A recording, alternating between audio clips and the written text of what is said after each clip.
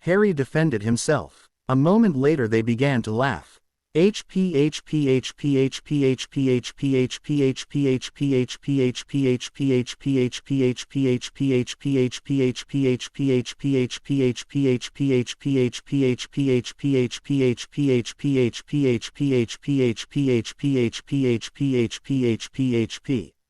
Now, all we have to do is sneak into the house and to bed and then. George stopped suddenly and his face went pale. Uh-oh, Ron whispered at the face of Mrs. Weasley. Hello, Mum, Fred said in a winning voice. Bed's empty. No note, the car gone. You could have crashed or have been seen. Mrs. Weasley was beginning to build up steam. Harry felt sorry for them, so he stepped in. Morning, Mrs. Weasley. Hello, Harry, she said before she turned back to them. Her tirade began a moment later.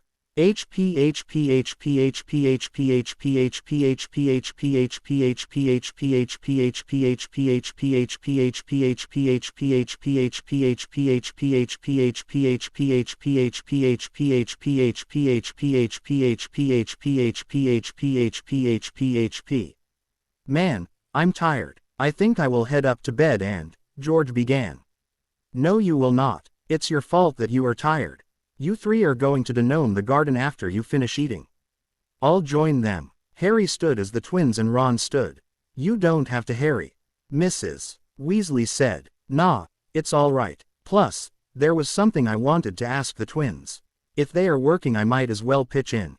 What did you want to ask the jokers? They opened the locks Muggle style. I feel that I might need that skill if something like that happens again. Using magic again? Mrs. Weasley asked sternly. No, I didn't use magic, long story. But, if the Dursleys try to lock me up again I should be able to get out if they show me how to unlock doors like that. Alright, just don't use it for other purposes. I wouldn't dream of it. That's fairly simple, Harry noted as he unlocked the door using the method Fred and George explained to him. It's a whole lot easier than people realize. They agreed. Thanks, you too. Harry thanked them. No problem, Harry. They shrugged. Boys, it's lunchtime. Mrs. Weasley shouted up to them. Well, I guess we should head down, Harry said as he opened the now unlocked door. When they reached the table Harry noticed Ginny and she saw him. Her mouth opened slightly before she blushed and stuck her elbow in the butter. Her blush grew longer after she did. Harry had little trouble telling that it was the look of reverence for his fame. He was yet again repulsed. Hey, mate, did they finish teaching you? Ron asked. Yeah, Harry nodded as he turned his attention to Ron.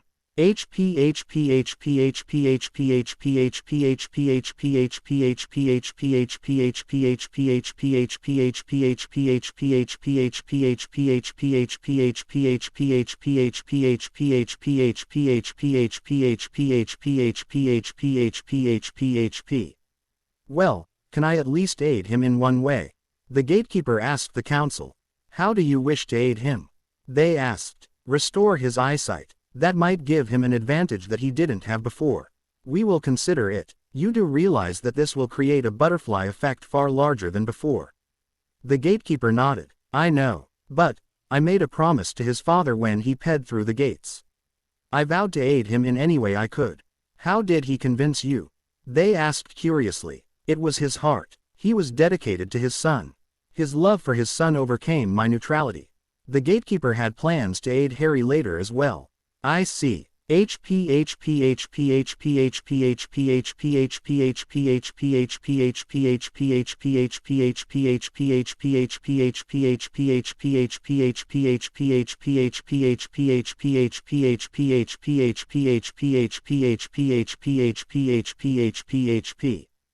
Harry, are you all right? Ron asked him. I'm not sure, Harry admitted. His vision was flickering and he felt tired. Maybe Mum can help, Ron suggested. I dunno, Harry said as he shut his eyes. A moment later he opened them. His vision was blurry. Harry wondered what happened to his eyesight. Maybe, his glees had something wrong with them. He took them off to clean them, just to find his eyes were healed. What is happening? Harry asked confusedly. What's wrong, Harry? Ron sounded genuinely concerned now. I am seeing better now, Harry mused. Harry, Ron called to him. It's weird. I can see just fine without my glees now. Harry noted. Whoa, I wonder what happened. Ron looked at Harry in surprise. That is what I would like to know. Harry admitted.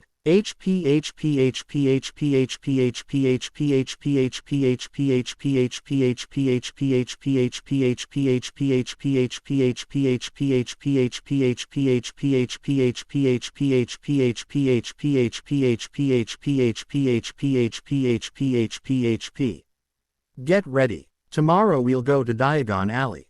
Molly Weasley called to everyone as they got ready for bed. Harry sighed as he closed his newly restored eyes. It was odd, he had absolutely no idea why his eyes healed. It wasn't long before he was overtaken by sleep.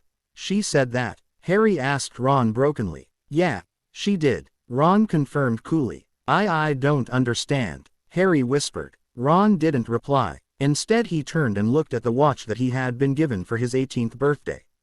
It was a smaller version of the Weasley's clock. It says that she is as safe as possible, all things considered. Ron said in relief. That's good that she is safe at least. Harry whispered in a broken voice. The dream shifted. Ron, please help me. Harry called to him while he hung from the cliff.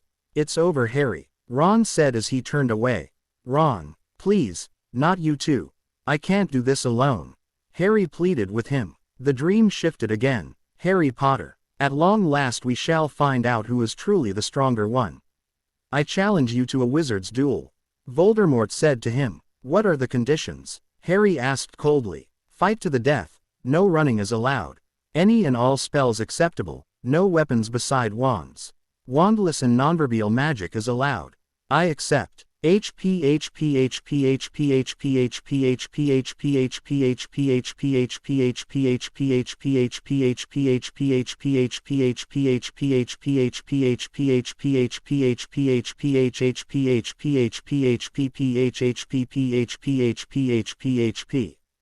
Harry. Ron shouted at him. Huh. Harry opened his eyes. You were having a nightmare. Ron said in concern. Yeah, I was. What was it? I'm okay now, Ron. Really? Yeah.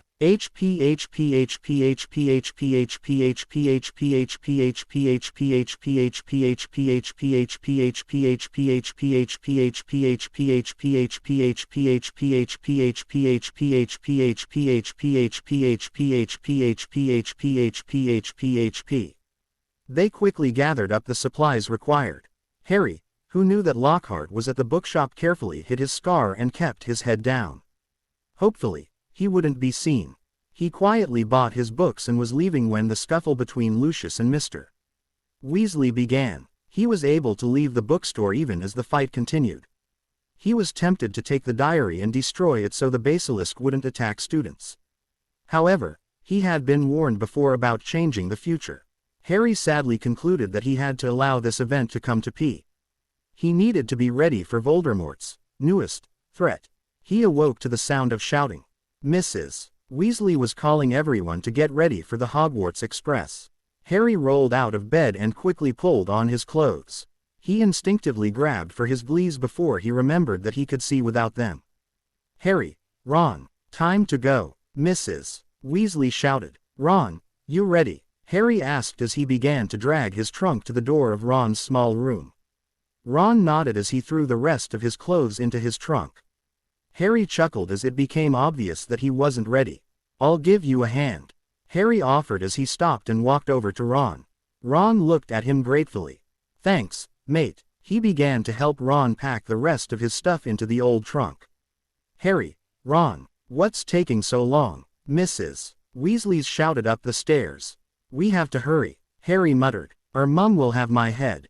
Ron whispered. A few moments later they had finished Ron's trunk and gone downstairs.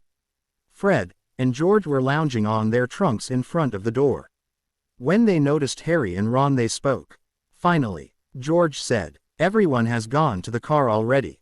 Fred added, sorry. Harry apologized. Well, don't stand there, get going. The twins said in unison. Harry nodded and carried the heavy trunk outside. He heard Ron complaining behind him. Ronikins sounds mad. Fred nodded. Shut up. Ron grunted as he moved his trunk. Fred and George laughed as they placed their suitcases in the blue Ford Angelina. A moment later the trunk had all the suitcases and everyone was sitting comfortably in the car. Muggles are smarter than we give them credit for. Mrs. Weasley noted as she saw Harry, Ron, Ginny, the twins and Percy all sitting with ample room. Harry concealed a smile. Mrs. Weasley didn't know that her husband had magically expanded the car. During the trip they had to go back several times. This is just great, Harry muttered. What was that, Harry? Ron asked. Nothing important. Harry sighed. He had felt a pair of eyes staring at him all the way to King's Cross. Finally, about 30 minutes from the station, Harry had had enough. Ginny, stop staring please. It isn't polite, Harry told her without looking at her. He could practically feel the heat rising from her cheeks. Sorry, she whispered in a reverent tone. It's fine, just don't do that anymore. Harry shrugged. He didn't look at her throughout the conversation. He felt that she had been merely in awe of his fame, not him. If even Ginny only liked him because of his fame, then should he just remain single? He felt betrayed once more. We're here and you have about a minute to get through the gateway, Molly told them. They hastily got to the barrier. Percy, you and Ginny go first, Molly ordered. After they ped through, the twins walked through the gate. The adults walked in right after them.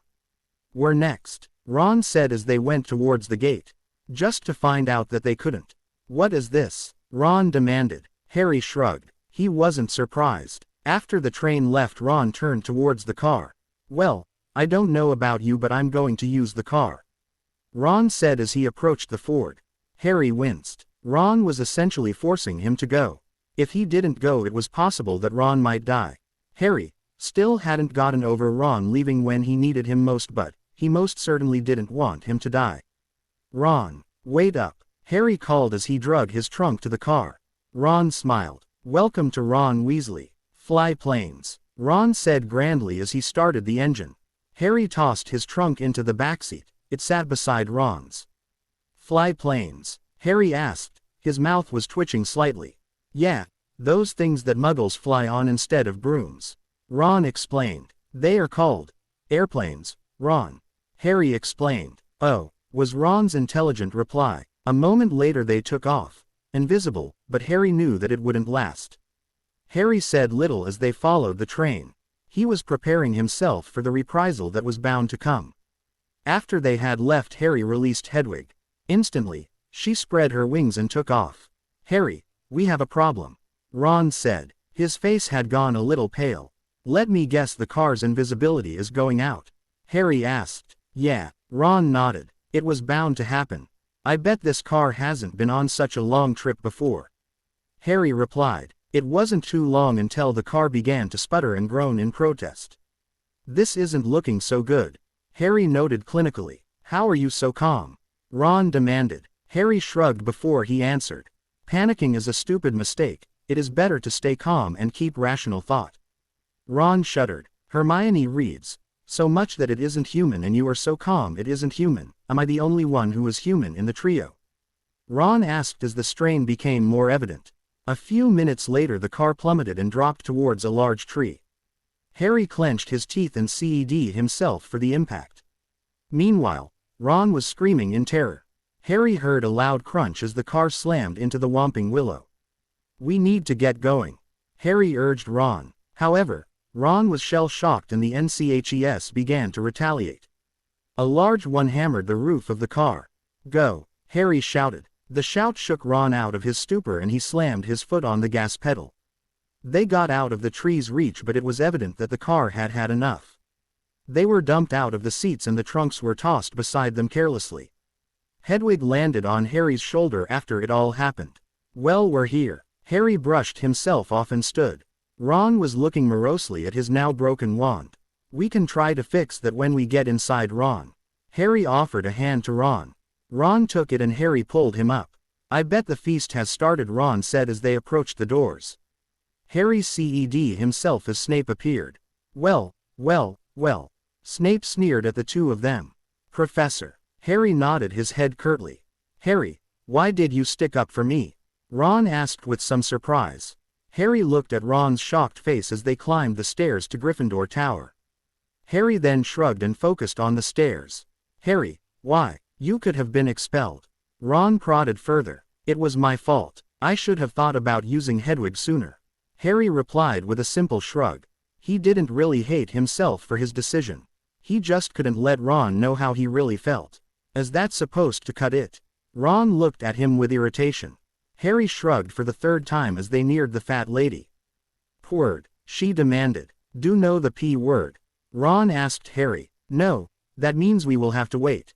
Harry sighed and leaned against the wall. A few moments later they heard someone approach.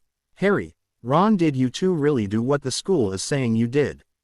Hermione looked at them sternly. Harry nodded slightly as Ron murmured a quiet confirmation. "Really, you two?" Hermione berated them. Harry listened calmly to her while Ron began to squirm in emotional agony. "Hermione, would you be willing to give us the P-word now?" Harry asked her after she had finished her rant. She looked at him in shock. As she did, Harry realized that he had inadvertently drawn suspicion to himself. He had too much self-control for someone his age, and knowing her sharp mind, she might begin to piece two and two together. He had made some mistakes last year and now he had erred once more. A moment later she shrugged, said the P-word, and the throngs of Gryffindor began to flock around him. "Did you really come to Hogwarts in a flying car?" one first-year asked. Harry knew that it was Colin, but he hadn't met him yet. Harry ignored the question and began to struggle through the busy common room. Harry managed to weave through the room in a surprisingly short amount of time. He instantly sprinted up the stairs to his bed. It was now a sanctuary. He sighed and slipped off into dreams. The next few months were hectic and people began to suspect that he was the heir of Slytherin almost immediately after Filch's cat was found on Halloween. But, because he had already gone through the insults and sneers, it had become easier. Nevertheless, Hermione seemed to monitor him every second. Harry honestly had no idea why she watched him so carefully. Perhaps she thought he would blow up, talk to another S in front of everybody, or something else. Harry looked at the date. Today Harry would visit Dumbledore's office, on the account of another student being attacked. In fact, it was due to happen any minute now. He rounded the corner and stared at the two cursed people, and a moment later Peeves was screeching, "Attack! Attack! No mortal or ghost is safe." As last time, the students poured out of their seal rooms and stared accusingly at him. He ignored them and instead stared at the victims. The Gryffindor ghost was now semi-solid. Professor McGonagall took Harry to the headmaster's office and then left to find Professor Dumbledore. As he waited, he walked over to the sorting hat and, feeling rather foolish, placed it on his head. He heard the magical voice. You are concerned about the future and how you will handle it. Answer this question. Will you allow your godfather to die?" the hat asked him. Harry shuddered at the idea. He would save him. "I have to," Harry muttered. "Then your obsession on keeping in the timeline will matter things as you feel is best, not what some person in a black cloak suggested to you. This is your life, not his, and might I suggest that you finish telling Hermione the story she almost cried out of you last year?" Harry pondered. The hat had some valid points. He sighed before answering. "I need time to think about it." "Be quick about that thinking or Hermione will be a stone too." Harry had forgotten how terrible it had been when she was lifeless, and her eyes stared off into nothingness. Harry shuddered at the memories. He had to stop the basilisk before it targeted her. The hat chuckled. "What now?" Harry asked silently. "I imagine you will find out in a few years, Harry." The hat replied. Harry pulled the hat off, put it back, looked at it in irritation before he spoke again. "Thanks a lot," Harry said dryly. "Harry, what are you doing?" Dumbledore asked curiously as he entered the room. Before Harry was able to answer, Fawkes burst into flame. Dumbledore walked over to the ashes and placed baby Fawkes on his perch, and as he did he explained the nature of phoenixes to Harry. "Take a seat, Harry." Dumbledore had sat at his desk. Harry obliged and sat opposite of his headmaster. After they had spoken for a time, Dumbledore stood and walked Harry to the door, and as he did Dumbledore gave him a warning. "Harry, I can see it in your eyes, don't go after the monster, whatever it is." Harry sighed before he replied.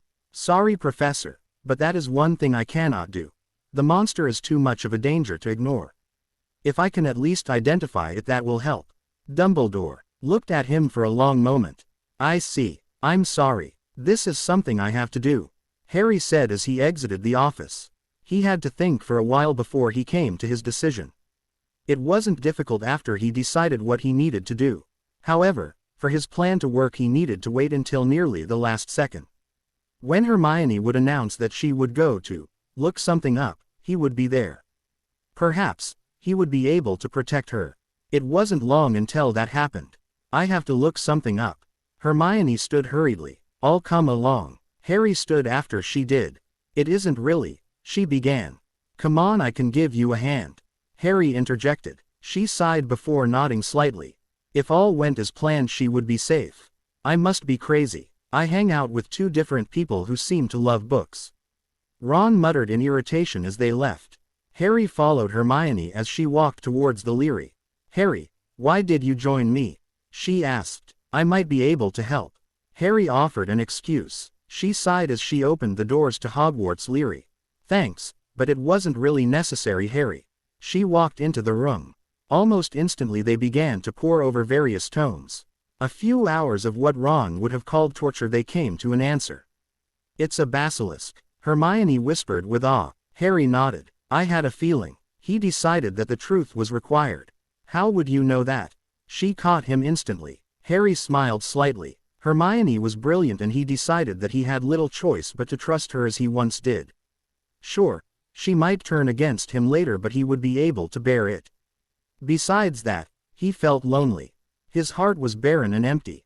It's time that I explain everything, Harry said quietly. He stood and motioned her to follow. As they exited the Leary, Harry heard the voice of the basilisk. Let me rip, let me tear. Watch out. Harry stopped her with his arm.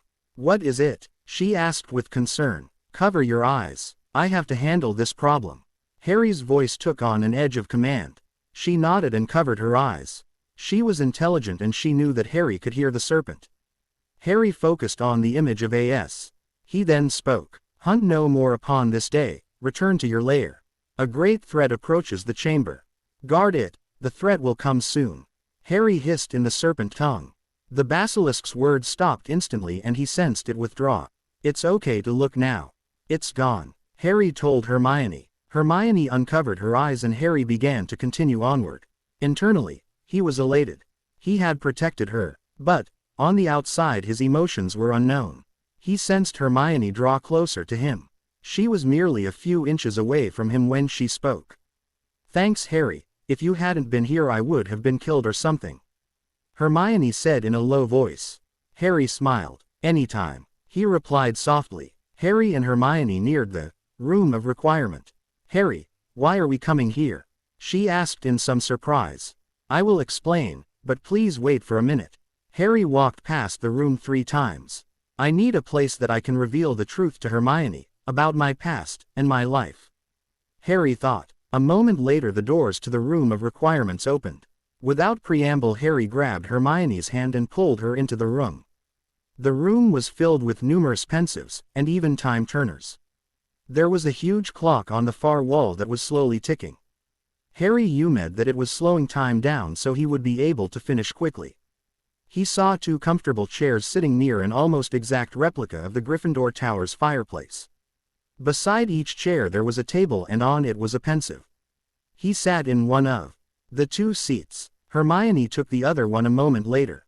Hermione, my life hasn't been simple, ever. As a matter of fact it is more complicated this time around than last time. Harry started. Hermione's eyes widened. This time, what do you mean? She asked. Harry turned and looked at her. He pulled off the now lens-less glaze and looked at her.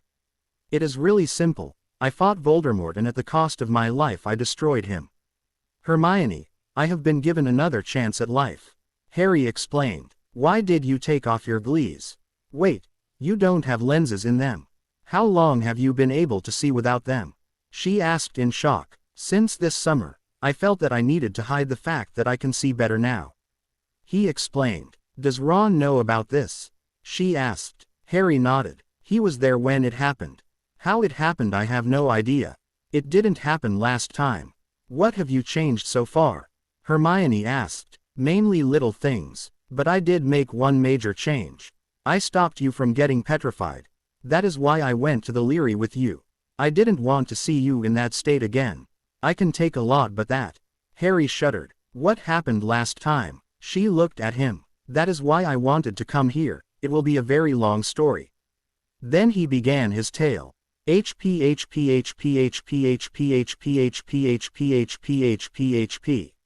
He is changing the past. The black-robed figure was making his plea. "You have much to learn, gatekeeper." The council replied. "What do you mean?" He sounded surprised. "A hero steps into the hands of destiny once more. But, you do not know its entirety, do you? A hero becomes the chooser of destiny, and fate no longer controls him. War, peace, and the very fabric of reality fall into the hands of one. You see now, this is why we do not allow people to return to life. But, because of the second reality awakening, we had to send him back to mend the fabric of reality. Which means the fabric he now weaves is reality. It was necessary in this case." "You lied to me," the gatekeeper asked. "What do you think? Would we care about a mere gatekeeper? You were the scapegoat to the absolute law. Do you think that we didn't know about the humane promise that you made to James Potter? You are truly foolish if you think that we cannot see through your schemes. Then why did you tell me that the fabric of reality might be harmed if he changed his path?" The gatekeeper asked quietly. "To distract you. While you were staring at Potter, we were able to use your gate to mend other problems." HP.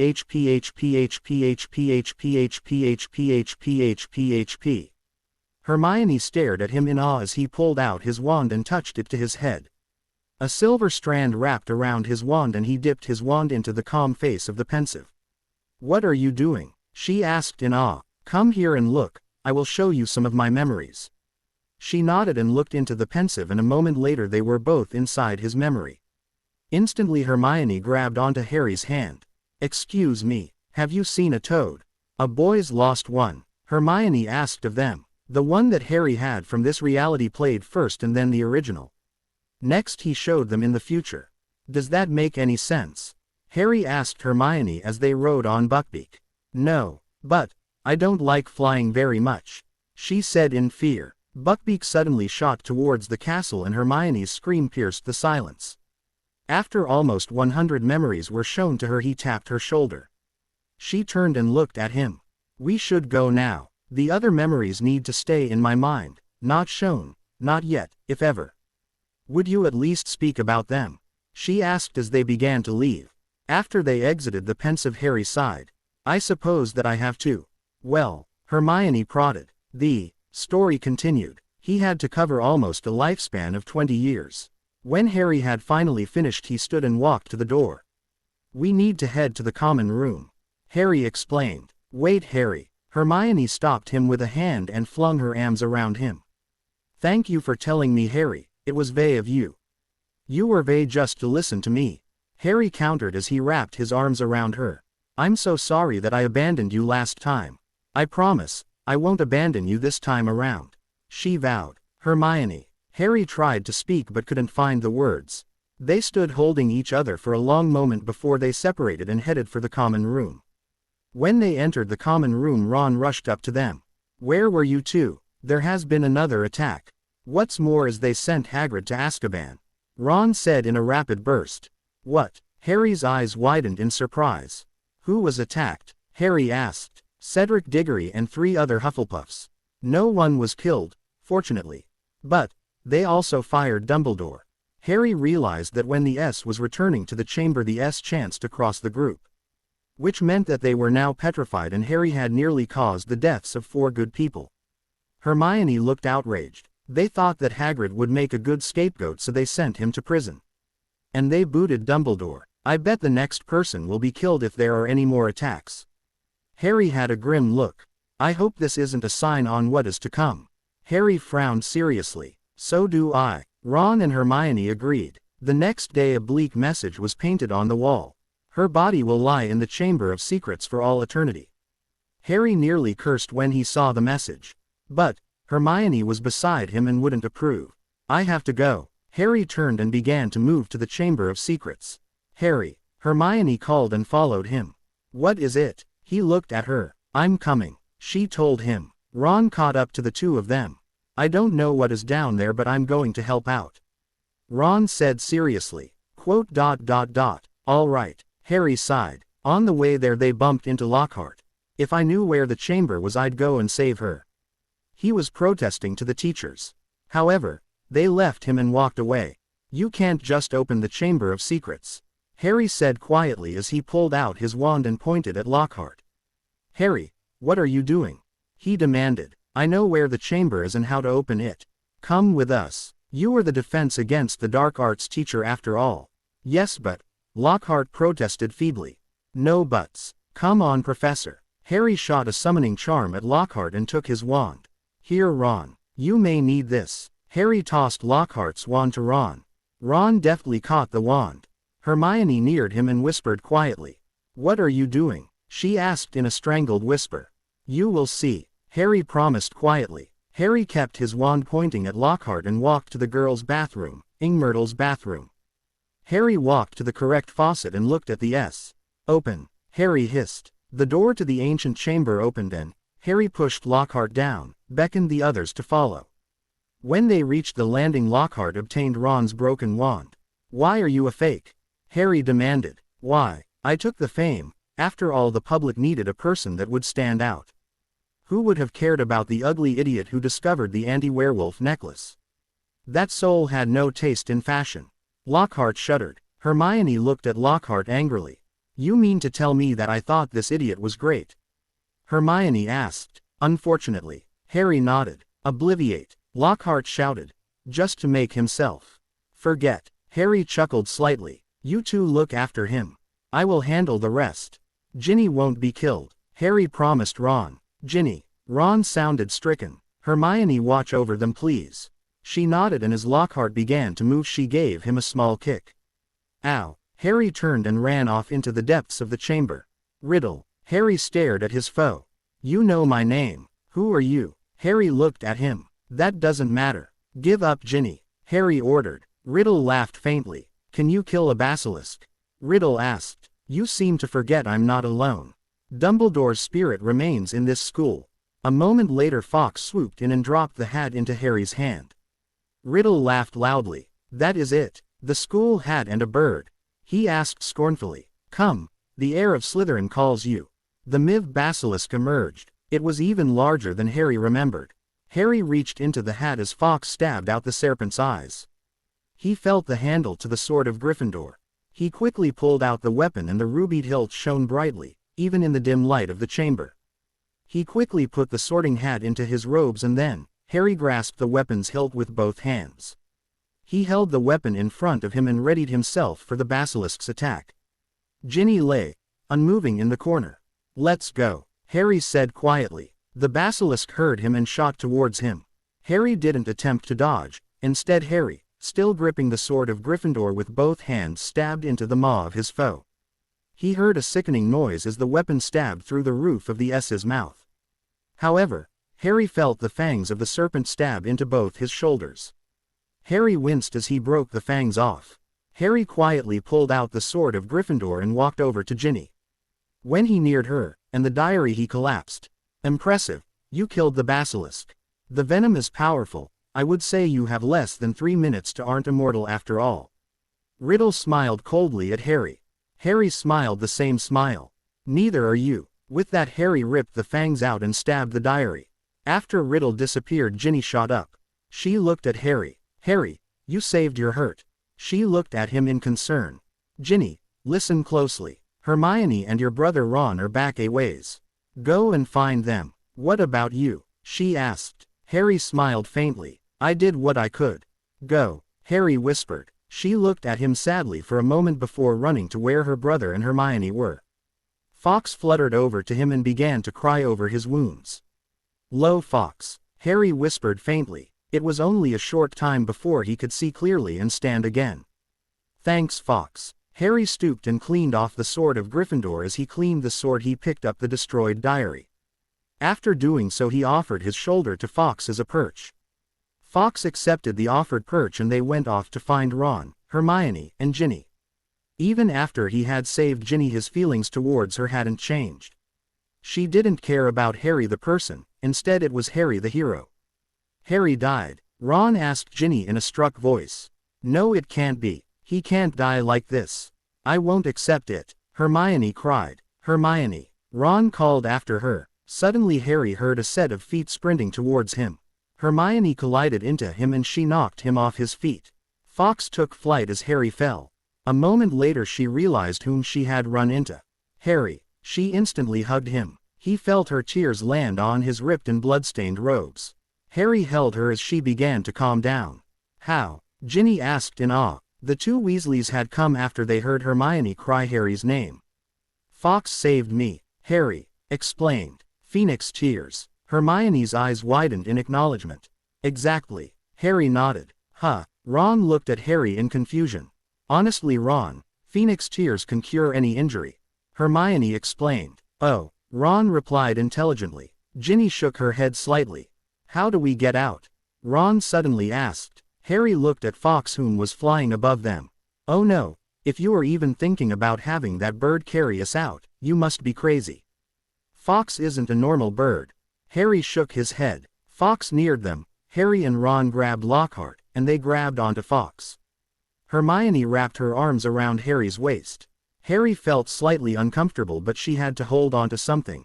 Ginny was clinging to Ron as they arose from the grim chamber. A moment later they found themselves next to the stalls of Ing Myrtle. Oh, you survived. Myrtle sounded more depressed than usual. Harry nodded. Well, if you hadn't, you could have shared my stall. Myrtle smiled faintly. A blush was rising to Myrtle's cheeks.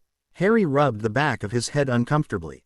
However, Harry didn't respond, and a second later they left. Hermione chuckled slightly as Harry told her how he tricked Lucius Malfoy into freeing Dobby, and in front of the newly reinstated headmaster Professor Dumbledore. That wasn't very nice, she giggled unhermionishly. Ron grinned at Harry slightly. Wicked mate, Ron said in an odd voice. Harry gave him a faint smile. By the way, Harry, awesome job against the basilisk. Ron added. Harry shrugged but nodded his head in gratitude. It was just something I needed to do. Ron looked puzzled. There was something that has been bugging me for a while, Harry. You're famous, but you seem to ignore it. You have wealth, but you don't flaunt it. Why? Ron asked seriously. Harry suddenly knew that this was a turning point. Because Ron, there are some things that are much more important. We aren't on this planet just to make money or gain fame. We are here for some higher purpose. Humans exist to grow, cherish, and leave a legacy that live past their own existences, but, most importantly, we are here to love. Fame, money, they don't last. That is why I don't g about my fame or wealth. Ron looked at him for a long time without saying anything.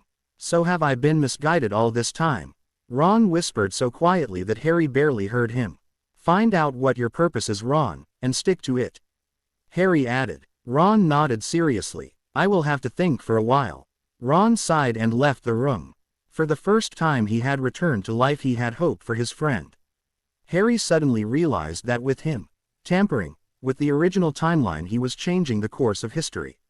Maybe there was hope that Ron wouldn't betray him this time.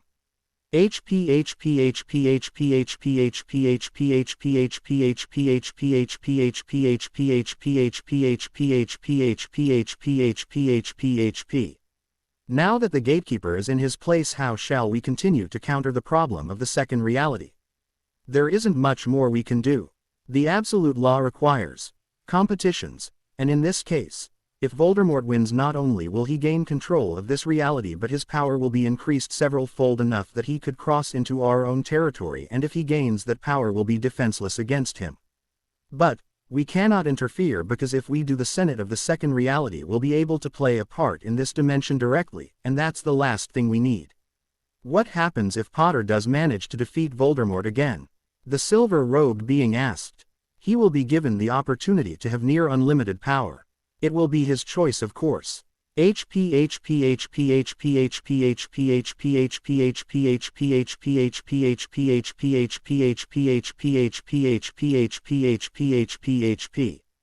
Harry was poring over a Miv book. Hopefully he could learn something that could make it easier to defeat Voldemort this time. Harry, you are as bad as Hermione. Ron bantered as he entered the common room. Well, someone needs to try to best the best. Harry replied without turning his head. What are you reading anyways? Ron asked curiously. Harry was taken aback. Ron was curious about what he was reading. That was different. Harry looked at Ron. Oh, this. It's a book on wizard military strategy. Sure, there hasn't been an all-out war for a long time, but if something were to occur, it might be good to have an idea what any potential armies would be doing. Man, you take defense so seriously. You think you know who is going to jump out of a hole with a huge army? Harry looked at him seriously for a long moment. If Voldemort does return, his Death Eaters will return to him, instantly. Since that's the case, his most loyal followers will have returned. Next, he will rebuild his ranks. There are a number of people he will try to gain control over. Most likely he will gain an army of dark creatures and maybe even the giants. If he get all of those factions, we will have a major problem. Ron looked at him for a moment. Do you reckon that you know who is going to return? Ron asked in a low voice. He has already tried twice since I have come to Hogwarts. It wouldn't surprise me if he somehow eventually finds a way. Like a serpent, he can be patient. Harry, can I help? Ron asked seriously a few moments later. What do you mean? Harry asked slowly. I don't want to see him return, and if he does, I want to stop him. A true Gryffindor. It sounds like you took my advice to heart. Well, right now all we can do is prepare for any dangers. Harry sensed that Ron's very had increased, he had matured. How can we prepare? Hermione asked as she entered the room. We condition ourselves, and learn as much as we can, and we will just pay it off as dedication to our schoolwork. Harry took her sudden addition into the conversation in stride. Hermione smiled faintly as Ron groaned sadly. Well, I really don't like the idea of studying by my own choice, but I will stand beside you, Harry, even if I have to become a bookworm. Ron choked out the word, bookworm. Don't worry too much, Ron, you can still have free time. We just will dedicate a part of our time to preparing for the future. Harry promised him. How much time? Ron asked. For now, I think an hour of extracurricular studies a day will suffice. Ron looked miserable. If you are worried that I will make our experiences boring, think again. I have a few ideas.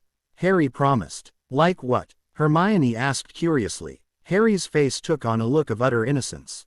Does American football sound like a good idea, Hermione? Ron stared at him after he suggested American football.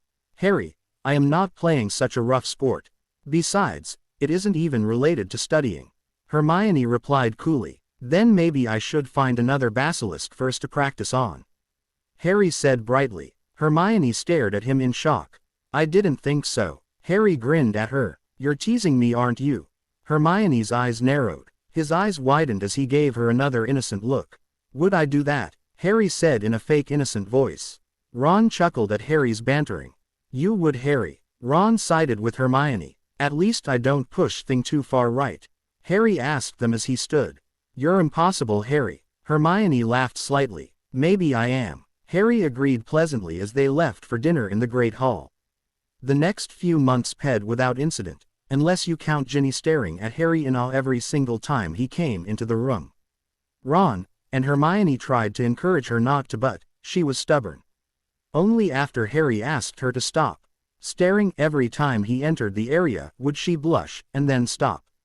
Unfortunately, she would resume her staring of him just a few minutes later. Harry had already begun to avoid her beforehand, but after he had saved her from the basilisk, he began to hide from her like the plague. Harry even began carrying his invisibility cloak around so in case he heard her he might be able to hide from her. It was getting out of hand. Man, I thought that George and Fred were joking when they were talking about Ginny and her obsession with you. Ron said after one occasion where Harry had been forced to endure Ginny's constant gaze.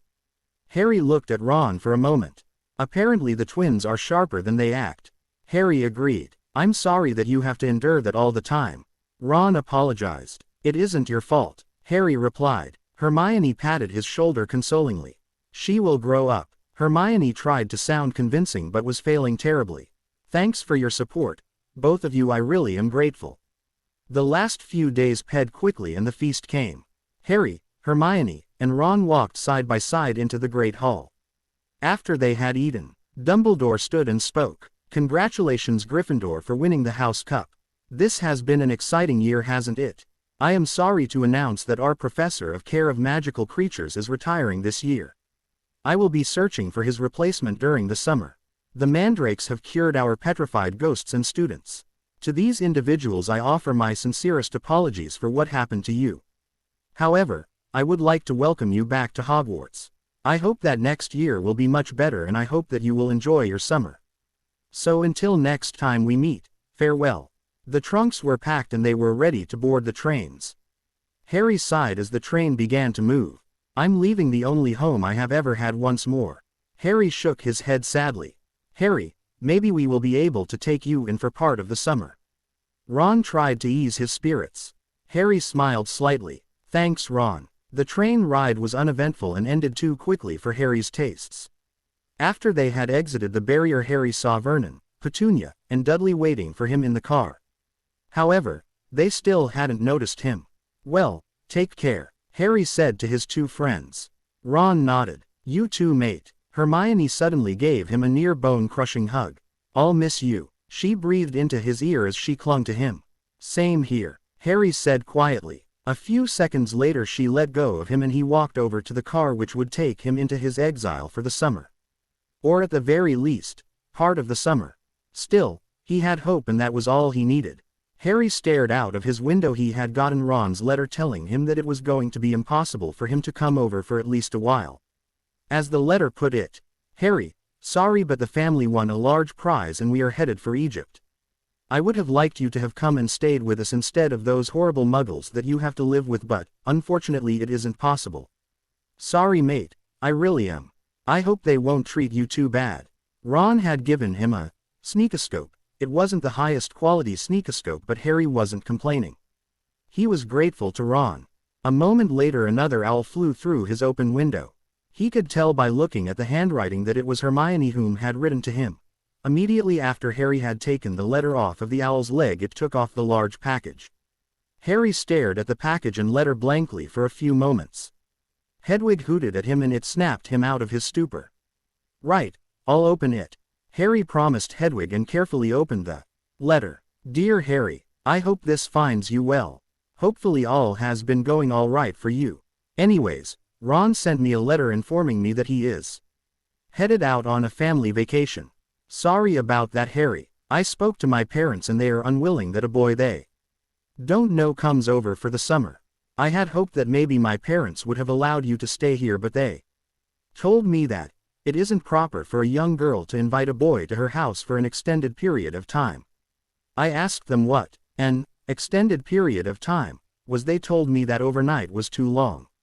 Might I suggest that you write to Professor Dumbledore? He might have an idea where you should go until the summer is over. Happy birthday. Sincerely, Hermione Granger. Harry smiled. She had tried to help him, she always did. He then opened the package and he saw a broom servicing kit. Thanks, Hermione, Harry whispered. She had also given him an idea. A moment later he grabbed a clean sheet of parchment and a quill. He began to write as neatly as he could. Hermione suggested that you professor might have an idea where I should stay for the summer. Ron's family is leaving for Egypt and Hermione's parents are unwilling that I stay at their home. Professor, do you have an idea where I should stay? I would be grateful if you gave me a place to stay until we go back to Hogwarts where I'm not hated around the clock. Harry Potter. He nodded in satisfaction. After he wrote Dumbledore the letter, Harry wrote one to Ron and Hermione. Maybe this will work after all. Harry smiled in the pale light of the setting sun. Harry walked over to Hedwig and she offered her leg to him. He attached the letter and instantly she took off. He later closed his eyes and sleep took him. Boy, get down here, Vernon roared. Harry's eyes snapped open and he quickly went downstairs. What is? Harry asked as politely as he could. Marge is coming today. You will bring her suitcases into the guest room. You will do what she asks you to do. Quote. I'll make a deal with you. You sign the paper to let me go to the village outside of school and I'll not reveal my abilities. Vernon looked at Harry. And if I don't sign the paper? Vernon leered at him. I might just let something slip, by accident naturally. Things can be so hard to remember after all. It takes writing to remember.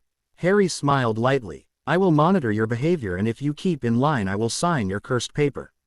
Very well. Harry nodded slightly. Go and get ready for her arrival. Vernon ordered. She likes to throw insults at me. Why make it harder on her? Harry asked dryly as he left the room. Harry had just entered his room when Vernon shouted that Marge had arrived. Harry sighed and made his way downstairs. He knew that the next few weeks were going to be hard. He was able to stand her insults and ignore them. Finally, the final night that she was going to be there came. If there is something wrong with the parent, then the child will be terrible as well. Your sister's husband, what did you say he did? A slightly drunken Marge asked. Unemployed, drunkard, Vernon answered for Petunia. Harry's blood was boiling. I thought so, and this boy is even worse than his parents, more moronic than that man your sister married and uglier than sin. Why would any minister agree to marry such unsavory people? She hiccuped and continued. The boy's parents were the dregs of civilization and should have been outcasted from society, that way this spawn would have never existed. Yep, when there is something wrong with the parents, there will be something wrong with the child. Harry's temper flared. Shut up. I will not allow you to disgrace my parents' names. They were far better than any of you will ever be. Marge seemed to expand, and a moment later Harry realized that he had inflated her. Harry stormed out of the kitchen as they tried to pull her back down to the ground. He went upstairs, grabbed his trunk and Hedwig's cage. Boy, fix her, Vernon roared as Harry was exited the house. Harry turned around and saw the large man running towards him. Harry whipped out his wand and pointed at Vernon. Just give me one reason to curse you into oblivion and I will. Harry whispered coldly. You aren't allowed to, Vernon replied. I already told you that I will if you push me too far, and I am more than tempted to curse you right now. Harry glared at him as he continued. Besides, that I probably am expelled anyways, why shouldn't I curse you before my wand is taken? Vernon paled and backed away. That's better. Harry nodded and left. After Harry had left the house, he cursed viciously. He had not intended to storm out again. Nevertheless, he had had enough. A moment later Harry dragged his trunk and went towards the park. He then saw, for the first time, Sirius Black in his dog form. Harry decided to meet him sooner than last time. He didn't care if Sirius found out about him going through life again. Hey boy, Harry called to the dog. The large black dog padded over to him. Harry began to pet Sirius before he spoke. Or, should I say Sirius Black, you aren't going to fool me. Harry smiled at the black dog. A second later Sirius appeared and stared at him questioningly for a moment. How did you know it was me? Sirius asked in a rough whisper. It was clear that Sirius hadn't used his voice in a long time. Harry smiled. Sorry, but this isn't the best place to talk about that. But, Sirius, it is a major risk for you to appear out here. You're a murderer, after all. Sirius winced. I know, but I wanted to see you, Harry. Don't take too many risks. No one trusts you right now. What about you? Sirius asked. Harry smiled slightly. I am an exception, as usual. Sirius gave him a faint grin. Be careful, if I get back to school I'll try to meet you near the Forbidden Forest, even if Dementors are going to guard the grounds. You want to meet me again? Sirius sounded amazed. You're my godfather, aren't you? Besides that, there is an issue that needs to be dealt with, Peter. You know about him? Sirius asked in amazement. Harry merely nodded. I do, but we have to get moving. We are bound to call attention to ourselves if we remain here any longer. Take care. Sirius nodded seriously before he changed back into his dog form and ran off. As soon as he left, Harry lit the end of his wand and signaled for the night bus. A loud crack, and a moment later a bus was in front of him. Welcome to the night bus. Who? You. I'm David. David Grandelaine. Harry made up a name on the spot. Well, where to, David? Diagon Alley. David replied. That'll be 3 galleons for the ride, if you want. OT chocolate and a 2 of brush, it'll be 4 more sickles. Harry paid him the 3 galleons and took a seat. Stan dragged Harry's trunk behind him and put it under the bed that Harry had selected. Hear about that Sirius Black? Stan asked Harry. Yeah, I just feel sorry for James and Lily Potter. Betrayed like that. Harry was having trouble not announcing that Sirius was innocent. However, he knew that they wouldn't believe him and it would serve no purpose but to draw potentially dangerous attention to himself. It wasn't long before bus pulled up to the Leaky Cauldron. Harry stepped off of the bus and found himself looking directly at the Minister of Magic. Hello, Minister. Harry sighed. Harry Potter, This way please. Fudge ordered. Harry sighed, grabbed his trunk and Hedwig's cage and followed the minister. See you later, David. Stan said cheerfully.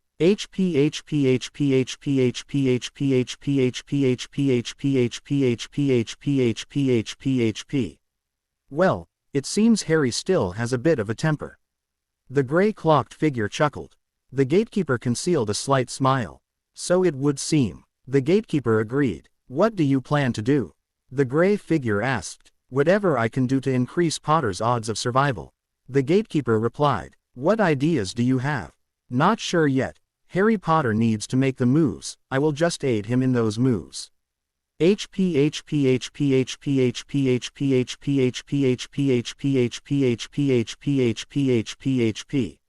Now Harry, your relatives are admittedly very angry. However, I hope we can come to an agreement about you staying there next summer. Sadly, as of now they are too angry to even think about that. I see, Harry replied indifferently. Is something the matter? Fudge asked. I don't really want to go back anyways. They hate me, I don't really care about them. Being homeless is better than living with them. Now Harry, I am sure you don't mean that. Deep down, very deep down, I'm sure that you love each other. They only care about themselves and Dudley. They never have cared about me, nor will they ever. I would rather forget about them. Right now I suppose that's a moot point. For the time being I would like you to not wander about, stay to Diagon Alley, would you? Sure, thanks for not expelling me. Harry added gratefully. It isn't really a big deal, you lost your temper, accidental magic and all that. Happens all the time. Fudge smiled warmly. I still am grateful. In that case, when you're old enough to vote, would you mind voting for me if I still am in office? Fudge winked slightly. Harry chuckled slightly. I'll think about it. That's all I ask for. The rest of his summer was the best he had had in his life. He was able to do his homework in the sun. The ice cream man gave him free ice cream. Harry made sure to thank him each time. Harry did notice that when he was there, business seemed to pick up. So Harry surmised that both of them were gaining something out of the deal. The business got customers and Harry got ice cream. Harry felt he got the better part of the bargain. A few days before school started, Hermione and Ron entered Diagon Alley. Welcome to Diagon Alley, Harry said cheerfully as they entered the alley. Harry, Hermione exclaimed with delight, ran over and gave him an affectionate hug. Hey, mate, Ron smiled faintly. Did you blow up, you ant? Hermione asked after she let go of him. Harry nodded slightly. I lost my temper, he admitted. Ron and Hermione looked at him in shock. Harry Potter lost his temper? Ron asked in awe. Oh Harry, what happened? It's a long story, but the short of it is that the Dursleys were taunting my parents. As was Marge. Marge? Ron asked. My Aunt Marge, Harry replied. I see, Ron replied after a moment. Anyways, did you all get your stuff? Harry asked. Not yet, what about you? Hermione replied. I've got everything I need. Harry confirmed. As they were walking around shopping for school supplies, Ron warned Harry of Percy.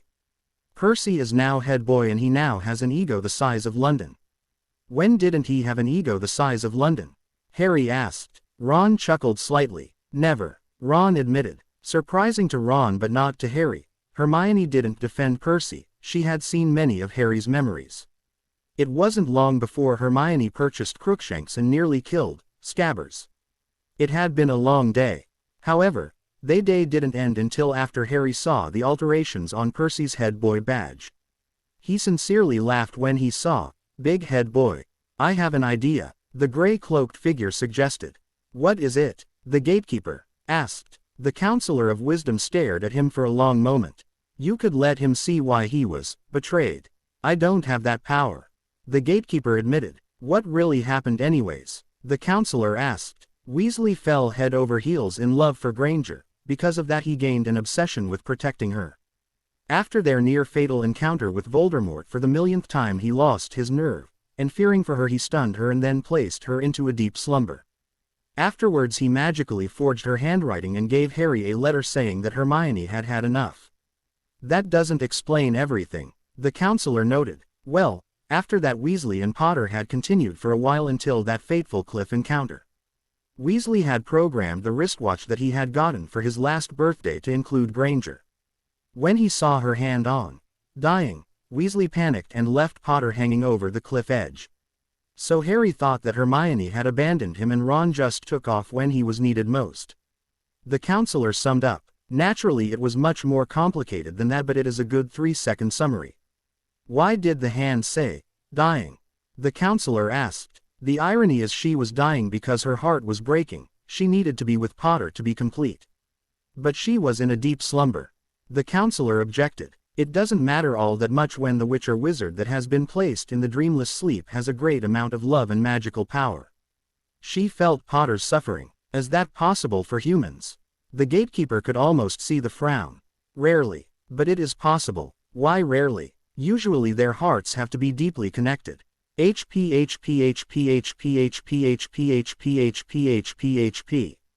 Harry hopped onto the train before Arthur could warn him about Sirius. Harry selected a compartment and a moment later Hermione and Ron joined him. In the corner they saw Professor Remus Lupin resting. He looked utterly exhausted. Well, what do you think about that Sirius Black, Harry? Ron asked suddenly. Harry shrugged slightly. He's just my godfather. Ron's eyes bulged. What? He's your godfather? Ron asked in shock. Yeah, Harry replied nonchalantly. Bloody hell, mate. Ron. Hermione chastised. Sorry, Hermione. Ron apologized. Anyways, moving on. Do you reckon that there are any new security wards? Harry pushed on. I suspect so. Hermione noted. I wonder what though. Ron mused. Hopefully not Dementors. Harry had a slight shudder when he thought of the billowing cloaks and rattling breathing of the dark creatures. Those things that out joy? Hermione asked. They're the ones. Harry nodded slightly. You can talk about you-know-who as if talking about the weather, but Dementors send chills down your spine. Ron asked. They are my greatest fear. Harry admitted. Why them? Ron asked. Have you ever encountered one? Harry asked. No. Why? Ron looked at him for a long moment. Trust me, you don't want to be near one. A moment later Harry began to feel the effects of the dark creatures. His scar burned for the first time since when he had tried to tell his past to Hermione in his first year.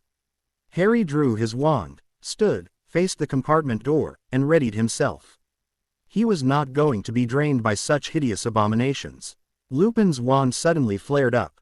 Harry continued to hold his wand out in front of him. Dementors. Harry growled. Lupin nodded slightly at him.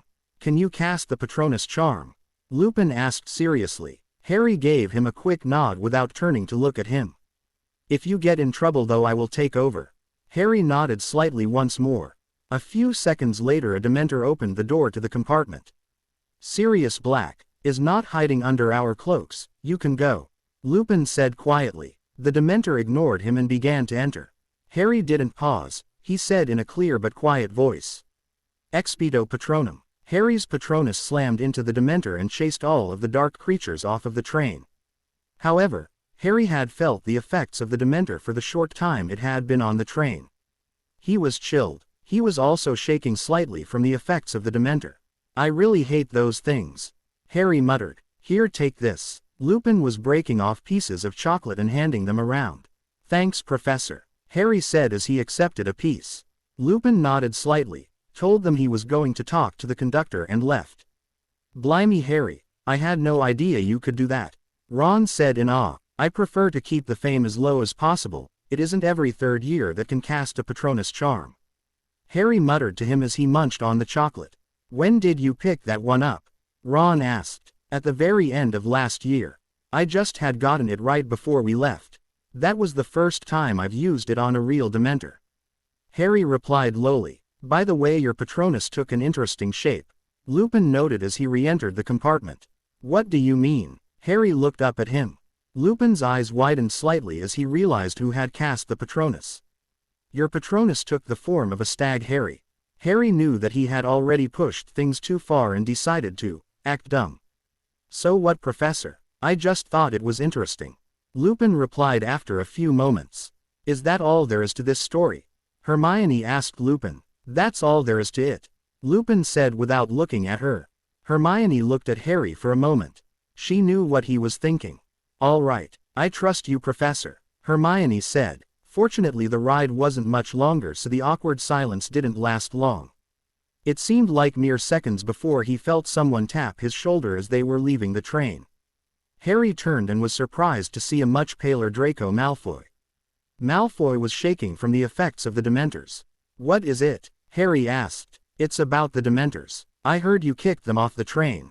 Draco replied. Harry nodded. "Yes, what about it?"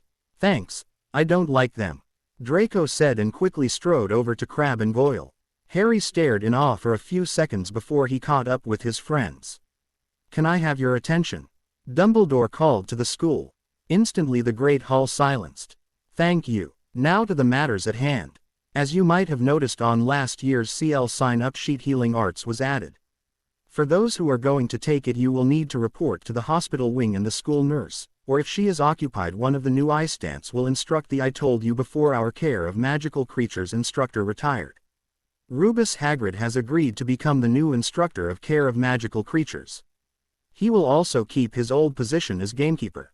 I would also like to introduce Remus Lupin, our new defense against the dark arts professor." Quote. The students clapped for a short time before Dumbledore continued. "As you are aware, we are playing host to a number of Dementors from Azkaban. I do not want any of you to approach them. Do not attempt to sneak out. Dementors are not kind.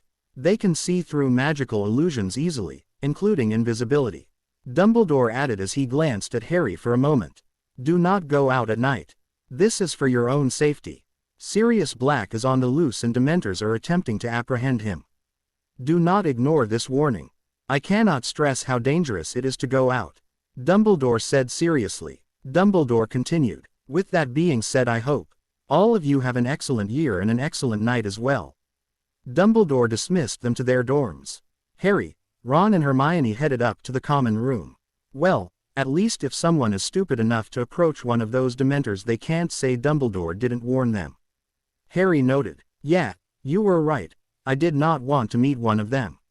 Ron shuddered. "I can see why they're your biggest fear." Hermione nodded slightly. "Well, tomorrow clues are going to be announced." Harry started towards the stairs. "What did you decide to take?" Hermione asked. "Everything we had last year plus astrology, ancient runes, arithmancy, and divination. Muggle studies didn't seem up my alley," Harry said dryly. "You would get a good grade in there," Ron pointed out. Harry shrugged. "I have a full schedule as it is. I did not want to add Muggle studies and healing arts to the workload." Ron nodded before he grinned. "At least I will get free time." Harry shook his head slightly. "Enjoy it whilst you may, Ronald Weasley," Harry replied with mock seriousness. Anyways, I'm going to bed." Ron dashed up the stairs. "He took that worse than I expected." Harry sighed as he ran his hand through his hair. "Harry, he doesn't have your maturity. Banter and jokes have to be simple for him," Hermione told him. Harry scratched his head for a moment. "I'll explain when I go upstairs then." "That's a good idea," Hermione smiled. Harry's heart pounded as she smiled at him.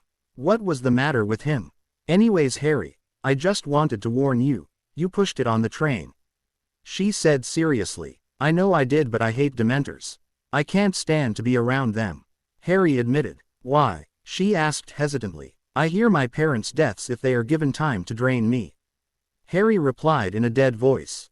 Hermione's face turned pale. "I'm sorry. I had no idea. Please forgive me." Hermione looked like Harry had struck her. "It's all right." Harry wrapped his arms around her comfortingly. I'm so sorry, Harry," she started again. "You didn't know," Harry interrupted her. "I seem to remember a time where I asked if you did that frequently," Hermione said with a faint smile as her face began to regain some of its color. Harry chuckled. "Yeah, I remember that. Oh, I just remembered. You gave me that look on the train." Harry nodded. "Yeah, my Patronus takes after my dad's animagus form," he explained. Hermione smiled faintly. "It's kinda weird, but it seems that we can tell what the other is thinking just by a single glance," Hermione mentioned. "That didn't happen last time until after our 7th year," Harry noted. "We were able to do that last time?" Hermione asked. "Yeah, it freaked Ron out to no end." Harry chuckled slightly. "What about the betrayal?" Harry asked. She winced and nodded. "I think I've gotten over it," Harry told her. She looked at him for a moment. "All right, I've gotten over most of it, maybe not all of the past I had with Ron, but for the most part one think'll be okay." She stared at him for a moment. "It's different with him. He actually turned his back on you and you saw it." Harry nodded slightly. "I'm sorry." Hermione apologized. "Hey, it's in the past. You haven't betrayed me, history is being rewritten." She nodded. Harry sensed that she was tired. "Hey, go on and get some rest." Harry reluctantly released her. She smiled faintly at him and went up to her dorm room. After she left he went to his own dorm room. "Ron, you still awake?" Harry asked. After a tense moment Ron's head poked out from his curtains. "What is it, Harry?" Ron asked nervously. "It's about before. I wasn't trying to be threatening." Ron nodded nervously. "I'm sorry that it was misunderstood." Harry apologized. Ron nodded again and the coloration returned to his face. "All right, then." Ron got out of his bed. "Friends then?" Ron asked, extending his hand. Harry smiled faintly. "Friends." With that they went to their respective beds. However, Harry remembered his promise to Sirius, and after he heard Ron's snores he quietly got out of bed, grabbed his invisibility cloak and went to the forest. If a Dementor drew near to him Harry wouldn't have any mercy for the dark creature. Harry wished that he had the Marauder's map right then, but he made do with what he had. After a while Harry saw the form of a great black dog. "Hello Sirius," Harry whispered. Instantly Sirius transformed into his human form and began looking around. "I have my father's cloak," Harry explained as he took off the cloak. "This is a huge risk for you, Harry," Sirius warned. Harry nodded. "But it's a bigger risk for you," Harry pointed out. "I know. Still, I need to avenge your parents. I must destroy that rat." Harry shook his head. "I don't like him either, but to kill him is to seal your fate. We need him alive. Talk to Hermione's cat. Crookshanks is intelligent. Meanwhile I'll try to distract Ron so we can get a hold of Peter. Meet me here in a few weeks. That will give us both time to think of ideas to capture Pettigrew. We will also be able to catch up next time." "Not a bad idea," Sirius agreed. "Good luck. I better get back before the Dementors get close." Sirius transformed into his dog form as Harry left. When Harry returned to the Gryffindor Tower he hastily went to his bed, put his cloak away and for a long while laid on his bed thinking. Harry felt hopeful, more so than ever before.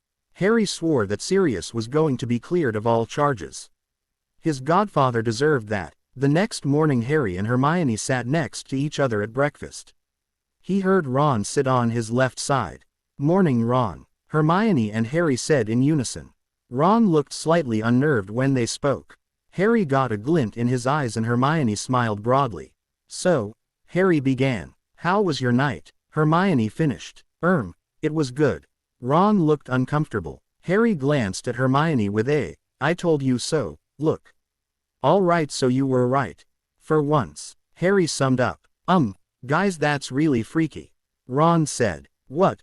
Hermione started. "Ever do you mean?" Harry finished. Ron shuddered. "That. You were talking like Fred and George do." "As that supposed," Fred said as he approached the table with his brother. "To be bad," George finished. "Can I stick my foot in my mouth any more than I already have?" Ron sighed. "You can," Harry started. "And most likely will," Hermione finished. Ron stared at them for a moment before he spoke. "I'm done eating. Enjoy the meal, guys. I have some homework to do." Ron stood and left. As soon as he left Harry, Hermione, Fred and George burst out laughing. "I have no idea how you two did that, but that was awesome." Fred laughed. "It's a gift," Harry said normally. Hermione's eyes danced with mischief. "That was fun," she admitted. Fred and George stared at her in awe. She said a prank was fun. George said in shock, "I must be hearing things." Fred shook his head. "No, dear brother," she said, "it was fun." George urged him. Hermione shook her head slightly. "I can enjoy things besides school work," she told them. At this the twins mocked, fainting. "I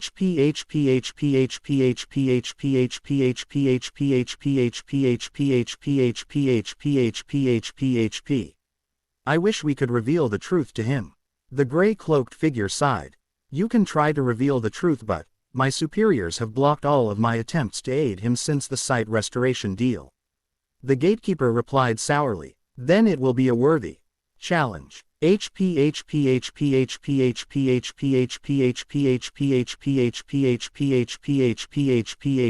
HP. Harry was surprised to find that he enjoyed the new courses he had signed up for. Hermione on the other hand adored all of her classes that she had gone through. Harry, will you show me the way to the divination room? Hermione asked. Yes. Harry nodded. Thank you. My pleasure. Harry smiled as Ron came up to them. Hey, divination is next, right? Ron asked. Yeah. Harry confirmed. Does anyone know where to go? Ron asked. I do. Just follow me. Harry told him as he began to walk towards the divination room. Don't I always? Ron asked. Flashback. It's over, Harry, everything. Ron said as he turned away. Ron, please, I can't do this alone. Harry pleaded as he dangled off of the edge of the cliff.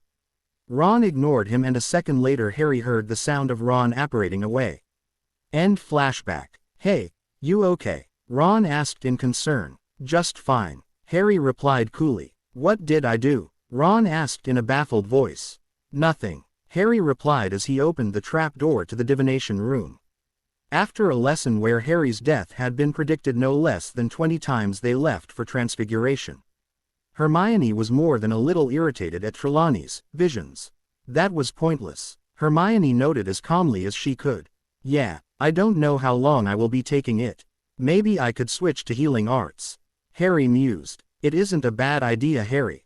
Hermione agreed. The rest of the day ped without was a few weeks later when Hermione stormed out of divination, and the next morning Hermione approached him. Harry, I know that tomorrow you are going to see him. Can I come with you? Hermione asked in a low whisper. Sure. Meet me here tonight around 9. Harry agreed. Thanks. Harry grinned at her. What are friends for? He asked rhetorically. Most of the day ped without anything happening except in potions. Potter, you call this a proper potion? Snape sneered. Harry closed his eyes for a moment. He didn't want to become irritated. Professor, I hate to admit it, but his is better than mine. Draco drew Snape's attention. Harry was shocked. This was the second time that Draco had not been hostile towards him this year. Mr. Malfoy, are you suggesting that I don't know what I am talking about? Snape asked coolly. Draco glanced around at his fellow Slytherins and his head of house. He looked slightly nervous. No, sir. Draco backed off. Very well then. Snape began to walk over to Harry when the bell rang. Harry didn't waste time getting out of Snape's CL room. He saw Draco and decided to talk to him. That was a vague thing to do. Harry muttered as he walked near him. From a distance it looked like they were both just minding their own business. Thanks. I've been thinking about what you said in first year. I also have seen your actions since then, and it has made me wonder, what is my purpose? Is my father's path the same one for me? How come Granger can best me in every way? It's made me wonder. Maybe Muggleborns are just as worthy as purebloods. I need answers and I hope you have them. Draco responded. I am willing to answer questions. Dumbledore also has answers. Might I suggest that you talk to him first? If you still don't have your answers, I'm here. Just make it discreet when you answer. Draco said dryly. But of course, if you need to talk to me, just insult me and I will propose that we go somewhere to settle our problem. I'll act like I want to duel you or something to keep your life bearable. But, for now, take care. Harry walked away. That night Harry met up with Hermione in the common room. Ready? Harry asked. She nodded slightly. Yes, I am. She confirmed. Harry flung the cloak over them and they quietly left to find Sirius. After a close encounter with Peeves, they finally made it out to the forest. Hey Sirius, Harry called softly as he saw the large black dog. Sirius appeared in his human form and Harry threw off the cloak. Sirius looked at Hermione in confusion. This is Hermione. She knows the truth about you too. Harry explained. Hi, Hermione said hesitantly. Nice to meet you, Hermione. Sirius replied. Sirius then turned to Harry. I'm glad you waited for a while. It wouldn't have been a good thing if she heard my sore and unused voice. Harry nodded. It wasn't good. Harry agreed. Halloween is coming up soon. Hopefully you can get Crookshanks to scare Peter. I can't talk to him directly. Harry told him. Sure thing. If he panics he might make a run for it. Sirius nodded slightly. Hermione looked at him for a long moment. What do you plan to do with him after you get hold of him? Hermione asked. Simple. Knock him out, drag him up to the castle and write to Dumbledore. You can't do that. You'd be attacked as soon as you appeared near the castle, no questions asked. Harry and Sirius exchanged a look. I didn't think of that. Harry admitted sheepishly. Me either. Sirius conceded. What should I do then? Sirius asked her. Hermione frowned for a long moment. Let me think for a minute. Her face was creased in a frown for a long moment. All right, I would suggest that you get in contact with Harry immediately after getting Scabbers. He can then come down and take Pettigrew to Dumbledore. Wow, she finds a problem that we didn't see and then solves it for us in a heartbeat. No wonder why she's your girlfriend. Hermione blushed furiously. It's not like that, she's just a really close friend. Harry explained. But, I bet you wouldn't object to being more than that. Sirius grinned cheekily. It's a little early to start wondering about dating, isn't it? I'm only 13 after all. Harry replied coolly.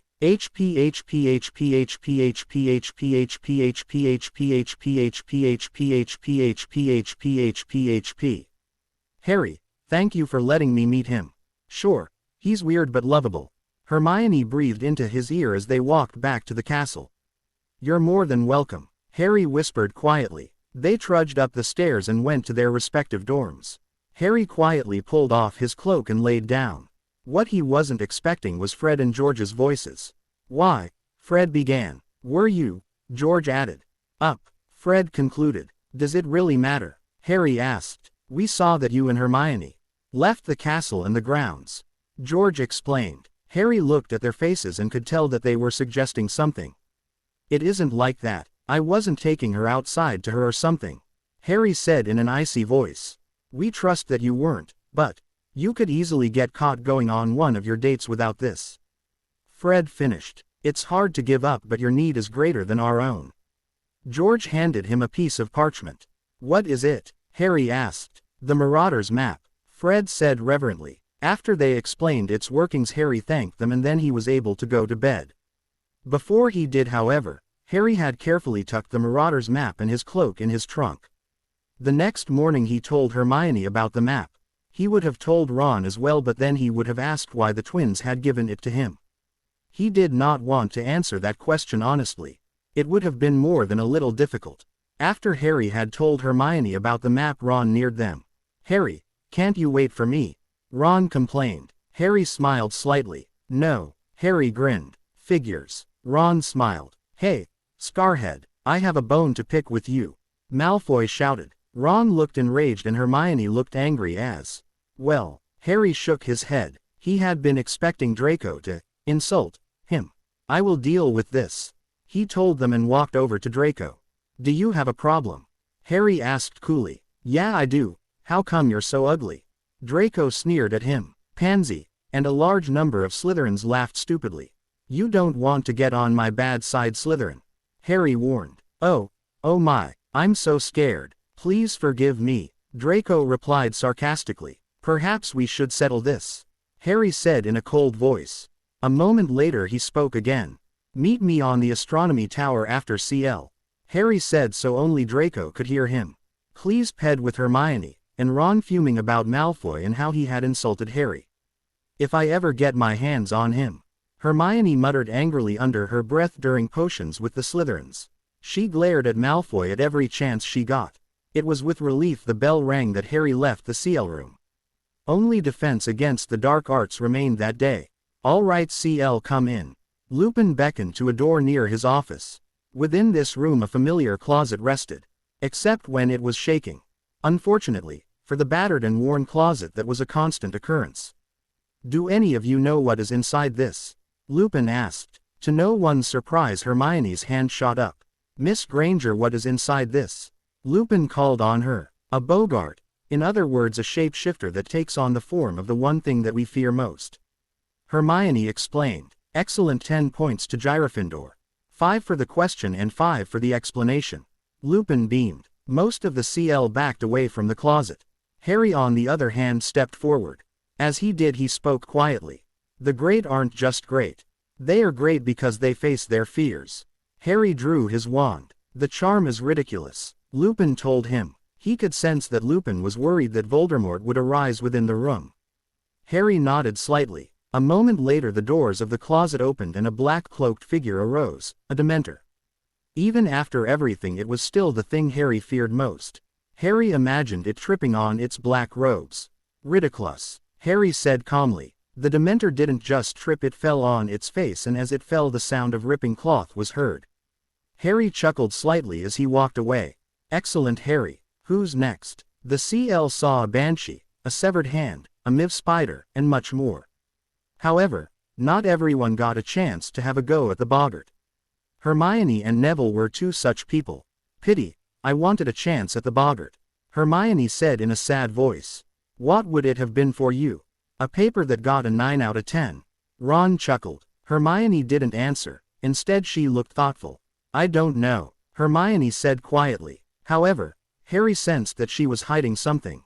Still, he didn't want to humiliate her. Besides that, Harry had a discussion with Malfoy. I'll see you two soon. I just have a few things to take care of. What kind of things? Hermione asked. Nothing really important, Harry replied. Important for you is fighting you-know-who, killing basilisks, and facing Dementors. Ron replied dryly. You have a point, Harry agreed. What are you going to do then? Hermione pressed. Nothing dangerous. I can assure you that I won't be in any danger whatsoever. All right, Hermione sighed and Harry left them. A couple of minutes later he reached the astronomy tower. Draco was already there. Harry shut the door leading back to the castle. Hey, Draco said hesitantly. Harry smiled faintly. You don't have to worry about me biting off your head or something. Harry smiled. Thanks. I talked to Dumbledore. He rambled about love and such. It didn't help, to say the least. Draco said. Harry sighed. I guess I'm not too surprised. Harry admitted tiredly. What did you want to talk about anyways? Harry continued. Well, for start, why is Granger so much better than me? If you didn't know that she was Muggleborn and she said she was a pureblood, would you have believed her? Probably, Draco admitted. So we have established the fact that she looks like a pureblood. If we continue in this fashion we can easily establish that she is human. So what? Draco asked in an annoyed voice. Let me tell a little story and it will be more clear. There was a time that a great civilization existed and it had and others. These people were treated as less than humans. Uprisings had happened but they ended in failure. There were just too many for them to defeat. However, over time others felt competent towards them. Eventually a war happened. This war split the mighty nation in two. One half was determined to keep them and the other half was interested in freeing them. The End also joined in. They wanted to breathe free. Finally the old world was overturned and the very ones whom were End gained power. As a matter of fact, in some parts of that nation they held more power than their former owners. It was a terrible war, however, thousands died, and why? Just because a group was unwilling to acknowledge that the End were as human and worthy of equality as them. History tells us that eventually Muggleborns will rise up and gain the power that is rightfully theirs.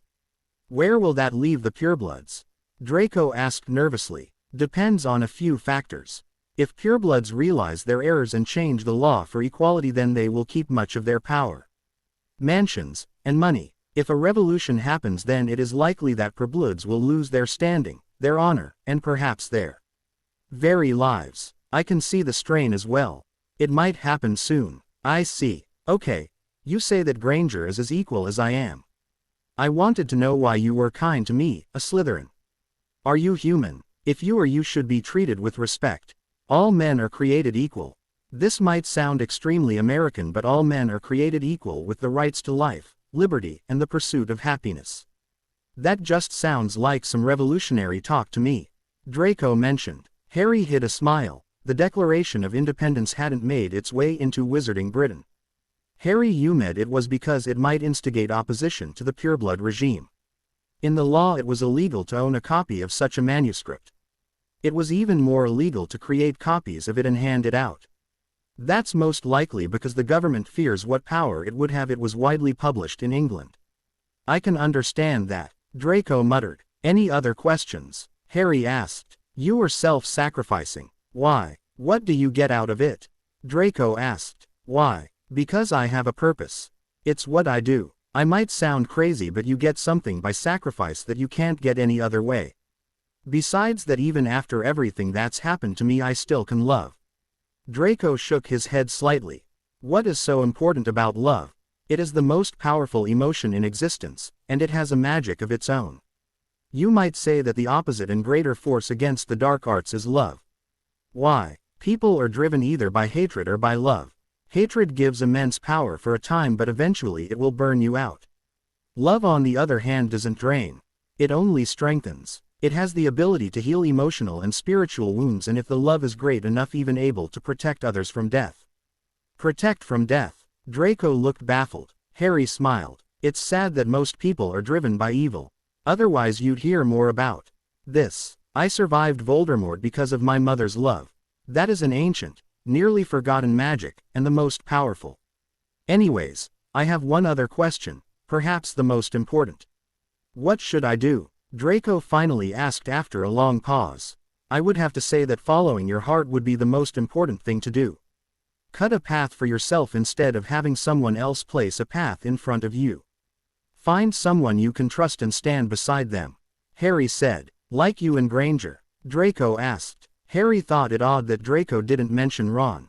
Nevertheless, Harry nodded. I can trust anyone in my house. They would turn me over to my father in a heartbeat. I've trusted you this much, I might as well go all the way. Draco suddenly extended his hand and continued. I offer my hand in friendship again, and this time I'm not going to try to get you to join the pureblood cause. I'll admit that I was wrong. Harry shook his hand. That day, a new friendship was born, and a new loyalty forged. The tides of fate had been altered forever. The months passed with few issues. Harry had filled Hermione and Ron in about Draco in private. Harry and Draco had agreed that if they needed to speak, they would trade insults and then go off to settle their issues. Christmas came, and while Scabbers looked more and more threadbare, Harry sensed that Pettigrew would hold out for a while more. Ron was increasingly worried about Scabbers. The rat wasn't eating right, and Harry began to speculate that maybe this time Wormtail would die before he fled. Harry only hoped he would be able to clear Sirius' name if Wormtail did die. Harry sighed, rolled out of bed and dressed. He wanted to be ready for today. Happy Christmas, Harry, Hermione said happily after he descended from the boys' staircase. Happy Christmas to you too. Harry smiled at her enthusiasm. Where's Ron? She asked. Still sleeping. Harry grinned with a mischievous look in his eyes. I know that look. She grinned back at him. So, Harry started. Should we scare him? Harry finished. She smiled faintly and they laughed at the idea. I think, Hermione started. That we should. Harry agreed. Morning, Harry, Hermione. Ron yawned. Merry, Hermione said. Christmas. Ron looked at them in horror. Not again, he said in a mournful voice. Whatever do you mean? Hermione asked innocently. Could you not finish each other's sentences, at least today? It's Christmas. Ron whined. Harry and Hermione exchanged a look. We might as well be nice today. Harry caught the message from Hermione's glance. She nodded at the look on Harry's face. All right, Ron, we'll play nice today, Hermione said. Ron instantly cheered up. I wonder what we got. Ron said happily. Soon Harry's firebolt was unveiled. True, he still had the Nimbus 2000, but Sirius had mentioned that he felt that Harry, as Seeker, should have a high-quality broom. Harry had mentioned that the 2000 was a high-quality broom. All brooms grow old, Harry. Sirius winked slightly. Along with the firebolt, Hermione had given him a book called A Master Guide to Defense Against Darkness from Around the World. Harry hadn't even heard of the book before, however, he saw spells and potions that he hadn't even heard of. For example, he found a spell that allowed one to hunt dark objects. Harry instantly saw the potential in learning such a spell. Ron had given him a FOGL, a simple but usable one, and from a friend, he became the owner of a book on anti-dark arts. This was different than the one he had gotten from Hermione. This one taught one how to deliver crushing blows to dark magic. It was considered to be near dark arts itself, mainly due to the fact that the book didn't teach defense, instead it was focused on attacking and striking back. Destroying the dark arts, a guide to the destruction of evil. It showed methods to cause severe harm to those who were affiliated with darkness. The introduction was simple and to the point. This book is not intended for those who merely wish to survive an attack from the dark arts. Instead, its intentions are to educate the reader how to strike back and destroy darkness. There is the potential danger of the one whom implements and uses these abilities will in fact go dark themselves. Power corrupts and absolute power corrupts absolutely. However, if the reader is of pure heart and does not use these methods out of hatred but out of his or her sense of justice or necessity, then these methods will have no harm upon the individual. Do not read if you have any doubts within your own heart.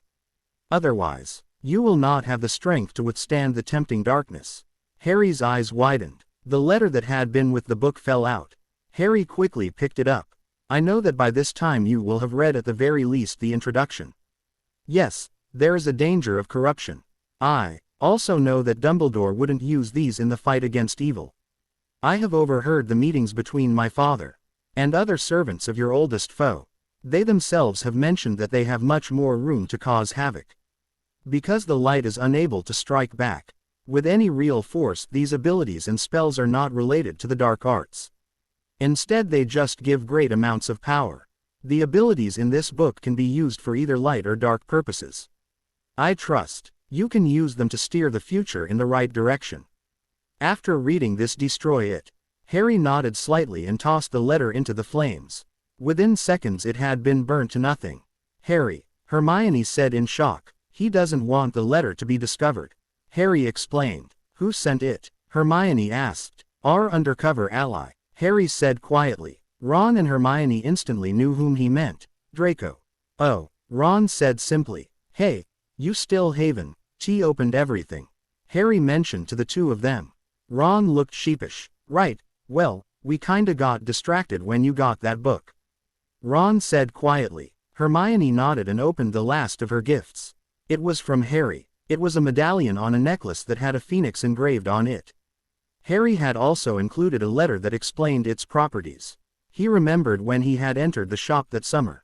What is this? Harry had asked the owner. It's called the Tears of Friendship. This is not a mere necklace. No, it symbolizes that a friendship between the one whom gives it and the one it is given to survive any hardship. If you and the friend whom receives it get into an argument, this symbolizes that you believe that your friendship will rise from the ashes just like the phoenix. It also has a restorative property. If the one who wears this is wounded in a physical way, the wound will heal much quicker. However, this depends on the strength of the friendship. In theory, it is possible to heal the effects of the unforgivable torture curse itself instantly if the friendship is strong enough.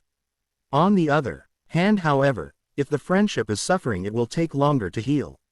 This is something you want to really think about before giving to someone, though. It is an object that also affects the one whom gives it away.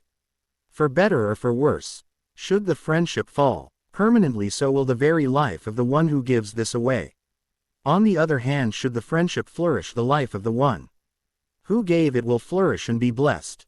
Rarely is it given away. People don't trust or care as deeply as they once did. Therefore it is used less and less. I'll take it, Harry said without hesitating. Harry, how can you trust me so much? Hermione's voice called him back to the present. She was on the verge of tears. Because I know you. I am willing to trust my life in your hands, Harry said quietly. At that point she did begin to cry.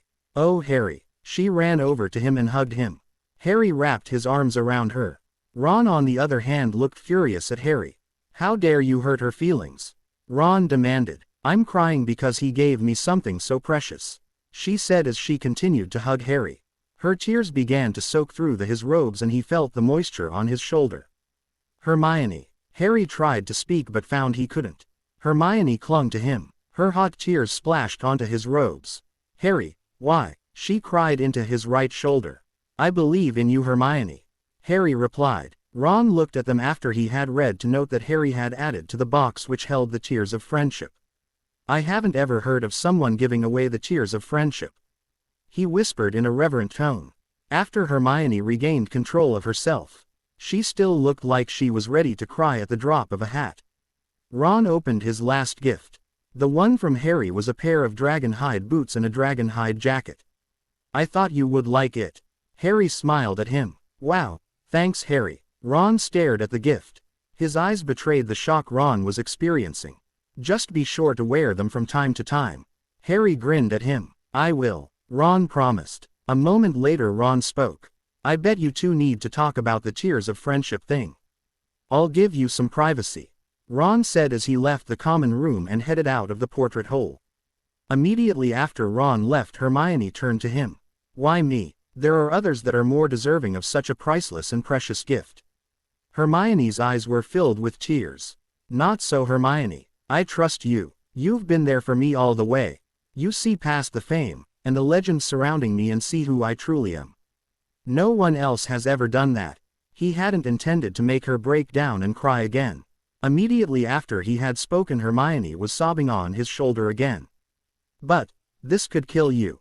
She wept into the rapidly soaking left shoulder of his robes. I know. It's worth it though. Harry smiled and caressed her shoulder. I'm not worth it, Harry. She cried. You are worth it and much more. I'll be there for you. If you come here you'll find me. I promise. Harry gently held her. She looked into his eyes. Her brown eyes were filled with emotion. Harry, I'll be your knight, he promised her. She buried her head into his. Thank you, Harry, she whispered. The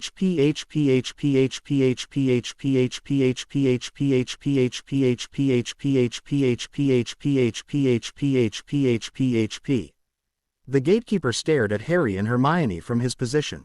The gate to reality allowed him to watch the events as they played out. I never saw this coming, he mumbled. Perhaps allowing Harry to forge his own path was for the best after all. He gave her the tears of friendship. His gray-cloaked companion asked in shock.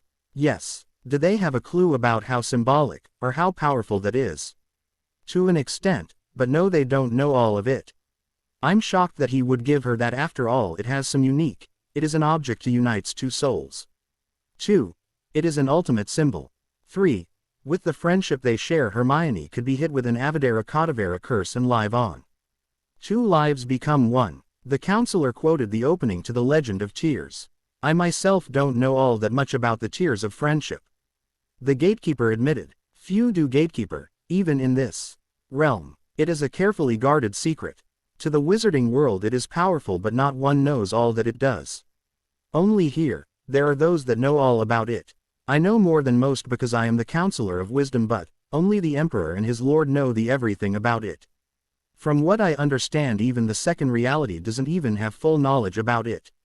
Such a carefully guarded secret. Because it is a treasure of legend. Harry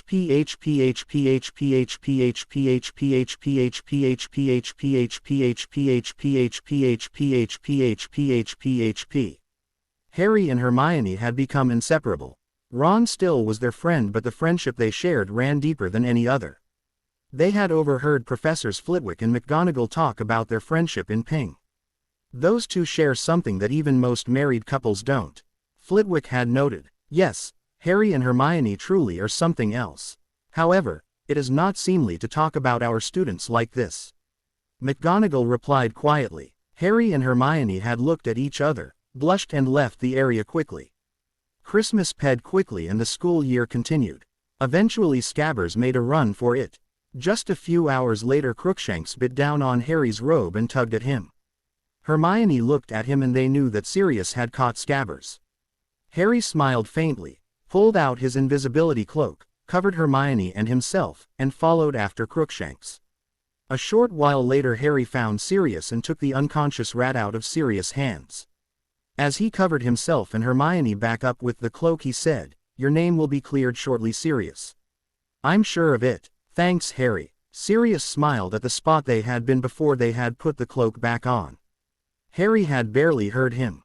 He had begun to walk away as soon as the two of them had vanished. He didn't want to waste time. Moments later Harry and Hermione stopped in front of Dumbledore's office. Soon, Sirius would be free. After Harry figured out Professor Dumbledore's P-word, they entered and met with him. "Professor Dumbledore, we found something interesting," Harry said as way of greetings. "What is it, Harry?" Dumbledore asked. Harry walked over to Dumbledore's desk and placed the rat on it. It may look like an ordinary rat, but this is actually Peter Pettigrew.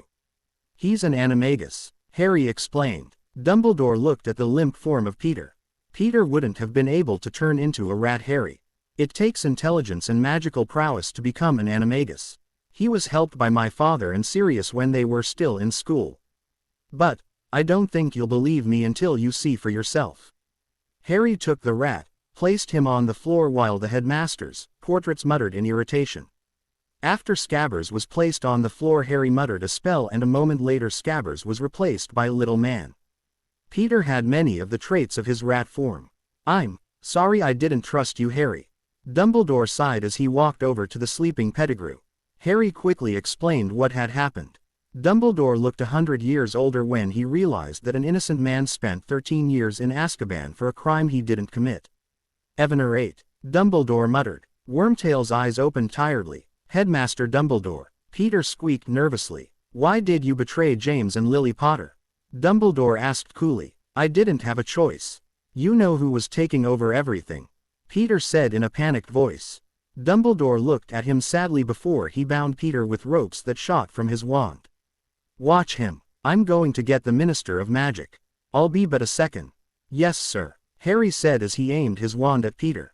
The headmaster called Fawkes, and a second later the pair of them vanished. "Harry, you look so much like your parents. They wouldn't want me to be ed by a Dementor," Peter pleaded with Harry. "Shut up," Harry said coldly. Peter ed and then spoke to Hermione. "Little girl, sweet girl, please don't let them kill me," he pleaded with her. Hermione's eyes were hard and cold. "You betrayed Harry's parents," she said with enough venom that it sent a shiver down Harry's spine. "What choice did I have?" Peter wailed. Harry had had enough. "Silencio," Harry muttered and silenced Wormtail. A second later Cornelius Fudge and Dumbledore walked out of the headmaster's fireplace. "Is this him?" Fudge asked. The headmaster nodded slightly. A second later 2 oars emerged from the fireplace. Harry recognized one as Kingsley Shacklebolt. The other he hadn't ever seen before. "In the name of the Ministry of Magic, Peter Pettigrew, you are under arrest for the betrayal of Lily and James Potter," Fudge said. Peter tried to speak, but the silencing charm was still in effect. "I silenced him because he was getting on our nerves," Harry said sheepishly. The 2 oars ignored his remark and quietly grabbed hold of Wormtail. "Watch out, he's an animagus," Harry warned. "What's his form?" Kingsley asked. "A rat," Harry replied. "Fitting." Kingsley chuckled slightly. Moments later the oars left with Peter. They went directly to Azkaban. "Tomorrow I will order that the black case be reopened," Fudge said to Harry. "Now that we have got the true traitor, would you mind pulling your Dementors out?" Dumbledore asked quietly. Fudge nodded. "I'll send them back to Azkaban tomorrow morning. This will be the last night that they are stationed at Hogwarts," Fudge promised. "Thank you, Minister." Dumbledore nodded. With that, Fudge left for the Ministry. After the Ministry officials left, Dumbledore turned to Harry and Hermione. "How did you find out about Peter?"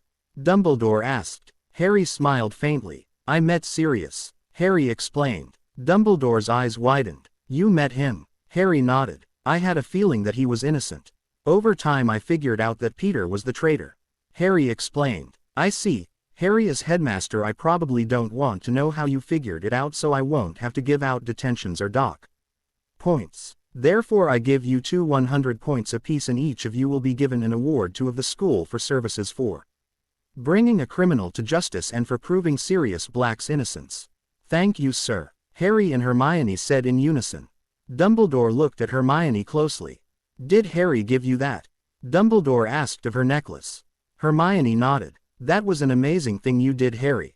The Tears of Friendship is one of the ancient treasures. A treasure of legend, if you are 3 treasures of legend. The Tears of Friendship symbolizes friendship and life. The second of the 3 treasures symbolizes birth and love, while the third symbolizes peace and death. I'm sorry to say that I don't know much more about the Tears of Friendship than that it unites 2 souls. However, I do know that these 3 treasures have existed since well before Atlantis was a mere village." "You don't have full knowledge of the Tears of Friendship either?" Harry asked with some surprise.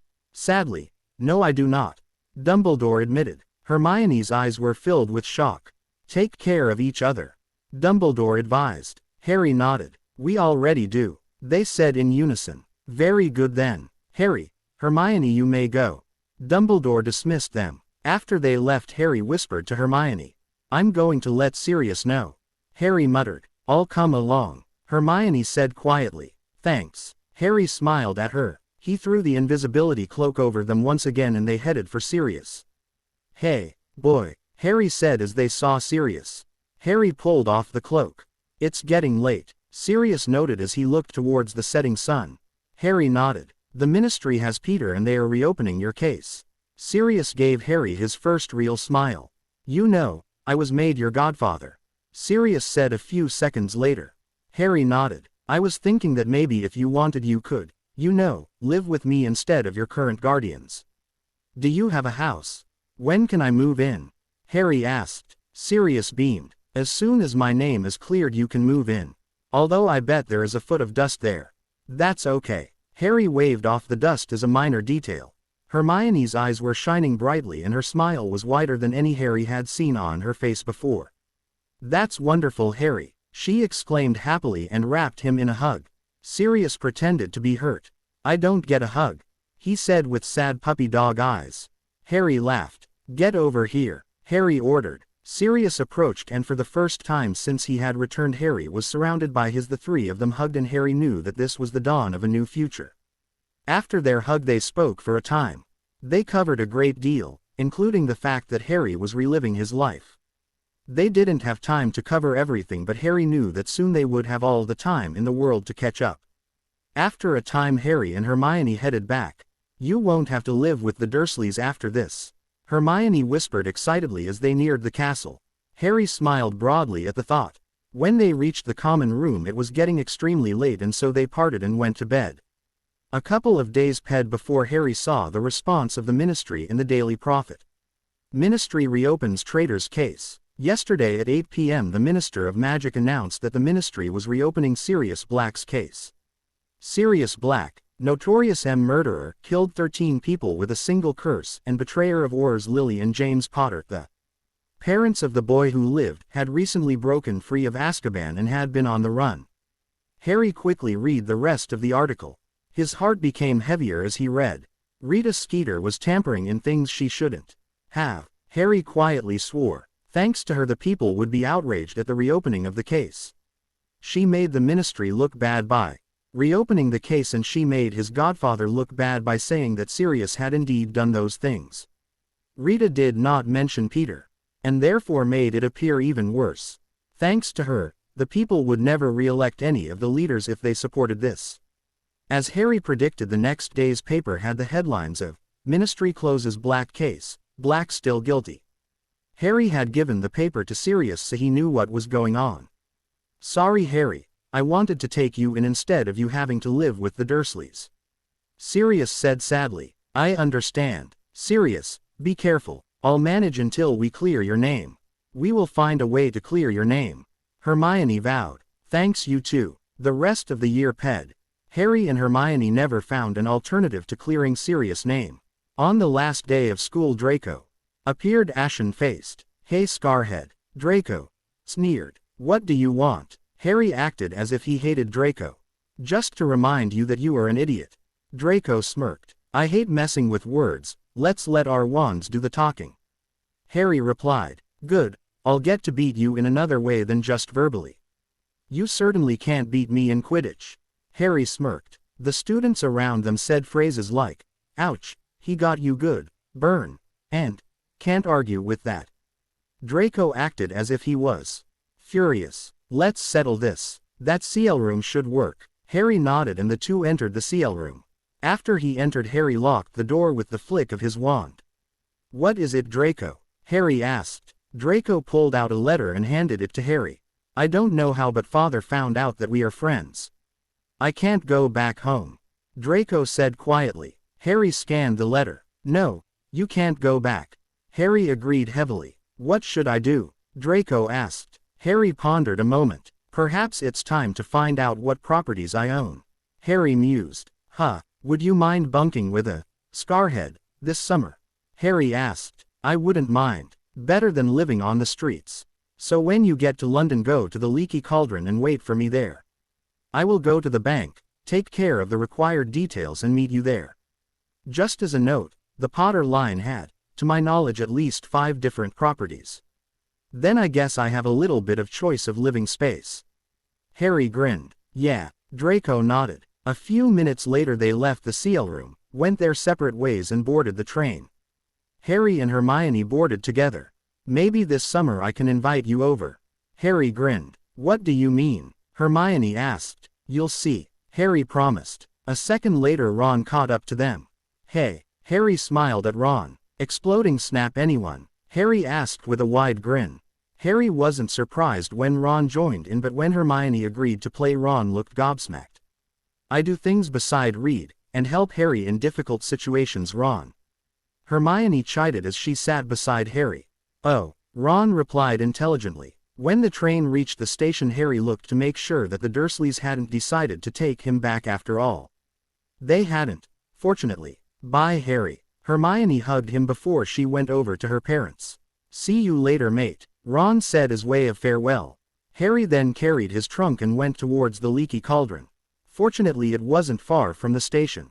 When he arrived he paid Tom to hold onto his trunk while he conducted business at the bank. Immediately after he paid the owner of the Leaky Cauldron he walked into Gringotts. Hello, I'm Harry Potter and I need to see someone about my finances, he said to a goblin. I can do that, sir. The goblin told Harry. Thank you. Can I see a summary of properties and finances that are entitled to the Potter name? Harry asked. I need verification, sir, the goblin said. Harry handed him his keys. This is in order. However, I will also need blood to confirm that you are indeed the heir of the Potter line. All right. After the goblin drew some blood and confirmed he was indeed Harry Potter, the goblin nodded and pulled out a file. Properties. The goblin explained and then pulled out another folder. Finances. Harry looked into the 2 folders. After he sorted through the 2 folders and had a grasp on his ETS, he asked about his properties. The Potter line has obtained 5 different mansions, and Potter Castle is the largest property in the Potter line. I have a castle? Harry asked in shock. Yes, indeed. The enchantments rival that of Hogwarts itself. How do I enter it and my other properties? Harry asked. All you have to do is memorize their locations and go into them. Then you can invite whomever you want to into the building. Harry quickly memorized the addresses of each of his properties. I also need some money. Both Muggle and Wizarding. May I withdraw some? Harry asked the goblin. Yes, Sardan will take you to any of the vaults you own. When you return I can transact some of the money and convert it into pounds. Thank you. Harry entered his first vault and scooped his money into a large pouch. Afterwards, Harry returned and exchanged some galleons for pounds. He then carried over 500 pounds. It would be enough should he need to enter the Muggle world. After thanking the helpful goblin, Harry went back to the Leaky Cauldron. In the crowded bar it was hard to locate Draco. It didn't help that he was in the darkest corner of the room. What took you? Draco muttered as Harry sat across from him. I found out a great deal. I need to go to my properties first and then I can invite other to enter. I'll be back within half an hour and then you can pick a room. Harry replied quietly. All right, be quick about it. Draco sighed. Harry stood and walked to the upstairs of the Leaky Cauldron where he apparated to his castle. Thanks to one of the house elves he quickly found out how to invite someone and added Draco, Hermione, Sirius, and Ron to the invite list. After doing so he went back to the Leaky Cauldron, picked up his luggage and Draco and returned to the castle. Draco's eyes were wide when he realized that Harry had apparated and his eyes further widened when he saw the castle. You own a castle? Draco asked with a strangled whisper. I do, but I didn't know about it until now. The Potters were well off after all. Draco whispered as they entered the castle. After they had explored they picked a couple of rooms. Upon Draco's insistence Harry took the master chamber. Draco had chosen a room near Harry's. Wow, you were living with Muggles when you could have lived in a castle? Draco asked. I didn't know I had one. Harry defended himself. It was true, last time he never had time to take a look at what he owned. So he was honestly shocked from the fact that he owned so much. So, should we eat? It's getting late after all. Draco asked. Sure, Harry replied. As they walked through the corridors Harry looked around. Suits of armor lined the corridors and hallways while tapestries adorned the walls. The gray stones of the walls were almost always covered by paintings, tapestries or other objects. The doors were solid oak, except when the doors led to important chambers or halls. Then instead doors usually were golden. Harry wasn't sure if they were just gold-plated or if they were actually made of gold. They had seen the banquet hall when they had explored, but they had gotten lost, and not because of moving staircases. It was from the fact that the castle was just so large. "I'll admit, I have no idea where we are." Draco sighed as he sat next to a suit of armor. "Neither do I. Maybe one of the house elves will be able to help." Instantly, 5 free house elves appeared. Harry knew that they were free because of the clothes they were wearing. "How can we help Master Harry Potter?" Harry winced at the title Master. "Can you guide us to the banquet hall and prepare something to eat?" Harry asked. The house elves looked excited. "We get to make a meal for the Potter line once again." Harry heard one say quietly, "Yes, Master Harry Potter, I will guide you to the banquet hall." One bowed slightly. As they walked, Harry conversed with the house elf. "You are a free elf judging by your clothes." "Yes, Master Potter, all the house elves that serve Potter Castle are free and are paid as well." "How did this occur?" Harry asked curiously. "Back in the early 1400s the Potter line decided that a free, paid elf was a better worker. Therefore, they offered freedom to the elves. By the 1700s all of the house elves that the Potter line had were free and paid. In the 1800s the Potter line decided to educate their house elves. All house elves that are in service have an education and are free." "That's different," Draco noted. "Yeah, by the way, what is your name?" Harry asked. "Solomon, Master Harry. Please don't call me Master."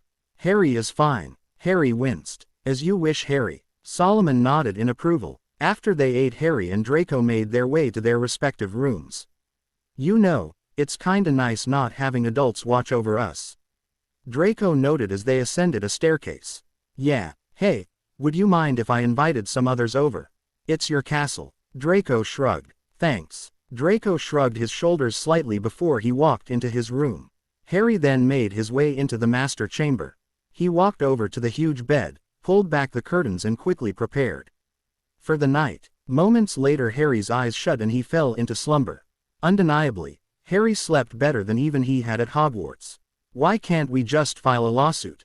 Harry asked Hermione in exasperation. "The Ministry passed a law in 1322 that said you must be of age to file a lawsuit. So we have to be 17 to do that." "Yes, and Dumbledore can't file the lawsuit either because of a law passed in 1022. "What about if we write to the paper?" Harry asked. Hermione looked at him sadly. "A media law passed in 995 says that you have to be a reporter to write an article and the Prophet wouldn't print anything that would paint Sirius in a good light. The public hates him too much." Harry swore quietly. "The Wizarding Radio?" Harry asked hopefully. "They are considered media too, Harry, and the 995 AD law covers them too. We can't go to them either." "Could I make a statement on the Ministry of Magic's front steps?" "Not without a permit, and they most certainly will not issue it to you if it is on the topic of Sirius Black."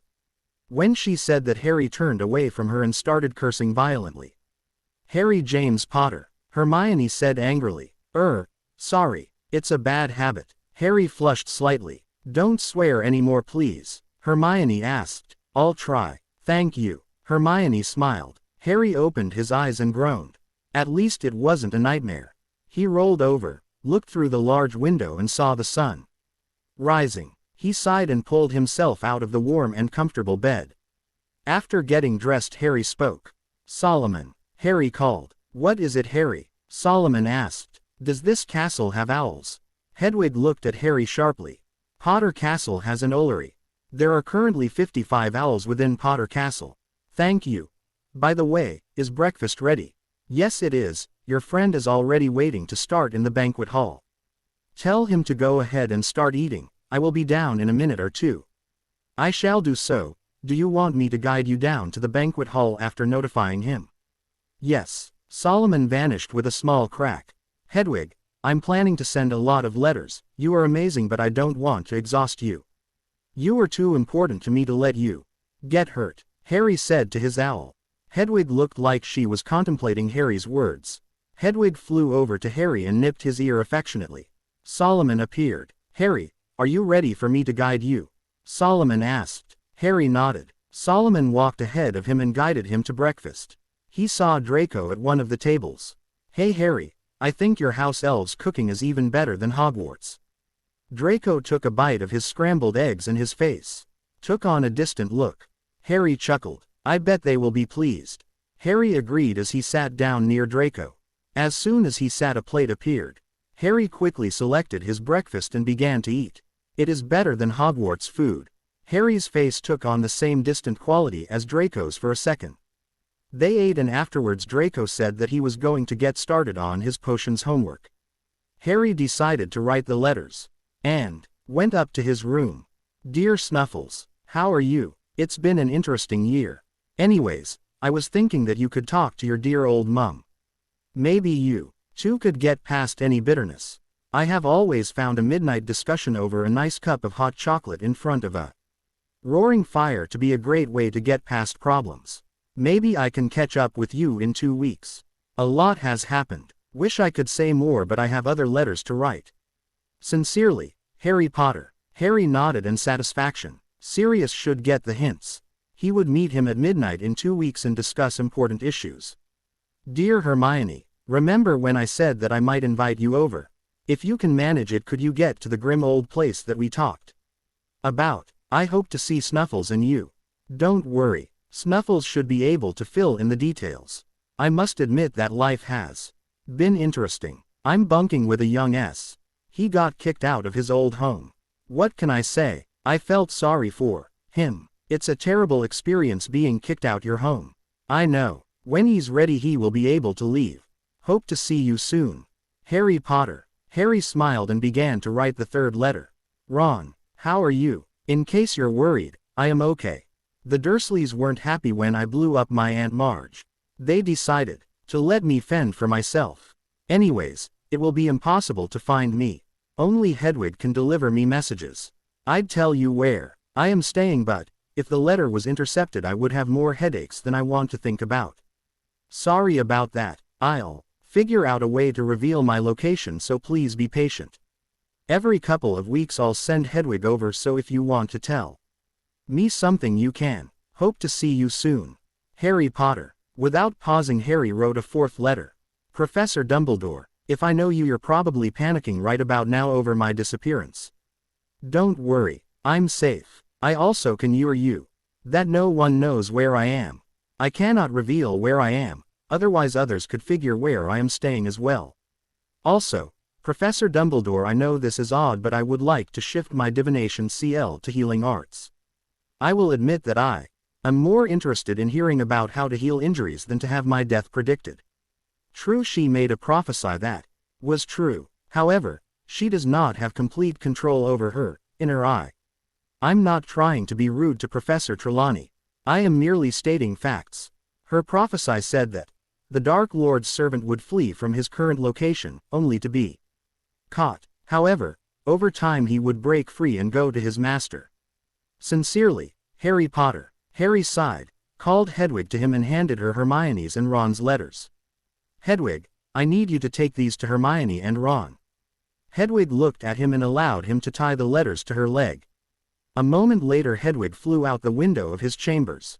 Harry watched her retreating form until it was merely a black speck before he called for Solomon. What is it, Harry? Could you show me to the Ollery? Yes, Harry. Solomon showed him to the Ollery and Harry quickly chose 2 different owls. He gave Dumbledore's letter to one and the other he gave Sirius. The 2 screech owls flew out and Harry then returned to his quarters to do his homework. 2 days passed before Harry had gotten a response from everyone. Mr. Harry Potter, what are you doing? I nearly had a heart attack when I found out that you did not return to the Dursleys. I must insist, for your safety, that you return there as soon as possible. As to your request to switching to the healing arts CL, I will allow you to do so. The CL size is still small and your grades have proven that you are willing to work to keep up, or in this case, catch up. This will mean that you will have to learn the spells and potions of 2 years. However, I trust you will be able to handle the increased workload. Sincerely, Headmaster Albus Dumbledore. Harry shook his head slightly. Dumbledore wanted to keep him safe, but Harry knew that was impossible. Harry, hello mate, you have no idea how much Mum has been worried about you. She has been panicking since you vanished. I was worried as well, until your letter came. Thanks. Anyways, I'll be able to handle not knowing where you are for now. Just let me know as soon as you can. You thought Ginny was annoying during second year. It's nothing compared to her this summer. It's Harry this and Harry that. It's gotten on my nerves. Too bad no one here will play a game of chess. They have all learned not to mess with my chess skills. Ron Weasley. Harry smiled slightly. Ron was an excellent chess player. Only the foolish played him and hoped to win. Harry then opened the next letter and saw Hermione's tiny but neat handwriting. Dear Harry, you renegade. I had no idea that that was your plan. Hopefully the serpent hasn't been too much of a handful. I talked to my parents and they surprisingly agreed to let me go to the old, grim place. They seemed to have a change of heart over the school. Maybe it was from the fact that I asked them, and when they said no I asked them again until they said that it was all right. I never have done that before. I honestly have no idea what came over me. Have you gotten your homework done? Sincerely, Hermione Granger. Harry chuckled as he read her letter. Harry, I'll go see Mum and talk to her as you suggested, at midnight, over a cup of hot chocolate in front of the fire. Hope to see you soon, Snuffles. The letter was characteristically short, but it told him that Sirius knew. Harry hoped to see them both shortly. Draco, I need you not to panic. Harry said seriously. Why would I panic? Draco asked curiously. Do you know about Sirius Black? Oh, the guy who was framed for. Draco looked like he was unsure how to say the next words. My parents' deaths. Harry finished. Yeah, Draco muttered. How do you know about that? Lucius Malfoy talked about it on occasion with some of his buddies from the old days. They want the innocent to suffer, so they kept their mouths shut about Pettigrew. Whoa, Harry blinked. Why did you ask anyways? I plan on inviting him over. Go ahead. Thanks. I'm guessing that you are going to invite as well. Yeah. Why did you call her anyways? Harry asked. I think I need to earn the right to call her by her first name.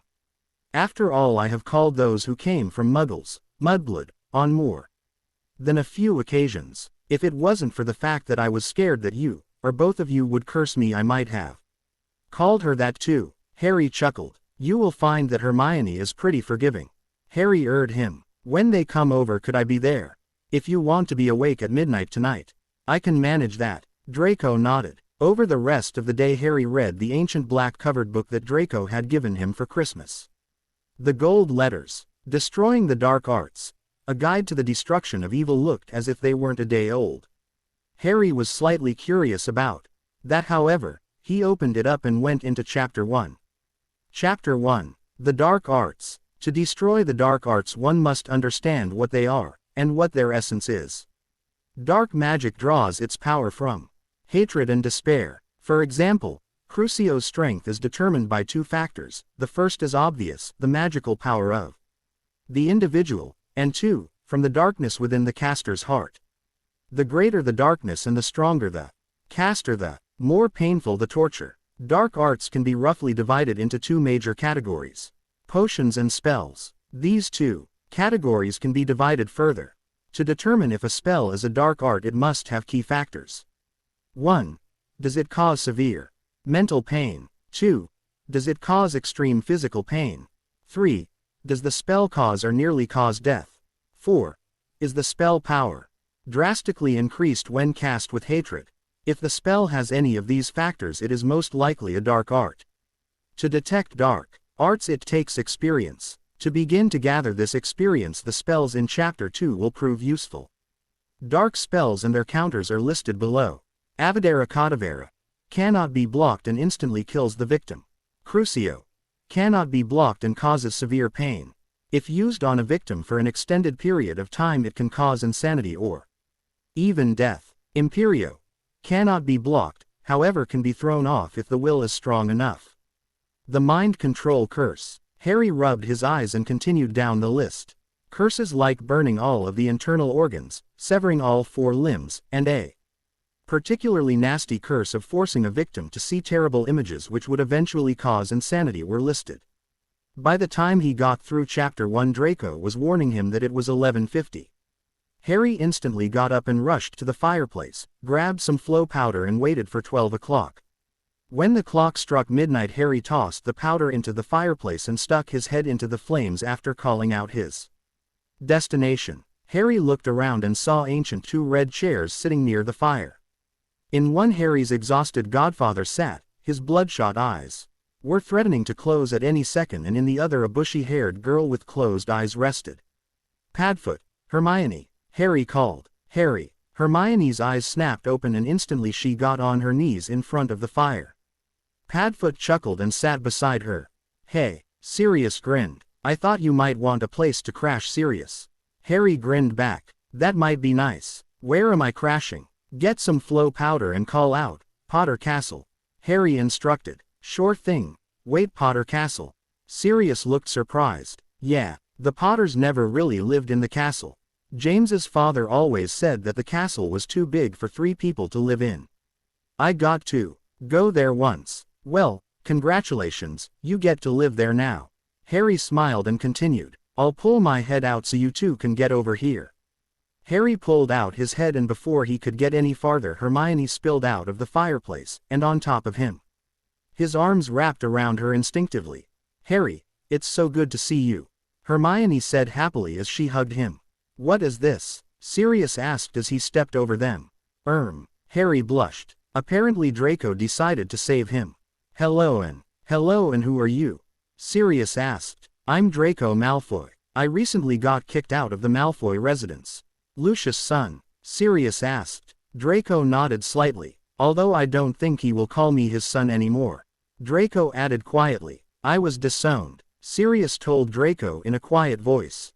"I bet that will be my fate as well," Draco replied. "Come on," Harry whispered to Hermione as they stood. Hermione looked at him curiously. "Draco should talk to Sirius. We will just be in the way," Harry explained. She nodded slightly and they quietly retreated from the room. After they left the large room and silently shut the door behind them, Hermione instantly wrapped her arms around Harry once again. "I've missed you so very much," Hermione breathed into his ear. "I missed you too," Harry replied as he returned the hug. After Harry uttered these words, Hermione tilted her head and lightly edged his left cheek. She was blushing faintly as they separated. Harry smiled at her shyly as he spoke. He suddenly felt as if he was only 11 years old again. "Would you like a tour of the castle?" Still blushing, Hermione nodded. Harry showed Hermione around the Miv castle. Naturally, when they reached the Leary, Hermione's brown eyes lit up and immediately nothing else mattered to her. "Hey, I think you need to see your..." "Never mind, she isn't listening." Harry sighed and sat on one of the oaken chairs. It was 3 hours later when Hermione finally settled down enough to be interested in anything else. "You interested in picking out a room now? Or do you want to sleep in here?" Harry asked dryly after she approached him. She blushed furiously and bowed her head slightly. "I'll pick a room," she said faintly. Note to self: next time I show Hermione around somewhere, wait until it is a decent hour to reveal the Leary. Harry said dryly as they exited the large oaken doors. "I'm not that bad. I didn't spend all that much time in there," Hermione retorted. 3 hours isn't a long time to you?" Harry asked. "I was in there for that long?" Hermione asked in a shocked voice. "Yes, you were." "Sorry, Harry." She quickly picked a room. It was also near the master chambers. They bid each other a good night and Harry quickly went to find Sirius. He was still talking to Draco. "Hey, Sirius, I don't want to interrupt, but when you are done talking to Draco, feel free to pick a room," Harry told him. Sirius smiled faintly. "Sure thing. Night." Harry yawned and left for his chambers. The next morning Harry went to the spacious dining hall. He knew that Sirius and Hermione would have questions. Plus Harry had a great deal to tell his godfather. "Morning, Harry." Solomon smiled at him. "Good morning, Solomon. Do you need my eye stance this fine morning?" The house elf asked. "Not yet, however, I could use some breakfast." "Very well, Harry." He heard Sirius approach behind him. "Good morning, Sirius. How do you do that?" Sirius asked in surprise. "Experience has taught me how to detect people." Harry replied as he turned to face Sirius. I see, Sirius said slowly. I thought we could talk over breakfast. Harry added. Sounds good. Sirius smiled at him. As they sat down, a banquet appeared in front of them. Sirius, who was unused to this, fell off his chair. Whoa, excellent service, Sirius remarked as he sat beside Harry. Solomon will be pleased to hear that.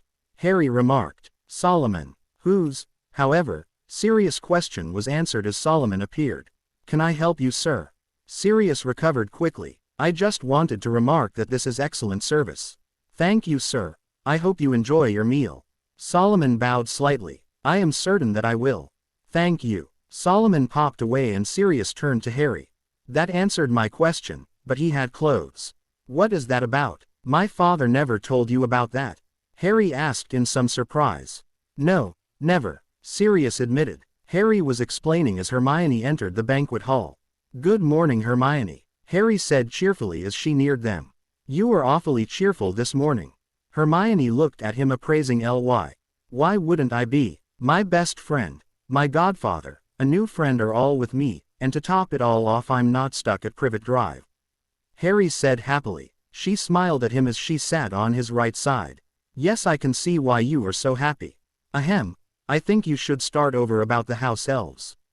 Sirius said gently. Harry nodded. Good idea, Hermione will want to hear about it too. Harry then started over and explained the situation with the house elves. Most or end? Hermione asked. She was barely containing her anger. Most house elves like to be s. Why? I'm not sure. However, there is little we can do about them right now. Harry noted. She nodded, and as she did, the pale-faced Draco Malfoy entered the room. When he sat across from Harry, they began to eat. Wow, this is great, Hermione said after she finished her first bite. I agree wholeheartedly. Sirius looked as though he had died and gone to heaven. Draco smirked as Harry chuckled slightly. Once they had finished their respective meals, the plates and food disappeared. Once that had happened, they began to talk. Harry didn't waste any time revealing his past to Sirius. Last time in my 3rd year you were forced to flee so that the Dementors didn't preform the. Harry explained what had happened up to that point. What happened next? Sirius asked. Hermione and Draco were paying total attention to him. Apparently he wasn't a bad storyteller. He ran through his years at Hogwarts. Sirius had cringed as Harry told him about his death. I died, Sirius asked in a surprised voice. Because of my foolishness, Harry said bitterly. Hey, I'm not dead, and I won't for a long time. Sirius said hurriedly. Hermione grasped his hand slightly. Can you continue? She asked concernedly. Harry nodded and continued. Once he had ped through his Hogwarts years and moved on to his hunt against Voldemort, they all were completely absorbed in his tale. A week after I turned 21, we were attacked by a large group of Death Eaters and Voldemort himself. We almost died. I had lost a lot of blood, because I had jumped in front of a spell that had been aimed at Ron and it cut deep into my flesh. Because of that, I didn't see how the battle ended. I ped out a few moments later. When I awoke, Ron mechanically handed me a letter. And it was in Hermione's handwriting. It said that she had had enough and that she was leaving. It tore me apart, and I think that's why it took so long to recover from the wounds I had gained from that ambush. Once I had recovered, I decided to continue. Although I wasn't sure anymore why I should. It was merely a few weeks later when Ron turned against me. We were attacked by another group of Death Eaters and I managed to get knocked off the side of the cliff. I was barely able to grab onto something so I didn't fall to my death. Ron made the last Death Eaters flee and that's when it happened. I called for him to help pull me up, and he just told me that it was over. He left me hanging over the cliffside and apparated away. I finally managed to pull myself up. However, my heart died completely on that day. All I had left was vengeance. I would kill Voldemort, no matter what it took. I secretly hoped that the next encounter I would die. What did I have to lose? Nothing. Everyone I loved had either died or turned against me. Anyways, I eventually confronted Voldemort and we ended up in a stalemate. So I turned the tides by firing off every ounce of magical energy I had. It killed him instantly. However, I died too. That's when I was given another chance at life. Draco and Sirius looked at him in awe. Wow, I knew that you were different but, I had no idea. Draco said quietly. Harry smiled wryly. It isn't something I go around advertising. Harry said dryly. Sirius nodded slightly. I can see why. I must warn you to never reveal this to anyone, even Dumbledore. If someone found out about it. Sirius shuddered. Harry wondered what Sirius meant. What do you mean? Harry asked. If the Ministry finds out, then you will be executed. It's magical policy. Article 3989 Section 22, Subsection 332, all time travelers, whether by time turners, or any other means, will be subjected to the Dementors. Only those authorized to go throughout time may do so. So using a time turner for studying is all right, however, for any most other purpose is a very dangerous thing to do. Sirius said grimly. Harry's eyes widened. That's bad. Draco said grimly. Harry nodded. The Ministry already got on my nerves from last time, then the Pettigrew issue, and now this. Is there any reason for me to save it? Perhaps I should change it all. We need a revolution. Freedom has been trampled for far too long. The innocents could have been saved if the Ministry had been up to the task. Because of this we need to take action. Too long has honor been forgotten, too long have we had an incompetent Ministry. I must alter the course of history. Forever. Hermione nodded. Her brown eyes had taken a fierce gleam to them. We can do it, Harry. I believe in you, she said seriously. Thanks, Hermione. But, Harry began to protest her joining him. Does this mean that you are going to lead us to a new era? If that's the case, I'm behind you. Sirius interrupted. Harry started to object. However, Draco spoke. I never expected this to happen. Well, you saved my life. I owe you. I will aid you as well.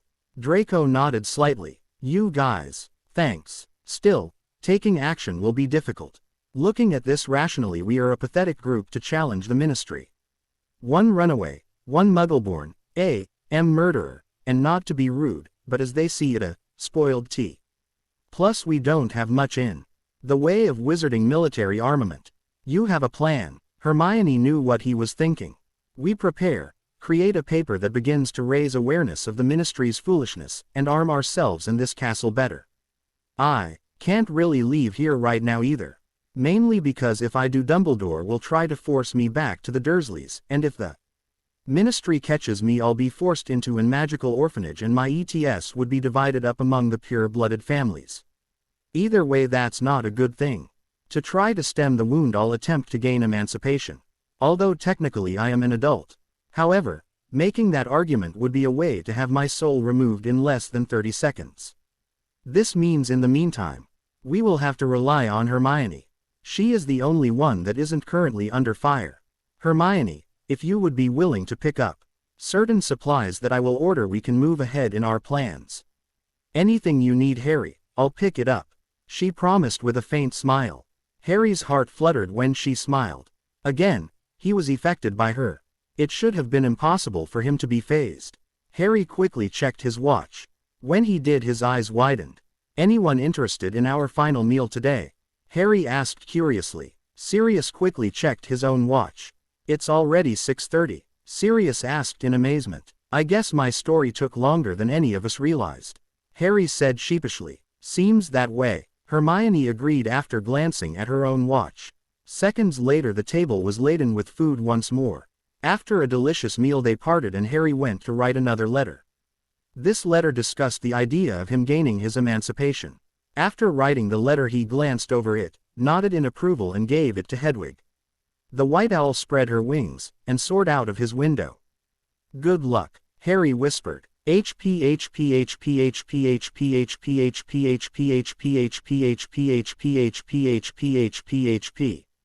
If he does this, history can never be repaired. The gatekeeper noted clinically. Indeed. Perhaps. The counselor muttered. What is it? The gatekeeper wondered. He may be the one. The one? The black-cloaked gatekeeper asked. He has already fulfilled the first part. He gave the tears of friendship. His blood is true, and if he does this too. Could you explain? Already. The gatekeeper demanded. The time of the Reformation may be near. The words visibly shook the gatekeeper. What? It can't be. Why, that would cause such disturbance that. I know what it would cause. However, the signs are pointing towards it.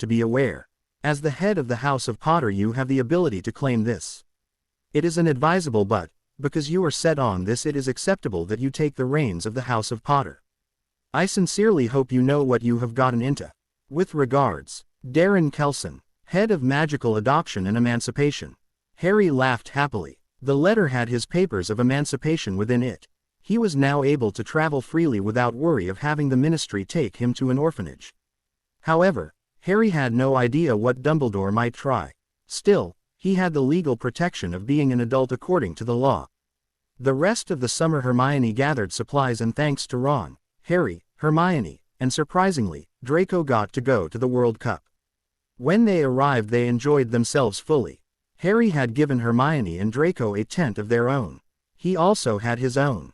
Draco obviously needed to keep separate because of the fact that he was still in dangerous territory and if anyone knew that Draco was not sympathetic towards Voldemort anymore, he would be in peril. Once they set up their tents Harry and Hermione went to the box. Draco came a little later. However, when Draco finally went into the box Lucius Malfoy appeared. "Mr. Malfoy," Draco said coolly, "how did you manage to scrounge enough money to get up here?" Lucius sneered. "I've made powerful friends in high places, Mr. Malfoy," Draco replied with his trademark sneer. "So it would seem. Perhaps that powerful friend would be the recently emancipated Potter." Lucius looked at Draco coldly.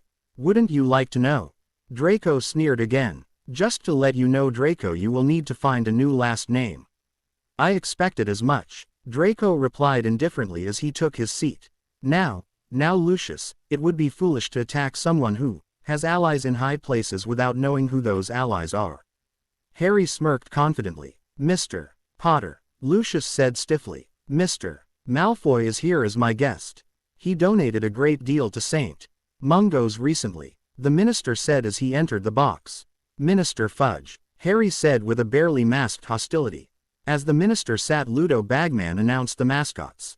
First, the Irish mascots were up, which when they dropped the gold Ron began to grab for it greedily. Harry, Hermione and Draco on the other hand ignored the fake gold and waited for Bulgaria's mascots. The Vila began their dance and while they were attempting to chase after Harry merely leaned back and watched them with a disinterested look on his face. Mr. Weasley was struggling to hold Ron back. Meanwhile, Percy was busy trying to stop the twins from singing and jumping down. In unison, Hermione and Harry desperately grabbed onto the back of Draco's black robes as Draco suddenly started to sprint to the edge of the box. "Lemme go," Ron cried and made another futile attempt to jump down to the fair Vila. Once the Vila stopped dancing, Harry smirked at Draco. "What happened?" Draco asked in confusion. "Simple, you saw Vila." Harry chuckled. "I'm surprised that Harry didn't react to them." Mr. Weasley panted as he released Ron. "I guess I just am able to see past a pretty face," Harry replied. Fred and George looked at Harry, who had just saved Draco. "Why did you save him?" they asked. "I may not like Malfoy, but he is still a person. I can hope that he doesn't follow in the footsteps of a certain someone I know." Harry looked meaningfully at Lucius. Lucius frowned at him. "Got a problem, Mr. Malfoy?" Harry asked in a quiet, chilling voice that promised only one thing: a quick but very painful death. Lucius shuddered and shook his head faintly. The game began. In the end the Irish won, even though Crumb caught the snitch. On their way back to the tents, Ron raved about the game while the twins looked at the money that they had just won from Ludo Bagman. Draco trailed behind all of them. Hermione fell in on Harry's right side, and while they walked Harry could catch the gleam of the tears of friendship every few steps. It looks good on you. Harry whispered so only she could hear him. Hermione blushed furiously. I'm glad it's dark. If it wasn't, everyone would be able to tell that I'm blushing. She said quietly. I haven't seen you take it off ever. Harry noted. It's my most treasured possession. I never take the tears of friendship off. Harry stared at her in some surprise. She smiled sheepishly. It's really important to me, she explained. Harry smiled in return. When they reached their tents, Hermione closed the distance between them, wrapped her arms around him and ate his cheek. Good night, she breathed into his ear. I'll probably see you in a couple of hours, Harry whispered. She nodded slightly. She remembered the memories that he had shown her. They quickly parted and went into their own tents. What seemed to be moments later, screams began to occur. Without hesitating, Harry rolled out of bed, grabbed his wand and prepared for combat. He rushed out of his tent and dashed towards the chaos. Stupefy! Harry shouted at the nearest Death Eater. The other Death Eaters turned and looked at him in surprise before a voice shouted out orders. It's Potter. Kill him. Harry smiled coolly. You can't beat me, Harry said in an icy voice. Avidera Cavavera. Harry summoned a Death Eater in front of him so the spell killed the Death Eater instead of him. Want to try that again? Harry asked dryly. The Death Eaters cursed and vanished with a pop. That was too easy. Harry then sensed that a dark spell was shooting into the sky. Mosmordre. The sign of the Dark Lord glowed an eerie green above the treetops. How did he get a wand? Harry muttered and fired off a stunner into the trees. He heard a body topple within the trees. Harry sprinted over to the trees, and shot a symbol that he had been working on before he had returned to life. A mighty dragon shot out from the tip of his wand and soared into the sky. It then ate the dark mark. Afterwards the dragon exploded into a great flash of light and became a phoenix. The phoenix let out a trill of joyous music and floated where the dark mark had once been.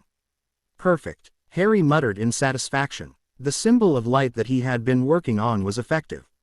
Little did Harry know then, but it would become a symbol that would cause terror among Death Eaters. Harry then searched for Crouch Jr. However, to his shock he couldn't find him. He heard a familiar whisper in his ear. I know you want to find him and turn him in, but this is an event you must let happen. Sorry, the council has ordered this. Harry looked around but didn't see the black-cloaked figure anywhere. The ministry was shocked to see Harry Potter standing in the clearing where the dark mark had once been. What is that symbol in the skies? Mr. Weasley asked nervously. Harry smiled. Hope. Harry replied simply. Who sent it up? Amos Diggory asked. A hero. Harry said. A hero. Mr. Weasley asked. Harry merely nodded. Mr. Crouch Sr. searched the area and found his house elf, Harry Umed. He also found his son. Harry finally was able to escape the ministry, find Hermione and Draco and return to his castle. Terror at the World Cup. Last night there was a major uproar at the Quidditch World Cup. The dark mark was seen once again. However, no sooner had the dark mark shoot into the sky did another terror emerge. A Miv dragon appeared and swallowed the dark mark. Further terrorizing everyone, the dragon exploded and a Miv bird arose. Its scream was enough to cause some to break down into tears of fear. Sadly, the ministry was unable to quell any fears as rumors stated that bodies were taken out of the forest later that evening. Some have speculated that it was the symbol of a new Dark Lord that is rising, and seeing how easily that the dark mark was eliminated by the new symbol, it is easy to believe that the new Dark Lord is even more terrible than. Harry shook his head in annoyance. Rita Skeeter needed to be dealt with, and quickly. I am now Defender Paladin. Thanks for transitioning so well. Harry quietly wrote letters to foreign printing presses, in particular nations that were English-speaking. One of the largest ones he wrote to was Wizarding Liberty Presses, which was located in Chicago, the largest city in the United States Midwest. To whom it may concern, I would like to request the aid of your printing presses to combat many unjust laws here in Wizarding Britain. One of the largest problems is that not all are treated equally. The United States was formed on the basis of both religious freedom and equality. Because of this, I sincerely hope that WLP would be willing to help bring a reformation to wizards here in England. For many years the United States has seen itself as keepers of freedom. I plead that you would aid us in gaining equality. However, I do not expect you to go uncompensated. I am willing to provide money to finance this venture. Sincerely, Harry Potter. He sent one of his nondescript owls to make the long journey. However, he also enchanted the letter so it would be able to evade the Ministry's interference. After he wrote the letter, he went to talk to Hermione. Hey, Harry smiled. You need me to get something? She cut to the chase. Harry nodded. They had become so attuned to each other it was easy to know what the other was thinking.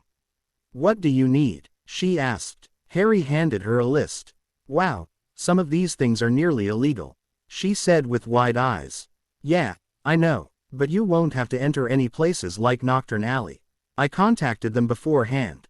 All you need to do is go to the Leaky Cauldron and talk to a man named Snaps. He'll then give you everything on the list. Here, take this so you can pay for the supplies. Where is this Snaps from? Hermione asked curiously as she took the money. He's from the United States, and all the products are legal there, so he doesn't have qualms about selling them. If you are concerned that he'll try something you don't really need to be. He's part of a large magical corporation in the US, and if he tried anything he would be in more than a little trouble. Why would they ignore the law here? She asked. They hate our ministry intensely. They are all about personal freedom and they feel that our ministry is too controlling. Plus, most of them prefer limited government, and our ministry is anything but that. Coupled with other aspects, they are just begging for an opportunity to counter our current government. And you gave them the chance. Exactly. I'll go pick up the items then. Hermione smiled at him. His heart fluttered once again as she smiled. Thanks, Harry said. I'll go by the old Grim place and use it to flow out. That way security is increased, Hermione said as they began to walk to the fireplace. Good idea, Harry nodded. After she left, Harry sat down and stared at the fireplace for a long moment. He still hadn't gotten over using the Death Eater as a shield. It was necessary if I was to drive them away, but my heart aches, Harry muttered. He didn't even know who he had used as a shield. The paper hadn't mentioned it and Harry didn't look. Therefore he had absolutely no idea who had died. Harry, don't hate yourself, you did what was necessary. Death Eaters only fear those who strike back at them. The light doesn't have very many of those types. Just don't use the dark arts and you will be alright, Draco told him. Thanks, Draco. Remember what I said about Lucius and the others. They only fear those who are willing to strike back. You proved that you are willing to strike back to protect innocence. This makes you a threat to them, but it gives others hope. Evil fears light that has power. Light without strength is easily destroyed. But the light you are shedding is strong and penetrates the darkness. It will fight back. Accept the power that you have been bestowed with and use all of it to destroy those who would harm all good things. Harry thought for a long moment. What would have happened if you hadn't been there? Simple. All Muggleborns would have been in danger.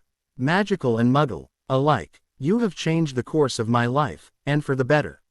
What would I have become if you weren't around to urge me to see reason? A Death Eater, just like my father. You changed Miss Granger's. If you hadn't been there, she would have been killed by the troll. If you hadn't been there, she would have never enjoyed her magical life. She might have left the magical world forever. Look at Ron's life. You changed it. He's more mature than he used to be. Why? Because you took action. You took action and changed everything. Why? Because you cared. That's why you fought that night. Remember that, Harry, Draco told him. Thank you, Draco. I needed someone to remind me why I fight. Harry stood and looked at Draco. Draco smiled. That's more like it. The fierce fire in your eyes is much better than the depressed look. I can agree with that, Sirius said as he entered the room. Were you listening in? Harry asked. Sirius looked sheepish. Yeah, sorry. Marauder habit, Harry asked dryly. Sirius nodded faintly. I'm back, Hermione said as she exited the fire with a small bag. That's what you sent Hermione out to get? Sirius asked in shock. It's been magically expanded, Hermione replied as she set the bag on the large center table. What is all in it? Draco asked. Supplies for healing potions, wand-making material, dragon hide, a fragment of Excalibur, and a bunch of other things.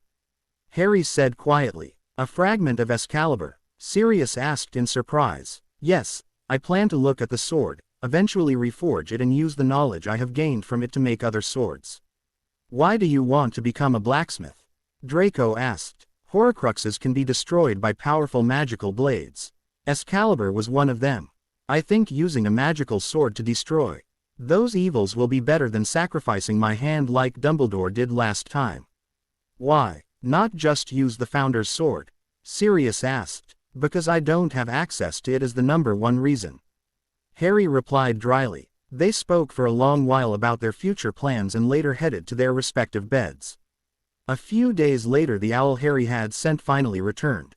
Mr. Harry Potter, WLP is interested in your proposition and will accept. As to finances, you do not need to invest in this undertaking, for we feel that this noble cause should be at our own expense. All we request is that you get a system to disperse these writings effectively. We will begin production as soon as you are able to distribute them. Sincerely, Wizarding Liberty Presses. Michael Sarin, President and CEO of WLP. Excellent. This means that we have a chance to counter the Ministry. Now all we need to do is find a way to distribute the writings. Harry said happily. Harry, Hermione, and Draco trudged to the castle's storage supplies. Do you have everything? Draco asked dryly when they looked into the large storage rooms that were filled almost to overflowing. In items it seems like I do, Harry started. But there's more important things. Hermione finished for him. Do you do that a lot? Draco asked. Hermione and Harry just exchanged a sheepish look. Yeah, it happens quite a bit. We like to freak Ron out doing it too. Hermione and Harry said in unison. Draco nodded his head. I can see why it would freak him too, or practically twins due to the fact that you talk like that. They blushed, smiled and nodded in agreement. Just do me a favor, could I see you too, freak Ron out? Draco asked. His blue eyes were sparkling with mischief. Hermione and Harry grinned in reply as they gathered up the last of the required supplies. Hey you three, it's getting late. If you want to get to the train station on time, you'll want to get some rest so you can get up on time. Sirius called to them. Harry looked at his gold-banded watch and nodded. Sirius has a point, Harry said. The three of them walked up the countless staircases and neared the area where they were all sleeping. You know, I'm going to miss this place. Sure, there aren't a lot of people, but this castle has become more of a home to me than Malfoy Manor ever was. Draco told them as they stopped in front of his room. If you want you can come back next summer. Harry urged him. Draco gave him a genuine smile. Thanks Harry, Draco said. You're welcome. Anyways, good night Draco. Rest well Scarhead. Harry grinned. You're just lucky that you turned to the light before Moody turned you to a ferret. If you hadn't I'd be calling you Ferret Boy in a couple days. Ouch, low blow from Mr. Potter, and the referee calls that as a foul. Draco grinned in reply. Good night Ferret Boy. Harry laughed as he walked into his room. I will have revenge tomorrow, Draco said in a mock serious tone. Harry and Hermione laughed as they left. He's kinda funny, Hermione admitted. I agree. Harry chuckled slightly. When they reached Hermione's room she wrapped her arms around him and her lips brushed his cheek. Sleep well Harry, she breathed. Harry held her for a long moment. This is what heaven must be like, Harry thought. Harry desperately tried to crush the idea. You too. Harry's voice sounded odd even to him. She released him and gave him a smile that caused his heart to flutter strangely. Hermione opened the door to her room, entered and silently shut it behind her. Harry stared at the oak door for a long moment before he went to his room. That night Harry had trouble sleeping. Thoughts of Hermione filled his head. Near midnight Harry, with a sigh, opened the curtains to his bed and walked down to the kitchens. Harry figured that a cup of hot chocolate might help him rest. When he arrived he saw Sirius nursing a mug of butterbeer at a table. What are you doing up, Harry? Sirius asked as he noticed his godson. Couldn't sleep, so I thought I'd get some hot chocolate. Instantly a cup of hot chocolate appeared on the table near Sirius. Harry took a seat next to his godfather and accepted the hot chocolate. Is it about Hermione? Sirius asked suddenly. Harry nodded before the question fully registered. Once it had, Harry blushed furiously. Sirius smiled. I guess you like her a lot if you blush when you think about her. Harry's blush grew. What are you going to do? Sirius asked. Harry pondered Sirius' question. I dunno, I guess I'll just ignore it. Harry finally said. Wrong answer, Sirius replied. What? Harry looked at him in confusion. That was the wrong answer. Try again. Leave her alone, Harry asked. Sirius shook his head. Still wrong. She is too important to just suddenly drop. Plus just imagine what it would do to her. Harry shuddered once he realized the full implications of that idea. I can't tell her though, Harry whispered. Why not? Sirius asked. She deserves better. Don't give me that. She's your friend. You need to tell her how you feel. Before someone else takes her. Harry sighed and rubbed his temples. Trust your godfather, Harry. It will work out, you'll see. Sirius promised him. All right, I'll try, Harry whispered. Do or do not do, there's no try. Sirius said in an odd voice. What? Harry looked at him in confusion. Sirius shook his head for a moment and spoke. There is no try, just tell her. Sirius explained. I see. Sirius put his hand on Harry's shoulder. You have a lot on your shoulders, Harry. Hermione has been there to help you, now it's your turn. Let her know how much you love her. I promise you won't regret it. Thanks, Sirius. Sirius grinned. Just don't make me a grand godfather before you hit 16. Harry blushed furiously. Sirius, that's not very nice, Harry admonished. Well, just don't, Sirius said seriously. Technically I should be 25. Harry added slyly. Sirius' eyes widened. Harry. Sirius looked panicked. Harry laughed at him. After a moment Sirius realized he had been had. That wasn't very nice either, Harry. Sirius chided. I wasn't planning on becoming a father anytime soon, Sirius. Harry urged him. Thanks. Anyways, in case you're wondering, feel free to stay here over the summer. Just don't make too much of a mess for the house elves. Harry said. Sirius nodded slightly. Sure thing. Good night, Sirius. Harry yawned and went to bed. The next morning Harry, Draco and Hermione used the flow, boarded the bus. Harry and Hermione together. Draco went a little later. They finally made it to the train station and they ped through the barrier and headed for their compartments. Once they had settled in, Harry looked at Hermione. Hermione, I talked to Sirius last night and about something important, and he told me that you needed to know this. Harry temporarily lost his nerve and stopped speaking. What is it, Harry? I love you, Hermione. You've been there since the beginning for me, Harry whispered. Hermione's eyes filled with tears and Harry was terrified that he had hurt her. I'm sorry. I knew that I shouldn't have said anything. Harry's sight fell to the floor. Suddenly he saw movement out of the corner of his eyes and Hermione's arms wrapped around him. You stupid, wonderful man. Hermione wept as she held him. You don't hate me? Harry asked hopefully. No, I don't hate you. As a matter of fact, I love you too, Hermione, Harry whispered. She pulled back slightly so she could look deeply into his eyes. Harry suddenly noticed that she was just millimeters away from him. She smiled and leaned forward. Her lips lightly touched his own. In Harry's mind it was as if the sun exploded in a supernova. If a small brush of the lips did this to him, then he could only imagine what a full-blown would have done to him. Harry, Hermione, there you are. Oops. Sorry. Ron was blushing madly at the sight of seeing his two best friends ing. Ron's loud words barely registered in his mind, and apparently they did little to affect Hermione either as she continued the. Tentatively, Harry put some pressure on her lips and she responded eagerly. Guys. Harry, Hermione, Ron shouted. They broke apart after another long moment. It took them some time to register the fact that their friend had witnessed them ing. Sorry, Ron, Hermione mumbled. Why did you have to interrupt our first? Harry grumbled. So are you two together now?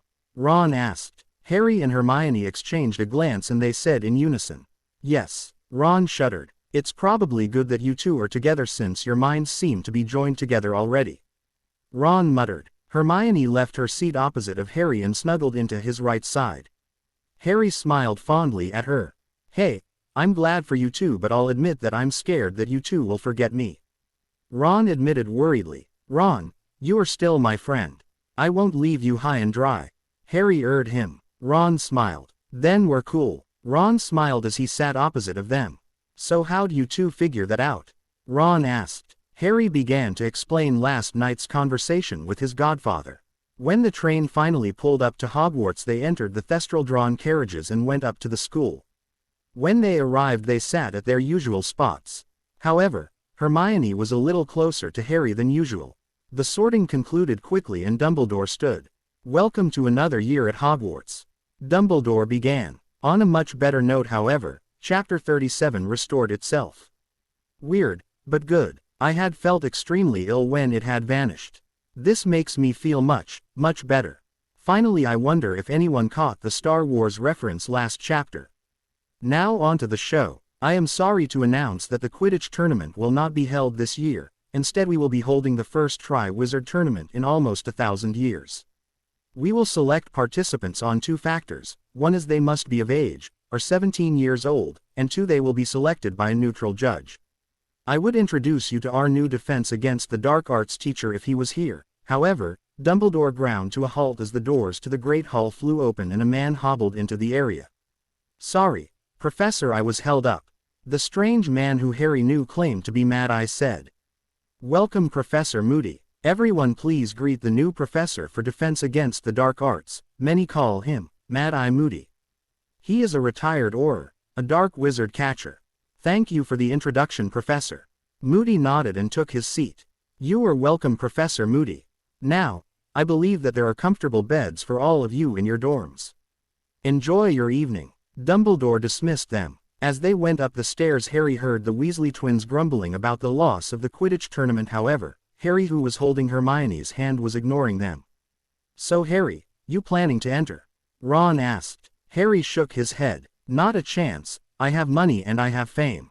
I don't need more. Thank you very much. Plus I have my hands full with Voldemort's apparent obsession with me. I don't need another challenge," Harry answered. "You scared?" Colin asked Harry. "Scared? Not a chance. I just don't feel like fighting. Through all sorts of challenges just to get a stupid cup," Harry replied. "That makes sense," Colin admitted. They entered the common rooms, and as most of them headed up, Harry beckoned for Hermione to wait with him for a minute. She nodded slightly and they beside each other on the couch. Ron looked curiously at them before he neared them. "What are you two doing?" Ron muttered. "I think the two of us need to talk." Harry indicated himself and Hermione. Ron nodded. "Sure. Just don't do anything stupid," Ron replied as he left them.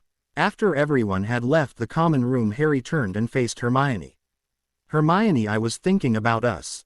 I think we need to set a line before we get in too deep," Harry explained. "Let's hold off on." Hermione blushed furiously. Harry also blushed. I agree about that." Harry blushed deeply. She nodded faintly. "How about we wait for some time before we get to intimate touching?"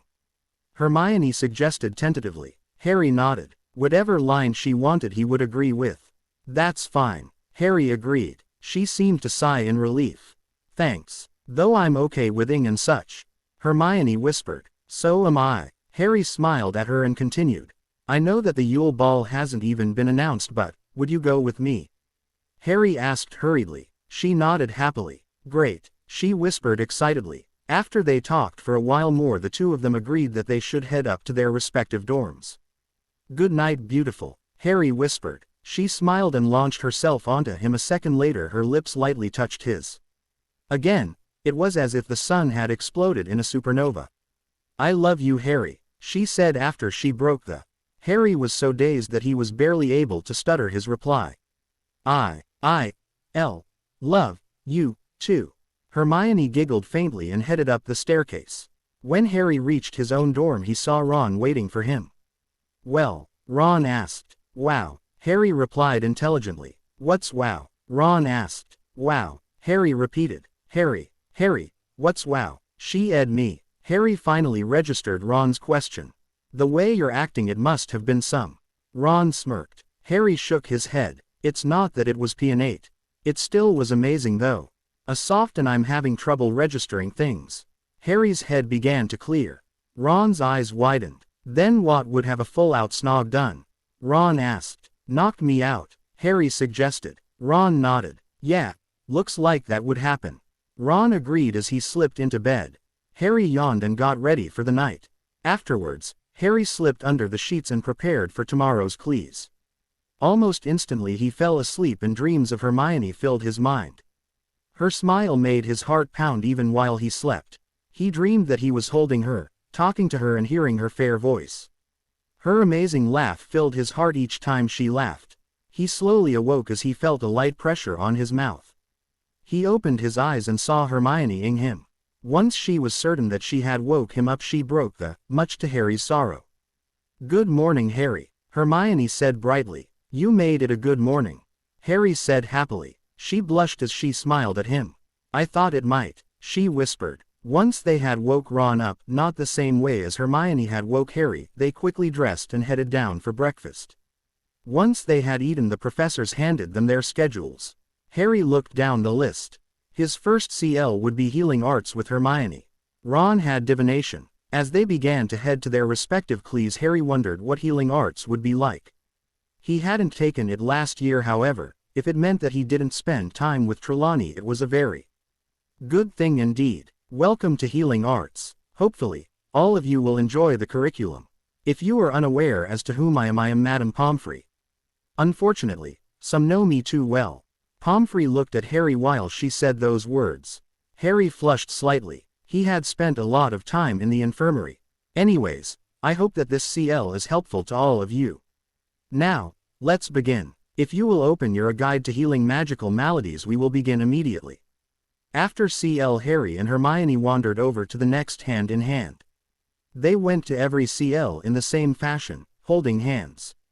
Harry knew that Snape would insult them when the day came that they had potions. However, Harry didn't care. After all, who would care about the potions master when one had someone as stunning as Hermione at their arm? Harry wondered. Weeks passed and over time everyone knew that Harry and Hermione were dating.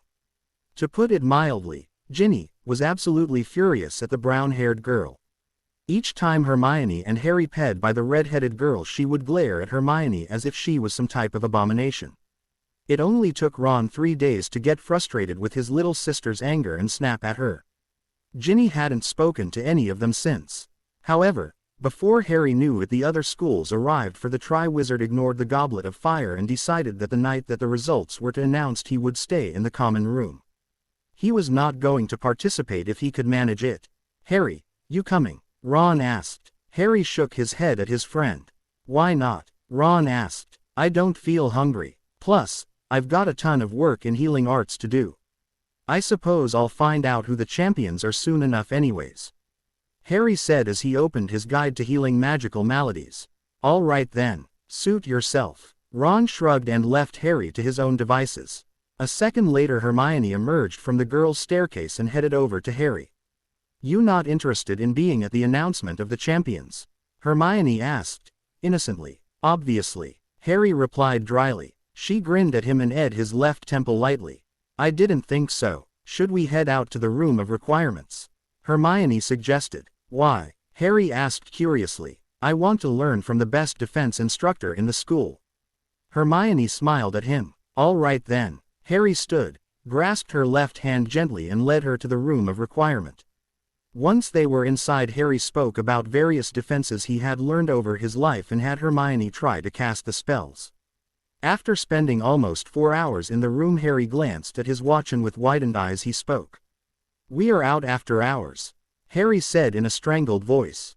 Hermione looked panicked. "Oh no, what should we do?" she said. "This is just great. Fortunately I grabbed my cloak and map." Harry smiled at her as he pulled out his invisibility cloak from his robes. She looked at him in relief. "Thanks, Harry." She gave him a light that instantly left him lightheaded. It took a few minutes of Hermione calling him to regain his senses, but once he did, Harry threw the cloak over them and they crept back to the common room. As soon as they entered and they knew they were alone, Hermione threw off the cloak, bade Harry good night and headed for her bed.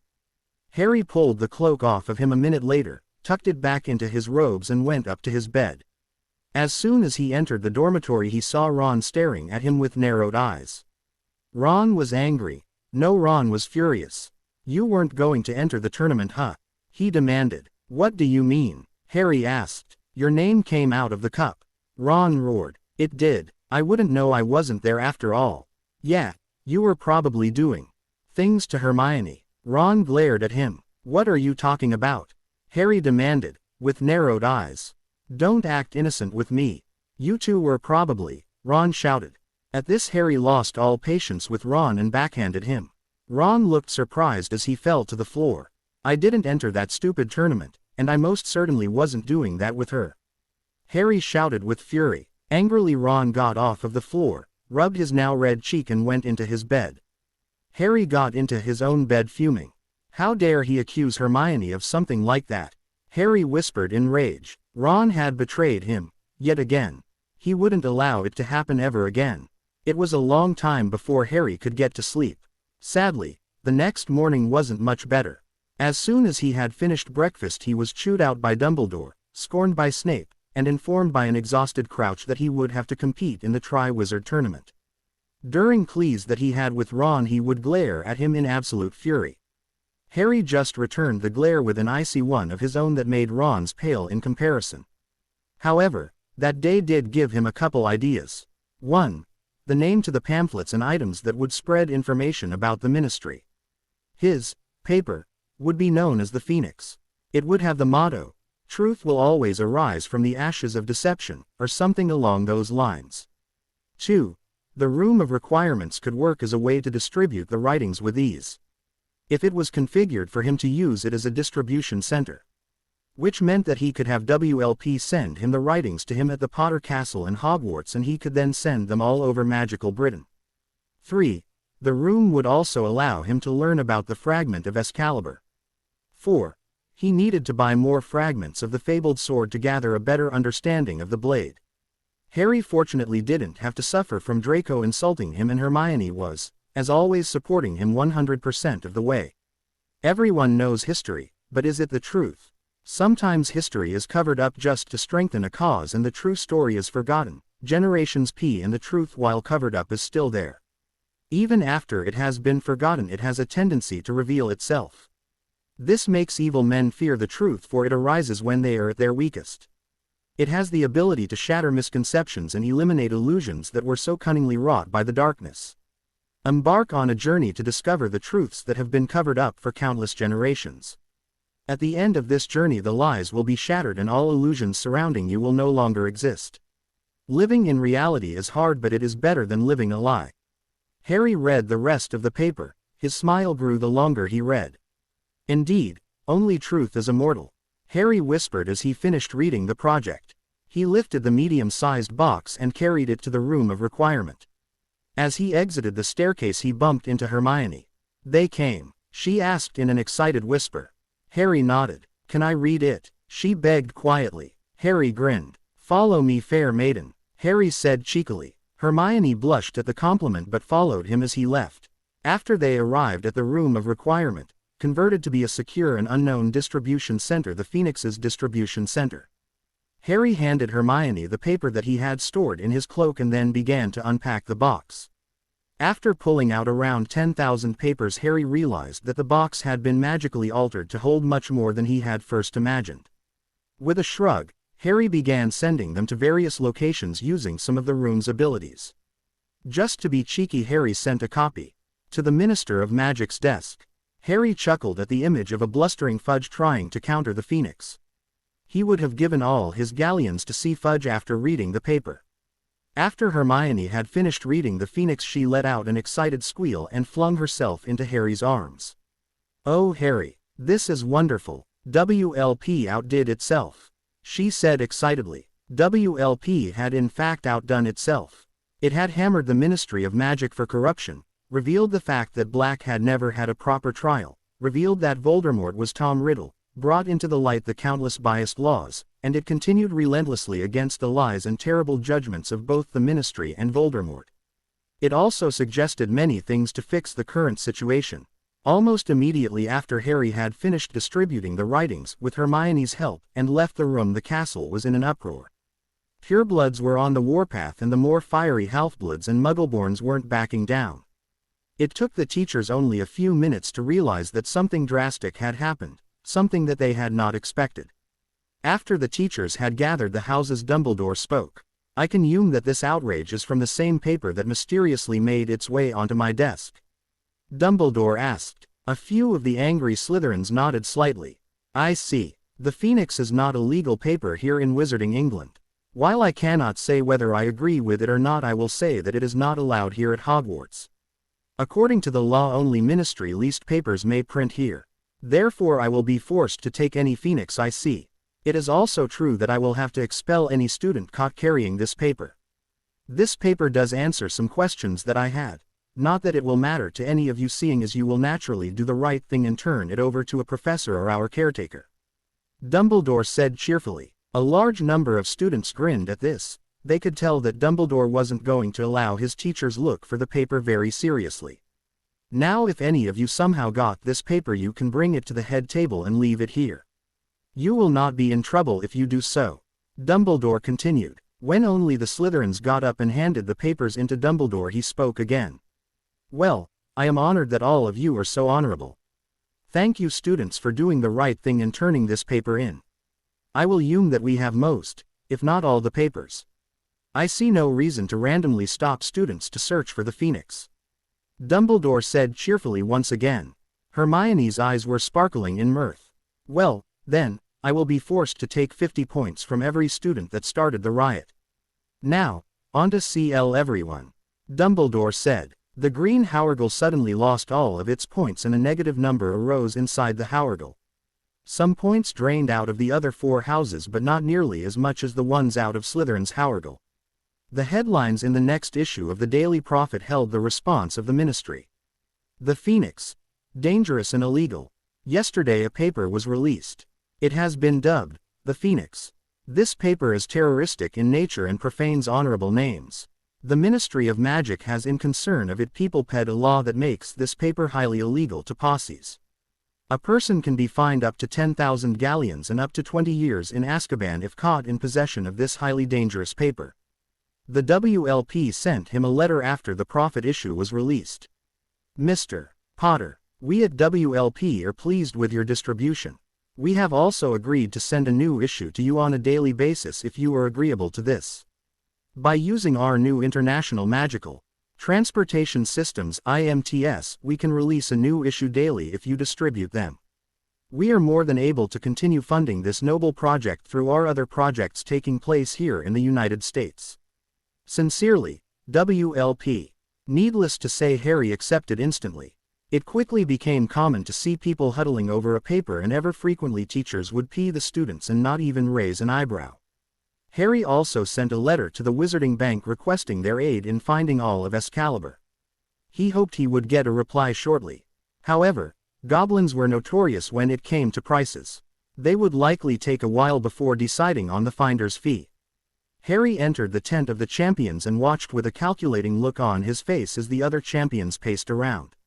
How can you be so calm? Fleur asked in frustration as Harry looked at them clinically. Harry gave the Vila a slight smile. Because I already know that I've won this stupid tournament. Harry replied simply. What do you mean? Crumb demanded. You'll see soon enough, I'd imagine. Harry said cryptically. Crumb cursed in his native language at him.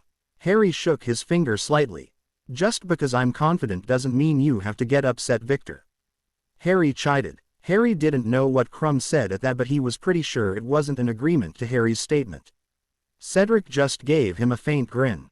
Harry neared the edge of the tent where he suspected Hermione would be. Harry, is that you? She whispered quietly. Yeah, Harry said quietly. Are you all right? She asked. I'll be facing a Hungarian horntail soon. Still, I've faced enough dragons that this should be simple enough. I don't know if they are intelligent or not, but their eyesight seems to suffer, so a disillusionment charm and a distraction, plus and simple Accio should get me through. Harry whispered. Harry, be careful, she whispered and came into the tent and wrapped her arms around him. Harry smiled. I promise. She looked into his green eyes as she spoke. This is for luck, she said and ed his lips. He felt the sun explode in his mind once again.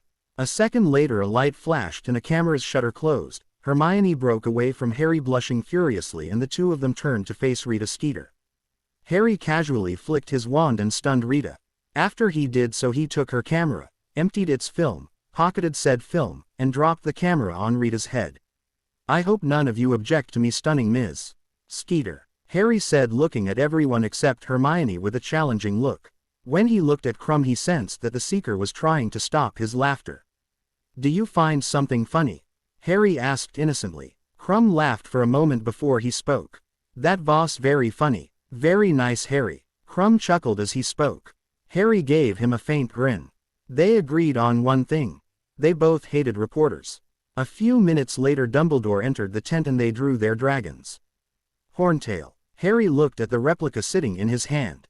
Hermione looked ill. "I'll be fine, beautiful," Harry whispered. She blushed furiously, hugged him and left the tent to go to the stands. 30 minutes later Harry was standing in front of a terrible dragon. Harry walked closer to it with a faint smile, his hand reaching towards the horntail. Harry stared into the mother's eyes as he drew closer. When he was merely a short distance away he disillusioned himself, cast a charm to create a dog to distract the horntail and then waited for her reaction. The horntail roared and strode powerfully off towards the dog instantly. After she had gone to deal with the dog Harry summoned the golden egg to himself. After he did so he walked away from the nest and neared the judge's booth. When was in front of it did he reappeared and smiled at the judges. "Does that work?" Harry asked. They looked at him in shock and Bagman was happily announcing the results. The youngest champion manages to get his egg in under 30 seconds. Bagman roared excitedly. Harry watched the judges. 10, 10, 10, 6. Harry read the numbers from that the judges shot up. This put him in first place even though a certain judge was acting in a biased manner. He had 36, Cedric had 32, while Crumb had 35, and Fleur had 30. When Harry reached the castle he heard Ron call out to him. Harry burned with rage. How did he expect Harry to just forget what he had said about Hermione? "Harry, I reckon that you, well, didn't put your name into the cup." Ron whispered. "Took you long enough to figure out." Harry replied viciously. "Look, I'm sorry I've been acting like a git." Ron tried to ask for forgiveness. Harry spun and glared at him. "Why should I? The moment anything happens that throws me into a position where attention is drawn to me you go off the deep end. I am loyal to my friends and I expect the same from them. You Ron, were not loyal. You didn't support me when I needed it." Harry drew in a calming breath. "You might be able to become my friend again but it will not be easy. The price of betrayal is high and you are going to have to pay for it. Redeem yourself first and then we will talk more about this." Harry spun and walked away. "Please Harry, I'm sorry," Ron called to him. Harry ignored the youngest Weasley male. "Harry, wait up," his girlfriend called to him. Harry instantly slowed down and allowed her to catch up to him. They were near the room of requirements. "Harry, I promise, I will always be here for you." She wrapped her arms around Harry and pulled him to her. Harry sighed, closed his eyes and laid his head on her shoulder. He believed her. She had become everything to him. She was the anchor to his life. "Thank you Hermione. I promise, I'll always be there for you too," he whispered. "I'll be your knight," they said in unison. When they separated Harry noticed a faint glow near Hermione's throat. He looked at it for a long moment. "Look down Hermione," Harry said. She did and gasped in surprise. The faint glow intensified. After giving each other a single look they headed into the room of requirements to see what was happening. As they walked the glow slowly became brighter. Once they entered the room Hermione quickly pulled out the Tears of Friendship. The silver medallion was shining brightly. The engraved phoenix suddenly flickered and flared. The phoenix looked as though it was on fire and it was surrounded by a brilliant bright light. The room was filled with the brilliant light and Harry was forced to shield his healed eyes. When the light dimmed an amulet rested in Hermione's hand. A soft voice began to speak from the medallion around Hermione's neck. "Two lives become one, two hearts connect and become united. Starting with friendship, becoming something more. Their love, immortal, truth flooding their hearts. Life, friendship, birth, love, peace and death. All interconnected." A second later the amulet spoke. "Three wounded souls touch and healed. Two magics become one. Three complete a cycle, hope eternally restored. Time immortal." The amulet voice faded away. Hermione and Harry stared at each other in shock.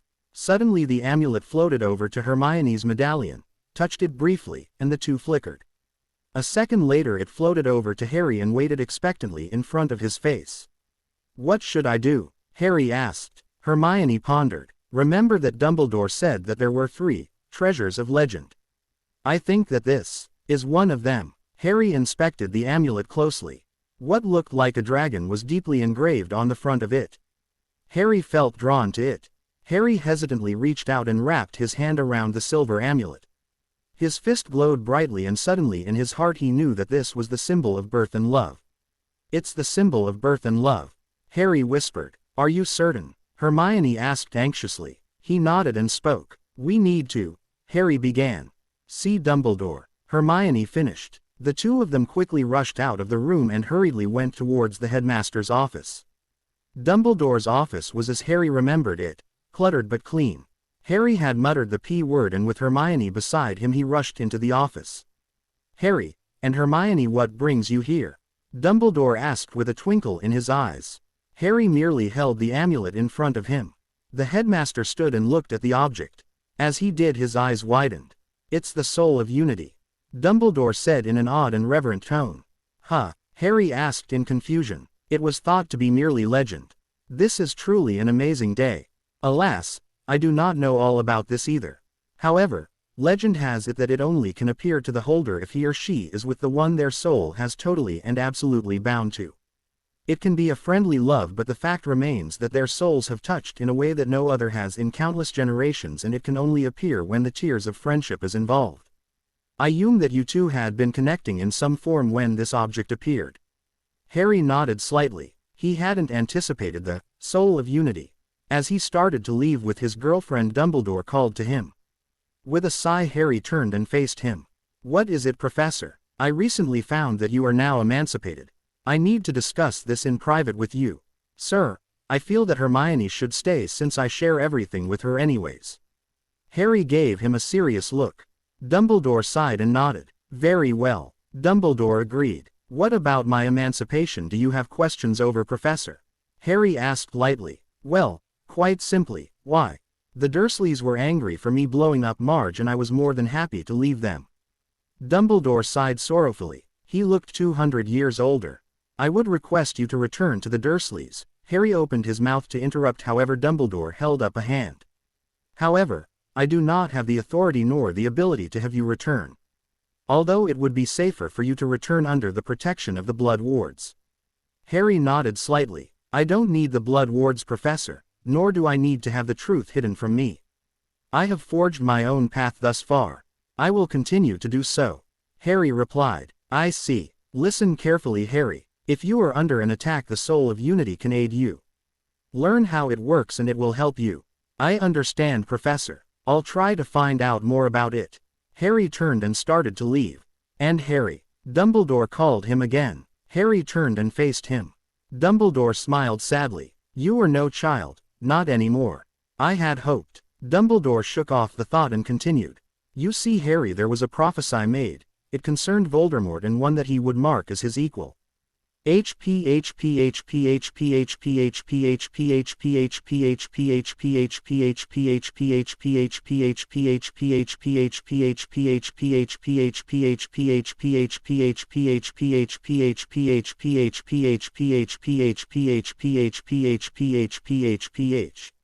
All that remains from the legend from coming to P is the final treasure of legend. If it falls into the right hands, a cycle will end and war will come. One far greater than Mr. Potter could ever imagine. The Counselor of Wisdom whispered. But, I thought you said that the government needed to be overthrown. The gatekeeper protested. The gray-cloaked counselor shook his head. It is just a matter of time now before it crumbles, he said. The black-robed gatekeeper bowed his head and sighed. Time was running out for the council. What do we do? The gatekeeper asked. We have to choose our side, before the war encroaches in this dimension. Sure, Mr. Potter may never arrive here, nor even Voldemort. However, the second reality will strike once the third treasure appears, and then he will arrive. But, the gatekeeper was visibly shaken. It's your choice. Will you side with him or the council? The counselor asked. I don't know, he whispered. The Reformation will happen one way or another. Will you serve our current political body, or will he become your king? I know about him, the true emperor. His name has been smeared and tarnished by our system, and why? They fear him. We might be the realm of light, but there is corruption here. This means that on Earth, and in particular Britain, corruption is constant. I never knew that. Few do, and most that do either don't care or they hide it because they want to keep their power.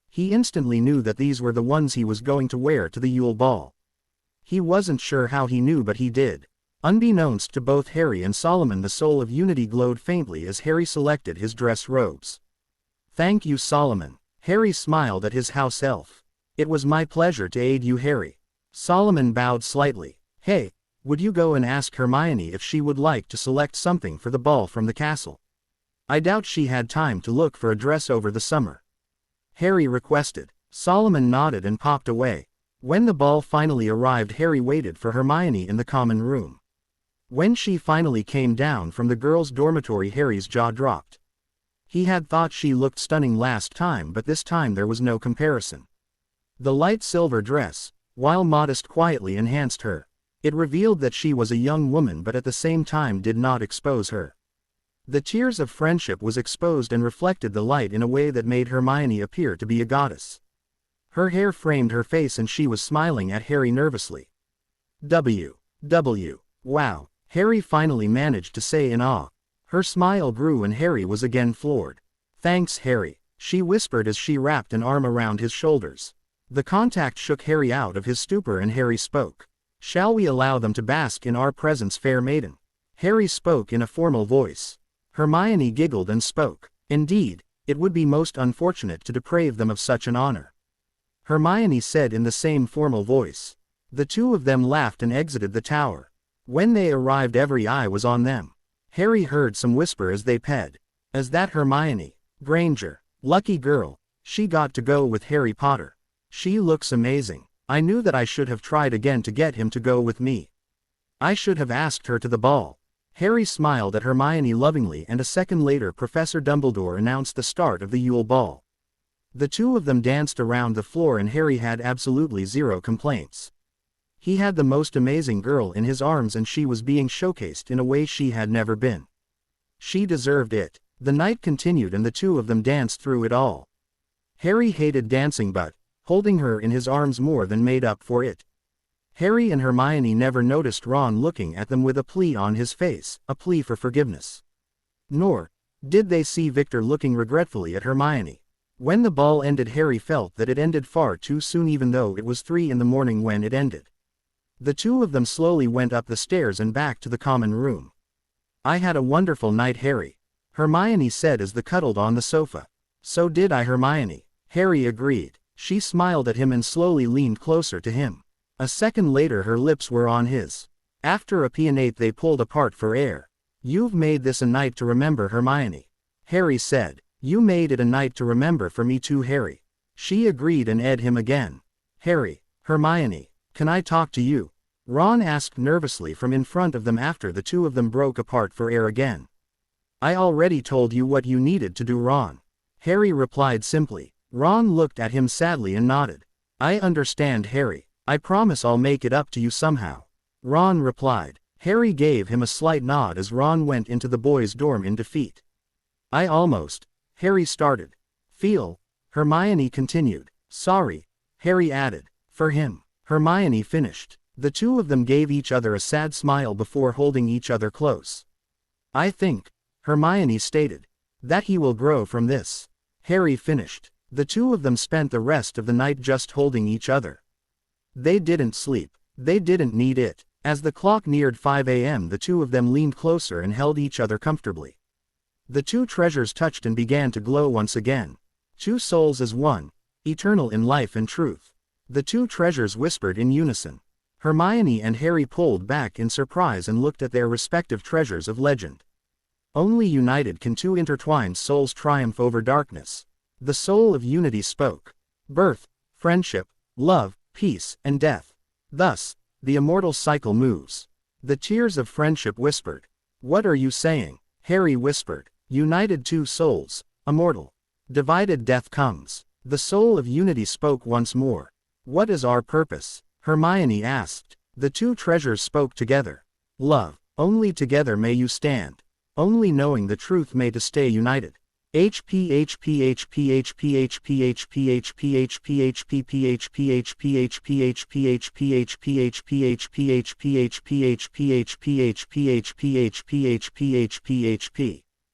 gatekeeper's eyes widened as the two treasures of legend communicated with their holders.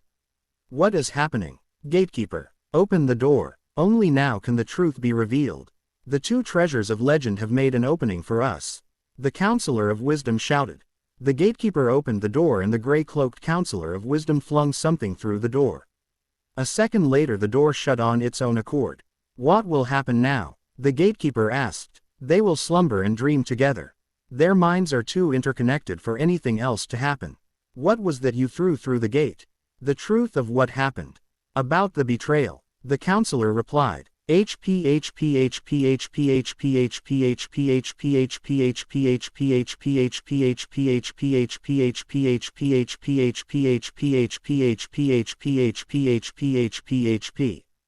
After the voices of the two treasures faded, Hermione and Harry's eyes drooped. Why did I become so tired? Harry asked as the light faded. I dunno, Hermione whispered in exhaustion. The two of them placed their heads together and fell into a deep sleep. He sensed Hermione. It was as if they were in the same body.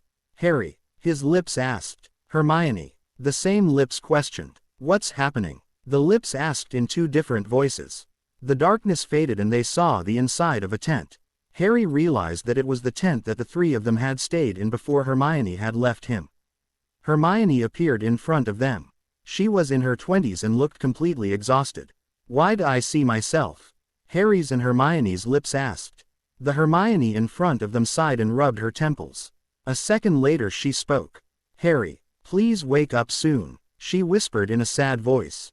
A second later a 20-year-old Ronald Weasley entered the room. How is he? Hermione asked Ron worriedly. Older Ron shook his head. Not good. He's lost a lot of blood. If we could I would take him to the hospital. He needs more blood. I'll begin my shift of watching him then. Wait, Ron said as she started to stand. What is it? Hermione asked. This is getting too dangerous, Hermione. Harry and I can't focus with you in danger. Ron said. The Hermione in front of them narrowed her eyes and she looked furious. Internally Harry cringed. Harry's girlfriend spoke. When I get mad, do I scare you that much? She asked. Harry just nodded their head. Ronald Weasley, I am not abandoning my friends. Hermione roared. Ronald flinched before he spoke. But, I need to know that you are safe so I can focus. Ron replied. 20s Hermione strode over to Ron and smacked him. I am not leaving, and that's. Hermione was placed in a full-body bind in mid-rant. Sorry love, but I can't stand to see you hurt.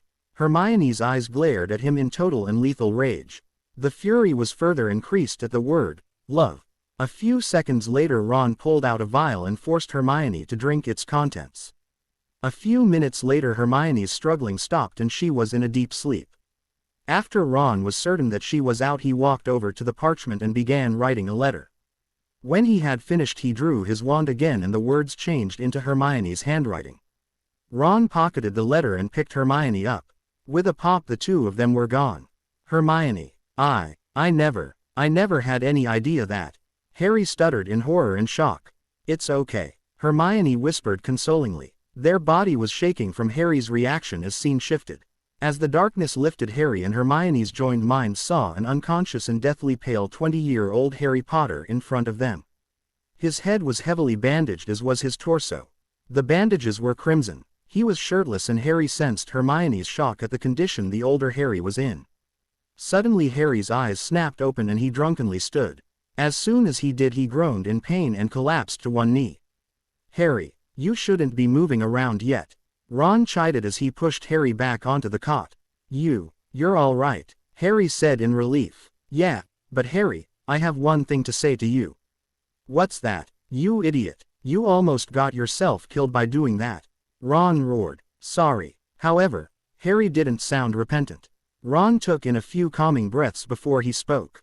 I hate to tell you this while you are still recovering, but since I know you are going to ask soon enough anyways, I'll just get it over with. Hermione's gone. Harry stared at Ron in total shock. I failed her? Harry asked in a totally broken voice. Not exactly, Ron replied. What happened? Harry whispered. Ron simply handed the older Harry a letter. Harry and Hermione's joint mind instantly knew that it was the forged letter. She said that? Harry asked brokenly. The scene shifted from a now devastated Harry Potter and shifted to a room Harry had never seen before. An unconscious Hermione was laying in the center of the room. Ha! RRY. She said in her sleep. Hermione, I'm so sorry that I didn't believe in you. Harry wept at the scene.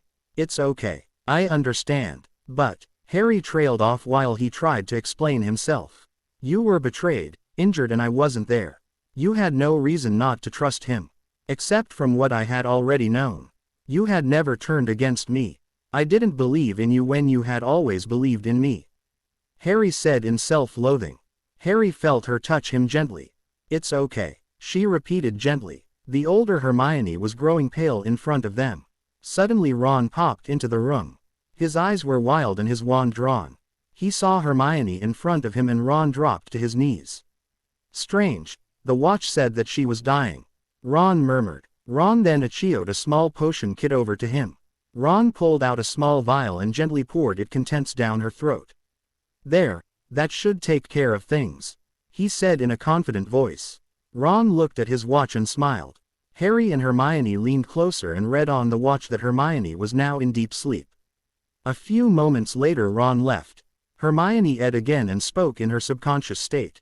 Harry, I'm sorry, she whispered. The scene wavered and reappeared. Hermione looked worse than she had a moment before. Harry and Hermione guessed that time had passed.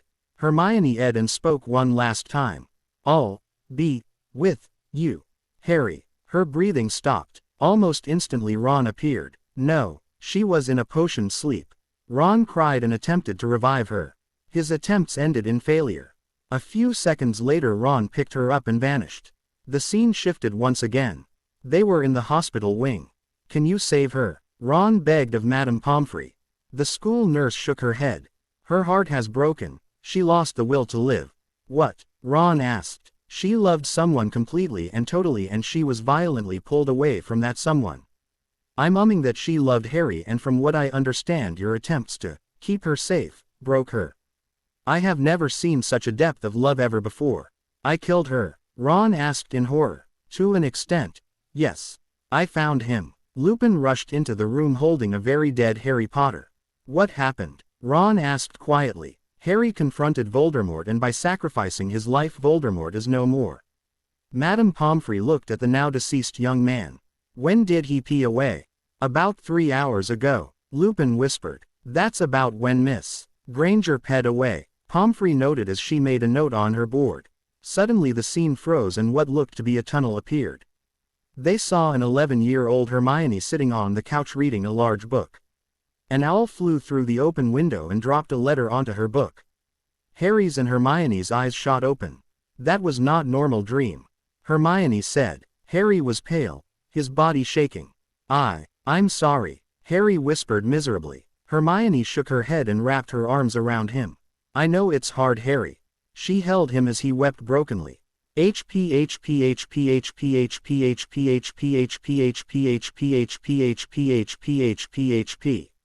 Poor guy. The gatekeeper sympathized. Living a lie is far worse than knowing the truth.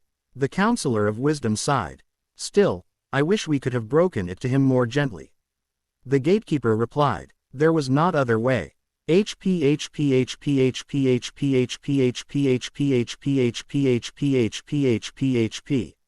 Neither one of them slept that night. Hermione was busy comforting a completely shell-shocked and horrified Harry. It was 7 in the morning before Harry drifted off. When Harry awoke he felt a pair of arms gently holding him. He slowly opened his eyes and saw Hermione still holding him. Gently, so he wouldn't wake her, he slowly got up. As he moved her eyes snapped open and she smiled. Feeling better now? She asked as she pulled him to her. Yeah, thank you, Harry replied and they hugged. The day wasn't easy on Harry as many of his fellow students were harrying him about his choice of his robes. The Weasley twins pulled out the old joke of him being the heir of Slytherin.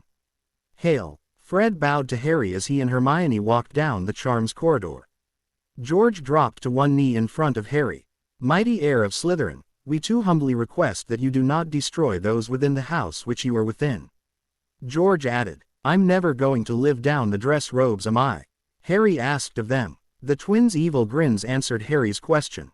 I heard you wore Slytherin colors, Draco said as he approached. To keep his cover, Draco had a vicious look on his face. I just wanted to prove that I don't hate Slytherins. Just bigots and idiots that can't figure out blood just exists to keep you alive. It doesn't give you any superior gifts. Are you saying that purebloods are inferior? Draco asked in mock fury. No, I am merely stating that your life is what you make of it. Who does more good for the world? The one who sits back and has everyone wait on him hand and foot, or the one who has to make a name for himself? An excellent example of this is Sarah Grabrins. She was a Muggle-born witch that developed the Wizarding Wireless Network. She was also the one who made the first wizard radio. Whatever, Scarhead, Draco said as he ped. A few seconds later a bunch of Slytherins ped in disappointment. Harry instantly figured out that they had been planning to give him a hard time, but thanks to the short argument between him and Draco they had lost some key point. Harry wasn't sure what it was and he didn't have the inclination to find out either. Days ped with them growing ever closer. Finally, the day before the second challenge arrived. The two of them were studying in the Leary. So what if you were to alter the runes on the second side? Harry asked Hermione. Well, it could unbalance the entire structure, unless you change the third rune as well. Miss Granger. Professor McGonagall called to her as she neared them. What is it, Professor? Hermione turned toward her. I need to speak to you. In private, she added. Hermione looked at Harry from the corner of her eyes and she saw Harry nod. I understand, Professor. Hermione replied and followed Professor McGonagall. Harry sighed, picked up his books and left. He had no reason to stay there any longer. He decided to turn in early so he would be able to focus tomorrow morning. Harry awoke at 5 the next morning. Solomon, Harry called. What is it, Harry? Solomon asked. Can you get me some gillyweed? Harry asked. Solomon nodded, vanished, and returned in the space of a few seconds. When the house elf returned he was holding a small jar of gillyweed. Excellent. Thank you, Solomon. It is an honor to aid you, Harry. Solomon replied and vanished once again. Harry thought for a long moment before he decided on his plan. With his decision made, Harry went down to the Great Hall and ate. When the time finally came, Harry walked down to the lake with Cedric. Looking forward to this? Cedric asked. Harry scoffed. Not really. This is a waste of my time. I don't need the money, and I most certainly don't need fame. Putting my life on the line is too commonplace and quite frankly has gotten old. If I could I would drop out of this stupid tournament. Still, since someone has put me in, I might as well finish this as number one. So you going to try to win this? Cedric asked. Harry nodded slightly. Still, there isn't anything saying that I can't bid you good luck. Harry turned and faced Cedric. Thanks, Harry. Good luck to you too. Thanks, Harry replied as they neared the lake. A few minutes later Dumbledore announced the task and the champions dived in. Harry casually walked into the lake, swallowed the gillyweed, and as soon as he was underwater Harry disillusioned himself. Harry quickly dove deep into the lake, quietly ped by some Grindylows, and found the hostages. Hermione was tied to a pole beside Fleur's sister, a student from Durmstrang, and Cho Chang. Harry aimed his wand at the ropes binding Hermione and muttered a spell. Defendo. Hermione's ropes were slashed to ribbons, and as soon as she was free Harry swam to the top of the lake, gently pushed Hermione out of the lake so everyone knew that he had finished, and dove back to the bottom of the lake. Cedric was swimming up to the surface as Harry neared the remaining hostages. Harry gave him a thumbs up as Cedric ped. Cedric gave him a slight nod as he swam to the surface. Harry touched the sea floor and waited patiently. Crumb arrived and Harry used Defendo on the bonds of Victor's hostage. When Harry knew that Fleur wasn't going to make it, Harry cut apart the bonds of her sister, and before the merpeople could react Harry swam away with the final hostage. He broke the surface just as the effects of the gillyweed wore off. At happened? The young girl asked in confusion. Gabrielle, are you all right? Fleur asked worriedly. Oui, Gabrielle replied. It's good to see that you are all right as well. Harry noted as he exited the water. Merci. Fleur hurried over to him and lightly ed his cheek. Harry was unfazed by her. You're welcome. Please excuse me though, I need to find Hermione. I hope that is all right. Fleur nodded and Gabrielle ran over to Harry as he began to leave. Thank you, Mr. Potter, she said as she hugged him tightly. Harry rubbed the back of his neck uncomfortably after she let him go. You're welcome, Harry said, and afterwards found Hermione. At first Harry was worried that Hermione would be angry that Fleur ed him.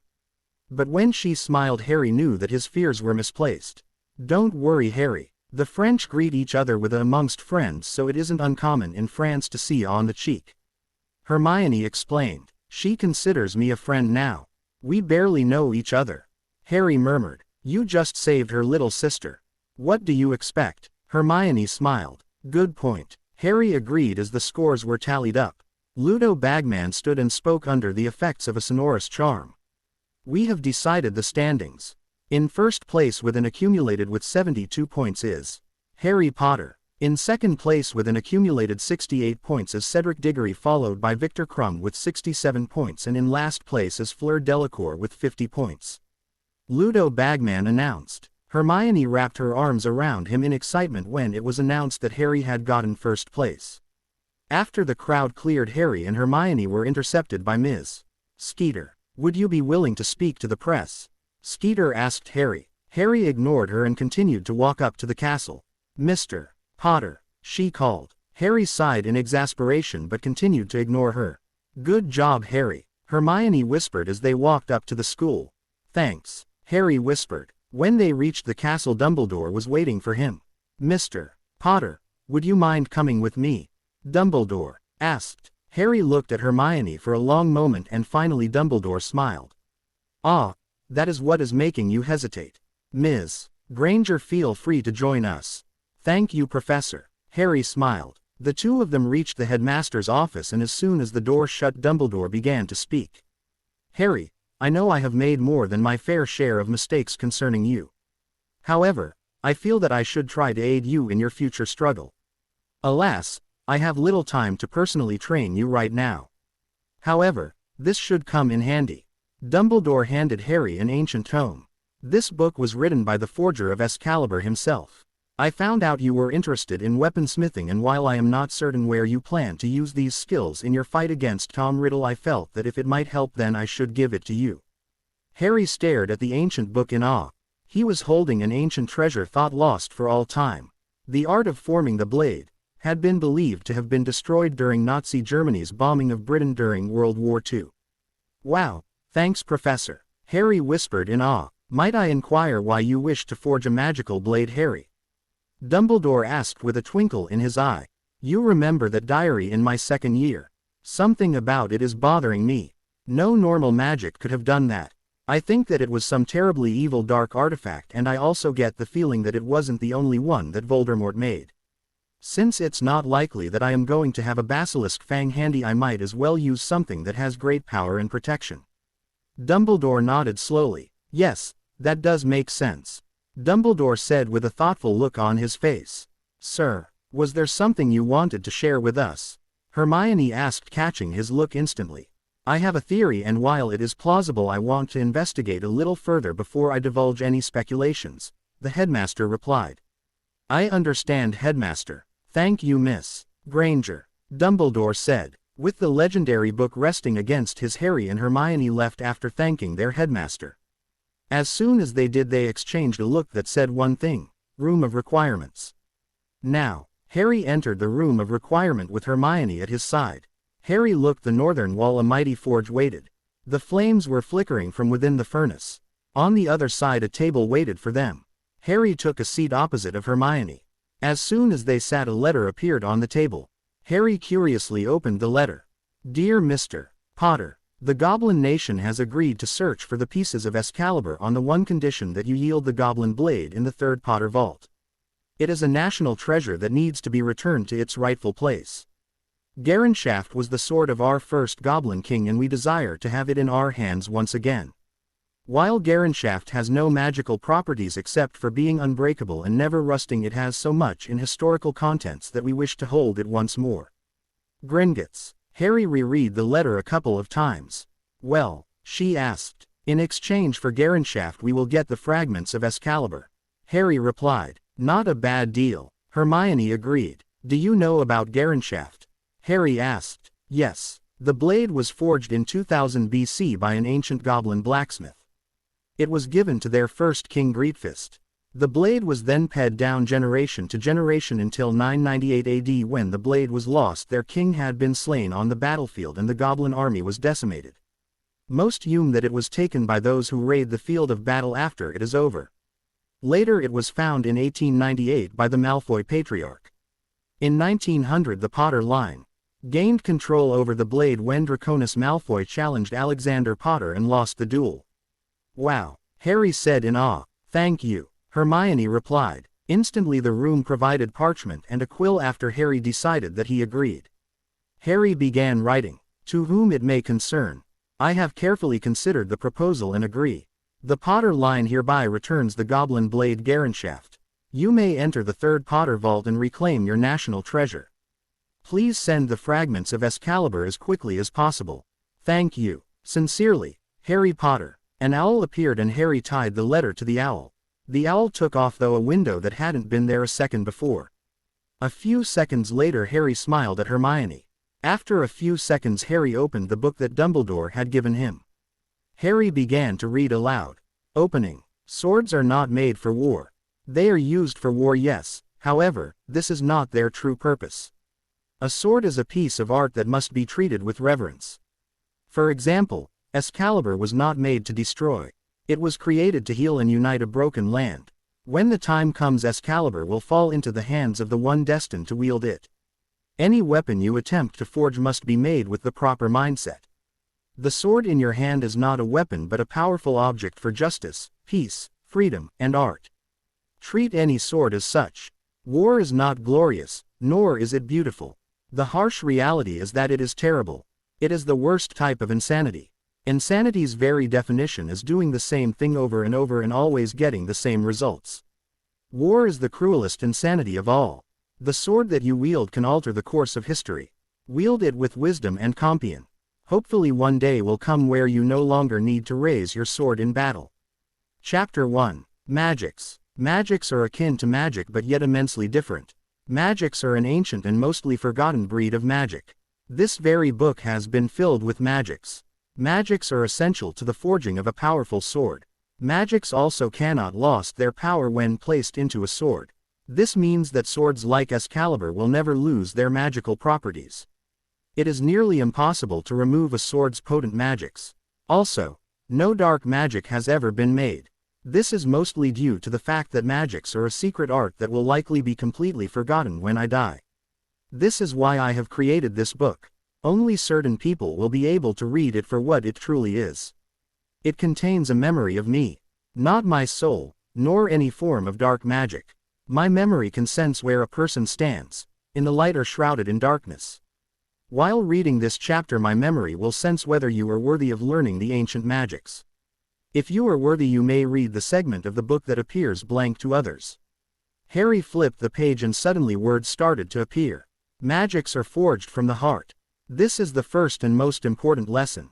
Those who wear their heart on their sleeves will have the easiest time in creating magics. Remember, like people no two magics are exactly the same. This is because each person's heart is different. The most powerful of magics can only be created by a couple who love and trust each other completely. To create a magic you must first look deep into your heart. Why do you want to create a magic? What kind of magic do you want to create? What fills you heart? Love or hatred? Hope or despair? You must first know yourself before you can understand the complex and powerful arts known as magics. Look deep into yourself. Harry placed a bookmark into the book, reached over the table, grabbed Hermione's hand, and closed his eyes. He began to search himself. With only a little surprise he sensed Hermione and they began this as they had everything else, together.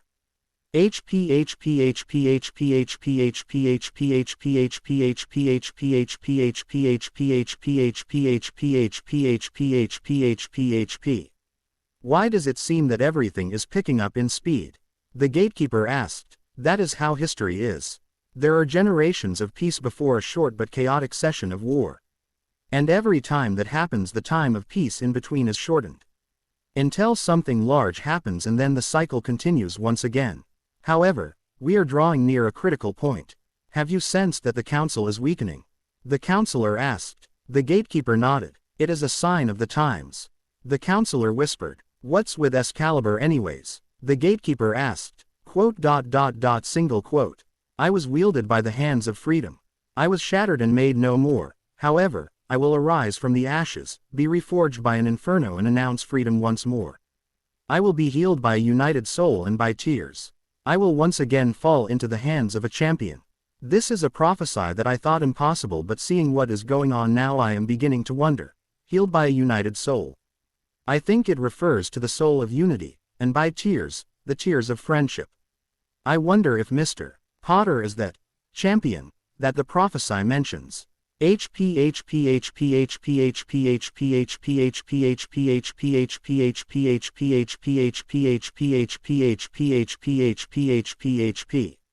Time ped, and every few days Harry would get another fragment of Excalibur in the mail. Each time he and Hermione would go to the room of requirements and research the fragment. Slowly, Harry was able to piece the sword together into an echo of what it once was. It must have been amazing to see it in one piece. Hermione whispered reverently as Harry placed another shard of the sword near the others. I agree, Harry replied, and a few seconds later Harry sat on a seat and began to read from the book. Magics are difficult to control. This because there is no spell to create or awaken a magic. It is all from the heart. This means that it can take hundreds of years to learn the magical arts. Harry paled at the thought of never learning how to make magics. It had become obvious why there weren't any new swords. Magics were required to make them magical. The wizarding world didn't know how to forge a proper sword anymore. It was just that simple. No one alive knew how to create a magic. Suddenly Harry's resolve intensified as he looked at Hermione. He had to learn, for her sake. He had to destroy the Horcruxes and keep himself whole for her. The days ped, and before Harry knew it the final challenge was just ahead. Voldemort was waiting. With Harry being in the lead, it meant that he could make it through the maze without having to worry so much about the other champions. Running through the maze he ped the Sphinx with little difficulty before he reached a Dementor. This one seemed more vicious than the ones had faced previously. Expito Patronum, Harry said, thinking of when he and Hermione first dead. The stag exploded outward from his wand and smashed into the Dementor. However, the Dementor merely stumbled and moved towards him. A boggart ridiculous, Harry roared. The Dementor tripped over his robes before exploding. I wonder what happened there, Harry murmured before he continued to sprint through the maze.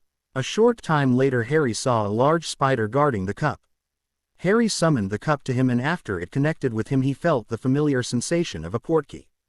A few seconds later he was standing in a graveyard far too familiar for Harry's liking. A voice suddenly hissed, "Bring him here." Harry turned and saw Pettigrew coming towards him. "There is no way that I am allowing you to revive your master." Harry growled and began firing curses at Wormtail. As he fought he felt his scar begin to burn. It wasn't a total surprise. However, Harry continued to fight even as the pain began to sap his strength and blind him. Slowly the tables turned against Harry. Even though Harry was far better than Peter, the pain and loss of eyesight was giving Wormtail a very distinct advantage. Eventually Harry was totally blinded by pain and could only toss curses and hexes randomly. A few moments later Pettigrew was able to catch Harry with a stunner. Darkness welcomed Harry into its arms. When he awoke again he was tied to a statue and his wand had been pulled from his hands. Harry tried to free himself, but he had expended too much energy beforehand to break his was about to utter a few choice swear words before remembering Hermione's request. With a frustrated groan Harry became silent. "Bone taken uncowingly taken from the father will renew your son," Peter began. "How did you escape the ministry?" Harry demanded. Peter didn't respond but continued by dropping the bone into the cauldron. "F flesh of as servant W willingly G given will renew your master," Peter said and slashed off his left hand. The hand fell into the cauldron as well. Whimpering in pain Wormtail neared Harry. "Blood of a foe unwillingly taken," Wormtail gasped in pain as he slashed Harry's left arm. A few seconds later he gathered some of the blood in a vial. Wormtail dumped the contents into the cauldron, and after an explosion of darkness Harry was able to see the Dark Lord. Voldemort had risen again. Harry watched the scene unfold once again. Voldemort summoned his servants as he did before and then gave Wormtail the silver hand. "Now Harry, we duel." Voldemort smirked at Harry before he was untied and given his wand. "You have been taught how to duel." Harry nodded. "Then let us bow." "Bow to death, Harry. It's only proper to bow in a duel." Don't get the idea that I'm bowing to death, Harry replied as they bowed. Using his fast reflexes, Harry fired a barrage of reductos at Voldemort, thus forcing him to spend his time blocking. Harry then followed up by attempting to disarm the now surprised Dark Lord. At the same time, however, Voldemort had fired the death curse at Harry. The two lights connected and formed a strand that connected the two of them. Harry just smirked at the completely shocked Voldemort. Apparently our wands share the same core, Harry said casually as the two of them rose into the air. Voldemort's eyes narrowed. Without wasting time, Harry focused on sending the beads of light back into Voldemort's wand. One by one shadows of people began to emerge. An old man, Bertha Jerkins, Lily and James Potter, and an orb that Harry had never even heard of. After 20 shadows emerged, Harry smiled at his parents. I love both of you, but I'm not quite ready to meet you yet. His parents smiled. Don't you even dare think about meeting us for a couple hundred years at least, Lily ordered. I agree with Lily here, Harry's father agreed. Don't worry, I'm not planning to leave for quite some time, Harry promised. You ready, son? James asked. Yeah, Harry nodded and then broke the connection. Harry dropped to the ground and rushed towards the portkey. As he did, he shouted, Accio Tri-Wizard Cup, Accio Peter Pettigrew. Harry ducked under a curse intended for him and caught the cup right after Peter rammed into his back. I'm coming back to you, Hermione, Harry whispered as he was whisked away. While Harry was exhausted, he instantly turned and stunned a very shocked Peter Pettigrew. Staggering, Harry began to slowly lift the evil rat. Ron and Hermione ran up to him. I'll carry him, Ron offered. Harry nodded tiredly. Suddenly Ron shoved Harry. He was knocked over. Turning angrily towards Ron, he heard a sickening noise. When he saw Ron, he saw a silvery blade piercing him. Ron slowly fell backwards. Stupefy, Hermione shouted, and Moody was down. Harry dropped to his knees next to Ron. Ha! RRY. Ron coughed. Harry had tears in his eyes as he spoke to Ron. Why did you do that? I am so RRY. Please, forgive me. Ron coughed and blood dribbled down his chin. I understand. You've proven yourself to me, Harry whispered. Ron, while growing pale, smiled at him. Hermione, make sure no one comes near here. There's just one way to save him, Harry said. Hermione nodded and watched to make sure no one drew near. This will hurt Ron, Harry warned before pulling the blade from his. Ron gasped in agony before ping out. Harry focused and tears began to fall from his face. The tears dropped into the wound and slowly the injury sealed itself. After the injury was healed, he faced an awestruck Hermione. How do you manage that? Hermione asked in shock. I'm an animagus. To be precise, I am a cross of dragon and phoenix. I just tapped into the phoenix properties, that's all. A cross? Hermione asked. Yeah, because of this I can change between the crossed form of dragon phoenix to just phoenix or just dragon. It also has the unusual traits of me being able to heal wounds while still in my human form. However, I can't use it on myself. It just doesn't work, Harry explained. Suddenly they heard voices drawing near. Harry hastily transfigured a rock into a vial and dripped a couple of tears into it. Harry then woke Ron. Just agree to what I say, okay, Ron? Harry whispered. Ron nodded tiredly. Dumbledore rushed into the center of the maze and saw Peter and Moody stunned, Harry injured and tired, Ron laying on his back, and Hermione standing protectively over them. Professor Dumbledore, Hermione greeted him. Miss Granger, what happened? Dumbledore asked as others entered the center. Hermione looked at Harry and spoke. He would be able to tell you better than I could, Hermione replied. Harry nodded and began to tell his tale. When they reached the part about Ron, Harry lied. He did not want anyone to know about his animagus form. Well, it's quite simple. I found a phoenix who needed help and so I did. In return he gave me some phoenix tears. I used some of them to save Ron. Needed help? Dumbledore asked curiously. That is my business, Professor, Harry replied shortly. I see. Very well then, I'm just glad none of my students were killed. Dumbledore surprisingly dropped the subject. Moments later, Moody changed into Crouch Jr. A few minutes later more people entered the clearing and they gathered everyone and took them into the castle. Harry, Hermione, and Dumbledore walked into the room that now held Wormtail and Crouch Jr. Ron, on the other hand, was sent to the hospital wing because he was suffering from exhaustion. As they waited for the incompetent Minister of Magic, Harry and Hermione quietly drew their wands. If he came with a Dementor, Harry wouldn't show any mercy to the dark creature, and Harry would strike the Dementor with the Patronus. Harry, we both know that you are hiding something. Yes, study-wise you seem to be excellent but not perfect. However, a number of my professors have mentioned that you catch on far too quickly. I was wondering if you would be willing to divulge this information.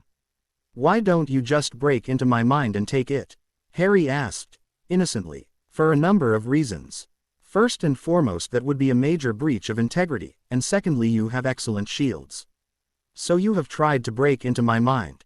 Harry said sharply. No, merely tested your defenses. If you did not have them, I would have already suggested that. You study with Professor Snape. Harry replied indifferently. Why won't you give me a chance to help? I can't aid you if I don't know you. That's just it, Professor Dumbledore. I have always forged my own path. That isn't about to change. Hermione nodded fiercely beside him. Dumbledore gave them a small smile. You share something that I never experienced. Harry, since I cannot seem to aid you, might I make a suggestion? Never let her go. I had planned on that. Harry smiled at his headmaster. And even if he did try to let me go, I wouldn't let go. Hermione added. Dumbledore smiled faintly. Where am I? Wormtail asked tiredly. Wormtail, you are just lucky that I need you alive to save my godfather. Harry growled furiously. Peter flinched when he heard Harry's voice. Harry then continued ruthlessly. I don't like traitors. My parents were killed by one after all. I lost far too much thanks to betrayal.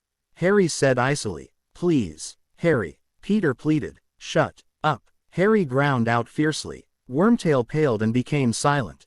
As Crouch Jr. was waking up, the minister arrived. He was flanked by 2 Dementors. Get your Dementors out of here. Now, Harry growled as he stepped in front of the prisoners. How dare you? I am the Minister of Magic and I felt that my safety was threatened. Fudge blustered. Without missing a beat, Harry fired off his Patronus. The stag charged and forced the Dementors to flee. Dementors are too dangerous to be around these prisoners.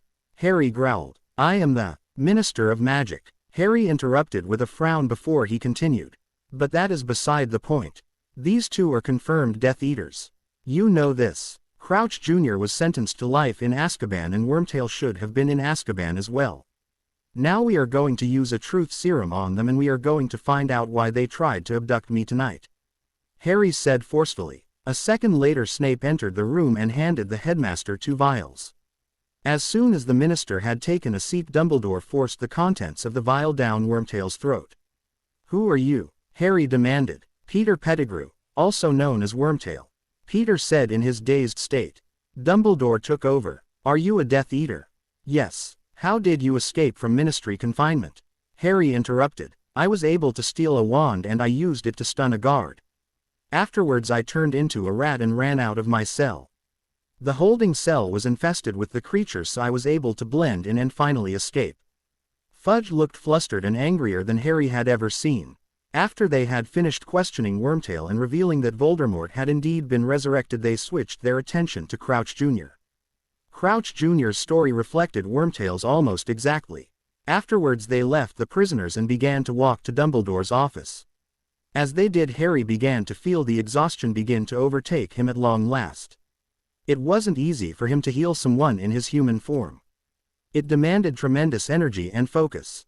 Plus he was still drained from the pain that had knocked him out before Voldemort had been resurrected.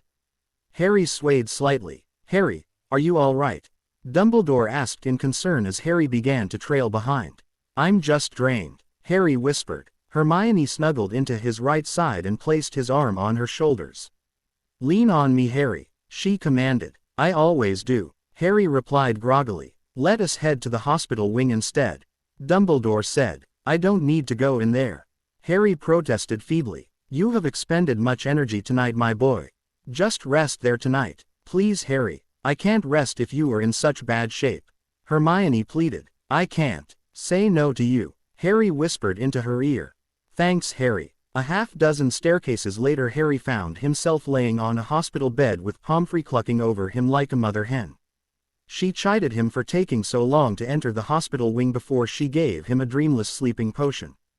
Gratefully he slipped into oblivion. When he awoke again he felt Hermione's head laying beside his right arm.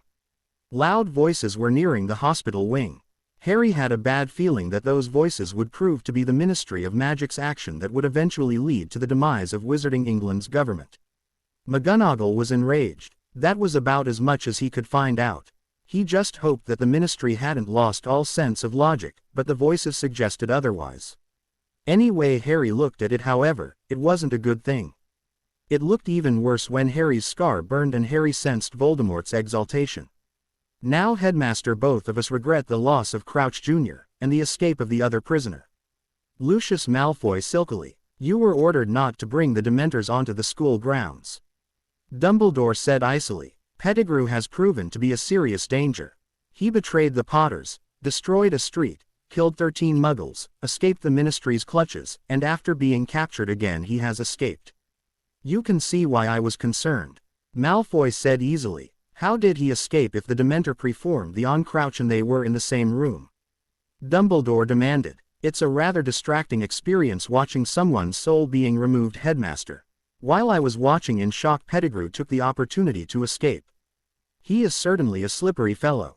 Harry listened closely. Now, Headmaster, as much as the Ministry respects you, we cannot announce that he who must not be named has returned without solid proof. I'm sorry, but the Ministry will ignore this suggestion that the Dark Lord has returned. It just isn't possible. People can't come back to life. There is truly no magic in this world that will allow that to happen. He never died, Malfoy, Harry said as he opened his eyes and stared piercingly at Lucius. Ah, Mr. Potter, the ceremony to give you your 1,000 galleons has been cancelled because of your injuries. I am here to deliver said reward as well, Malfoy said as he dropped a large bag next to Harry. What about Sirius Black? Are you going to reverse his sentence? Harry demanded. Sorry, but we needed Pettigrew to reverse his sentence and allow him to walk free. Lucius said smoothly. We will see about that, Mr. Malfoy. We will see, Harry whispered chillingly. A second later Malfoy left the room. That's not a good thing, Harry said as he stared at Dumbledore.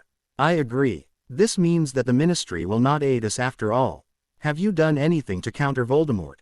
Harry asked. I re-established the Order of the Phoenix as soon as I could.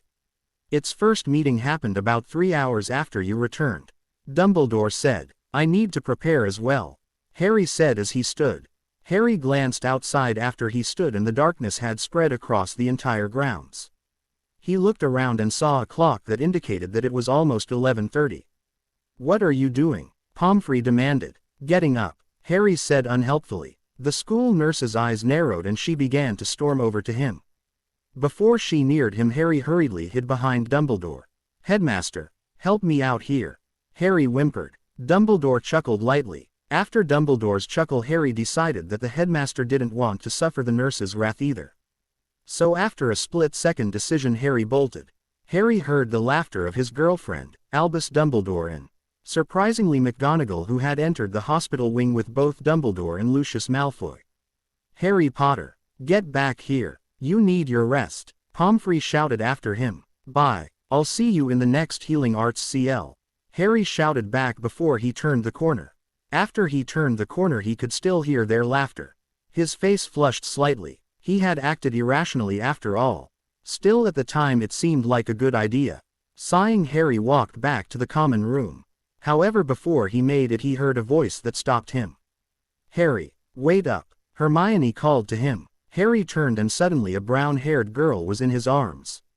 Harry, I can understand why you would want to be out of there, but you need to be careful, she said in a rush. I'll try to be careful, Harry promised as he caressed her hair with his hands. The two treasures of legend touched and glowed faintly. Hope restored anew, they whispered. They broke apart and the glow faded. What is this anyways? The treasures seem to react when we are close, Harry noted. I know. Perhaps they react when they sense their owner's feelings, Hermione suggested. But what purpose do these reactions hold? Harry wondered. I don't know, Hermione admitted. Well, right now I don't care, Harry whispered and leaned down and lightly pressed his lips against hers. Instantly Hermione responded pianately. When they broke for air, Hermione gasped for air and then spoke. I can't imagine life without you, Harry. I love you. The same here, beautiful. I love you too, Harry whispered into her hair as he drew her next to him. A few minutes later they made it to the common room. When they entered they saw Ron staring into the flames. Ron, what are you doing? Harry asked. Ron sighed and turned to them. Thinking, I'm not sure about myself now. Look at me, I'm a jealous git.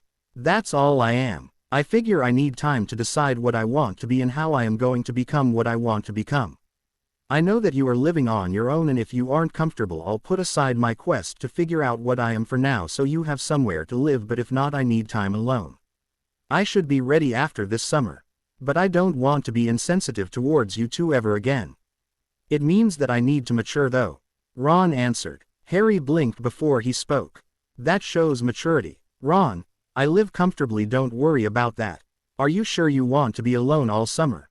Hermione asked slowly. Yeah, but if I figure things out early enough I'll just wait till Hedwig shows up and then I'll send you a letter that'll let you know that I'm ready. All right, Harry nodded. A few minutes later the three of them headed to their beds. When the next morning rolled around Harry did little except wait for the end of the year feast and be with Hermione. The two of them enjoyed each other's company all day, and before they knew it was time for the feast. Another year come and gone. This has been a hectic year. One that has saw the rise of an evil that I had hoped would never return. Your parents and the ministry do not want me to tell you this, but Voldemort has returned. This summer they will deny his return. They will continue to deny his return. Harry Potter was meant to be a sacrifice to his return. However, Harry showed tremendous valor and cunning and was able to return here alive. However, he returned magically exhausted and injured.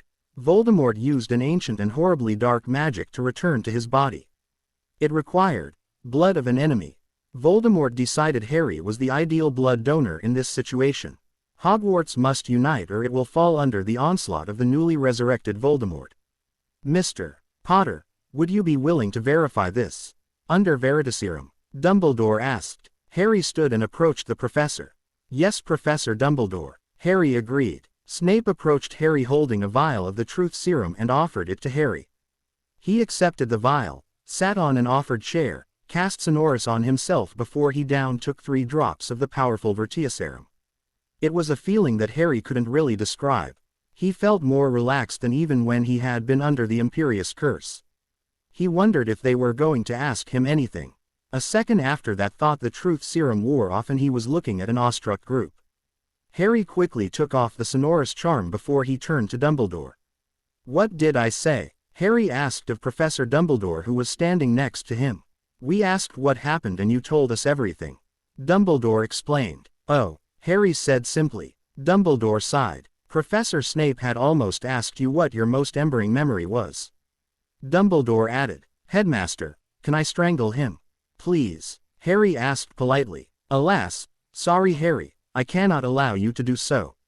I need his services, Dumbledore said in a regretful voice. Pity. After the feast Harry and Hermione found a compartment on the train. Harry, you're the best person I've ever met, Hermione whispered before him. When they broke apart Harry thanked her. The ride back was spent with cuddling, and hugs. Harry, would you meet my parents? Hermione asked nervously as they exited the train. Sure, Harry replied simply. Her nervousness vanished instantly and was replaced by excitement. You'll love my parents, she said in an excited voice. A few minutes later Harry was standing in front of doctors, Demetrius and Elaine Granger. Demetrius Granger had slightly wild brown hair with streaks of silver running through it. Demetrius had light brown eyes that were extremely expressive. His eyes gave him a youthful look that belied his graying hair.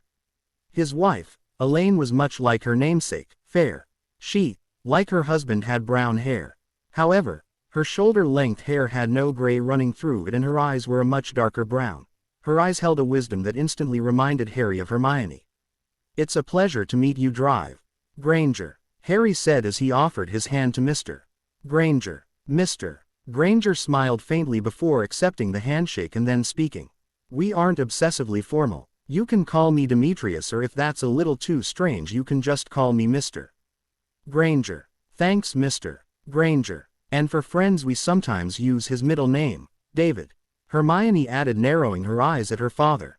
Ah, yes, you can also call me David if you want. Mr. Granger added hurriedly. Harry chuckled slightly at the middle-aged man. Have you ever been on the receiving end of her anger? David asked. I've seen it, and frankly I'd rather not be on that end. Thank you, Harry said unflappably. Now you know why I get a little nervous. David added. Mrs. Granger shook her head lightly. In case you were wondering, you can call me Elaine. Careful, she can be scary too. David warned. Elaine rubbed her temples with one hand. David, let's not start bickering. Not in front of the children, all right? Elaine asked quietly. Yes, dear. Hey, Scarhead, Draco shouted at him. Can I have a couple minutes, please? Harry asked of them. Go right ahead, David said. Harry walked over to Draco. Carrying the acting too far there, Draco? Harry asked. No, too many people still here. Draco explained. What do you need, Draco? Harry whispered. What am I supposed to do? Draco asked. Get back to Potter Castle. You have flow powder, right? Yeah, I picked some up before the school year. Go to the leaky cauldron. And then whisper, Potter Castle, when you flow, so you can get there without others knowing where you're going. Alight, Draco agreed. I'll be there when I can. Harry added. Just try not to take too long. I may not hate Muggleborns, but their technology still makes me nervous. Draco said. Harry chuckled. It's technology. Yeah, that, Draco replied as he walked off. A few seconds later, Harry returned to Hermione's parents. They talked for a while, general topics, before Demetrius brought up an important question. Are you dating my daughter? Yes, Harry said simply. Demetrius looked at him appraising. Dad, before you start to worry, I had been waiting for him to ask me for a long time. He finally got up the courage to ask me on the train at the beginning of this school year. Remember, I wrote to you and said I was dating him. You did. We never got any letters from you this year. I thought that was strange. Elaine mentioned. I sent you dozens of letters. Hermione protested. I believe you, Hermione. Elaine said. What are the odds that it has something to do with the Ministry of Magic? Harry asked. Why would your ministry stop letters to us? Demetrius asked. Quite simply, they are incompetent, and I am also beginning to suspect that they are being controlled by an outside force. Outside force? Elaine asked. Voldemort, Hermione whispered. Or at least his followers. Take a look. Lucius Malfoy was at the school mere hours after Voldemort's resurrection. He brings Dementors into the school. He doesn't have that power. Dementors kill one of the witnesses, and the other is given time to escape. Then he says that they don't have evidence that Voldemort is back, so they are going to deny that he has returned. Furthermore, the letters to your parents are stopped. I know that this is just speculation, but I suspect that they are trying to use you to get to me. Even if they are trying to use me to get to you, I'll still stand by you. I love you, Hermione replied fiercely. I don't want to lose you, Harry whispered. For the first time since he returned, he felt fear flood him. He knew that she was the one person he couldn't lose. Hermione looked into his eyes and suddenly was in his arms. Don't worry, Harry. I'll always be here for you. I won't let what happened to me last time happen again. What if it does happen? I couldn't bear losing you. Harry whispered. I know. I'll always be here for you. Even if my body isn't with you, my heart and soul go with you. She whispered. Harry glanced at the Grangers after his emotions calmed enough to focus correctly. Elaine had a knowing smile on her face, but her eyes were filled with concern at the same time. Meanwhile, Demetrius had many conflicting emotions crossing his face. After Hermione released him, Harry spoke to Elaine and Demetrius. I was wondering if you'd like to visit my home. Harry asked hesitantly. Hermione. Elaine asked. I would love to, Hermione said. David looked at the two women and after a long moment nodded and then spoke. Sure. Harry took Hermione's hand and then pulled them back onto the platform 9 3/4. It was empty as he had suspected. Perfect. There's no one here, Harry whispered and then gently explained what he was about to do. A few minutes later, Harry had apparated the entire family. They appeared in front of the castle just a short distance from the main gate. Welcome to Potter Castle. I am your host, Harry Potter. Emancipated youth, owner and manager of the Potter Estates and owner of too many other titles, so I'm going to ignore them, Harry said in a solemn voice. Hermione smiled at him. A few seconds later the family was inside the large castle. Do you need someone to take your car back to your home and at the same time not have a warning sent to your daughter? What do you mean? Hermione asked. Anyone could use magic at your house and it would be pinned on you, Hermione.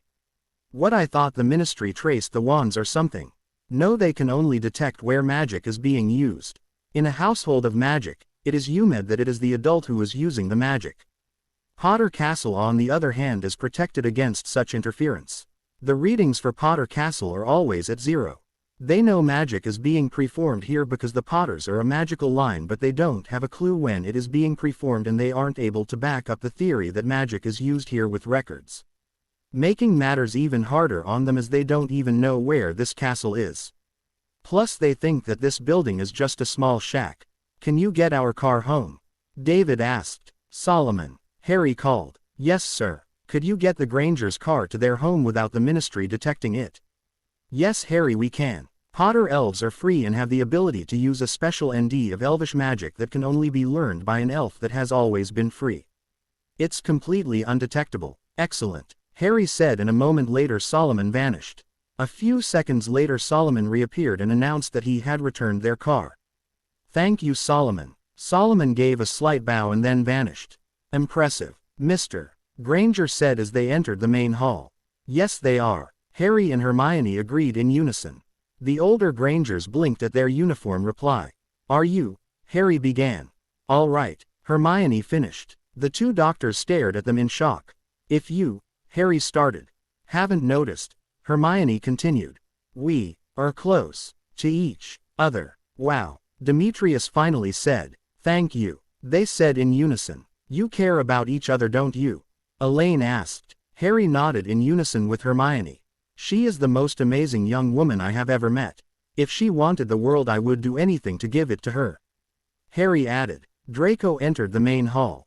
Harry, Gabriel says that we better get ready to eat. It's almost 6. Oh, hello, are you Miss Granger's parents? Draco stopped in mid-sentence. Yes, we are, Elaine said. I'm Draco, formerly Draco Malfoy. Draco said. Malfoy, isn't that the same name as the man who brought in the Dementors to Hogwarts? Elaine asked. Yes, Lucius Malfoy is my biological father. Draco said with distaste. Sorry, I didn't mean to bring up unpleasant memories.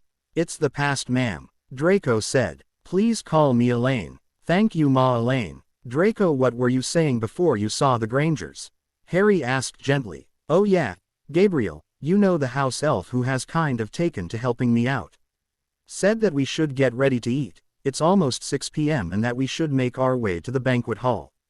Thanks, Draco. Does my godfather know? Yeah, Michael told him. Thanks. You're welcome. I'll meet you there. Draco turned and walked towards the banquet hall. Elaine, David, my godfather appeared on the news last year. Anyways, according to the news he's a dangerous killer but he's innocent. So he's been on the run since the Ministry of Magic will not acknowledge its mistakes. Who is your godfather? Elaine asked. Sirius Black, Harry answered. The two older Grangers looked nervous, but with Hermione's encouraging smile they followed Harry to the banquet hall. The group made its way to the banquet hall, and when the large golden doors opened the older Grangers gasped in awe. This is the banquet hall? Demetrius asked in awe. Yeah, it's really too big for just the small group of us though. Harry added. Who all lives here? Elaine asked. Myself, my godfather, and Draco. Hermione and both of you are welcome to stay as well. You couldn't find a safer place. Harry added. Really? Demetrius looked speculative. Yeah, it has wards off all sorts. Sure, there aren't a lot of people here to guard it, but its security is still top-notch. The only people who know where this place is summed up fairly quickly. Me, myself, and I. Others can get here through the flow, but they need express permission to access this system. So what did Hermione mean when she said that she was in danger? Mum, I didn't say that. Hermione objected, but Harry held up a hand to calm her. It's a legitimate question, Hermione. Harry replied. What then do you suggest, Harry? Sirius asked as he entered the discussion. That we tell them the truth. I hate being given half-truths and lies at least as much as anyone else. Sirius nodded in agreement. Yes, I think that would be for the best. Sirius agreed. However, Since you cannot protect your minds against alt, I will be unable to reveal everything. Demetrius nodded his head in agreement. All right, would you mind getting to the point now? David asked impatiently. Let's sit down and eat while I get into this, Harry suggested. This was met with general ent. While they ate, Harry told them about Voldemort's return, and his plots against all those not of pure blood. You mean that your society is controlled by bigots? Demetrius asked with distaste. Yeah, and Voldemort is preying on that bigotry, Harry answered. Is this Voldemort so dangerous? Elaine asked worriedly. He is known as the most powerful dark wizard ever. Not only that, most wizards and witches are so scared of him they call him, you know who, or, he who must not be named. Quite stupid really, Harry added. You call him by his name? Demetrius noted. Yes, I do. It's stupid to fear a name. It just increases the fear by calling Voldemort, he who must not be named. Harry added. What kind of odds of survival does someone have when they've been targeted by Voldemort? Elaine asked. Not good. Until I came around, the most times a person survived Voldemort was 3 encounters. The couple who did that, my parents, were killed the 4th time they encountered him. What do you mean until you came around? Demetrius asked after they recovered from Harry telling them about his parents. I've confronted Voldemort 4 times now, Harry replied simply. Elaine's eyes widened in shock. What? She asked. When I was 1, my mother's sacrifice protected me and drove him out of his body. When I was 11, I faced him. He was sharing a body. He was after an object that granted immortality and unlimited gold. When I was 12, I faced a memory of him and a basilisk, killed the basilisk, and destroyed the memory.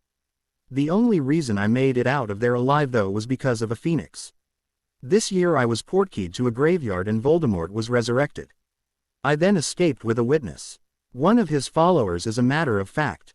Which leads us back to the Ministry's incompetence. Harry explained. Is he after our daughter? Elaine asked worriedly. Not as a primary target, but yes, she is at risk. She's hails from non-magic parents. This in itself is enough to make him target her.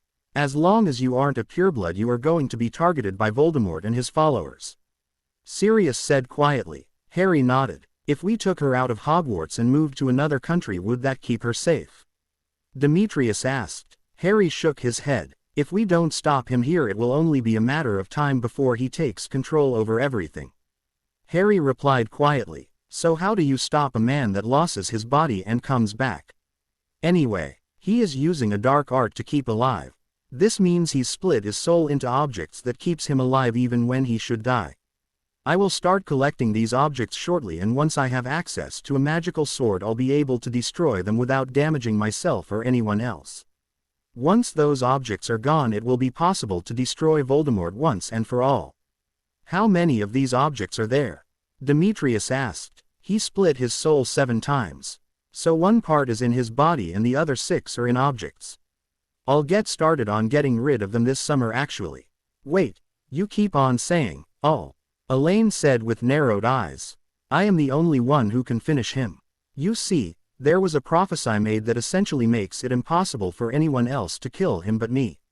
I can die by another's hand though, so that gives him a slight advantage. Harry added dryly. Elaine stared at him in total shock. I know, it isn't easy to take it all in, Harry said gently as finished his meal. A few minutes passed in silence before Harry spoke again. It's getting late. You two probably have a lot on your mind. Tomorrow's Saturday. If you don't have to do anything tomorrow, why not spend the night here? Harry offered. Elaine and Demetrius looked at each other for a long moment. Are you trying to spend more time with Hermione? Demetrius asked. Harry smiled slightly. Perhaps, Harry said. Elaine shook her head. We couldn't impose on you, she said. Harry laughed heartily. Please, I'm quite well off if you couldn't tell. The money I earn daily from the family investments is more than enough to pay for almost any expense I might run up. Well, if you insist. Elaine agreed slowly. I do, Harry said. A while later the dentists had been shown the castle and given a room. Harry made a serious effort to let them know where his and Hermione's rooms were. The 2 dentists were silent during the ordeal. Harry hummed the several shocks that they had been forced to undergo were enough to force their ins to work overtime. The next morning before Harry went downstairs, Harry whispered Dobby's name. The fanatic house elf appeared instantly. "How can I help you, Harry Potter, sir?" Dobby asked excitedly. "I need you to do some big favors for me if you are willing."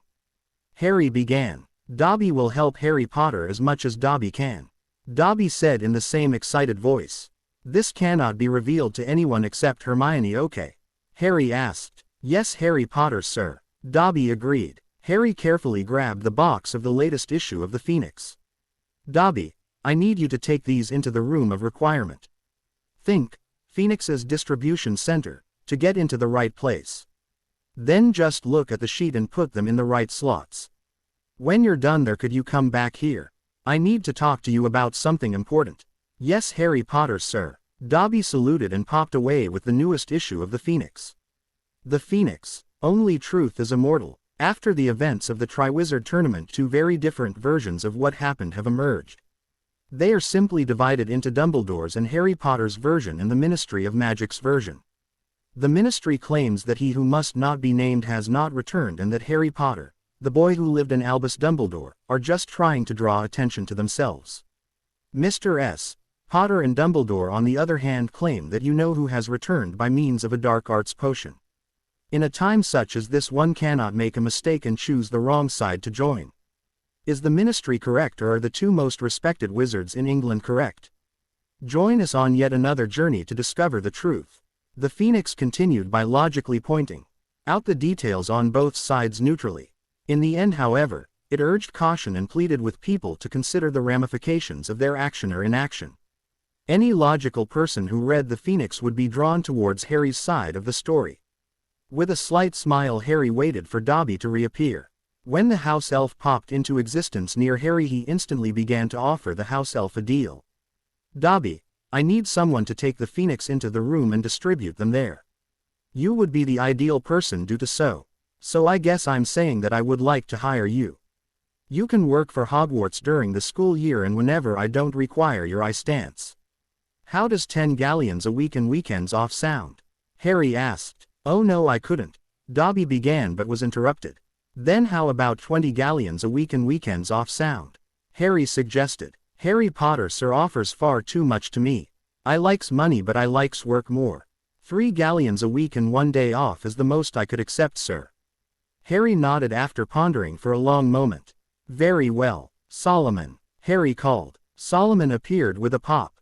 "You called Harry?" Solomon asked respectfully. "Yes, I did. I have just hired Dobby and I need someone to show him around." "Could you do that?" Harry asked. "Yes, of course," Solomon said as he walked over to Dobby. Solomon looked at Dobby for a long moment. "Dobby, that's a regular house elf name. I'm guessing that you were not educated either." "No, sir," Dobby whispered. "That can change," Solomon said cryptically as he grabbed Dobby's hand and popped away with Dobby. A few moments later, Harry shrugged, grabbed the copy of the Phoenix that he had kept mainly for the Grangers and went down to get breakfast.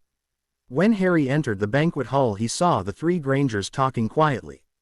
However, Hermione looked furious. Harry fearfully drew closer. Before he made it though, the volcano erupted. "I am not going into hiding," she shouted angrily. "Hermione," Elaine tried to protest. "No, Mum, I'm not leaving Harry to face that madman without my help," she growled. "Hermione, we don't want to see," Demetrius began. Hermione interrupted him as well. "No, Dad, I'm not leaving Harry behind. He's been hurt too many times by those he cared about. I'm not adding to that," she growled furiously. Harry walked over to his beloved and placed a hand on her shoulder gently. "It isn't so simple. Voldemort won't let you run far enough. Like I said last night, if he wins here he will move on the rest of the world. He won't be satisfied with just England. He'll take the world if he gets the chance. The only way to make sure that he doesn't is by stopping him before he gets too much power," Harry said. Harry set the Phoenix on the table in front of them. Afterwards he sat down at the table. Instantly a plate appeared and Harry took a bite. "You might like to read this. It's called the Phoenix. Sure, the Ministry of Magic has outlawed it, but it covers the truth far better than the Daily Prophet does," Harry explained at their confused looks. "Who would want to read the Daily Prophet? It's nothing more than a rag," Hermione said scathingly. "I agree," Sirius said as he entered the room. They heard a tired yawn behind them. "Are we having breakfast?" Draco asked groggily before he took a seat. Harry nodded and Draco smiled faintly. Great, Draco said as before he began to quickly eat. Unlike Ron, however, he ate using etiquette. Harry then turned his attention to the doctors. I know you are worried about your daughter, so am I, to be frank. But to be forced to live in hiding all of your life is a type of death unto itself. I don't want that for Hermione, or anyone for that matter. Sirius here has to live here thanks to our ministry, but it is taking its toll on him. I can see it in his eyes. He's a prisoner. In a fine prison to be certain, but a prison nevertheless. Humans aren't meant to be caged. If Voldemort gets his way, everyone will be caged. We have to make a stand. I don't want her on the front lines. Hermione took over. But I'm standing beside Harry all the way.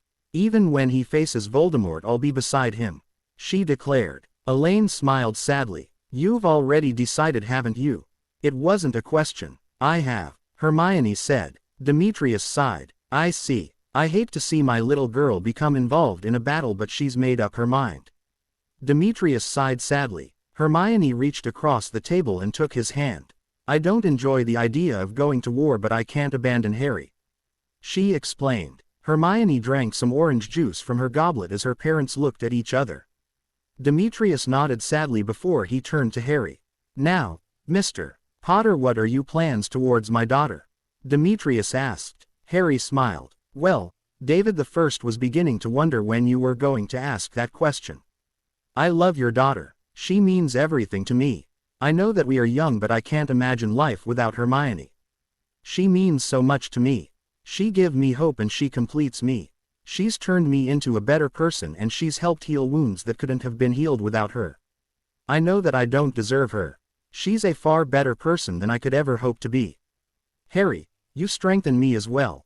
Don't ever think otherwise, Hermione said as she pulled her chair closer to Harry and snuggled into his left side. Harry wrapped his left arm around her shoulders mechanically.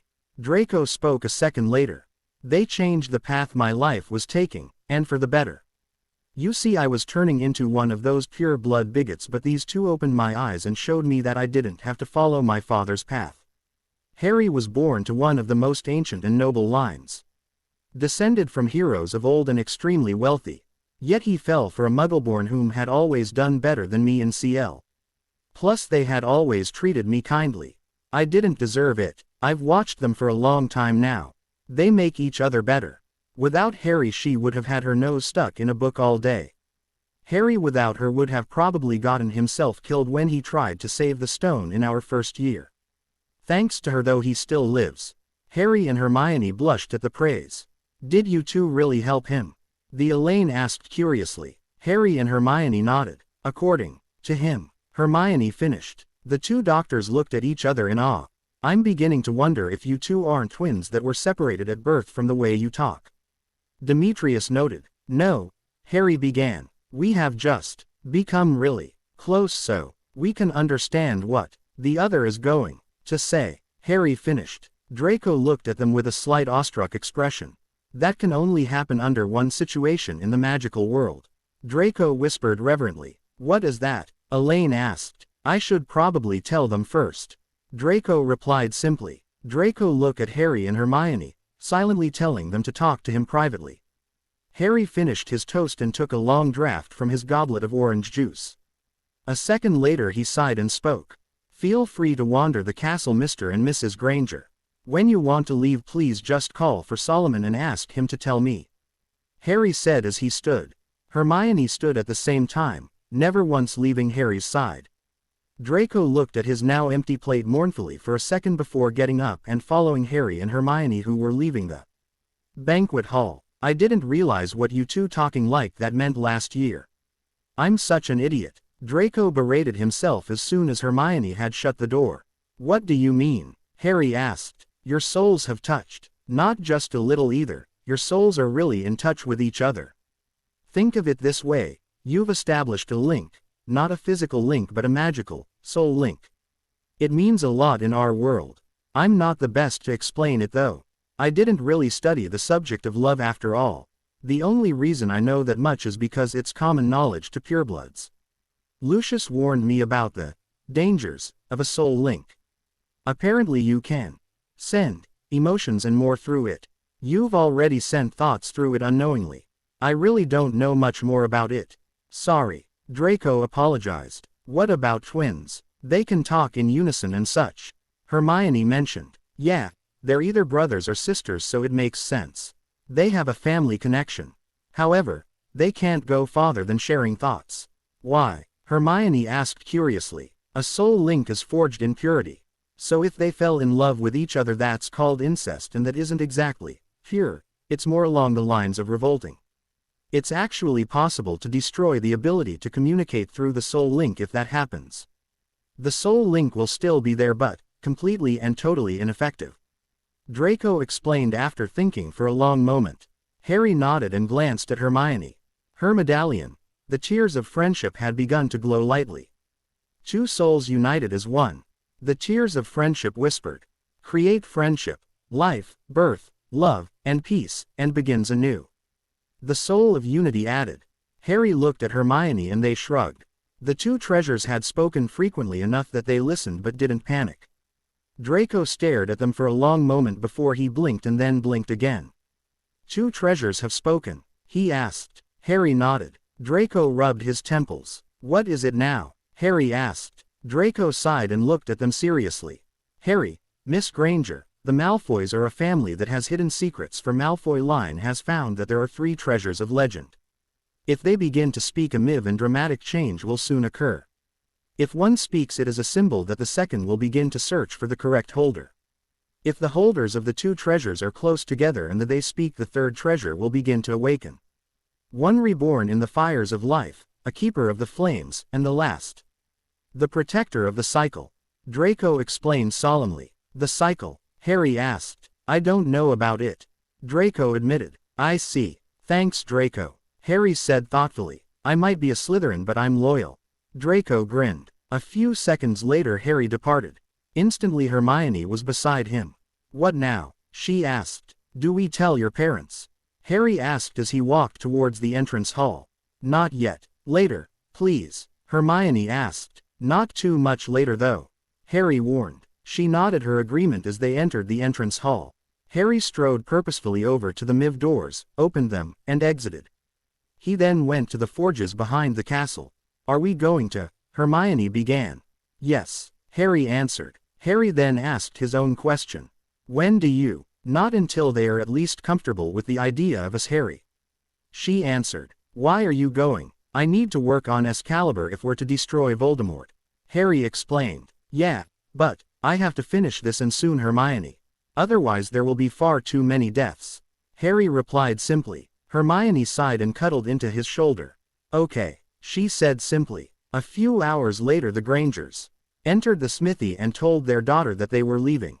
But she looked at Harry desperately. Elaine smiled sadly. We've lost our daughter, haven't we? Harry bowed his head slightly. I'm sorry. Elaine shook her head. No, Harry. I'm glad she has found you, but I don't want to lose her either. Elaine explained. I can understand that. Harry agreed. The doctors looked miserable. I can't leave here. Harry told Hermione gently. I need to be with you. Hermione whispered. As she wrapped her arms, Harry, whom was covered in sweat. Elaine and Demetrius looked at each other for a long moment. Would it be all right if we came here every weekend? Elaine asked at long last. Sure. Plus, if things become too dangerous, feel free to come here and live. To make sure that you have the ability to get here in a moment's notice, though, I think I need to have one of the house elves stick close to you. The only way they will communicate with you is if you call for them. Harry added. Harry took a deep breath and called for one of his house elves. Adam, how can I help you, sir? Adam asked. I need you to watch over the doctors for me and provide aid for them. Yes, sir. Adam agreed and popped away. What about me? Hermione asked quietly after Adam vanished. Demetrius looked depressed but answered. You're a young woman now. You can make your own decisions. You will also have to live with the consequences as well, though. He warned his daughter. I need to stay here. I love both of you so much, but I'm needed here. Hermione told them. Elaine and David just nodded sadly before enveloping their daughter in a hug. Harry could sense how sad Hermione truly was. Hermione, you shouldn't sacrifice the chance to be with your parents for my sake. Harry whispered to her. Hermione shook her head. They are in danger right now. Until we get rid of Voldemort, I wouldn't be able to enjoy spending time with them." Hermione replied quietly. Shortly afterwards, Harry took her parents back home. Harry had taken them alone. Once Harry had apparated near their home, Harry turned and spoke to them. "No one relishes the current situation in our world. I'd give just about anything to live peacefully. But I won't run. I can't run. If I ran, Hermione would be in even more danger, and it's unbearable to imagine what would happen if she were hurt because of me. Whether through my inaction or a foolish stunt, either way would be far too much of a burden for me to bear. I promise to do whatever I can for her," Harry said simply as they left the small grove of trees. "What plans do you have for your future?" David asked as they neared their home. Harry smiled before responding. "Reforge a legendary sword, destroy some very dark and cursed objects, stop a maniac in his tracks, and free my world. On top of that, I thought I might try to get as many outstandings as possible on Owl and Newt level tests, and treat Hermione as the empress she is. To top it all off, I'd like to revolutionize the ministry." The Grangers blinked. "Any small goals?" Elaine asked after a long while. "Small goals? What are they?" "I'm too busy saving the world," Harry replied dryly. "A 14-year-old superhero?" David asked. "It's a pain, but someone has to do it, and since I've been stopping Voldemort since I was 1, I guess I'm an ideal person for the job." "I'm sorry," Elaine apologized. Harry gave her a wry grin. "It isn't your fault." After he said goodbye, he walked back to the grove of trees. After taking a deep breath, Harry popped back to his fortress. He landed in the entrance hall. When he got back, Harry saw Draco pee him at about the speed of Mach 2. "What are you doing?" Harry shouted at him. "I might run and hide, but I'll never tell a lie. I'm running from Sirius," Draco shouted back as he zipped outside. A few seconds later, Harry saw an extremely embered Sirius in green and silver robes rush up to him. "Which way did he go?" Sirius asked. Harry merely pointed outside. After that, it became a chase. Sirius, while older, had plenty of stamina, and his dog Animagus formed to fall back on, while Draco had to rely on his own 2 feet. Merely seconds after Sirius had begun to pursue Draco, Hermione had approached, and the two of them watched in amusement. Occasionally Sirius would draw near Draco, and the two of them would fire a barrage of mostly harmless spells at each other. When they had been rushing around for about an hour, Harry and Hermione had decided that the show needed to come to an end. As the two sprinters were pinging the doors to the castle, Harry and Hermione fired a pair of stunners at the two of them. The spells took them both completely by surprise. That was a fun show, but rather pointless, Hermione mentioned as she revived a blue-haired Draco who was now wearing red and gold robes. Draco's robes also had a very large pink heart on the back of them. His shoes had also been replaced with high heels. "What was that about?" Harry asked his godfather, who was now sporting pink hair with lime green highlights. He pranked me," Sirius said in shock. Draco smirked at him. "You needed something to liven your life up," Draco replied. "What did you do?" Hermione asked curiously. Draco's smirk grew. "I made his room be in Slytherin colors. I also adjusted the spell to make it so if he tried to remove it with a finite incantium, his robes would turn the same color." Harry looked at his godfather in shock. "You got pranked?" Harry asked in awe. Sirius grimaced. "I wasn't expecting that. Draco here will rue this day in the not-so-distant future," Sirius promised. Draco looked slightly nervous after that promise. Afternoon ped Harry and Hermione walked into the entrance hall. They had prepared for their first mission. Harry then pulled her into a hug before apparating to the Gaunt's home. After they arrived, Harry released Hermione and spoke. "We are looking for a ring. It's dangerous, so be careful. Dumbledore lost his hand to it last time," Harry warned her. Hermione nodded, and the two of them began to scour the dilapidated home. Almost 3 hours later, Harry was beginning to fear that they wouldn't find the fragment of Voldemort's soul after all. Suddenly Hermione shouted triumphantly after she turned over a board that had fallen from the ceiling. "I've found it," she cried exuberantly. Harry rushed over to her.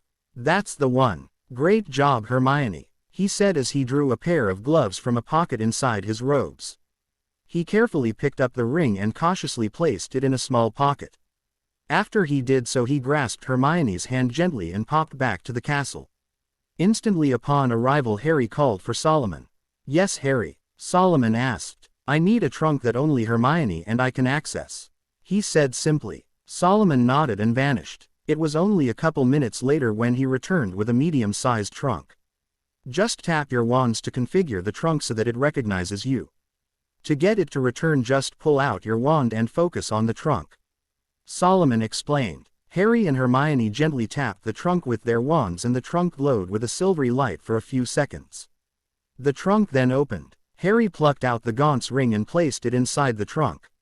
We should go after the others, Harry said as he shut the trunk. The trunk vanished a second after the lid was shut. Harry then walked into the war room.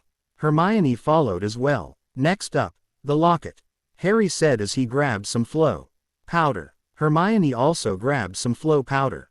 Harry stepped up to one of the fireplaces, tossed the powder and called his destination. He entered the grimy home of the Black family, Grimwald Place. A moment later Hermione appeared behind him. Suddenly a thought struck him. As soon as it did, Harry felt foolish. Why didn't we try to Accio the ring? I'll see if it works here. Accio locket. A few moments later Harry had the locket in his gloved hand. Hermione looked chagrined. It could have been so much simpler if we had thought of that. She whispered in shock. It won't happen next time. Harry urged her as he tossed another handful of flow powder into the fire. He then returned to the castle and Hermione appeared seconds later. Which one is next? Hermione asked as Harry summoned the trunk and placed the locket next to the ring. Those were the easy ones. The hard ones are Hufflepuff's cup, the tiara of Ravenclaw, and Durandal. Harry answered. Next school year we will have to grab the tiara, she said thoughtfully. I felt that we should wait until we get all the others before we go after the one in Gringotts, Harry said. Hermione nodded in agreement. No reason to let him know that we know until we have all the others, she agreed. As the two of them left they heard Sirius laughing heartily. Dance, water, dance, Sirius gasped. He was laughing extremely hard. A few seconds later Draco shot past them. He was drenched and a tendril of water chased him. Sirius, what did you do?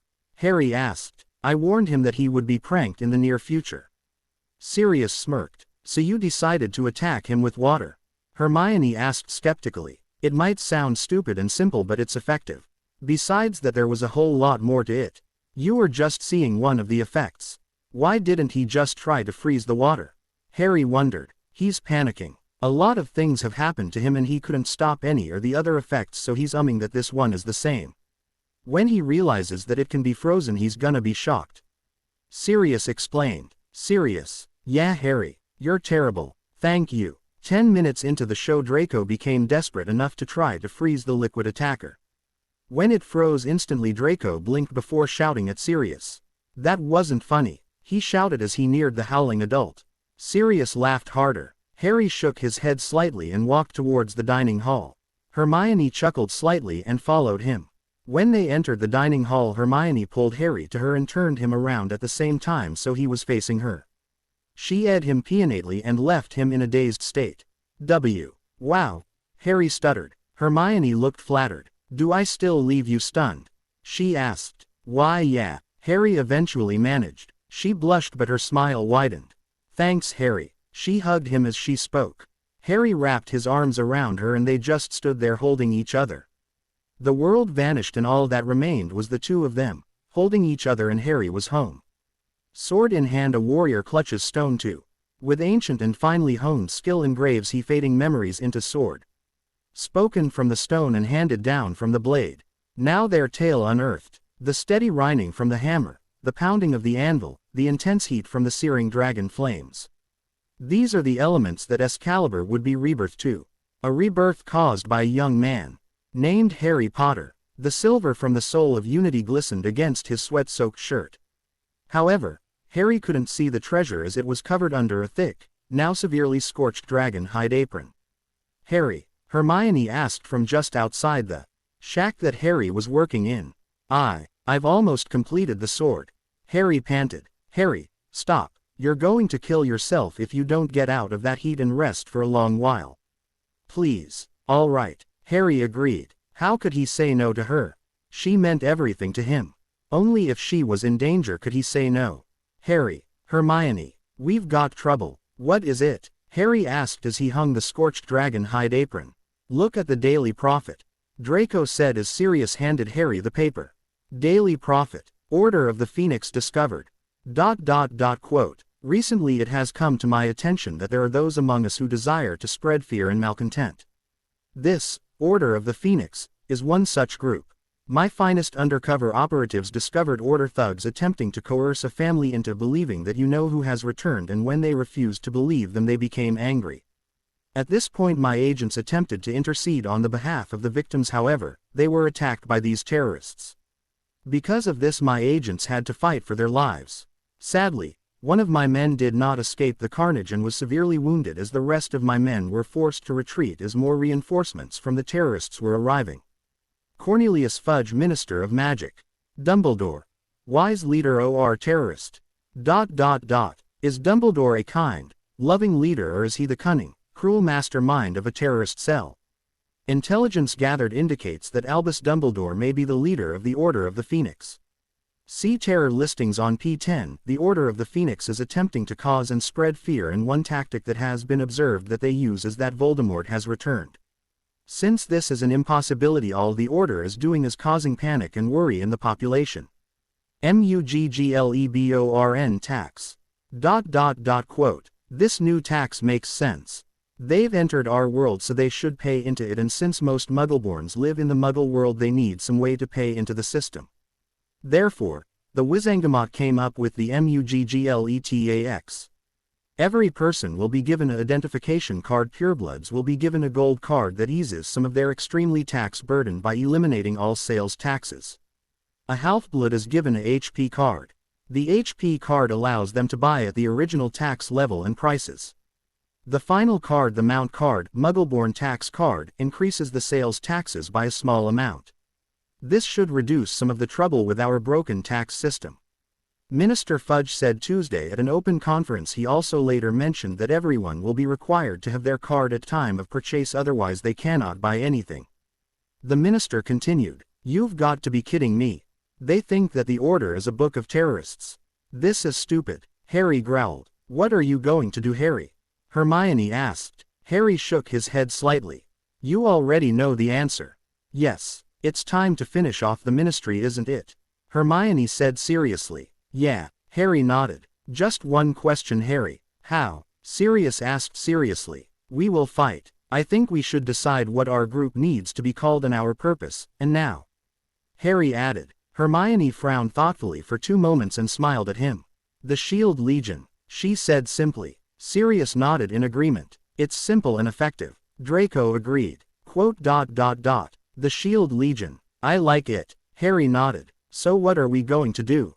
Draco asked. "Destroy the Ministry," Harry began. "Take down Voldemort," Hermione continued. "Build a new government," Harry added. "Reforge the sword Excalibur," Hermione said. "Find Durandal and the other soul fragments," Harry added. "Wait, what's as Durandal?" Draco asked. "A sword made by man either long ago or made far off in the future," Harry said mystically. That doesn't make sense," Draco complained. Durandal was said to have first appeared around 1200 AD and used to destroy a terrible evil. It is made of a material that no one has been able to identify. Many think it comes from the future and was brought back in time, and others think that it has been around since the dawn of time. No one truly knows what Durandal is. The mythical blade is said to have a transparent blue hue that faintly glows when held by a righteous person. Hermione said. "Durandal, it's a beautiful sword," Harry said reflectively. "Does it really glow, and does it really have that transparent hue?" Hermione asked eagerly. Harry smiled. "Yes, it does. Too bad I had to harm it last time," Harry said with a hint of sadness. "Did you destroy it?" Sirius asked. "Durandal is the closest thing to invincible that I have ever seen. I stabbed it with the sword of Gryffindor last time and I didn't even leave a scratch." "So how'd you stop Voldemort last time then?" "I had to use the dragon fire spell on it and then stab it with the sword of Gryffindor. It destroyed the fragment and wounded the sword." "Wounded the sword?" Hermione asked. "I've said too much. Durandal is an artifact that I was forbidden to speak of in my old life." "Sorry," Hermione apologized. "It's okay. The Wizarding United States of America's WUSA, Magical Congress has passed the 441E2 bill, which means that WUSA will not trade with most of Magical Britain. This will drive the prices up on every good conceivable to the magical community. While it is most unfortunate that WUSA has decided that Magical Britain is to be shunned, we will not turn from our righteous path. The recent changes are necessary and most useful to achieve equality, Minister Fudge said in response to the E2 bill. However, since WUSA supplies almost 95% of all trade to Magical UK, this will devastate the economy. 80% of flow powder is produced in WUSA, 98% of most potion ingredients, 99% of the most rare potion ingredients, and 96% of all food products are produced in WUSA as well.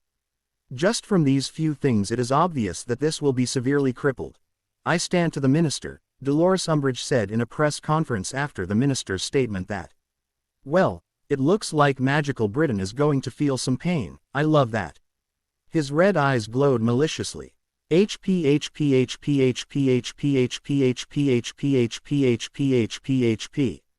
Well, I guess it's time for us to finish up here, Harry said as he lit the dragon fire forge. A few seconds later the pounding of metal began to be heard from the inferno called the forge. The heat soared and every second drained Harry. Agumenti. Harry pointed the wand at himself and it cooled him temporarily. He continued to pound on the legendary blade. Excalibur was taking shape once again. HP.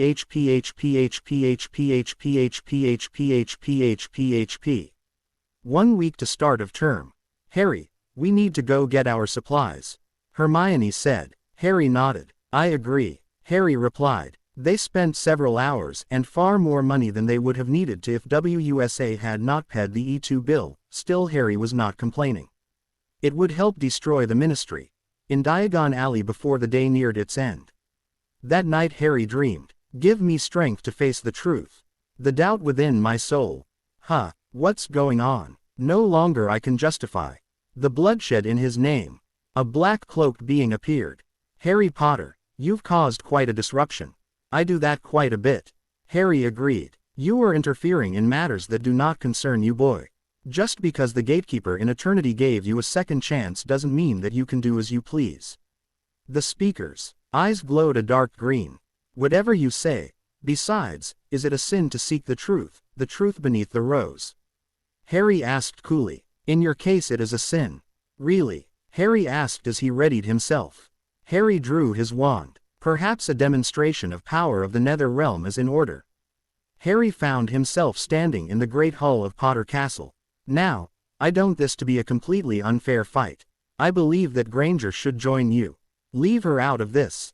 "Not a chance, Potter. You sound just like Snape," Harry snarled. "Interesting, isn't it? But I've wasted time." Suddenly the hall shook and trembled as powerful magic flowed through the building. Hermione slowly appeared next to him. "Harry," she asked. "Hermione, this will be a fight unlike any before," Harry warned and pointed his wand at the figure. Hermione drew hers as well and the battle began. Quickly the two of them were forced into a defensive position. "He's too good, Harry. My spells can't even connect," she warned as she ducked under a blast of darkness. "You feeble mortals, you are no match for me." A wave of pure darkness began to trickle outward from the enemy. "Pray with me so I will find the gate to heaven's door." I believed it would justify the means. It had a hold over me. How are we supposed to even attack him? Harry growled. "What can survive a dragon's fire?" Hermione suddenly asked. "That's it." A second later Harry was in his pure animagus form. He opened his burning eyes and both light and darkness flared in his pupils. Blinded to see the cruelty of the beast. "Here is the darkest side of me. Forgive me my sins." The blaze that erupted from the transformed Harry was immense. The heat of the forge was nothing compared to this. Fortunately for Hermione, Harry had covered her with his wing. "Hey, it looks like the hellfires rest within you as well, Potter. No matter, I shall destroy you here and now," the figure said quietly as the flames burned away the darkness. Just as he drew a wicked curved black blade, a beam of light appeared in the center of the battlefield. The figure cursed violently before speaking. "It looks like they've finally noticed that I'm here. I wanted to kill your mind before they knew I was here." "Well, I guess this means the now starting war will stay equal anyways. The figure vanished in a black cloud. The field of my dreams. Deceived all I have seen. Forgive me for what I have been. Forgive me my sins. I wish I knew what was going on. Hermione growled. So do I. Harry agreed as he returned to his normal form. A single figure descended from the light. He was clad in pure silver armor and his visor was down. So the final war is about to begin.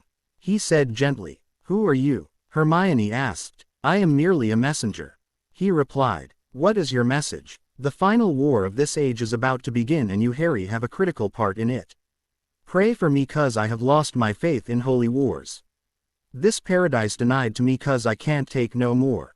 So what do you want from Harry? It's simple, stop doing what you're doing. If we are all careful the end war can be averted. What is causing the end war? By challenging the ministry, gathering the treasures of legend, and this, Shield Legion, idea of yours. Stop and stop now. Harry stared at him icily before he spoke. Has darkness taken over me? Consumed my mortal soul, all my virtues sacrificed. Can heaven be so cruel? Harry said before he continued. No, I will not allow the corruption and decay to continue. I will change it. You are just lucky that I cannot smite you now. The silver-armored warrior said as he vanished. I believed it would justify the means. It had a hold over me. Forgive me my sins. Harry suddenly awoke. So, even the realm that gave me a second chance is corrupt. I was so blinded to see the cruelty of the beast. Here is the darkest side of me. Forgive me my sins. Was everything just put in place because they didn't like the ending? Did I get another chance just because of some odd desire? The field of my dreams. Deceived all I have seen. Forgive me for what I have been. Forgive me my sins. I won't be able to sleep after that. Harry sighed as he got up. I'm hoping, I'm praying. I won't get lost between two hearts. Follow a sin. The truth lies in between. I need to find a way to stay in control of myself. I was such a fool to accept that second chance so quickly. Now I might be spelling out a fate far worse. Did I do the right thing? Give me the strength to face the wrong that I have done. Now that I know the darkest side of me. HP.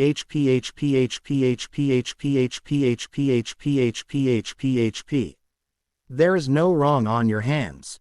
Harry, the gatekeeper said. The counselor of wisdom nodded. It is on us in our realm, Harry. How eternity continue like this? The gatekeeper said. How can blood be your salvation? And justify the pain that we have caused throughout the times? I no longer know what we are supposed to do, what is sacred anymore. Not death, we defiled it with the return of Harry, not life, for we returned the dead to the living, nor is time sacred to us. Will I learn what's truly sacred? Will I redeem my soul? Will truth set me free? HP. The Council of Eternity murmured and spoke. We must prepare for war. We must plan to fight and defeat the Emperor as well. I know not if we have such power. One member murmured. Coward. The Emperor will face the wrath of a trillion strong. But is this realm not rightfully his? Silence. A member roared. Blinded to see the cruelty of the beast. Here is the darkest side of me. Forgive me my sins. The field of my dreams. Deceived all I have seen. Forgive me for what I have been. Forgive me my sins. HP. 3 days until next school term. I have finally found a computer, haha. Now on to the restarting of HP in the light of honor. In commemoration of this event, I'll give a heartwarmer and a new challenge. By the way, the song has had some rather mixed opinions. For those who loved seeing it, don't expect to see that often. That also goes for those who hated its smiley face. The song was Truth Beneath the Rose by Within Temptation. Well done for those who knew its smiley face. Harry found Hermione and pulled her into his MC. Hermione, I need to just be with you, he explained as he inhaled the scent of her hair. Her arms wrapped around him and pulled him closer. I don't mind at all, Harry, she said as she tightly emced him. What are we going to do about the recent attack here? Harry asked her. What can we do? There isn't much, unless you know a way to enter the other realms that have taken such a keen interest in you. I don't know where I could find them. Harry admitted sadly. Then we can't worry about it with everything else on our plates. We have to make sure the Phoenix is sent out, we destroy the Ministry and Voldemort, plus we have to worry about soul fragments and stay alive in the process.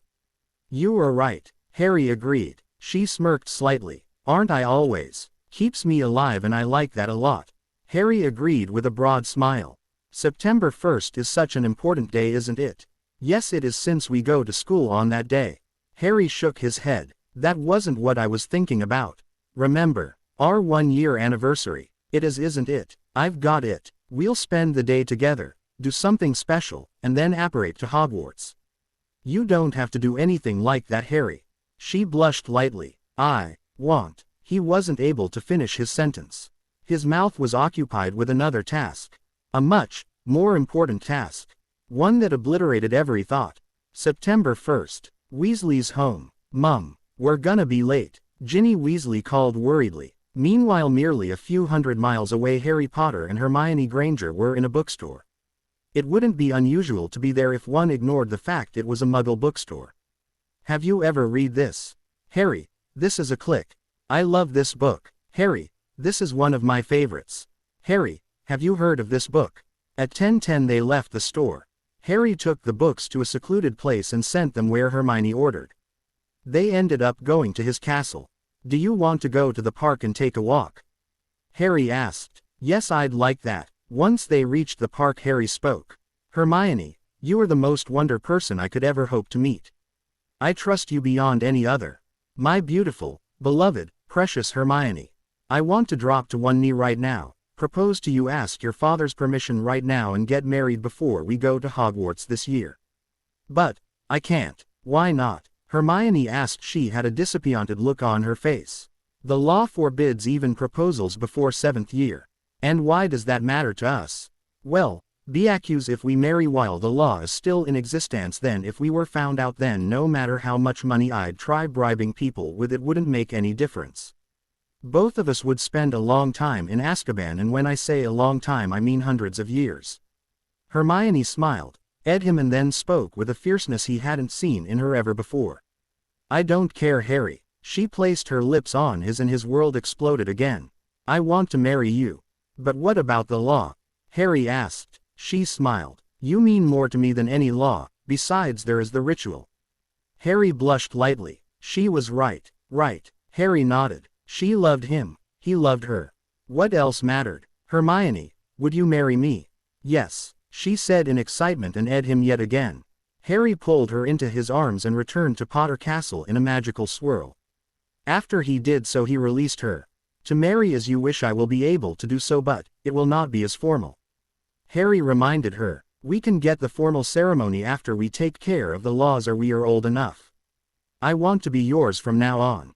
Hermione replied. All right, I'll go ask your parents for permission to marry you and I'll bring them down. Harry promised. Then I'll find Sirius and Draco. Hermione replied joyfully. A few minutes later, Harry was standing in front of David and Elaine. David and Elaine, I need to ask you something very important. Harry said seriously. Already? Elaine asked with a joyous but sad look in her eyes. Harry nodded. Demetrius, Elaine, I love your daughter. She has given me hope and a reason to go on. Will you allow me to marry her? The only one I have truly loved, the only one I can love, the one I have always loved. Harry said. Demetrius sighed as he closed his eyes. I've already lost my daughter, haven't I? The years pass far too quickly. David said as a tear trailed down his cheek. Demetrius continued. I still remember the day she was born as if it was yesterday. It practically was. David had a steady stream of tears flowing down his cheeks, but he did not quit speaking. I cannot deny her this. I know this is what she wants, what she needs. Yes, you can marry her. Demetrius. David Granger was openly crying. Elaine smiled sadly. Please take care of my baby girl. David pleaded in tears. I swear to you, on my very being, that I will protect and care for her. Harry vowed. When do you want the wedding ceremony to take place? Elaine asked quietly. Today, in the castle. Only you two, Sirius, Draco, Hermione and I will see this.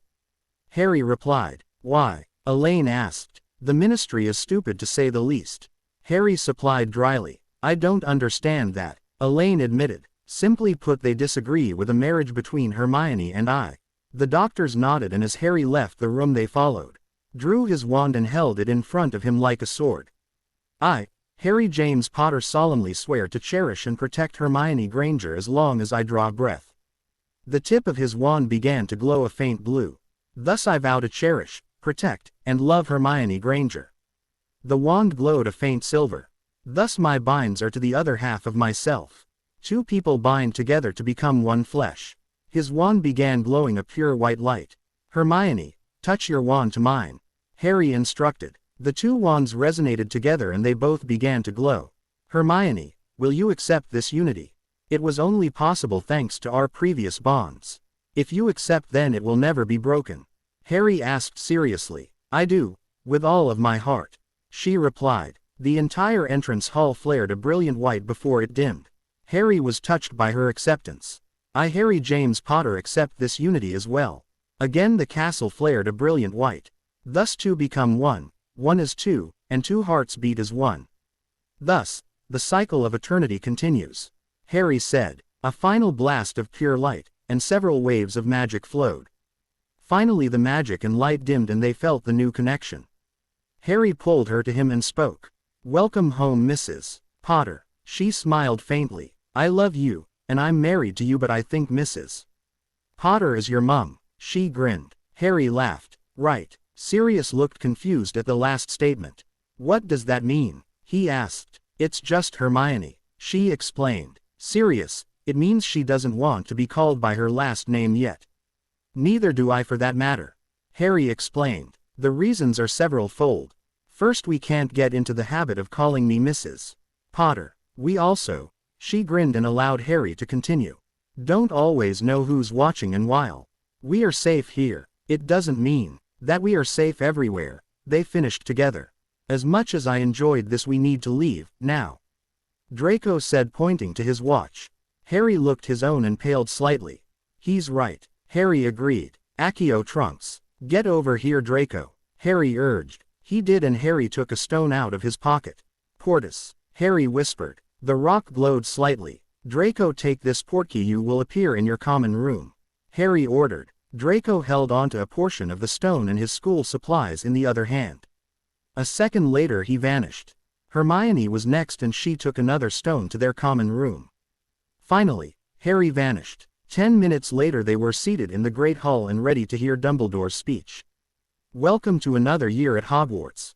After meeting Umbridge and being let out of the Great Hall, Harry drew his wand and headed for the room of requirement with the small trunk holding the Horcruxes. Naturally his wife was right behind. They entered the room of requirement and Harry rushed and grabbed the diadem of Ravenclaw. 2 more to go, Harry said and placed it in the trunk. Harry then focused and an open door appeared leading to the vault of Bellatrix.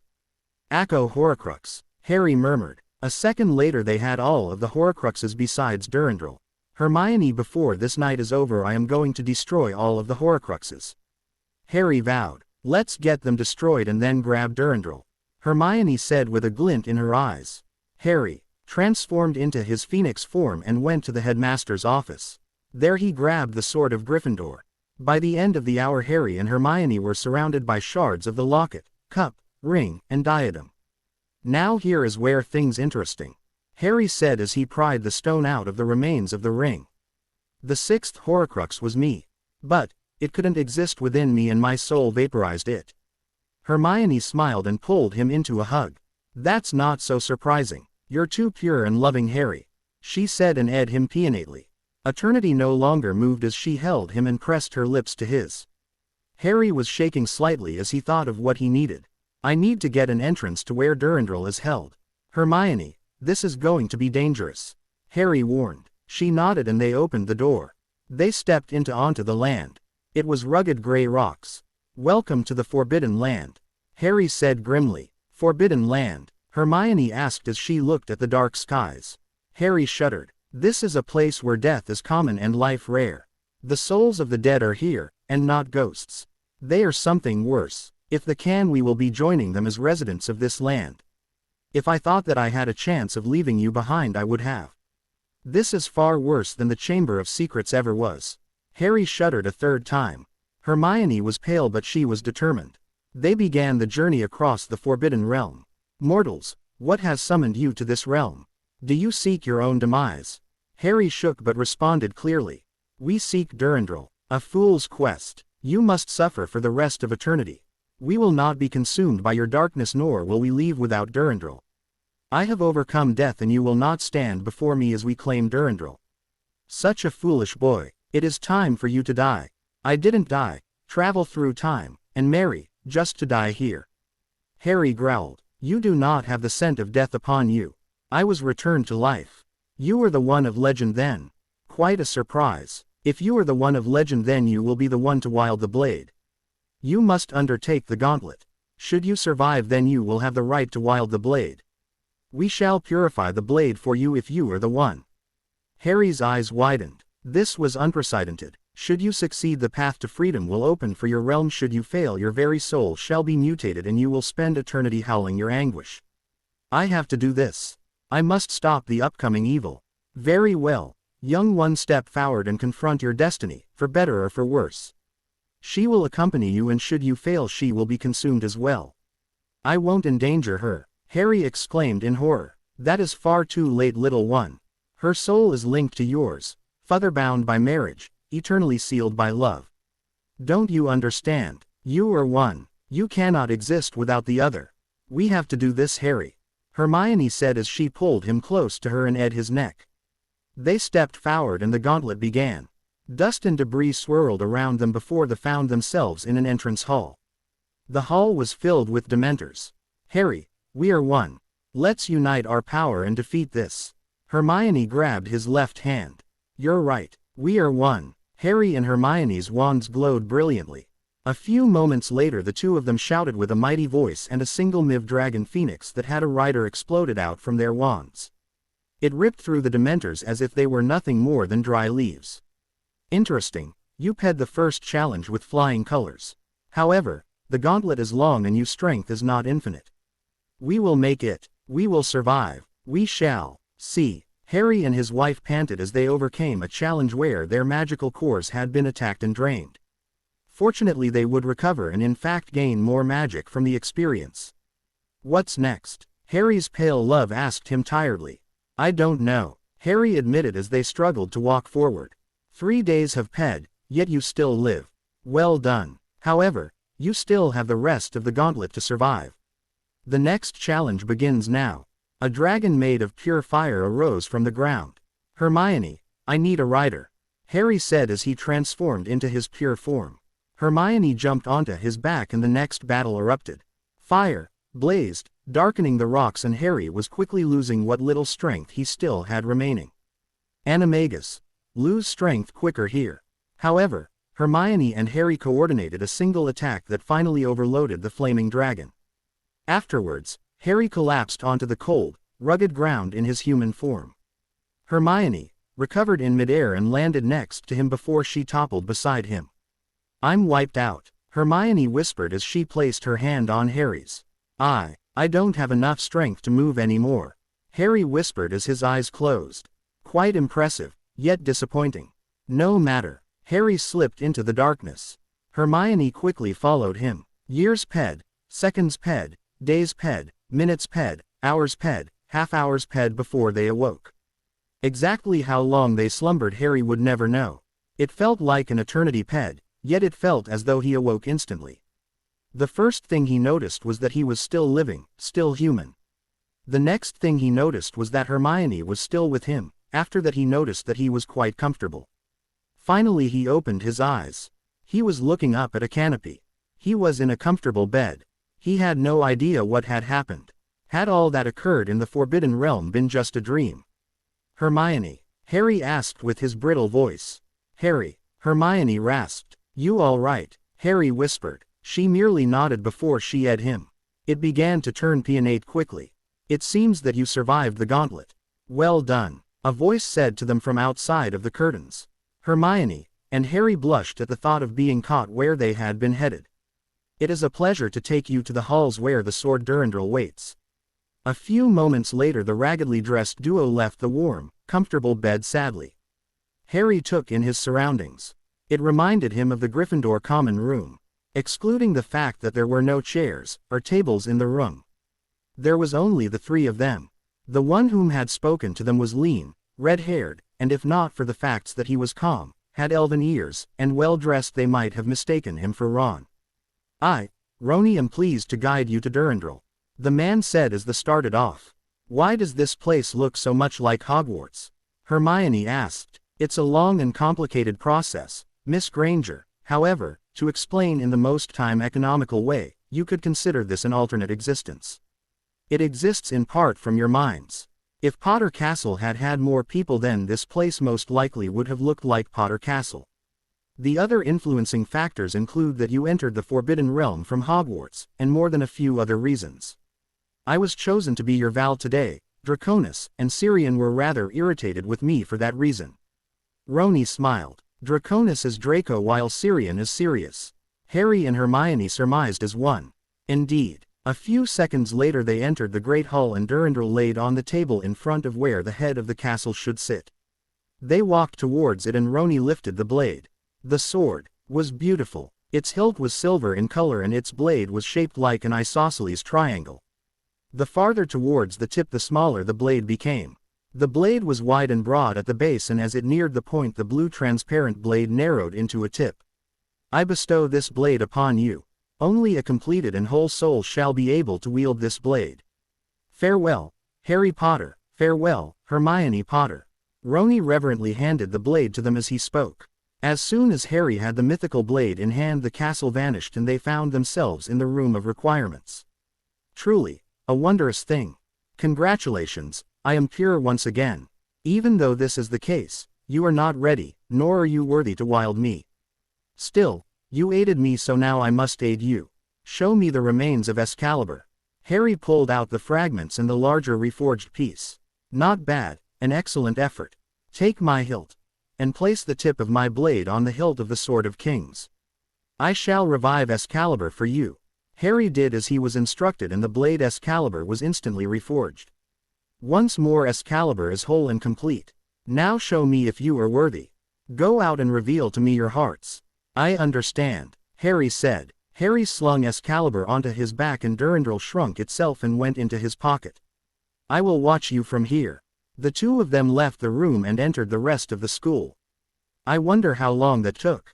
Hermione asked. Harry shrugged. I have no clue, he admitted. Mr. Potter, Miss Granger, Dumbledore said. Headmaster. Harry nodded curtly at him. I know that you and I have had strained relations, Mr. Potter, but I must speak to you. Dumbledore said. Fine, talk. Please, can we talk in my office? I don't enjoy having our esteemed defense teacher breathing down my neck. All right, Harry and Hermione agreed. When they entered the room, Dumbledore went to his chair, sat, and sighed sadly. Harry, I'm tired. Dumbledore whispered. Tired? I'm tired of being your enemy. I'm tired of feeling that I might be your worst enemy. I'm tired of being a mere nuisance to you, instead of helping you. I'll admit, I manipulated your life more than about anyone else, and I can never express how sorry that I truly am. Dumbledore whispered. How do I know that you aren't lying? Hermione demanded. Dumbledore chuckled sadly before he drew his wand and spoke. I hereby swear on my life and my magic that what I have said and what I am about to say to these two people tonight is, to the best of my knowledge, the absolute truth. Dumbledore's wand glowed for a moment. I don't want to be the one who is hindering you anymore. I'm not going to ask you to forgive me, for I cannot even begin to forgive myself. I tried to turn you into a weapon. I hate the thought of what you would have been should that have happened. I can't imagine. All I ask is to be able to east you. All I really want is to befriend both of you, to know you both, to fight by your side. I've given up my attempts to control you.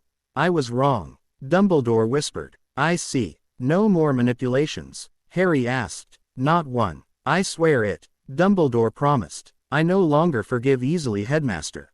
Harry reminded him. I know, Harry. I can only offer I stance as you allow me. Perhaps I can east you in strengthening the Shield Legion. Harry blinked at him in confusion. Perhaps I was wrong then. I had hoped to be of I stance, Dumbledore sighed. Where did you get the idea that I am in charge of the Shield Legion?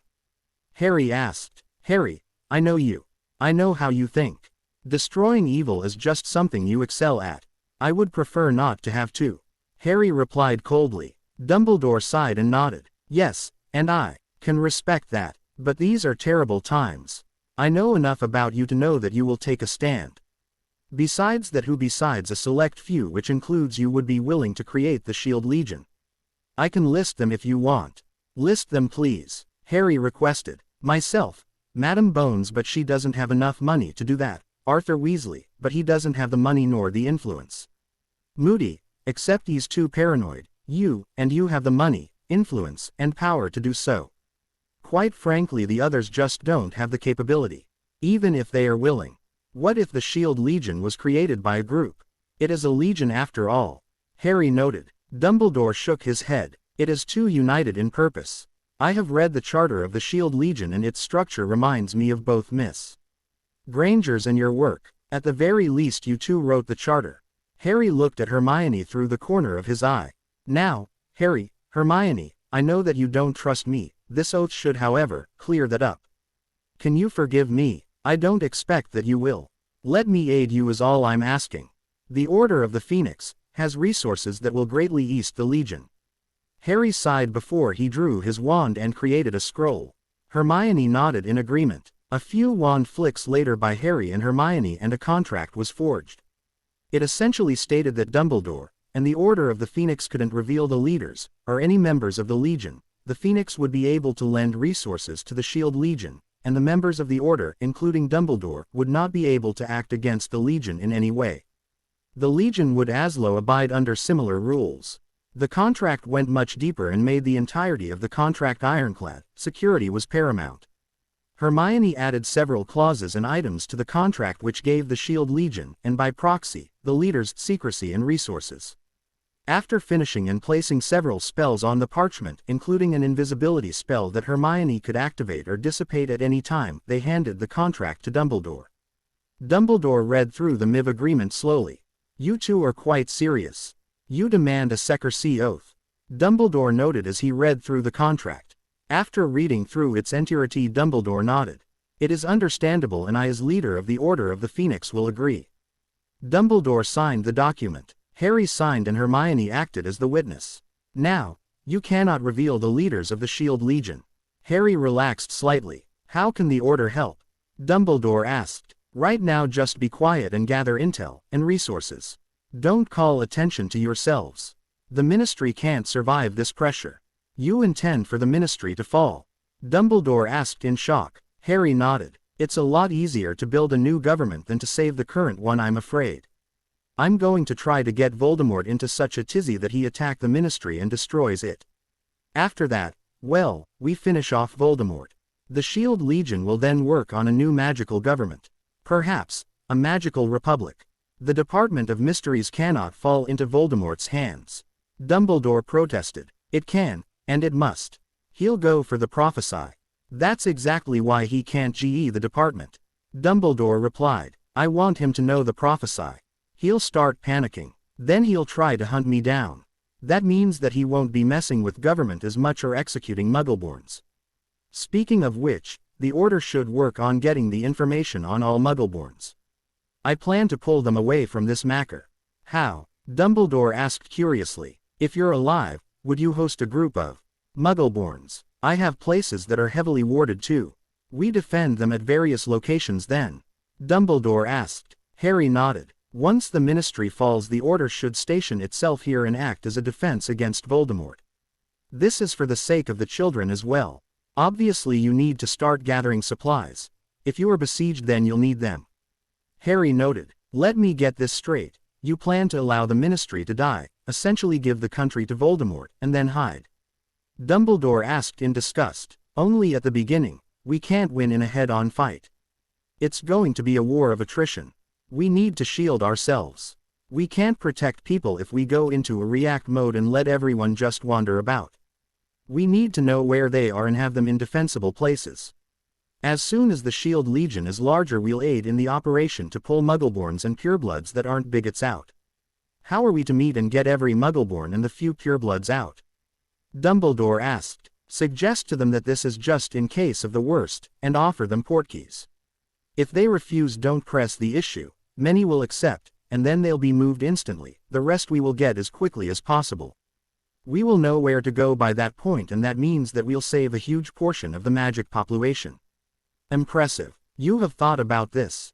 Dumbledore admitted. Someone had to. Harry muttered. Hermione elbowed him gently. Play nice. Hermione chided. Near midnight, the Order's leader and the leaders of the Legion had finally finished their conversation. The Legion would focus on recruiting people and the Order would focus on their wartime readiness. Well, finally finished. Hermione yawned as they entered Gryffindor Tower for the first time. It's a good thing too. Professor, Umbridge will give us a great cover to begin operations on recruitment. Is it time to resurrect the DA? Hermione asked. Maybe we should rename it Defense for Dummies Oceation. Harry smirked. DFDA. Hermione looked at him curiously. I was hoping that it might be some Muggle group. Harry admitted. Not that I can think of off the top of my head. Hermione replied. Pity. They bid each other good night and went to their respective dorms. You know, Hermione and I really are weird. Most just married couples usually consummate their marriage their first night. Harry blushed at the thought. He was mature, but he hadn't ever done that before. He was still a. The next day dawned clear and bright. Umbridge, I wonder what she's going to be like. Harry said aloud as he looked at his schedule. You don't hate to wait long. Gryffindors and Slytherins have her first. Hermione noted. A few hours later they had entered her CL. Good morning CL, she said. They CL replied half-heartedly. Harry didn't respond normally and replied. Good morning Toad. Now, that won't do. Good morning CL, she said cheerfully. She received a better good morning after that. 10 minutes later, when they had read through the curriculum, Neville raised his hand nervously. What is it, dear? She said sweetly. I don't see anything about practicing the spells. Did I misread it or was there a mistake? Neville asked timidly. Now dear, there isn't anything about this that requires spell work. She answered. Harry raised his hand. Yes, Mr. Potter, she asked. If I didn't know any better, I would say that you didn't know how to cast the spells and that's why you were afraid to have us cast them. Could you demonstrate that you know the spells for this course by, say, dueling me? If you beat me, I'll be quiet for the rest of the year in your CL. Harry suggested. You want me to prove that I know the spells by beating a fifth-year student? She asked in amusement. It shouldn't be hard for the undersecretary to the minister. Hermione noted. Yeah, you're right, under the Minister of Magic. Show us that you can defend him. Who would attack the Minister of Magic? Umbridge asked. Well, let's see. Let's say he went to Azkaban and the Dementors were confused. They might attack him. Or perhaps, a vampire clan attacks him while he's traveling to a meeting. Would you be able to help protect him until the Aurors arrive? If you can't beat a fifth year, how could you hope to protect the minister? A Slytherin said. Silence. I am more than capable, however, I am following ministry guidelines. This tried and proven system will educate you in the defense against the dark arts. The next hour was spent in absolute boredom. By the end of the month, the entire school, surprisingly also including the Slytherins, was tired of the Toad Lady.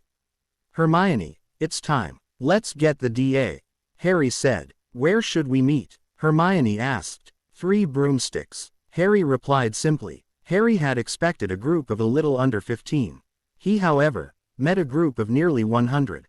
I wasn't expecting so many. Harry muttered to Hermione. She merely smiled at him encouragingly. Well, as you know, we haven't been able to excel like normal in all our classes. I suggest that we work as a group to rectify the situation. In particular, we don't get to practice defense. Did you really confront you know who? A Hufflepuff asked. No, I don't know who. Harry replied in mock confusion. Hermione tapped his arm and spoke. I think he means Voldemort. Hermione replied. Why didn't he say so? Yes, I did, Harry responded. They gasped. Did you really kill a basilisk with the sword of Gryffindor? Neville asked. I hate those things, Harry muttered, loud enough for everyone to hear him. They looked at him with something akin to awe. However, a bar filled with noisy people is not the place to talk about it. At our first meeting I could tell you about one of those adventures. But, we're there to learn, right? Harry asked. The ones who could hear ped the message back to the others. All you need to do is sign this paper, You won't want to betray the rest of us to Umbridge. Hermione charmed the paper. And then grab a coin. They aren't real, they'll just let you know when and where as well as about meetings. Harry said. Harry was surprised when the entire group signed up. 100, Harry asked. 107 actually, Hermione replied after finishing the tally. She then made the words disappear on the list. When the group broke up and returned to the castle, Harry relayed the instructions and stuck in the first time that didn't interfere with any schedule. It was going to happen tomorrow night, right after dinner. Now the biggest question is, how long is it going to be before this large a group becomes suspicious? Hermione asked. Harry smiled. It will probably be the first night. That's all right though, we will divide them up into smaller groups, and not only that, we will bring up the Legion to their attention. If they decide to join they can just tell either one of us, I'm in. Harry responded. Hermione agreed with Harry's analysis. At the first meeting of the DA, simply the Defense Association, Harry spoke at the beginning. Well, it looks like everyone is here. Hermione, my eye stant was able to confirm that. It's a great start to future meetings. Now, naturally because of the size of the DA and the fact that Umbridge is not going to be happy with us, we need to divide the group up for future meetings. Right now we have decided that there will be 26 to 27 per group. That means that 4 out of the 7 nights are going to be used for this. I would suggest, for sake of the schedules, go for the same house. I won't insist on it, but we can meet easier if we do so. I would like to meet on a weekly basis. At 26 per group there will be 4 groups. Save for 1 or 2 groups of 27. If we go by houses, maybe we can create a defense tournament at the end of the year. A student suggested. That actually isn't a bad idea. We will have to work hard to figure out if that will work or not. Harry replied. So what are we going to do tonight? Another student asked. Tonight is really to organize. I suppose I might have enough time to give some practical advice that's useful in any combat situation though. Harry added. If all of you would emblay groups of 26 or 27. I will organize them. Hermione spoke. Less than 10 minutes later they had embled the groups and surprisingly had even decided on a team name. The Raven's Claws. Hermione's lips twitched as she tried to keep her smile contained. Apparently while they were cunning they had difficulty managing names. They huffed at Hermione, feeling insulted. Why not something a little different? Harry suggested. Why? This way if they see us talking about the DA group then they will think it's a house thing. A Ravenclaw replied. Very well. Next came the Gryffindor's Lion's Roar team. It seemed as though they had decided while the Claws had registered a team name. After them came Team Heliopaths. This team had been embled by the largest surprise of all, Luna Lovegood. However, she had seemed to have become an honorary Hufflepuff, because of her loyalty and her dedication to something that until recently scorned, the Quibbler. She also had several Quibbler had been selling better the last few months, mainly because of almost every Muggleborn and even several Halfbloods subscribing to it instead of the Prophet and its extreme propaganda. People had begun to believe that even though the articles oftentimes were complete shams, it did hold some truth. Finally came the paradox that called themselves the Rifleman's Creed. They were Slytherins. Hermione had blinked in surprise when she saw that name. The Rifleman's Creed, she asked in shock. Blaise Zamboni nodded and spoke. Yes, we thought it would be a good way to state our intentions in a way that was understated, truly Slytherin.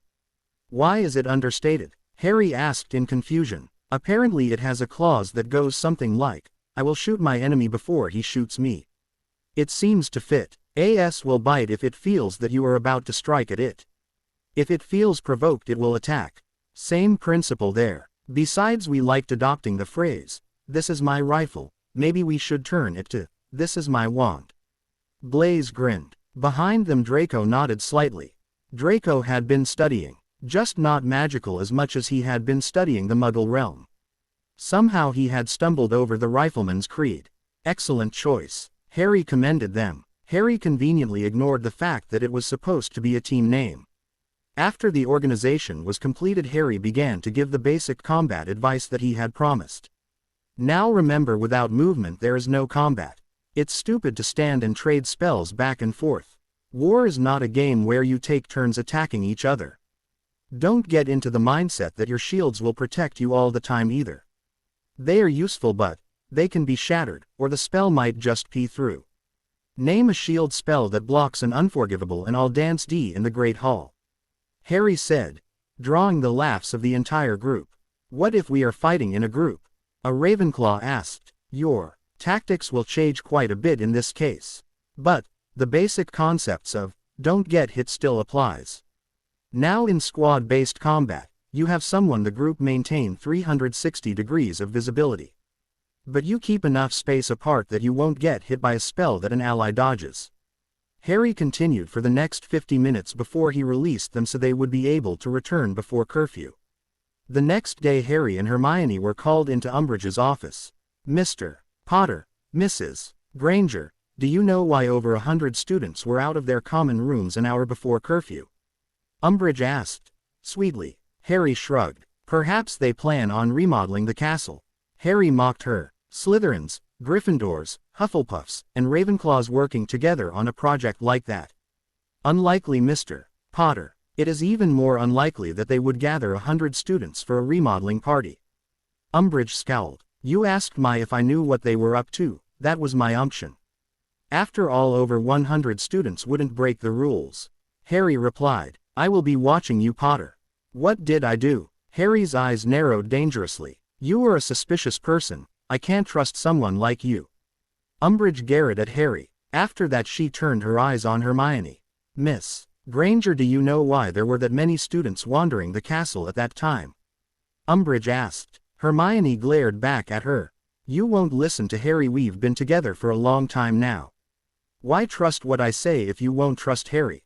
Hermione growled. Umbridge blinked in surprise. Detention, Miss Granger. Fine. Hermione growled. Harry spoke angrily. If I find out you have her use a blood quill, it is the last mistake you'll ever make.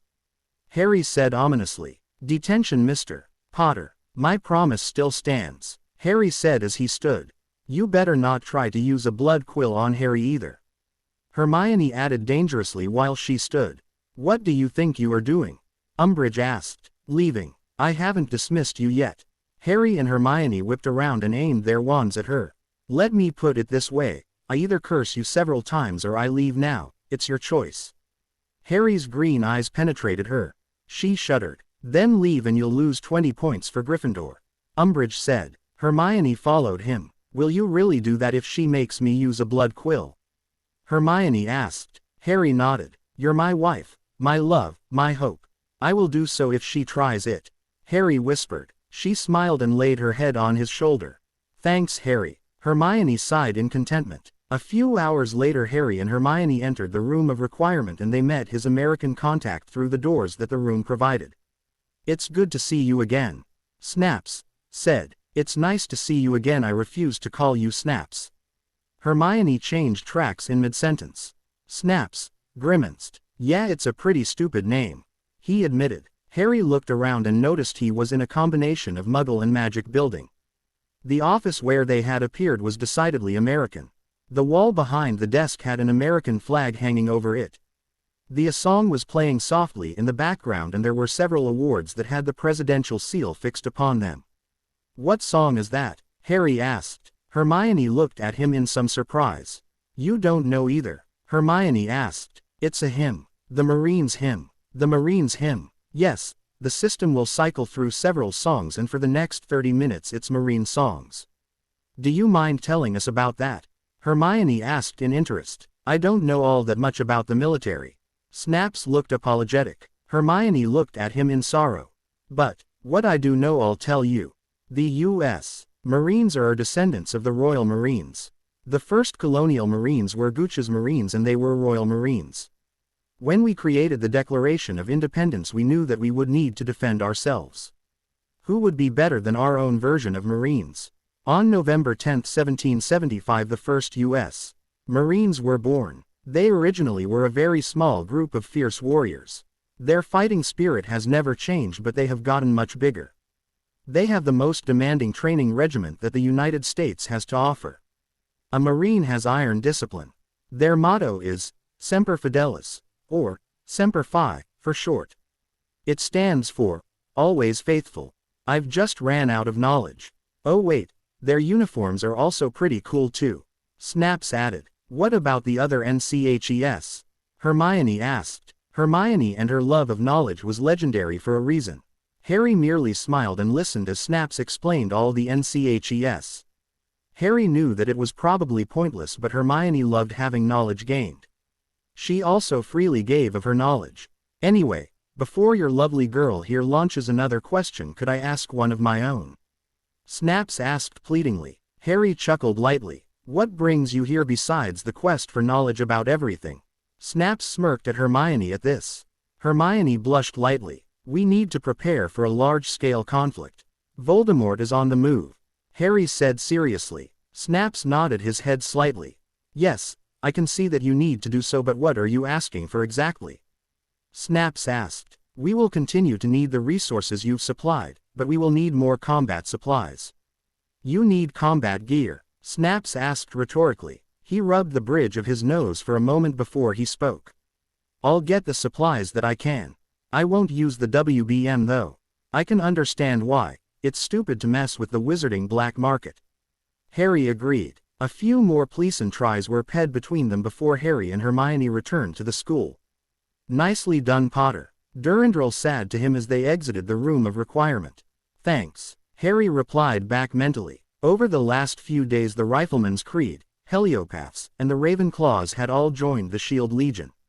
This meant that the Legion was nearly 100 strong. Harry pushed those thoughts to the side as he looked at his wife. Harry slowly stood and walked over to his bride. Gently he eyed her. She smiled as he pulled back. They were in the common room. The fire had burned to a mere shadow of its former glory. It was nearly 3 in the morning. The light of the stars was cast upon Hermione's skin. She was seated next to one of the windows near the edge of the room. Harry slid beside her. Hermione's eyes sparkled with the radiance of the stars. Harry, I love you, she whispered. I love you too, Hermione. He whispered his reply. The only noise was the occasional crack from the dying embers in the fireplace. Hermione shifted slightly before she pulled Harry onto the chair next to her. Her arms wrapped around him. What would I do without you? She whispered as she eyed him lightly. I think you'd be able to do just fine. Now, me on the other hand. Harry shrugged his shoulders slightly. Her eyes sparkled with joy, hope, peace, and most of all love. She was the only one Harry was loved by. She was the only one Harry loved. Hermione lifted her chin slightly and Harry eyed her again. While they eyed, Hermione wrapped her arms around Harry. Her hands began to roam up and down his frame. Harry's hands rubbed her shoulders before sliding down her back. When they broke apart for air, Hermione eyed his forehead lovingly. Harry, Hermione asked. Yes, love. Are you worried about what's going to happen? Hermione asked. Harry looked at her gravely. Terrified. I'm scared of losing you. I have a reason to go on as long as you are there. Now that I have you, I don't want to die as long as you are still here. Harry whispered. Hermione nodded before she eyed him. Harry, I won't die, she whispered. But, what if? He started worriedly. Shish, I will not die. I have you to look after. She smiled. I'll hold you to that, love, Harry said seriously. They held each other for a while longer before a first-year entered the common room and squeaked in emberment. They looked over at the first-year girl before Harry and Hermione shook their heads lightly. What is it? Harry asked the girl. She looked at Harry in awe before squeaking nervously and running up the stairs. The two of them looked at each other for a long moment before they laughed lightly. I wonder what she was doing up at this time. Hermione wondered. I have no idea, Harry replied. Hermione tried to contain a yawn that came over her. It looks like we are all weary. Harry yawned as well. There's only 2 of us, Hermione replied. The girl looked tired too. Harry replied. No, she didn't. Hermione smiled. Yes, she did, Harry said jokingly. Sorry, Harry, I don't think so. Hermione grinned. Ah, why not? Harry mock pouted. Simple, she was squeaking. Hermione's grin grew. Oh, well, before we start squeaking in tiredness we better get to bed. Harry said. Yeah, getting some hay. You don't squeak in tiredness. Hermione's eyes widened as she fully absorbed what Harry had said. You are tired. I almost got you. Haha, funny Mr. Potter, Hermione said dryly as they stood. I thought it was. A few minutes later and Harry collapsed on his bed. He wouldn't awake until several hours later. At 7 he felt a light, gentle, and phenomenal presence on his lips. He knew it was Hermione, for his world exploded. Only she could do that to him. Harry awoke and saw Hermione ing him. As soon as she noticed he was awake, she pulled away and smiled. "You just made my morning wonderful," Harry said as he got up. She blushed lightly. "Do you ever run out of compliments?" she asked with a blush. "When it comes to you, no." "Why is that?" She looked genuinely curious. I don't know, maybe it's because you are stunning, cunning, smart, loving, loyal, beautiful, able to carry on a conversation. Do I need to continue?" Harry asked. She blushed deeper. "Let's go to breakfast," she finally said. Harry nodded and they went down to the Great Hall. "Mr. Potter, you are to serve your detention tomorrow night. Miss Granger, you are to serve yours tonight. Both detentions will happen at 12 a.m. sharp," Umbridge said. "All right," Harry said and promptly ignored her. As soon as the toad left, Harry spoke. "Technically I'll be serving mine 2 days from today, and you'll be serving yours tomorrow." Hermione slapped his shoulder playfully. "You're so weird." Hermione smiled. "Thank you." When they had finished the day and 5-page had rolled around, Harry and Hermione went to mentor the Lion's Roar team. "This time we will be working with the blinding curse," Harry said. "Isn't that illegal?" Ron asked. "It is when the Ministry is not at a state of war. However, we must make sure that we know it. There are 2 reasons. First, you need to be able to identify it and counter it. Secondly, it is an extremely effective curse. However, the blinding curse is easily fixed with a finite incantium. The reason why the Ministry has restricted it to wartime use only is because of the fact that if left on an individual for longer than an hour, it causes damage to the eye's nervous systems. If left on long enough, it will blind the person completely," Harry explained. "Right, let's begin," Harry said, and they began. Harry taught them the curse and had them practice it. After they were comfortable with the curse, Harry had them duel each other. They were to use the blinding curse, disarming jinxes, and shields, as well as removal of any blinding accio could only be used on one's wand. At the end of the hour, Harry called them together and removed any still lingering curses. "Before you leave, I need to mention something." The group stared at him in rapt attention. "Have you heard of the Shield Legion?" Harry asked. Several of them nodded. "The Legion is looking for more people.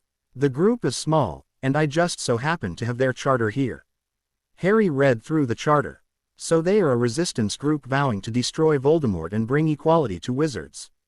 a student asked. Harry nodded. "It looks like they are more interested to allow us to fight as well. I don't know about you, but Voldemort and the Ministry are getting to be too big of threats." Ron said. "What are you saying, Ron?" Hermione asked. "I'm going to join," Ron said. "Then read this and sign." Harry passed a paper over to Ron. He read the paper and signed. After he did so, he spoke. "I hereby swear to protect the secrecy of the Shield Legion, to defend it from all enemies, and to fight against the enemies of freedom and justice." Ron vowed and his wand glowed. After Ron had made his vow, Ginny asked Harry a question. "Unlike my brother here, I prefer to think things through, but I need to know, are you the leader?" "I thought it would be obvious," Harry replied. "You lead the Shield Legion?" a 5th-year Gryffindor asked in surprise. Harry nodded. "I am the founder and current leader of the Shield Legion. Hermione is my equal in the Legion.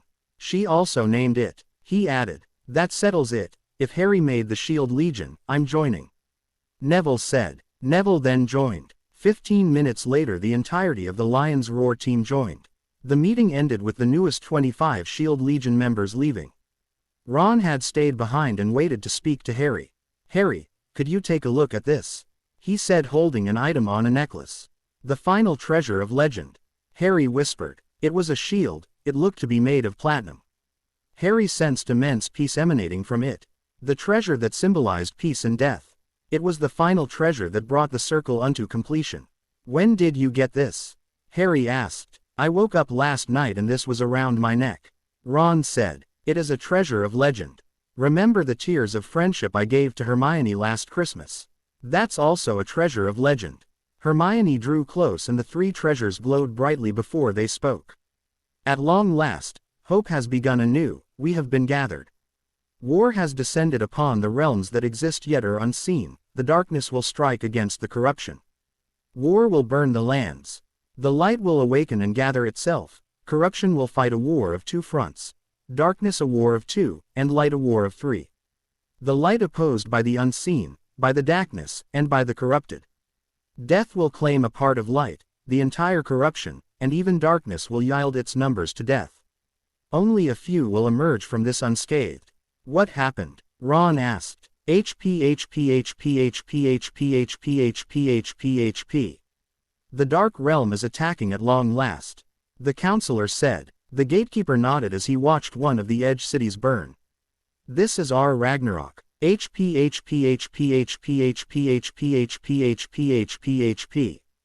That night Harry paced near the fireplace waiting for Hermione to return. Ron was sitting in a chair near Harry. You know, it's strange. Ron suddenly said. What's strange? Harry asked, absent-mindedly. Ever since this treasure has come into my possession I seem to be more mature, not only that I'm finally at peace. I know that if it wasn't for this treasure you wouldn't pay me any attention.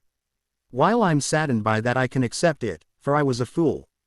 It seems like it has also granted you knowledge. Harry added. Ron shook his head. Not exactly. All it has done when it comes to that is allowed me to access more of my in's higher functions. While I hate to admit this I think you and Hermione were correct. I should have studied harder. Now, I'm going to be playing catch-up for a long while. Has the DA been helping? Harry asked. Ron nodded. Quite a bit honestly. But, I am still far behind. Ron and Harry lapsed into silence before Ron spoke again. The treasure also granted me one other thing.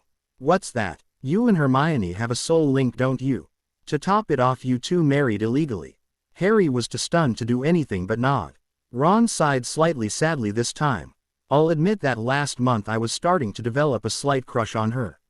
I knew it was foolish, however, I still started to like her.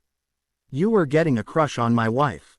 Harry asked slowly. Yes, and the reason why I am telling you this is so that there is nothing hidden between us. I won't keep any secrets from you anymore. Knowing me, the one secret that I keep might harm our just rebuilt ocean too much. Ron said. Can I assume that the crush is over? Harry asked. Ron nodded fervently. Yes, definitely, it's gross to crush after someone's wife. Ron shuddered. Harry nodded. A second later Harry heard the portrait open. Love, did she use the blood quill? Harry asked. She merely held up her raw left and right hands. She is going down. Now, I don't care if the ministry decides to try to expel me. I'm taking her out. Harry growled. Better let Dumbledore know first. Hermione warned. Harry nodded slightly as he walked to the portrait hole. Do you need a task force? Ron asked. Not this time, Ron. But, you and Draco will run the DA if we have to leave. I'll send letters so you can stay ahead. It isn't ideal but it will have to do. Harry said. I understand. Ron said grimly. Harry strode purposefully to Dumbledore's office. Cockroach cluster. Licorice wand. Drop. Harry tried. The door opened. He chose his favorite Muggle candy this time. Hermione asked with a faint smile. So it seems. Harry nodded as they entered the office. Ah, how can I help you? Do you come as students or as the leaders of the Shield Legion? Dumbledore asked. Not exactly as either. Although if I needed to clarify it I would say both. Harry said calmly. Dumbledore's eyes twinkled. I thought I should let you know that we are no longer going to be able to attend Hogwarts after tonight. Harry said grimly. Why is that, Mr. Potter? Dumbledore asked. Umbridge used a blood quill. She is going to be taken care of appropriately. Since we prefer you to stay on as headmaster we will take the blame. No, I cannot allow you to do this. Dumbledore protested. Professor, the only reason we are telling you this is so you don't panic when we vanish. It's time that the Legion begins to operate more effectively. You better start looking for a new defense teacher. Perhaps, you could put Professor Snape in that position while you hire Slughorn to be the potions teacher. Harry replied. That may work. Dumbledore nodded slightly. Now, we have business to attend to. Good night, Headmaster, Hermione said as they left. Good night, and farewell. Dumbledore sighed in sorrow. How should we take care of the toad? Hermione mused as they left. Since we aren't barbarians we should probably keep her prisoner in a makeshift dungeon. Why not just give her to the centaurs? Harry asked. They'd kill her instantly. No, we want to prolong this. Hermione replied. So we make her a prisoner and then what? Hermione asked. Harry smirked. Padfoot is bored, right? He probably wants to test new pranks out, and since he doesn't want to prank you or I, Harry said. He needs a test subject. Hermione finished with an evil grin. Perhaps he could develop ways to disable the enemy with his tests. Harry added sagely. It's for the best. Hermione agreed with a similar grin. I would guess our young friend would agree to help him as well. Hermione noted as they neared Umbridge's quarters. With a couple of flicks from their wands they entered her chambers and stunned the ugly woman. Less than 10 minutes later, a couple of vials later, and a letter, Harry and Hermione left Hogwarts. The Shield Legion was going to war at long last. When they arrived at Potter Castle a few minutes after departing Hogwarts, they instantly created Umbridge's prison.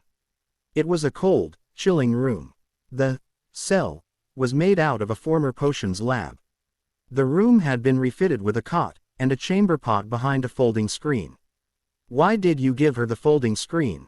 Hermione asked curiously. I don't want to come to question her and see that, Harry said with a shudder as he pointed at the fat woman. A valid point, Hermione agreed as she turned slightly green at the thought. So, how are we going to discipline her? Harry asked her. His wife's look turned savage. I'm tempted, but we'd be breaking about a dozen rules. She said. Something in Harry's memory stirred slightly. Why does that sound familiar? Harry wondered aloud. First time, second year, Hogwarts leery. Hermione said. I can't remember. Harry replied after a long moment. Polyjuice potion. Hermione prodded. Harry's eyes widened. Oh, are you thinking of turning her half-cat? Harry asked with a smirk. I was actually thinking of turning her into a house elf. I'd turn her into a goblin, but they'd just kill her as soon as she appeared. House elves unfortunately don't respect themselves enough to destroy her. Hermione replied. I can just imagine Skeeter's headline. Senior Undersecretary of the Minister, half-breed. Harry smirked at his crafty wife. The horror! Hermione exclaimed in mock horror. The two of them laughed wickedly as they awoke the disarmed and disoriented witch. What is going on? Umbridge demanded. Now, Umbridge, that isn't any way to talk to your wardens, is it? Harry smirked. Umbridge paled as she realized that she was in a cell, and without a wand. How dare you? Dolores shrieked. It wasn't that hard. It was even easier because you aren't much more than a squib magically. Hermione replied. What was that, you mudblood? Umbridge screamed shrilly. Harry backhanded her in his fury. If you call her that one more time you'll be begging for death. Harry growled dangerously. Harry, there isn't any reason to be like that. After all, you shouldn't be riled up by a almost squib. Hermione laid her hand on Harry's arm. Harry calmed down immediately. She was once again Harry's voice of reason. Harry nodded. By the way, Toad, do you want to know your sentence? Harry asked. Sentence. Umbridge looked at him in total confusion. You hate half-breeds so much, it's just too obvious. Before you know it, you're going to be a half-house elf. Hermione smirked. Umbridge's eyes widened in horror. They two of them left before Umbridge had a chance to recover and begin screaming at them. So, 1 month of Toad Lady, and then Toad Elf. Harry said as they entered the banquet hall. Harry, Hermione, what brings you here? Sirius asked in surprise, as he leaned against a chair sipping what looked to be suspiciously similar to fire whiskey. Well, a large fat toad used a blood quill on Hermione, so we captured the ugly thing. Harry said. And the punishment? Sirius asked. Harry merely pointed to his watch as Hermione spoke. We need to get to sleep, she said. Harry nodded in agreement. Before you head up to bed you need to answer one simple question. You're married, when will you consummate the marriage? Harry and Hermione both blushed brightly. Sirius looked at them bleakly. Don't wait too long. The ritual you used is ancient, hardly understood magic. I researched it quite a bit. If you hold out too long it'll start sapping your magic. Sirius said grimly. Harry's eyes widened. I didn't know that, Harry admitted. Hermione nodded in shock as well. Tonight is almost over. Stay in the same bed tonight, Sirius suggested. Harry found himself wishing that he could melt into the floor. He was talking to Sirius about his physical relationship with his wife. Slowly and nervously Harry removed his fake glees and placed them in a drawer. He wouldn't be needing them anytime soon. With a deep breath Harry slowly changed into his clothing for the night. A single white t-shirt and a pair of shorts. Next, he entered his bedroom slowly and nervously. He took the now miniature Durandal and placed it on his bedside table along with his wand. The sword Excalibur, within its sheath, he leaned against the same table. The reason for Harry's nervousness was simple: Hermione had agreed that they should sleep in the same bed. Thousands of thoughts flooded his mind. Thoughts that made him fear, thoughts of terror. Hermione was brilliant, she was powerful magically, and beautiful. She couldn't be much more blessed than she was.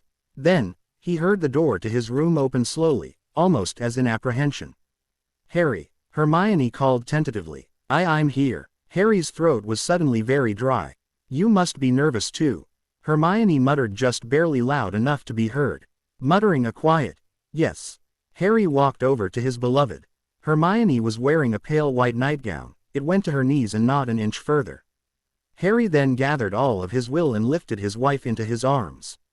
She looked startled at the beginning, but by the time she was being carried bridal style, she had laid her head on his shoulder and she had a look of contentment on her face. Next, Harry laid her on the bed, and as she got under the covers, Harry got in beside her. She looked at him lovingly and allowed him to pull her into his arms. What she did next surprised Harry. She adjusted them so that he was on his back and she was on top of him. After she ed him pianately, Harry was awestruck. "Hermione." "Harry ed." Hermione smiled lovingly at Harry and ed him once more. Hers were like, well, Harry honestly couldn't compare them. Summer's loving caress of heat, nor the spring's gentle breeze, neither compared to her loving touch, let alone from her. "I love you, Harry," she whispered. Harry smiled and replied, "I love you too." Hermione suddenly fought a yawn. In response, Harry merely smiled before ing her forehead. "Sleep, precious, beloved, Hermione," Harry whispered. She nodded and laid her head upon his, and a few moments later her soft breathing told Harry that she had drifted off. That was the sound that Harry drifted off to. The next morning Harry awoke with Hermione still laying on his. He breathed in the scent of her soft brown hair while she continued to slumber, and that's when Harry knew that he wanted to always awaken to this state for the rest of his life. Harry was so comfortable he didn't want the day to begin.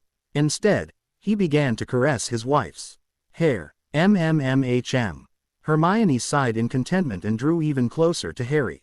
Harry's left arm sd its way around her and pulled her into his MC. A few minutes later Hermione woke, and after she blinked the sleep out of her eyes she smiled at him and ed him gently. "Good morning, love," she said. Harry smiled lovingly and spoke. "Good morning yourself." Harry then ed her. Hermione sighed in contentment before she slowly lifted herself off of him. Harry pouted as she got off of the bed that they had shared until just a moment prior. "Oh, Harry, as much as I would love spending the day in bed with you, we need to get to work. We have a ministry to topple, Polyjuice potion to brew, Legion business, destroy Voldemort, get Durandal to accept you, and we have to bother your godfather," Hermione said. Harry pouted at her for a moment longer before he too forced himself to begin the day. "Good afternoon, children." Sirius smirked as they sat down at the table. "Teenagers are creatures of the night," Harry replied primly. "Quite," Sirius replied dryly. Hermione's eyes sparkled with mischief as she listened to the two of them banter. Even as the two of them bickered gently, Solomon appeared and presented Hermione with her breakfast. 10 minutes later Harry and Sirius had finally stopped their banter, and that was when Harry noticed that Hermione had already eaten and was walking out of the banquet hall. "Not funny," Harry called. Hermione stopped for half of a second and a house elf appeared next to her. They spoke for a moment before the elf popped over to Harry. "Lady Potter suggests that next time you eat before you play, and she also told me to remind you that it isn't polite to shout across the banquet hall," the female elf told him. The rest of that day was delegated mostly to creating the Polyjuice potion. "Sirius, could you could you focus?" Harry said in exasperation as the dog Animagus was pestering Harry's wife.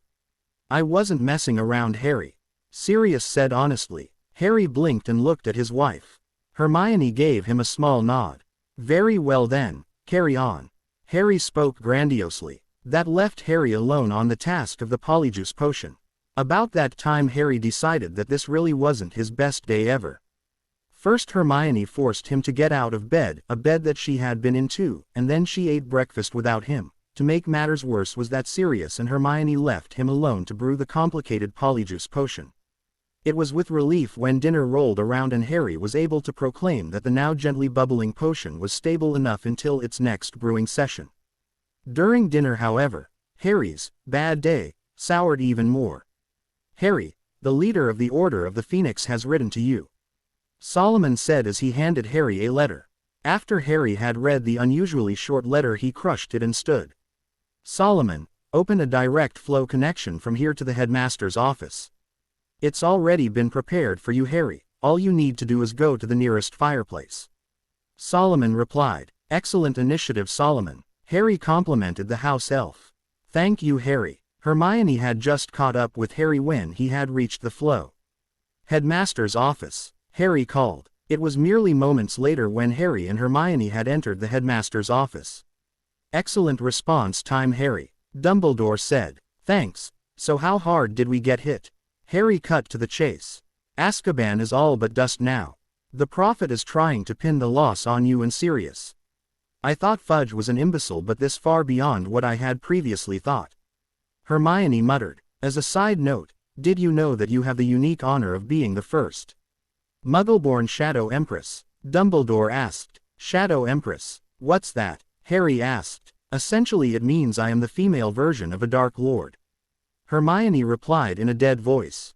"Has the Ministry declared that, or was it just Prophet speculation?" Hermione questioned dully. "Both unfortunately have announced your fall into the dark arts," Dumbledore responded. Harry sighed. "They did that to get to me. They know that Hermione's the person I'm closest to. I would assume so. This just means that the Ministry will ignore Voldemort until they are destroyed by him." Hermione finally recovered. "The silver lining?" Dumbledore asked. "Exactly. Well, I'll notify the Legion on what has happened and we will have our forces undergo heavy summer training." As another act of business, "Solomon," Harry called. "Yes, Harry. I need you to get the emergency portkeys to Dumbledore before the night is out, save for the 110 Legion portkeys. I need you to deliver those directly to the members. You have over 100 Shield Legion members."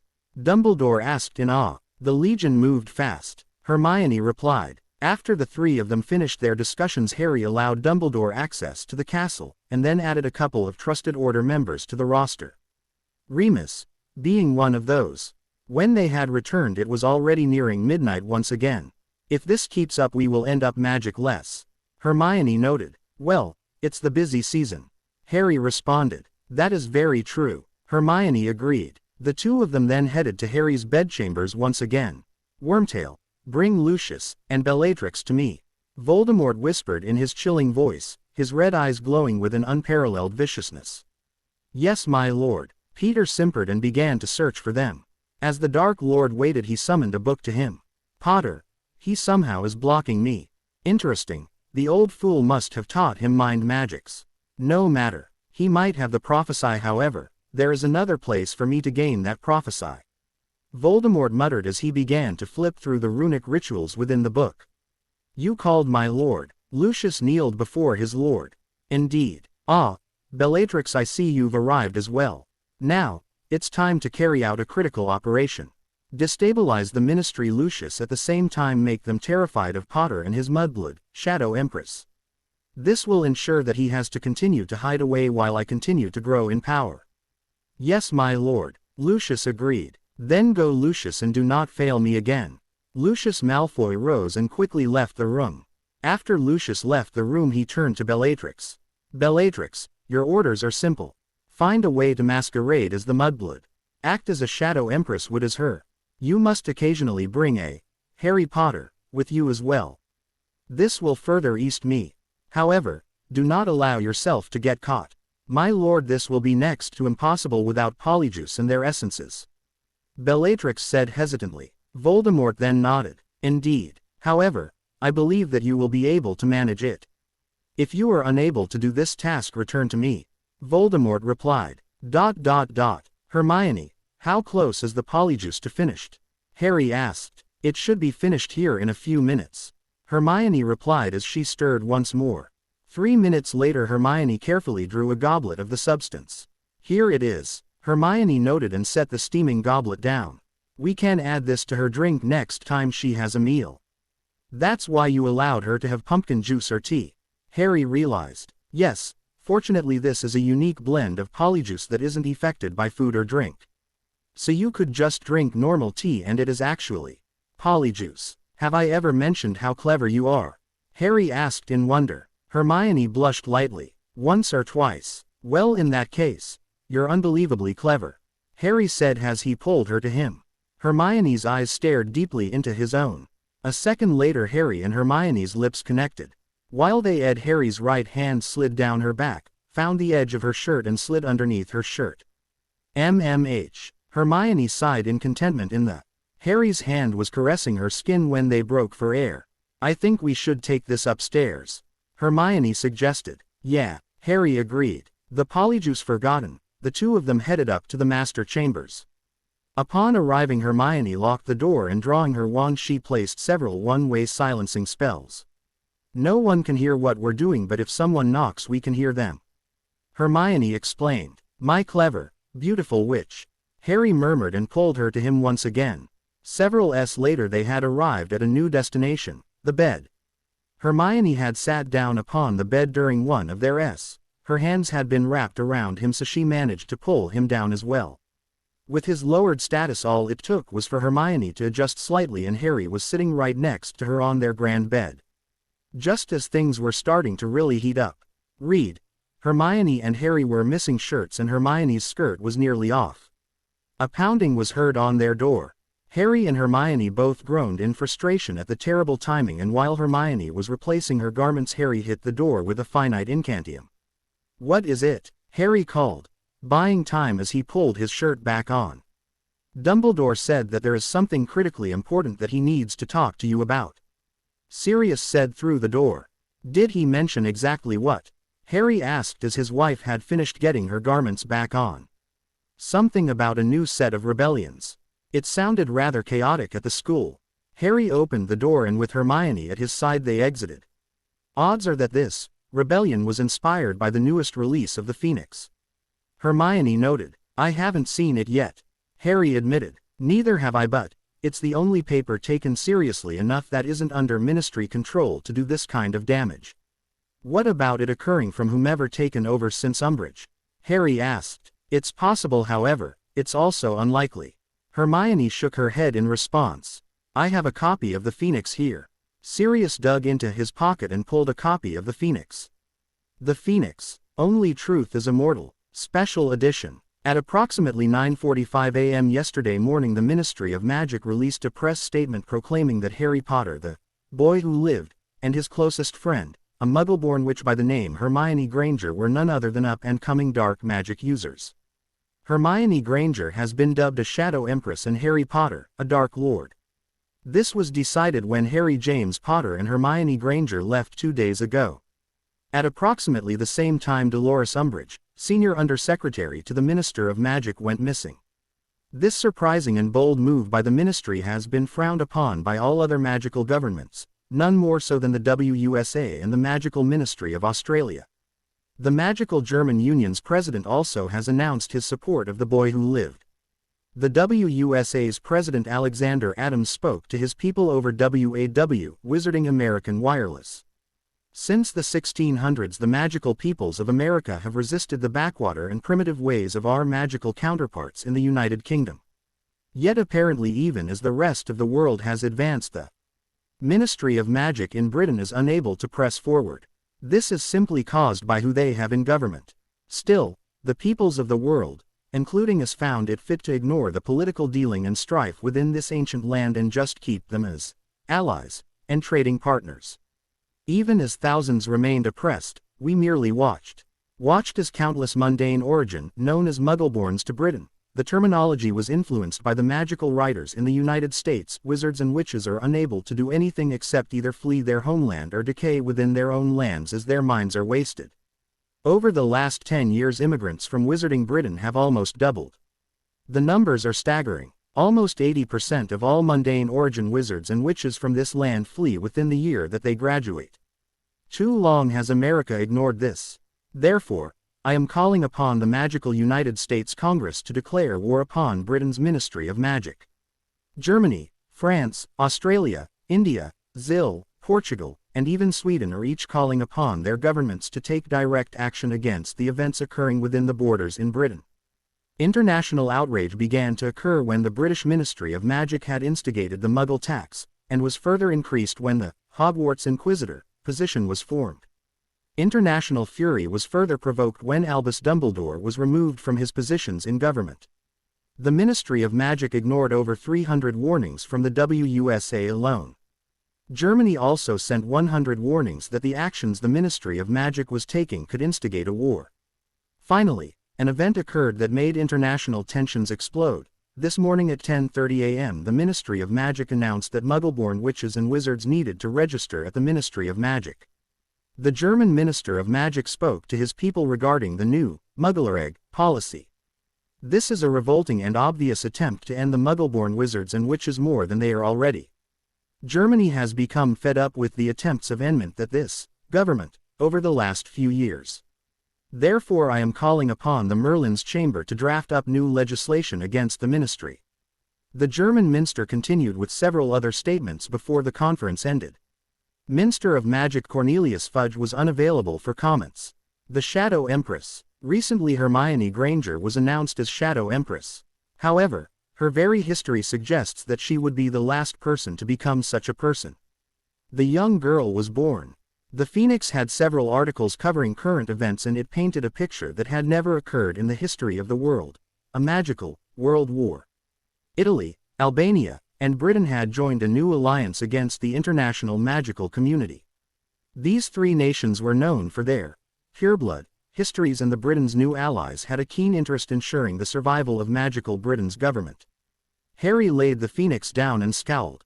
"What's wrong?" Sirius asked. "Now all Voldemort has to do is wait until the world crushes the ministry and then he'll just waltz in," Harry replied. Sirius looked thoughtful for a long moment.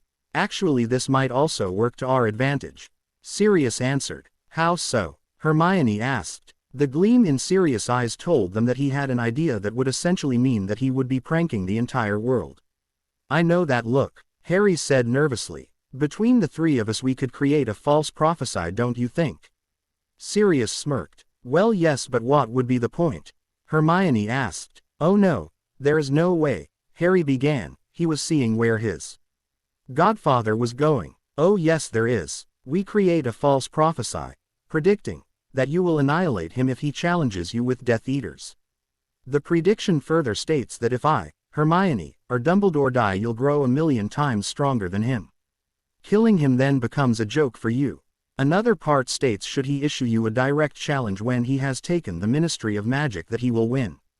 Crafty prophesy, since it'll make the fight be on our terms instead of his," Hermione said with a grudging respect. "There's only one problem, Sirius," Harry replied. "What's that?" "Remember when I mentioned that only 2 people can retrieve the real prophecy? That's Voldemort and myself. Then you, Hermione, and I go into the ministry tonight, switch out the prophecies and be out of there before anyone notices that we were there," Sirius replied. "Only one correction to that plan, Sirius," Harry sighed. "What's that, Harry?" Sirius asked. "You'll stay here." "But," Sirius began. "No, the ministry is where you died. I don't want to tempt fate. You must stay here," Harry shouted emotionally. Hermione placed a hand on his shoulder. "Harry, I'm tired of staying here," Sirius admitted. "I know, and I hate myself for forcing you into this hidey hole. You can come on the next Legion mission, just not this one. Please." Harry calmed quickly with Hermione's comforting hand. Sirius sighed and shook his head in defeat. "So be it," Sirius sighed. "Thanks, Sirius." Harry smiled weakly. "You owe me," Sirius said as they walked to the fireplace, finally remembering that Dumbledore had requested them. "Headmaster's office," Harry called as he tossed in the flow powder. A flash of color, and Harry was face first out of the headmaster's fireplace. Hermione had come right after him, and while she had successfully made it out of the fireplace without falling, she tripped over Harry. As she was beginning to lift herself off of him, the headmaster spoke. "In my youth I also had a terrible time with the flow system," Dumbledore said, his eyes twinkling lightly. After the two of them had managed to stand and look at the aged headmaster, they could tell that something was weighing on him heavily. "How bad is it?" Harry asked grimly. The teachers have lost control, and now there's armed combat in the halls. I came here to get reinforcements and some help to embellish order. This isn't the only place though. The Ministry of Magic and Diagon Alley are both covered in confusion as well. Dumbledore said, "It would be an ideal time to strike if I were Voldemort, save for the Wizarding World War potentially occurring." "He might strike anyways." Hermione spoke up. "What do you mean?" Dumbledore asked. "If he takes the Ministry, he could send emissaries to other nations, promising them that change is now occurring and that an internal revolution changed the events within Britain, that he has no interest in the MUGGLETAX, or the other decrees.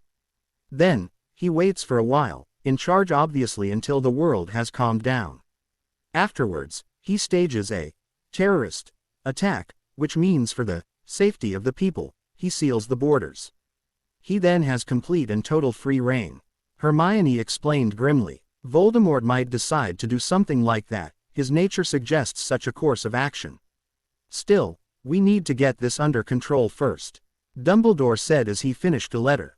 "Where's that going?" Harry asked Dumbledore as the headmaster gave the letter to Fawkes. "I have no choice but to get the order here to help." Dumbledore explained. "Right, the Legion needs to march too," Harry said and activated the DA coin. The message Harry sent was simple. "All DA members make their way to the room of requirements. Emergency meeting." War had come. The gatekeeper sighed as he shook his cloaked head. "What is it, gatekeeper?" the counselor asked. "It's time, isn't it?" The counselor of wisdom nodded. "The calamities within our own realm are spilling into the wizarding realm, just not in the way that either the council or the second reality expected." "Has the Emperor expected this since the beginning?" the gatekeeper asked. 30 seconds passed before the counselor responded. 3, was his vague answer. 3, the number of the Emperor. "So what?" the gatekeeper asked. 3 times through time, 3 friends, 3 swords, 3 treasures of legend. He has been giving us symbols of the future again and again, we just have been ignoring it." The counselor exclaimed in shock. "If you don't explain right now, I'm going to be very cross." The gatekeeper said icily. "Harry Potter has gone through time 3 times, once to save his godfather, once by our returning him to life, and most recently his adventure into the Forbidden Realm. He now holds in his possession 3 different swords, the Sword of Founding, the Sword of Kings, and Durandal. He also has the Soul of Unity about his neck, the Tears of Friendship lies with his wife, and the Shield of Peace lies with his ally Ron Weasley. There have been so many showings of that number and we've ignored each one. The Emperor has been telling us without words that he was going to cause the Reformation." The counselor said in awe. "What about the prophecies?" The gatekeeper tried hopefully. "Sure, there are more than 3, but their actual number still ties to 3. How? They are divisible by 3. One prophecy calls Harry the chosen one, another predicts the death of the Ministry, yet another predicts that the Reformation would be caused by one outside of the control of time." They stood there in silence and awe for several minutes before the gatekeeper spoke again. "Why would the Shield of Peace lie with Ronald Weasley? I honestly don't know. All I know is that it symbolizes peace and death. ... Harry, you're back," an excited Ginny Weasley called as she entered the room with her brother. "Yeah, I'm back because of this insurrection." A few minutes later the rest of the DA entered the room. "All right, let's get started. Right now there's a nasty war starting. Not just in Hogwarts but the rest of the world too. A wizarding world war. But, right now we have to stop the battle here in Hogwarts. Lions roar, and heliopaths, I need you to protect the 1st, 2nd, and 3rd year students. Rifleman's creed, secure the entrance in the Great Hall. The Ravenclaws," at this Hermione chuckled slightly, "reinforce the teachers." After their marching orders they left the room. Harry, Hermione and Ron, however, stayed behind. It was just to get them to move. Ron asked in some surprise. "Yes, we don't have time for a big meeting, and putting down this riot is the most important thing right now," Harry replied. "And they always say you're good at strategy." Hermione shook her head in mock sadness. In the confusion of what would become known as the Hogwarts Rebellion, Bellatrix Lestrange slipped into the chaotic school. Severus Snape had been asked directly by the Dark Lord what was occurring at the ancient school. The spy then revealed that there was an open insurrection occurring within the halls of Hogwarts. Surprisingly, Voldemort didn't launch an attack at the school. Then again, while Bellatrix was fairly intelligent, her years in Azkaban had messed with her mental state. Shrugging off the memory, Bellatrix continued her mission for her lord. The former Ravenclaw student went undetected past a small group of teachers whom were defending the first, second and third years as the school continued to rage in its new madness. She then made her way up to the Gryffindor Tower. With a simple diffindio, she gained access to the Lion's common room. Readying herself, she made her way up the stairs and into the lion's den. What surprised her though was that the common room was empty. With a shrug, Bellatrix walked into the first dorm.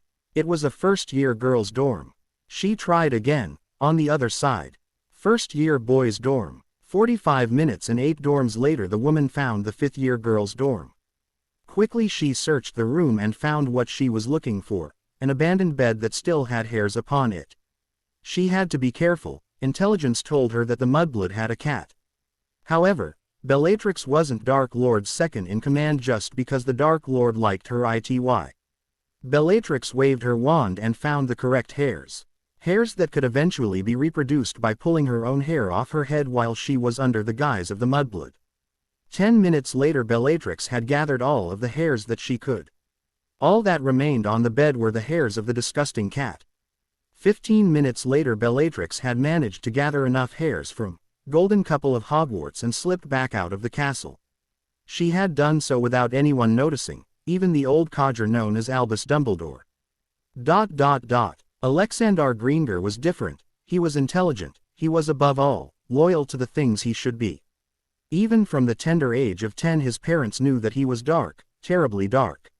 They feared what would happen if the Dark Lord were to rise again. They had tried to stop Alexander, but he ignored them and delved deeper into the dark arts. Now he was 17, almost 18, and just that summer, the summer the Dark Lord had risen again, had Alexander accepted his lord's mark. His family didn't know about, although he was certain that his lovable sister would be disgusted at his action. He didn't care. In fact, he had requested that he be the one to kill her himself. He would do anything for his master.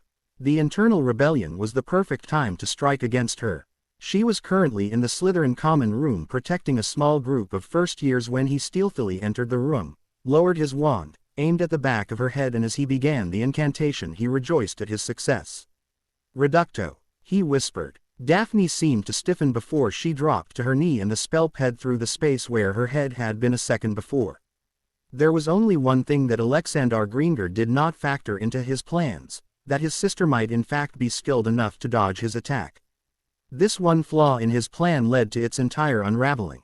In the Slytherin house there are only a few set rules. 1. You do not east other houses. 2. You are cunning. 3. If you are going to do something that you will be punished for, then do not be detected. And finally, you never attack a fellow Slytherin without serious repercussions. Daphne Greenger was a Slytherin. A barrage of first-year charms, hexes, curses, and jinxes, as well as an accurately aimed blinding curse slammed into Alexander. It is common knowledge that mixing spells causes unusual results. The mix of leg lockers, jelly legs, a single levitation spell, blinding curse, a couple of transfiguration spells, normally used for turning matches into needles and other similar tricks, and one low-powered dark spell. The results were impressive if nothing else. Alexander Greenger became Alexander the Slimy thing before he turned into a primeval gray soup. Alexander Greenger was confirmed dead by a disgusted Madame Pomfrey after the insurrection ended. Died due to magical backlash was what was in the official reports. However, Madame Pomfrey would write in her memoirs those related to the incident that he died for attacking a girl, a very pretty fifth-year girl that was protecting first years. Several of the boys even in first year had crushes on the young woman and proved that they were more than willing to protect their princess. The rebellion of Hogwarts would finally end after the Legion and the Order of the Phoenix stepped in. The final body count was the worst loss of life in the wizarding world in almost 20 years. After the school finally settled down, Harry and Hermione made their way to the headmaster's office. The married couple's faces reflected their sorrow, and the pain in their eyes was evidence of their still strong humanity. A few minutes passed before the teachers and the headmaster entered the office. "Mr. Potter, Miss Granger, why did you leave?" McGonagall demanded. "Isn't it obvious, Mr. Potter wants to at the front of everything.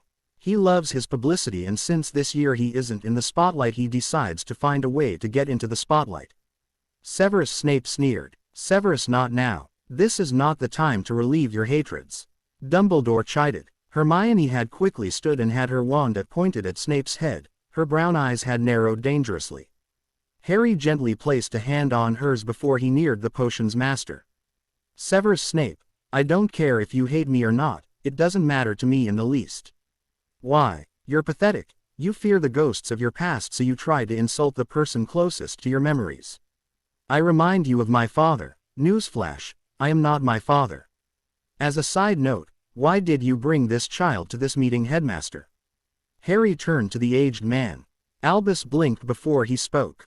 He is a critical ally in the war against Voldemort. Dumbledore answered. That's fine, but does he have any tactical reason for being here right now? If not, he's wasting space. Does he have a report? If not, we don't need him. All he is a spy. That's his entire purpose. In other words, his stance is no longer needed. Harry, my boy, Dumbledore began. I have critical information that must be kept out of the Dark Lord's hands. If Snape is here, he could very well become the test subject in an experiment to see how long it takes to drive a person insane. I know how to hide information, impudent T. Snape hissed lowly. This information is too sensitive. Harry retorted. Dumbledore sighed and nodded to his spy. I'm sorry, Severus. He apologized. So shocked that he could do little more than nod, Snape left the room. The meeting then covered a debriefing and a request for Professor Trelawney's presence. Sirius was intelligent, but he had forgotten that they'd need a seer. A recording later, Harry Potter and Hermione Potter were ready to infiltrate the Ministry of Magic. They finished by pinging information between the two heads of the terrorist groups. When they had finished, they had returned to Potter Castle, and the two of them made their way to the master bedchambers.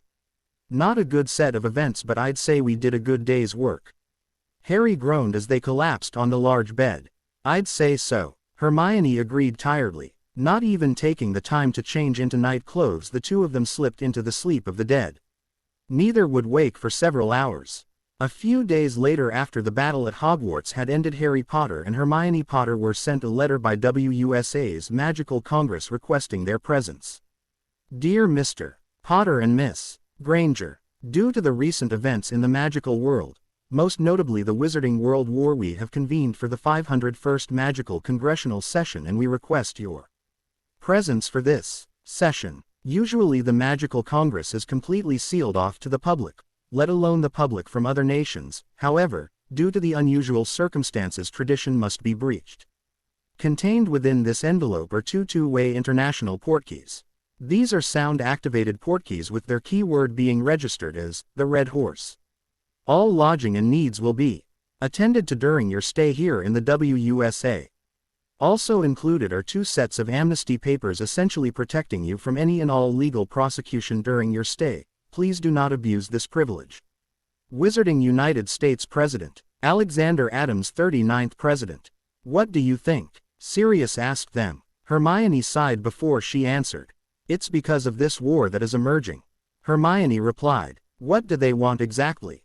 Harry asked in confusion. I don't know. Hermione shook her head. Well, there's only one way to find out. Harry said. What do you mean? Sirius asked. Harry pulled out a presidential seal and a packet of letters before he said 3 words. The Red Horse. Shortly afterwards, he was standing in a building unlike anything he had ever seen. He was surrounded by the proudest-looking men he had ever seen, not arrogant but confident. Each of them were in uniform, standing at attention. The deep, dark blue of their uniform was offset by the trimming of gold and black. At their waists they each had a sword. However, not every sword was the same, and it took Harry a moment to discern that there were 2 different types of swords that they carried. At this point, Hermione appeared next to him. Almost as soon as she appeared, a man walked over to them. Unlike the almost motionless military men, he was in a business suit and a brilliant smile on his face. Ah, Mr. Potter, Miss Granger, it's a pleasure to finally meet you in person. The energetic, almost pushy man said as he shook Harry's and Hermione's hands enthusiastically. The pleasure is ours. I don't mean to be rude, but you have us at a slight disadvantage. Do you mind introducing yourself? Hermione asked. The graying-haired, blue-eyed 50-year-old's eyes widened in shock. Oh, I'm so sorry, people usually recognize me instantly. My name is Alexander Adams, president of WUSA. The man introduced himself. You are President Adams? Hermione asked in some surprise. Adams laughed lightly before he spoke. My dear lady, I realize that I presented myself in a way that you would have never expected a nation's leader to. However, I learned early on that if I am lonely that I need to get off of my mountain and get back with the people I represent. That's why I act as I do. I don't need airs or dignity. Protecting my people, honorably is enough for me. A complete difference from our dear minister. Harry said in a wry voice. Indeed, and that is one reason why we find ourselves facing a wizarding world war. Just one? Hermione asked. Truly, there have been acts that have been blotted from history's archives. However, their wounds fester to this day.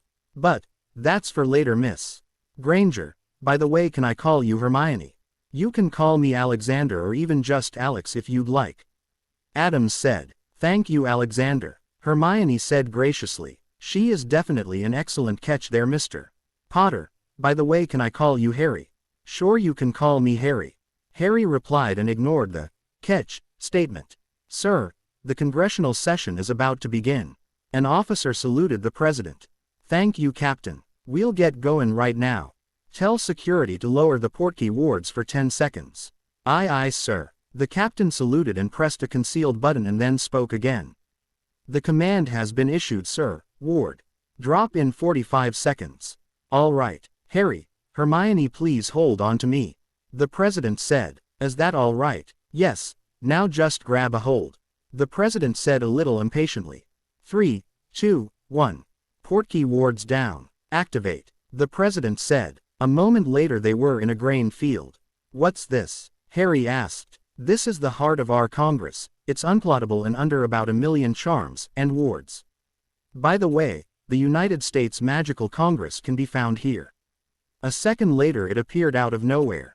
Whoa, impressive, Harry said as a MIV-white building took up the entire field. It looks almost like the ones the Muggle Americans have. Where do you think we got the design? The president laughed as they climbed up the steps. You got it from them? Hermione asked. Yep. But Wizarding Britain's foreign allies said that. Hermione trailed off as she internally recalled where the book was published. That they got the design from the wizards, right? Adams shook his head. Sorry to burst your bubble, Hermione, but the truth is we got that from them, just like our magical Marines, Army, Air Force, and even the magical Coast Guard. Minutes later the three of them entered the MIV structure and Harry gazed upon the WUSA's Magical Congress chambers. Mr. Potter and Miss Granger, thank you for coming today, a man said at the head of the assembly.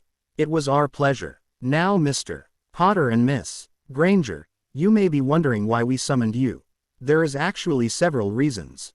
First, due to your unusual position in Britain, it places you in an ideal spot to rally the more rational people to you, such as the Shield Legion.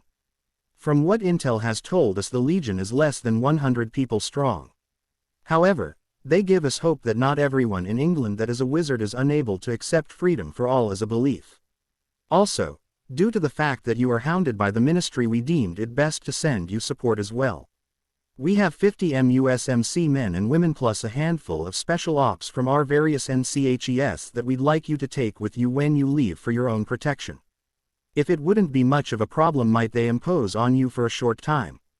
We naturally realize that this is an unexpected turn of events and are offering to foot that bill as well. That's okay. I don't mind housing some of America's finest. Thank you for allowing us to send these troops with you. Now on to other matters. Mr. Potter, Miss Granger, would you mind sitting here as the upcoming procedures will be more than a little fascinating for you? All right. A few minutes later several leaders from across the globe entered the chambers. That's Germany's Minister of Magic, Hermione whispered as he and Alexander spoke. A woman entered the chamber and a moment later the president and minister exchanged pleasantries with her as well. If I am correct, that's the minister for Norway, isn't it? Harry asked. Yes, she made headlines last year when she got elected, landslide voting in her favor. She's the first female minister of Norway. Hey, you know what they say, Behind every man there's a woman rolling her eyes. Alexander said as he sat beside them. You are certainly a joker, I'll give you that much. If you've figured that out, you've just learned the most important thing about me. May this 501st congressional session come to order. The Speaker of the House announced. After the Congress had finished with the general, needed to be taken care of, things had been finished, they came to the interesting part. At this point every man and woman must swear an oath of secrecy to never reveal what they are about to hear, save for Harry Potter and, if he allows, his close friend, Hermione Granger. I trust her, sir. Very good then. Enders, go collect the oaths. Make them unbreakable. When the oaths had been gathered, the Speaker began. Mr. Potter, the reason you had been requested to come here was several-fold. However, most of this could have been taken care of by a lower group. However, something happened that caught our attention. Like the English, we have our own research division. Ours is known as the Forbidden Arts Division. This is a NCH that's primary purpose is to stop any and all forbidden arts before they begin. This means that they have powerful analytical tools to do their jobs. Their other duties also contain the protection of any and all prophecies. When a prophecy was made here, almost 100 years ago, it was forgotten, until now. Only recently have we been able to piece together to whom it is related to and what its purpose was. You see, it was divided into 100 parts, one part for each year. Now we have managed to gain most of the prophecy back, and it is related to you, this time, and Voldemort. It will come to be in that day, when the red horse of war begins its rampage, all shall fall onto the shoulders of two, one of light and one of darkness. He who is born to those who thrice defied him in the flight from death shall battle each other. Victory shall fall to both of them, until a betrayal which will break the light's heart, yet it is not the end, indeed merely a beginning. The light's soul shall be reborn anew, and he shall battle the fear of death himself. Prophesy held, legend defended, and love immortal shall battle all of the darkness. Should the reborn light fall to the reborn darkness, all shall be lost. Mr. Potter, while the prophesy is vague in places and downright confusing, in particular the betrayal and the reborn light. However, Voldemort's name translates into flight from death, and you were born to those who thrice defied him. The way we realized that it most likely was talking about, now, was from the red horse of war. Therefore, we realized that this prophecy needed to be placed in your hands. If you are truly the reborn light, then we are on our final chance, and we intend to arm you to the best of our abilities. Yet another prophecy of you. That brings the count related to you, Harry, to 15 confirmed prophecies. 15. Hermione asked in awe. That WUSA has confirmed. Yes. What did they state? Harry asked intently. Most of it is just reinforcing the fact that you and Voldemort are going to fight one another eventually. Is there any parts that are confusing? Hermione asked. Naturally. Looking into the future is a shady art, so we are operating on limited information. The Speaker shook his head and spoke. Listen carefully. We are most likely going to invade England within the month. Make sure all of your contacts are aware of this and able to stay out of the direct fighting. As to you and Miss Granger here, we plan on giving you magic that England has not seen in almost 400 years. What do you mean? Hermione asked. In the 1300s, a special sect of wizards left England disgusted by the actions of their homeland's government. The two NCHES of the sect used both magic and swords to perform in combat. They were warrior wizards, one half wielded light magics, while the other manipulated chaos magics. They dubbed themselves paladins and chaos knights. Chaos magics sacrifice life force to achieve powerful results. A single weak chaos knight could eliminate up to 300 enemies. However, the chaos knights found that by sacrificing their own life force they would be exhausted quicker. The paladin, on the other hand, was able to endure through all things, able to restore strength and life.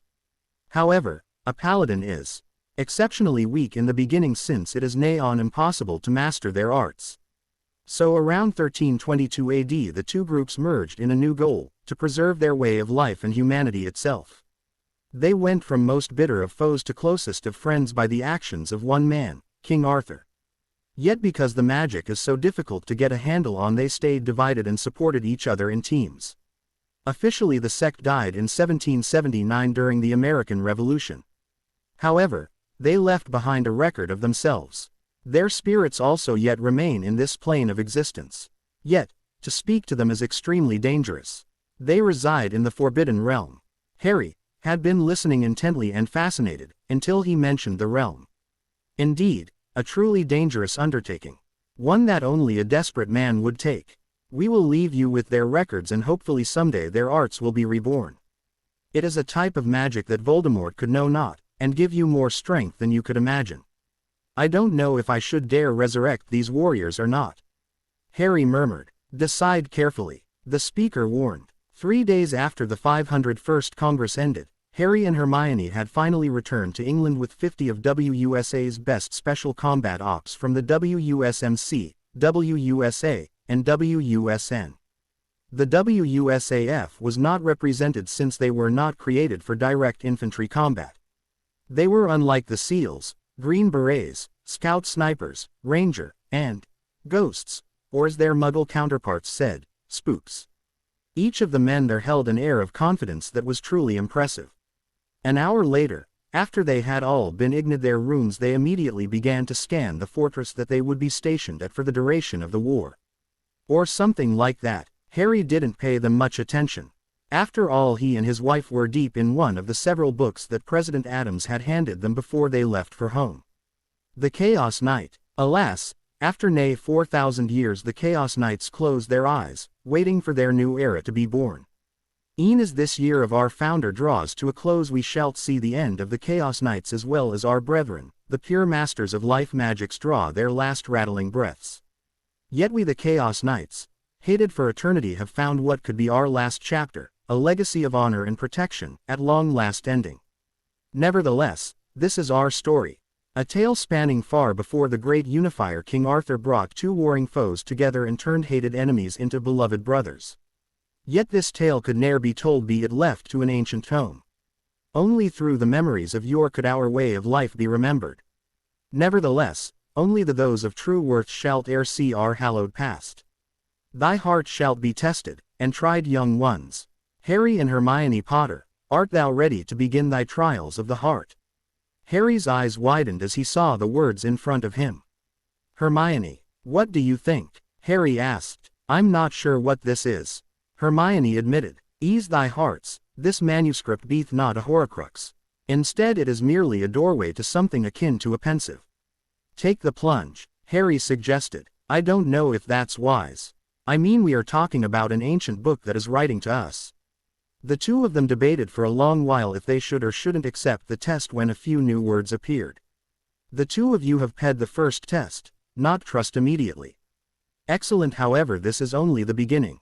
A moment later the book flared and somehow they knew that it was seeing into their hearts. The two of you have ped the trials of courage, honor, and decency. Now answer this question. Harry Potter, around 300 meters away. You see Voldemort standing over your godfather about to kill him, and also about 300 meters the other way Death Eaters have surrounded a complete stranger. Now, answer me this, who would you save? Harry remained silent for a long moment. You cannot put a price tag on a life. Each life is important. I would attempt to save them both. ... Impressive. You'd go against odds that even Dumbledore would be apprehensive of to try to save 2 more lives. You've ped the trial of life. Hermione, your turn is now. Your husband is mortally injured, Muggles and wizards both have tried to save him, and all that's left, they say, is to wait for the end or a miracle should come to P. However, you remember an item that you and Harry had worked to keep from the clutches of Voldemort, the Philosopher's Stone. You know that you could make it. It wouldn't be impossible since Dumbledore gave you his alchemy notes. However, you realize it would take too long to make, and by the time you are done, Harry will have died. What do you do? Hermione looked horrified at the question but thought deeply. I would use a time turner to make a few days repeat over and over again, thereby granting me the time I'd need to make the stone. ... You've ped. By using your mind, and past experiences you were able to resort to a method beyond unicorn's blood. Now the final trial is now. The book flared again and the room started to warp and bend around them. After becoming completely unrecognizable, it reformed into a realm Harry never wanted to step foot on again. This is the trial of combat. You both shall face one of the lowest of our brethren. A Chaos Knight? No, but one of our counterparts. A knight appeared in front of them. He had armor of purest silvers and whites. In one hand he gripped a sword and upon his back resided a fairly large shield. The sword glowed a near sacred white. "Prove yourselves on the field of battle against me," the knight said and attacked. The rush proved impressive, and Harry and Hermione barely avoided the oncoming attack. "Reducto!" Harry shouted. The warrior merely drew his shield up and blocked the curse. "To think that you were the one to reduce the defiled one to such a sorry state." The knight shook his head and deflected a stunner from Hermione with his shield as well. "Let the spirit of life and light infuse this blade of mine," the knight proclaimed and dashed towards Harry. Each attack that Harry and Hermione shot at the rapidly approaching figure had little effect, merely bouncing off of the warrior's armor. Desperately Harry drew Excalibur and the sword of Gryffindor and tossed one of the weapons to Hermione. Hermione caught the sword of Kings and readied for the warrior's approach. "How much are you willing to do to defeat the foe?" Durandal asked Harry. "Just about whatever it takes. As long as I can protect Hermione. Prove to me your strength and words are true." "Very well." Harry waited until the warrior was a few feet from him before he rolled to the left.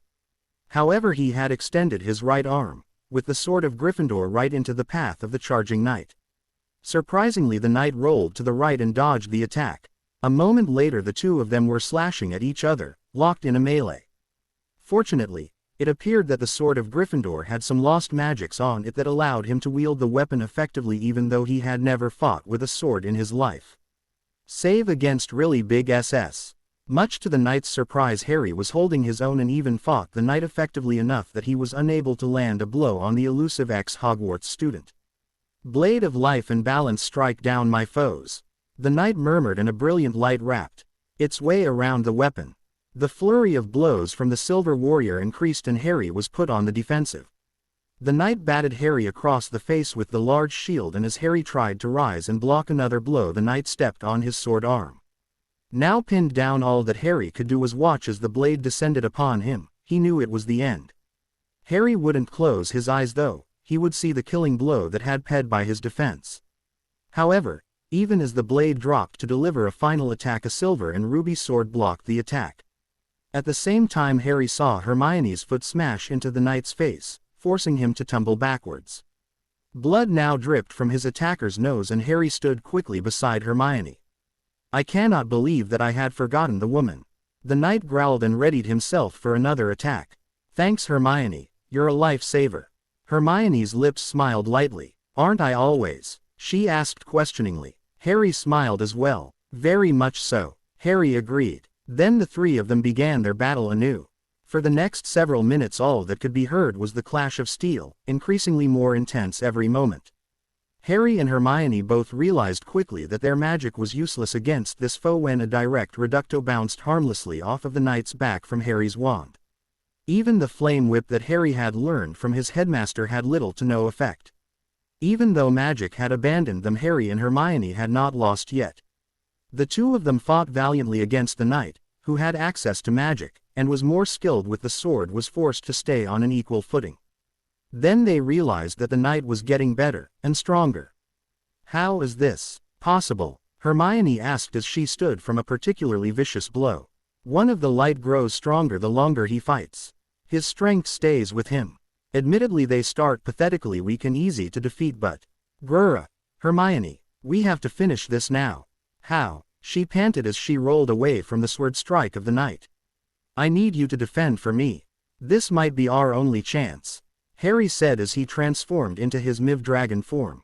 Hermione instantly translated defend to distract, as Harry was hoping she would, and did so effectively until Harry had gotten behind the knight and struck. His vicious claws ripped through the steel as if it were nothing but paper, and the knight had finally been overcome. Not the most honorable tactics. There's not a lot of time for honor in war. Besides, my wife was in trouble. Harry growled as he returned to his human form. "Don't be hostile. You ped the test. War isn't good. All that we can do is try to protect those we love, even if it means using a tactic such as that. However, never go too far. Too far in war and peace are complete opposites. Never torture, or kill for pleasure. That should be a good guideline." "I already followed that." "Then you've ped the true final test." A moment later the MIV chamber disappeared in a flash of brilliant white light. They had returned to Potter Castle and the book that had sent them through the struggles flickered briefly before words scrawled across its surface. Excellent Mr. Potter and Mrs. Potter, now the fullness of our history shall be bestowed upon thee. Make note, however, that the tale of our brethren shall not fall into thy hands with this book. Search thy hearts for the light and it shall be revealed to you. The page flipped and they saw a journal entry. Julius 7th, the 66th of the year of our Lord. The northern barbarians continued to resist the will of the Roman Empire. At the same time Emperor Nero requested aid to eliminate the Christian sect, as he called it. However, due to the regrettable fact that the leaders of the Chaos Knights were already part of this heretical movement, it became both impossible and downright laughable. Therefore, Emperor Nero of Rome called upon his finest mage legions to battle us with magic and sword. Their mission was simple: eliminate every one of us. Outside of a recently constructed castle known as Tintagel, there we fought the Empire's finest. The blood of over 11,000 men soaked the once green earth on that day, and the 10 mage legions, each 1,000 strong, were annihilated. This was to become the day we were no longer labeled as human but instead demons, or living nightmares. Our great victory became our demise. No longer were we ignored as useless or non-threatening but as evil incarnate, and something that had to be destroyed. Therefore, it was on Julius 3rd, the 60th day of our Lord, that we began to delve deep into the chaos magics. Only today, 6 long years later, have we returned from our dives into the endless void. What we have found was true power, that no man has found before. I do fear our power, because we are so strong now. However, at the same time now no one can overwhelm us. Hermione read aloud to Harry the words of the ancient book, and as they did they learned the history of them. Thousands of years ago a single man, a predecessor to the very idea of knights, realized that he had an affinity for chaotic magics. From these humble beginnings it became an order, a sect of Alexandrian warriors. These men would then conceal their existence once the great empire of Alexander fell. However, one of the 4 kingdoms, the northwestern one, discovered them anew, and so they rejoined the world. When Rome finally grew into an empire, the heads of the Chaos Knights had sworn loyalty to the fledgling empire and stood beside it until 60 AD. At this point Emperor Nero demanded that the knights destroy the Christians. However, due to the fact that the leader of that time, Ardolius, refused.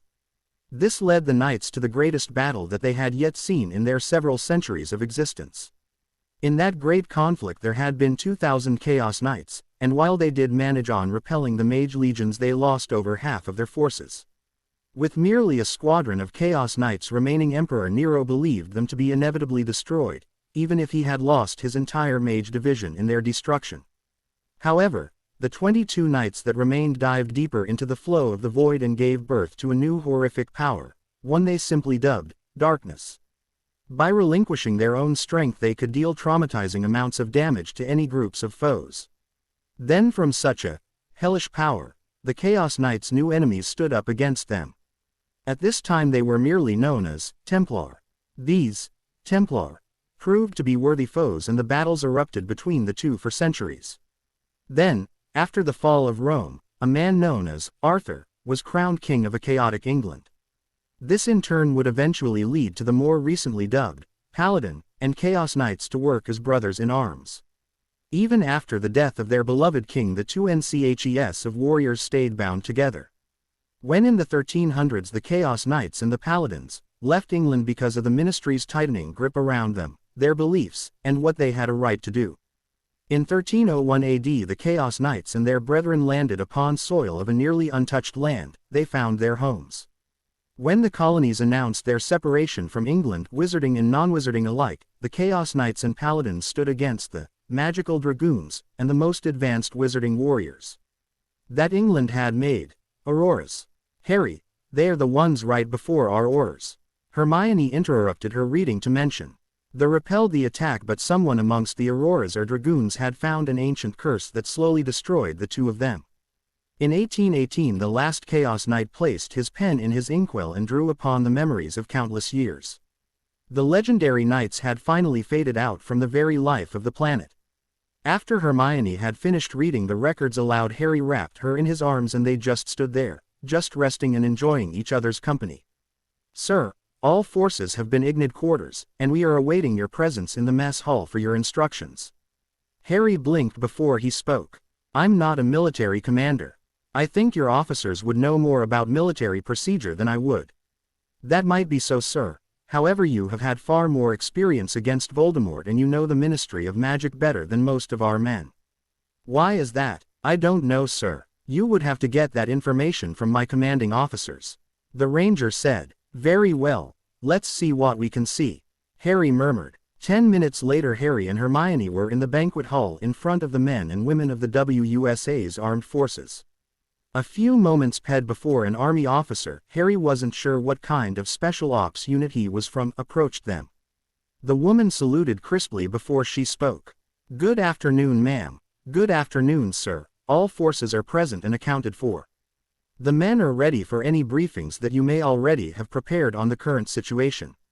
"Very well. Have them each take a seat. No reason to have them stand through this briefing because we don't have a clue how long this will take," Hermione said. "Yes, ma'am." The woman saluted and a few sharp commands later the entire banquet hall had been reorganized into a CL room setting.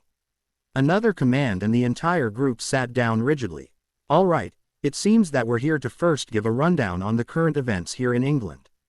In the simplest of terminology, the current Minister of Magic cannot accept that a Dark Lord, known as Voldemort, is alive and recovering quickly and that each moment we give him he gets stronger.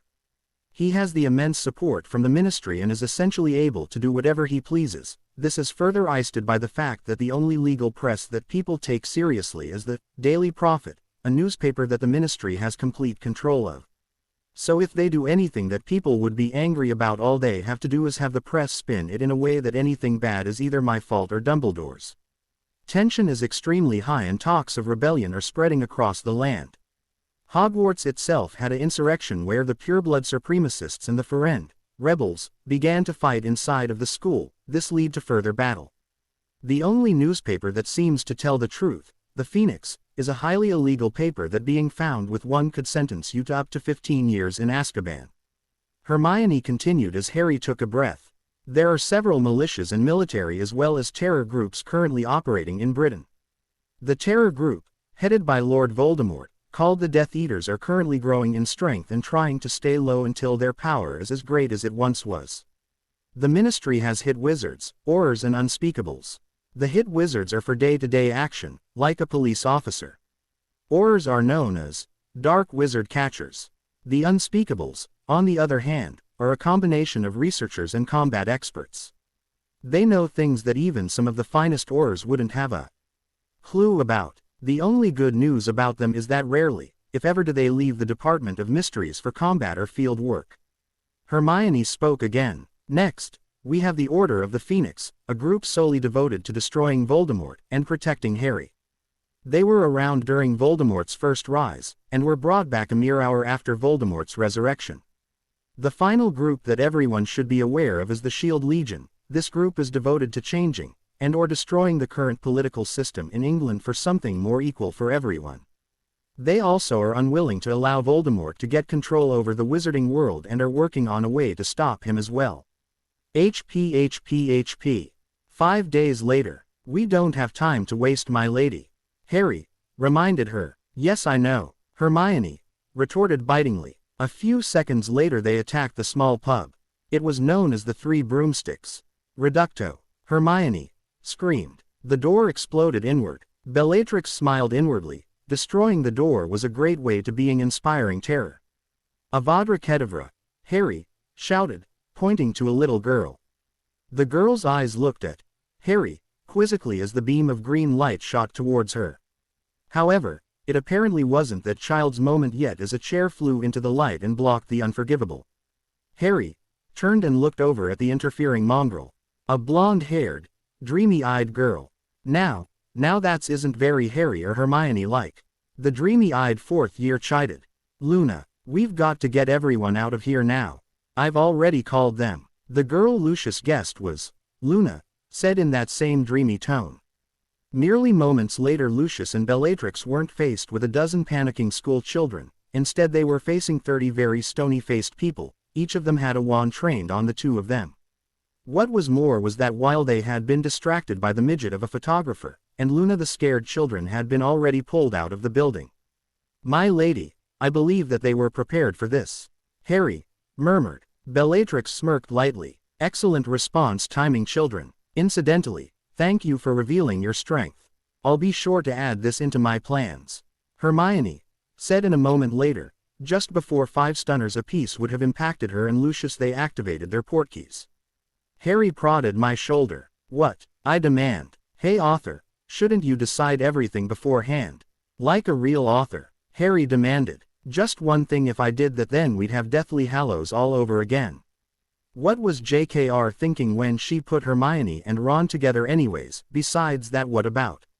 "Easy Defender, easy," Harry shouted at me before he said more. "What I mean is the Chaos Knight needed or not? If not, then why include him?" With that question I felt hurt.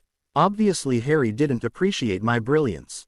"Harry, listen, last time you died, right?" Harry nodded slowly. "This is a trump card to help out," I explained patiently. "Just like the Phoenix Dragon crossbreed?" Harry demanded dryly. I nodded in reply. "Great, now I'm Super Harry," Harry said sarcastically. "Well, how else are you supposed to beat Voldemort?" I asked with a laugh. I don't know, maybe love," Harry demanded. "Like Deathly Hallows used love to defeat Voldemort," I retorted coldly. I don't need to explain everything, Defender," Harry bellowed. "Then neither do I. Nevertheless, I want to know what the people think. Please submit your opinions on the Chaos Knight and Paladin ideas," I pleaded with the audience. Looking across a bloody field, that was the harsh reality of the existence of his. The chaos within his own soul was frightening and difficult to control, yet Zalar did attempt to do just that. Yet, when he looked at the battered and bloodied corpses on the field, Zalar knew that the power of darkness was horrifically potent. Zalar was what one called a Chaos Knight, one known as a demon, or nightmare, and this just went ahead and proved that they were right. Zalar was not strong, at least when it came to being a manipulator of chaos magics. He was the weakest of the current cadets, yet he had destroyed 100 foes, all by himself. Zalar had never killed before, but now, he was not just a killer but a butcher of 100 souls. With this last thought, Zalar screamed in horror. With that, a young couple by the names of Harry and Hermione Potter woke. The two of them realized that they themselves had barely cut back a scream. "That was disturbing," Hermione mumbled. Her face now matched the pale nightgown that she was wearing. Harry merely nodded shakily. The two of them didn't sleep after that point, instead they held each other throughout the night until dawn broke the ridge. Dark Lord Potter is what they began to call him, and his companion became Shadow Empress Granger. Hermione, or rather Bellatrix, laughed lightly at the 10 Aurors that had surrounded them. The two of them had just raised a mudblood's home. "Potter, Granger, surrender now," an Auror demanded. Dark Lord Potter merely laughed, and with a muttered word the two of them vanished. They had left a heavy body count for the Aurors to look through, including several of their number. I hereby call this meeting to order," Luna Lovegood announced. Surprising everyone, Ron had refused to become leader of the DA. He had merely smiled sadly and said, "I'm not worthy of leadership." So the teams debated and wondered before Luna Lovegood suggested something crazy, so crazy that it was worth a try. That's how everyone's name, barring Ron who adamantly refused, ended up in a 6th year's hat, and the name of the temporary leader was drawn. The name that was drawn first was Luna's, and after a little bit of whining and complaining the entire group agreed. The DA had lost tremendous momentum from the loss of Harry Potter and Hermione Granger. But they still learned and practiced. "Hey Luna," Colin Creevy called. "What is it, Colin? How are the Death Eaters imitating Harry and Hermione and framing them for their crimes?" "Polyjuice, more than likely," Cho said. "But they have struck several times. They would need several hairs or something from the two of them to do that," Cedric noted. "I know that, but still, think about it. If that's the case, then how is it possible?" A 4th-year Hufflepuff asked. "They might have applied the Porag lithium theorem," Cho said thoughtfully. "Porag lithium theorem?" Dean asked. "It's a theory a guy made up about a half a year ago that is not held in popular belief." Dennis Porglum said that if you were altered to look like the person, then the potion would have to alter your DNA structure temporarily to achieve the effects that you wanted. Therefore, if you added enough DNA material to the potion, then the DNA structure should change enough to harvest more DNA material from the polyjuiced individual. Because he is Muggleborn, most everyone discarded the theory. Cho explained. If he was Muggleborn, then why would Death Eaters use the theory? Hannah asked. Need must have outweighed the circumstances. Cho replied briskly. So what we have is a group of Death Eaters masquerading as Harry and Hermione. Dennis Creevy asked. That's the gist of it. Cho agreed. Luna then spoke up. It wouldn't surprise me if Voldemort is almost ready to reappear. Harry's reputation is almost shattered after all. Hermione's as well. Colin added sadly. What do you think, Ron? Ginny asked. That this is going to be a bumpy ride. Ron said grimly. ... Sir, you might want to hear this. A seal said to Harry as he entered the Great Hall. What is it? Hermione asked as they turned into the soldiers' quarters. Quote ... Around 5:15 this morning a group of dark wizards and witches broke into the Department of Mysteries, and while Dumbledore and several others showed up, it wasn't until the Minister of Magic and several other witnesses saw Dumbledore go head-to-head against the feared you-know-who did the Ministry except that he who must not be named has indeed returned. Therefore, a shocked Minister of Magic is going to speak about the events that transpired last night and this early morning. The radio cast went on to speak about the return of Voldemort and subsequent attack on the Department of Mysteries. About an hour later the Minister of Magic appeared and began his speech. It was, to our great surprise and horror, to find out that that dark thingy has indeed returned. The target of this attack was a prophecy held in the Department of Mysteries that Unspeakables had been researching until the subsequent capture of said item. It is believed to be the reason that you-know-who attacked the Potters that night.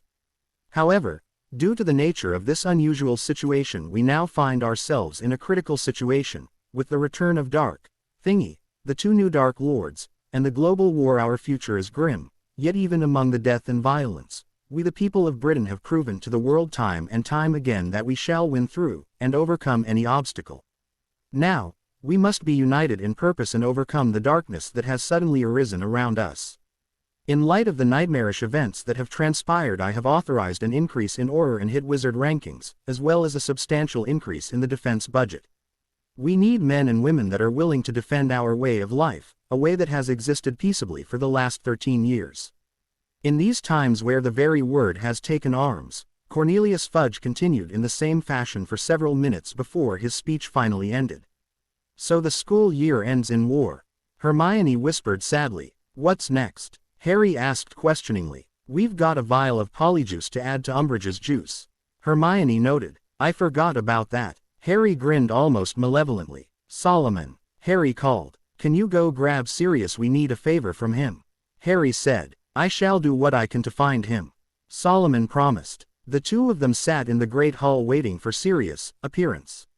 What is it, Harry? Sirius asked. We need to get some of Creature's hair. Harry smiled wickedly. The polyjuice? Sirius asked. Hermione nodded happily. After gaining a single hair from the disgusting elf, Sirius made him return home, forbidding him to speak of Potter Castle before doing so. A few moments later a now hidden polyjuice was added to Umbridge's food. After lunch, Umbridge realized with horror that her punishment was finally given to the former toad-like woman. What's left then? Sirius asked. Not much. All that needs to happen now is the fall of the Ministry. We've given out all the portkeys to safe homes to those who wanted them, and got the entire Legion on watch. They will be able to make their way here without too much HLE due to the Legion emblems we gave them. Hermione replied. Good, so why don't you two cuddle, before the magic draining effects start having an effect on you? Cuddle? Harry asked, shocked. Well, I didn't want to sound crude. Sirius said properly. Sirius? Yeah, pup. Sirius asked. You are out of your mind. Harry and Hermione said in unison. Sirius sniffed haughtily in reply. What is it, Zalar? Lord Captain Arzeth asked gently. Zalar breathed deeply before he spoke.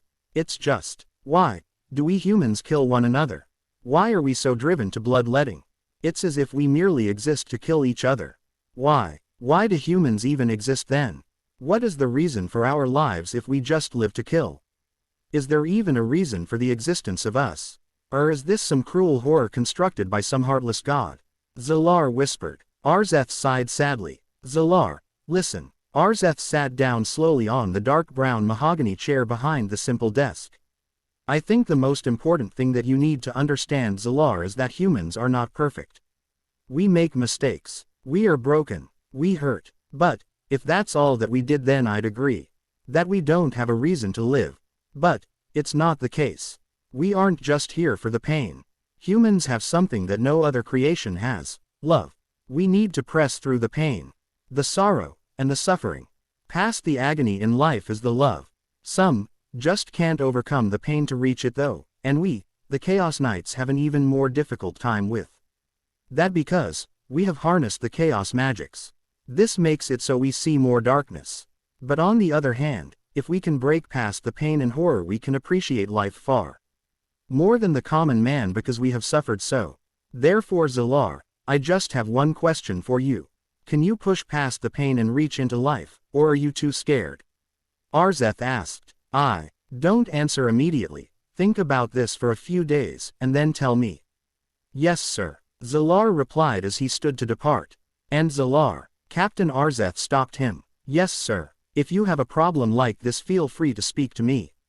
Thank you, sir. The dozen recently freed figures looked through the gateway at the two slumbering Potters. The blue-garbed Justice spoke to the two dark blood-red cloaked figures. Fury, I'll need your help in the upcoming events. The two Furies nodded while the shorter one spoke. We both will east you. The Reformation will begin soon. The feminine voice said. The counselor just listened as the recently freed figures spoke of their plans. At the same time, the gatekeeper fidgeted as he continued to throw looks towards the counselor. In due time, gatekeeper, the counselor said. During their traditional train ride, Luna Lovegood, Ron Weasley, Ginny Weasley, Neville Longbottom, Cho Chang, Colin Creevey, and Cedric Diggory were surprised when the SL emblem in their pockets began to beat. It's from the leader, Luna said seriously as she looked at the small shield. What's it about? Orders. We all need to use our SL portkeys as soon as we can. It sounds important. Looks like it's really starting, Cedric said seriously as he pulled his girlfriend close. Cedric, you and Cho go towards the front of the train and make sure the Legion has mobilized already. Ginny, Colin and Ron, go to the back of the train. Neville, go ahead of us and let them know we are making sure everyone's getting there. I'll check the prefect's car, Luna said as they moved. While they exited, Luna said one last thing. When finished, meet up back here. Yes, ma'am. Behind them, Neville had whispered something and vanished. When Neville looked, he was standing in a large banquet hall. In the hall, not too far away, was the master's table, and sitting at it were two people that Neville was honored to call friend. Harry, Neville called as he approached. Hey, Neville. Harry smiled, stood and pulled him into a hug of comradeship and of friendship. Ginny, Cho, Cedric, Luna, Colin, and Ron are all making sure that everyone gets here, Neville explained. Even as he did, dozens of people started appearing out of nowhere. Blaise Zabini, Susan Bones, Hannah Abbott, and after about 3 minutes all but Ginny, Cho, Colin, Luna, and Ron had appeared. However, within 10 minutes they had all arrived. Great, everyone's here, Hermione said as she slid her hand into Harry's. Neville, we'll talk later, I promise, Harry said quietly before he spoke with a tone loud enough for everyone to hear him. Shield Legion, war is upon Britain. Today, in approximately 5 hours, WUSA's finest troops are going to begin a coup d'état. Israeli special forces will be taking Hogsmeade, Wizarding. Egyptian Task Force 777 will be stationed there until Voldemort's fall, while German shock troops, along with French, will pacify Diagon Alley. At the same time, a detachment of American, German, Chinese, and Japanese troops will take Hogwarts. During this, WUSA Special Forces, ZIL's 1st Special Forces Battalion, JAG Commando, the Austrian Special Forces, France's 1st Marine Parachute Infantry Regiment, they are like the SAS, if I understand correctly, will strike the Ministry of Magic itself. France's GSIGN or counter-terrorism forces will have members stationed here indefinitely until Voldemort bites the dust. Meanwhile, the WUSAF will perform an air strike on Riddle Manor. If all goes to the initial plan, the Ministry of Magic will be crushed. Today, however, that's only the beginning. I called you here today for several reasons. First of all, to keep us out of the way during the invasion. Secondly, to get everyone ready for the upcoming events that will require us and other critical issues that need to be dealt with. Any questions? Instantly, 100+ people began questioning Harry. Vo unit leader reporting, is Tango unit ready as well? The SEAL asked. Vo unit, this is command, all forces are ready for dispatch, prepare for arrival by portkey in 3, 2, 1. A moment later and Vo unit appeared in a small alley next to the ministry's main entrance. Vo unit basic infiltration procedures. Vo leader commanded.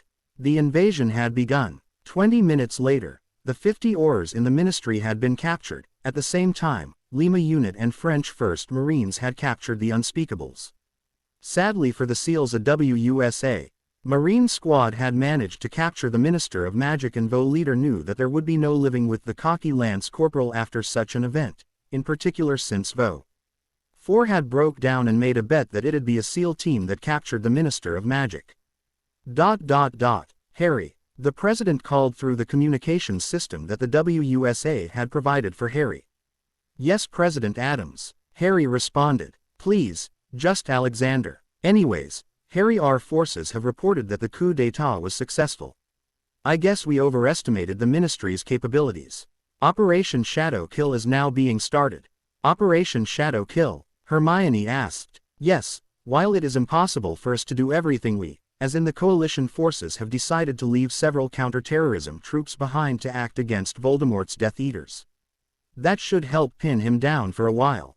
What about the government? Harry asked. Normally we'd begin reconstruction immediately, however, as soon as we'd make a new government, Death Eaters would be able to infiltrate it, or at the very least sympathizers. Sadly, because of the high level of chaos, we will have to make do with martial law and a foreign provisional government until things calm down enough that whatever government that would be created wouldn't be corrupted immediately afterward.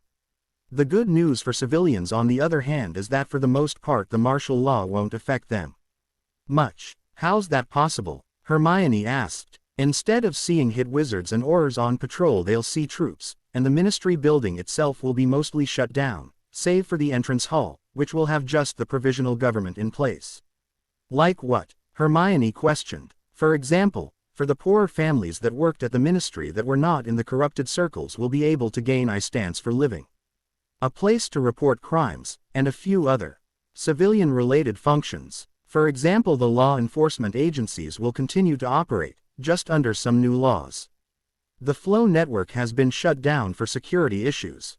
Taxes have been returned to their pre-Muggle tax existence. All taxes will be entrusted into the former ministry's stash and then paid on to the new government when it is time. This would be a perfect time for Voldemort to strike if it weren't for the fact that we're staying until he's dead. He just doesn't know it yet. What about Diagon Alley and Hogsmeade, as well as Hogwarts? Harry asked. Diagon Alley and Hogsmeade are captured. Hogwarts has allowed us entrance, by one Albus Dumbledore. As a side note, I was wondering if we should create an individual flow connection for you to the headmaster's office. We'll think about that, Hermione said. Alexander nodded over the mirror. That's fine. As for the coup d'etat, this battle is over. Incidentally, some of our troops will move on to Albania next. Why's that? Colin asked. Well, several troops we sent in there specialize in invasions, not occupying. Alexander, what were the casualties? Harry asked. 70 ministry-related forces died, 200 injured. 50 Operation Liberate troops were injured and 3 died. Alexander said quietly. Could you send me the information on the 3 that died? Sure. Captain Barons will give it to you when the troops have finished up. The Phoenix. Only Truth is Immortal. Special Edition. Fall of Ministry of Magic. Around 5:30 yesterday afternoon, the Wizarding Coalition forces from around the world took Wizarding Britain by storm. In an stunning blitzkrieg, the entire Ministry of Magic and its key areas were taken in a startling half-hour. WUSA forces were seen infiltrating the Ministry of Magic and conquering it in a matter of only 20 minutes. A disgusted Amelia Bones was quoted saying that, I'm not surprised. Fudge didn't even have the foresight to think ahead to the idea that we might be invaded. Any competent minister would have created an actual combat force, not just increase the number of law enforcement members, were Aurors, and hit wizards, not infantry. Amelia Bones was captured during the fall of the ministry and later, and rather surprisingly instated into the position of head of the Department of Law Enforcement. Amelia Bones has proven herself to be above the petty politics of the former ministry, and after undergoing much testing it was verified that she would be more than acceptable to continue her original job. A WUSMC officer said. Arthur Weasley, former head of the Department of Muggle Relations, was transferred to the newly created Department of Public Affairs. The new head of the DPA spoke to members of the press around 7 p.m. yesterday. Arthur Weasley was one of the few ministry officials that actually passed all of our tests to verify the integrity of his nature. That's why he was accepted into this new position.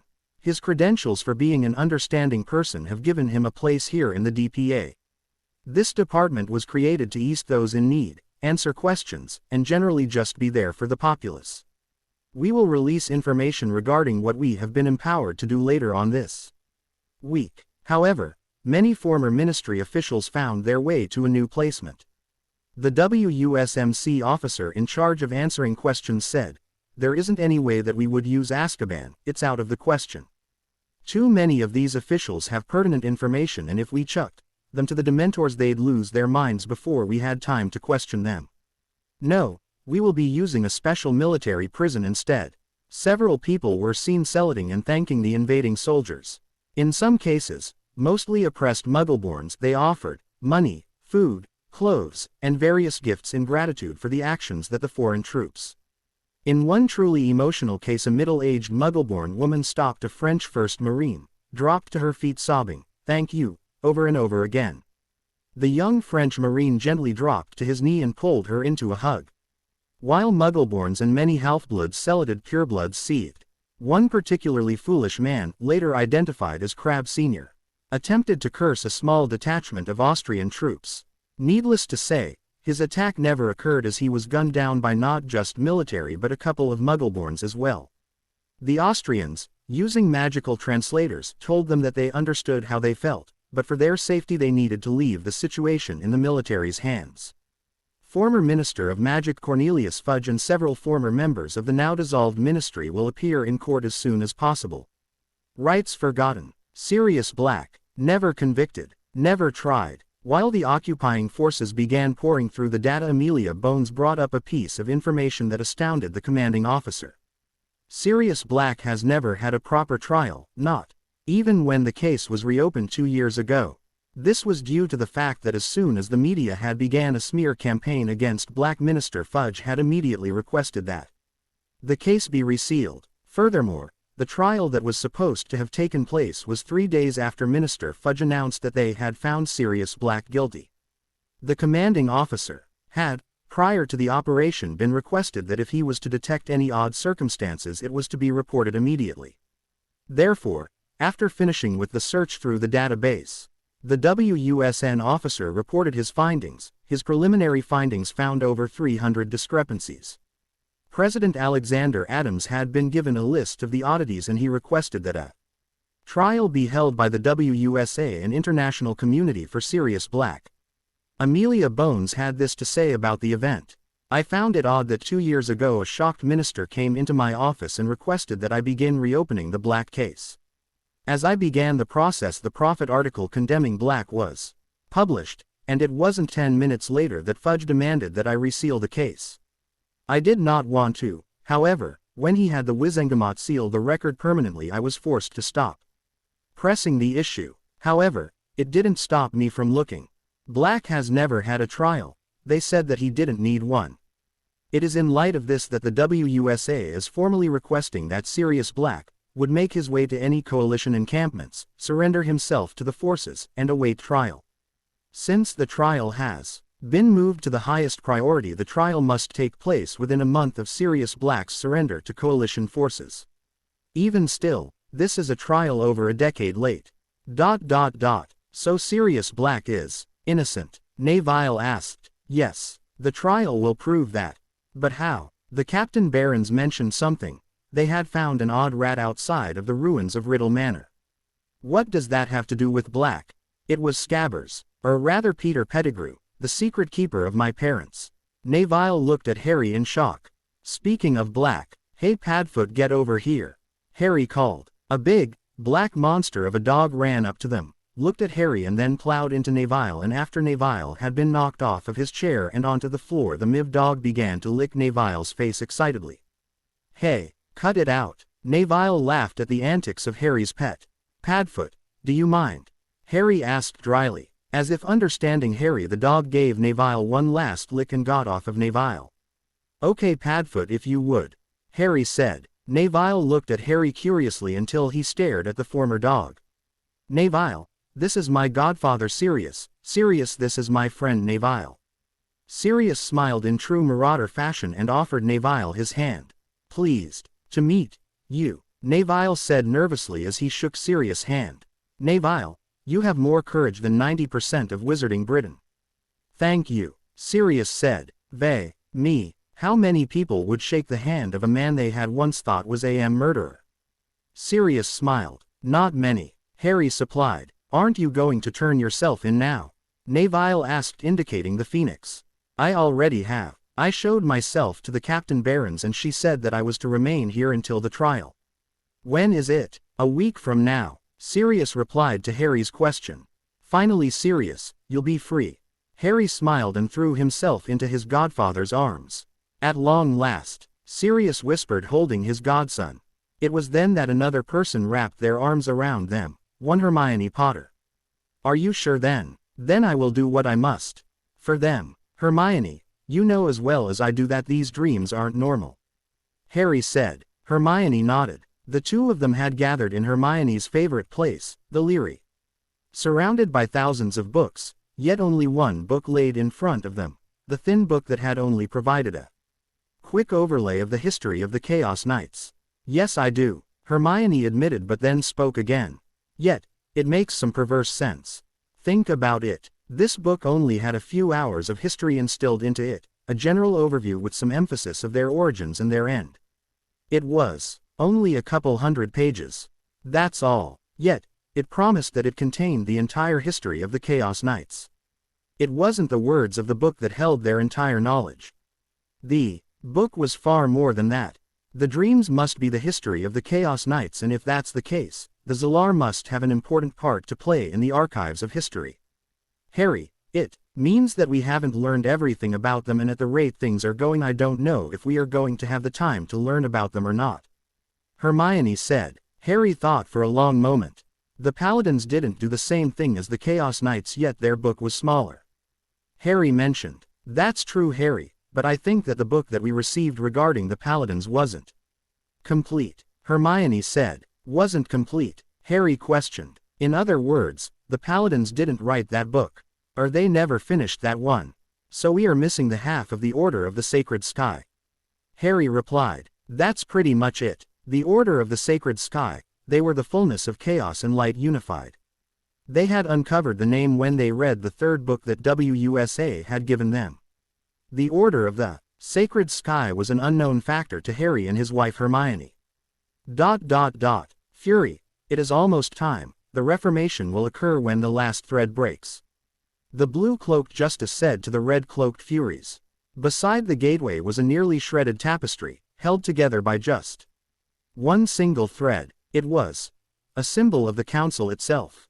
They nodded in unison. Pion, a pink-robed feminine figure, spoke as well. What of them? She asked. I know not. The evil of the second reality has already influenced the corrupted one more than e'er before. The counselor said grimly. The Shield Legion gathered in the Great Hall. Night was soon upon them. All right, the SL emblems will be able to return you to any destination of your choice. You can thank Hermione for that enchantment. I can only begin to grasp the concepts that she used on that. Harry added as they had begun to stare at him with wide eyes. Hermione gave him an evil look as he snitched on her. Who or why isn't important, Hermione said hastily to the Embled Legion. Cho then spoke up. On the contrary, not even the former Ministry of Magic had the ability to create a multi-destination portkey. Theory suggests that it is impossible, due to the runes and other complex magics involved. In fact, some magics if poured into a device would counter one another, thereby making it truly impossible to create said portkeys. That's the only reason that the Death Eaters didn't stomp us in the last war. Cho replied. Hermione glared at the smart Ravenclaw for a moment before she recovered. The portkey is still limited, Cho, just the return destination isn't.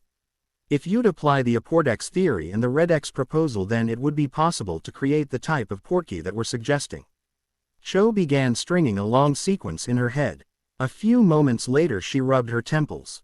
I can only begin to understand the idea that you've started, Cho muttered before she looked at Hermione in some shock. You'd need to apply temporal mechanics too. Hermione simply nodded. How did you manage that? Cho whispered in awe. Hermione's cheeks flushed lightly as she replied. It just took a lot of thought and the determination not to be beaten. I'm lost, Harry admitted. Choruses of agreement accompanied Harry's simple statement. It's simple, Harry. Hermione just simply skipped past the normal concept of a portkey and manipulated time and space by using some of the unique properties here at the castle. To allow instant transportation to any location, it just has to be from here. Luna said. Hermione and Cho looked at Luna in surprise. She's right, Hermione admitted. That concept's simple but the execution is. Cho replied as she attempted to figure out the word she was looking for. Horrendously complex. Luna agreed. Do you understand the mechanics? Cho asked. Nope, just the concept. Luna said cheerfully. ... Susan Bones sat down across from her tired aunt. Susan, where were you today? Amelia asked. I was busy. I'm sorry, Auntie. Susan replied. Where were you? Amelia replied. Hufflepuff honor. Amelia almost groaned. That phrase meant she had made a promise and the only way she'd be telling is if Amelia figured it out herself. It dealt with the DA. Amelia said. It wasn't a question. Susan, confronted with her aunt's statement, merely nodded. So it deals with Harry Potter. Another statement. Amelia stared at her niece for a long moment before she sighed and shook her head ruefully. She smiled at the teenager. You're a member of that organization called the Shield Legion, aren't you? In fact, you were the one who gave me a portkey for safety if he who must not be named attacked.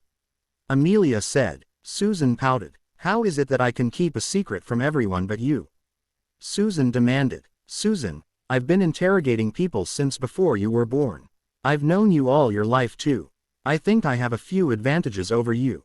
Amelia replied. But, I'm not supposed to tell anyone. Susan said nervously. That's okay.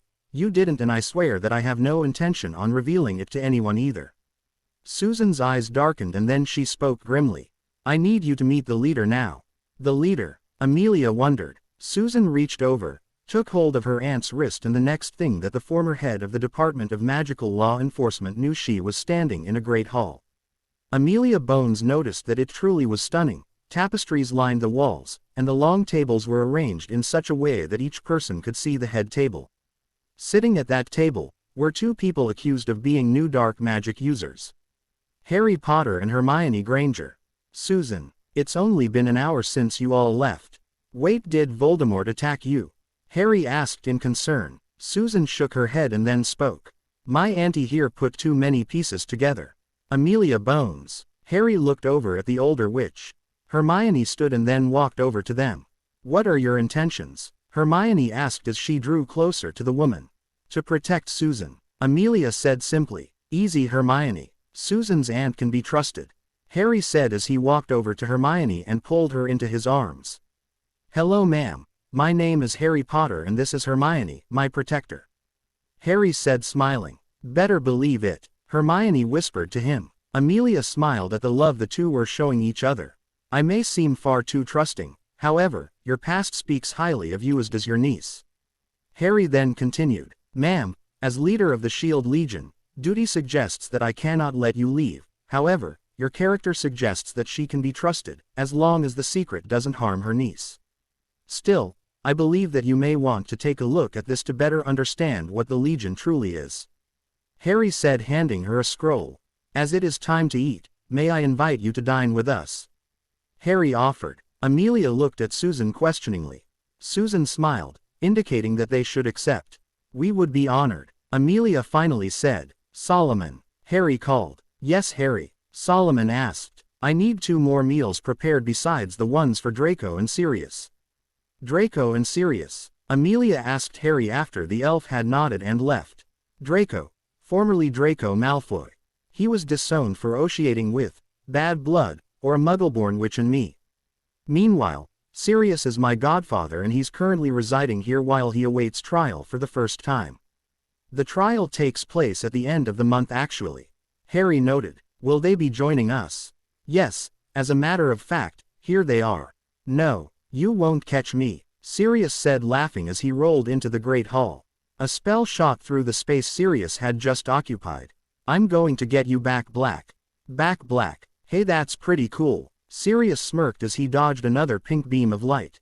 Sirius. Draco groaned. As he entered the Great Hall they realized why Draco was so distraught. Draco No Name was now Draco the robot. He even moved mechanically. And hit the music. Sirius yelled as he sat. At that Draco began to do the robot, accompanied by the music as well. Sirius. Hermione sighed. That's my name. Sirius agreed, fully enjoying the show. I'll get you back. Draco swore. Hey, you forgot to add my last name to the phrase. Sirius pouted. A few humiliating minutes later Draco was freed of the song, and thankfully of the metal body too. Draco sat across from Sirius, mock glaring at the prank king. At least you haven't gone into your room yet, Sirius added. Draco paled at the thought. Sirius. Play nice. Harry ordered. He gives almost as good as he gets. Sirius replied as the meals appeared before them. Is your home always like this? Susan asked. Hermione. Hermione smiled as she nodded her head fondly. It's almost as if Harry and I have kids. Hermione smiled. It looks like it. Amelia then spoke. This charter is quite detailed. Yes, we realized that we needed to protect not just ourselves but the Legion members too. Yet, at the same time, we need to be able to fight against Voldemort when the time comes. Harry said. You know who? You plan on facing him? Amelia asked in surprise. No, I don't know who. We plan on facing Voldemort though. That's crazy, insane, nuts. Draco supplied. Astounding. Amelia corrected. Amelia, no matter what you have heard, I am not a Dark Lord. Hermione isn't a Shadow Empress. We only care about destroying Voldemort, and being able to live our lives. Truly? Amelia asked. I hereby swear on my life and my magic that what I have said to Amelia Bones in the last hour is true, and any questions she may ask me for the next hour I shall answer as truthfully as I can, unless it endangers another's life. Harry said as he drew his wand. ... Now on to the important questions, Lord Potter. Amelia looked at her watch. She only had a few minutes left before the hour ended. What might that be? Harry asked. What are your thoughts towards Hermione and Susan? Auntie. Susan blushed. Susan is a sweet and gentle girl, and a dear friend. As to Hermione, she is an exceptional girl, loyal and intelligent, and my best friend. I wonder, are you two married? Susan and I. No. Harry smiled at her. I meant you and Hermione. Are you, Harry Potter, and Hermione married? You didn't leave me a lot of room. Yes, we are. Congratulations. Amelia sounded somewhat sad. What's wrong? Harry asked. You'd have made a wonderful husband for Susan. She smiled at her now beet red niece. Auntie. Susan complained. ... Voldemort chuckled as a ranger was blown apart from his spell. My lord, the group protecting the Davis house is destroyed. The family, however, escaped in the fighting. No matter, we still caused chaos. Voldemort shrugged. What of our casualties? Voldemort asked. A couple of new recruits and one inner circle member was injured, my lord. Patch him up, and return to base after putting up the dark mark. Yes, my lord. Mosmordre. One Bellatrix Lestrange shouted. 10 men were killed last night. Alexander Adams asked in shock. We assume that a large division of the Death Eater Corps attacked them in an ambush. The amount of damage to the home and the large magical spell residue radius suggests that at least 50 troops were there. Magical residue also suggests that Voldemort himself was there. How many did they lose?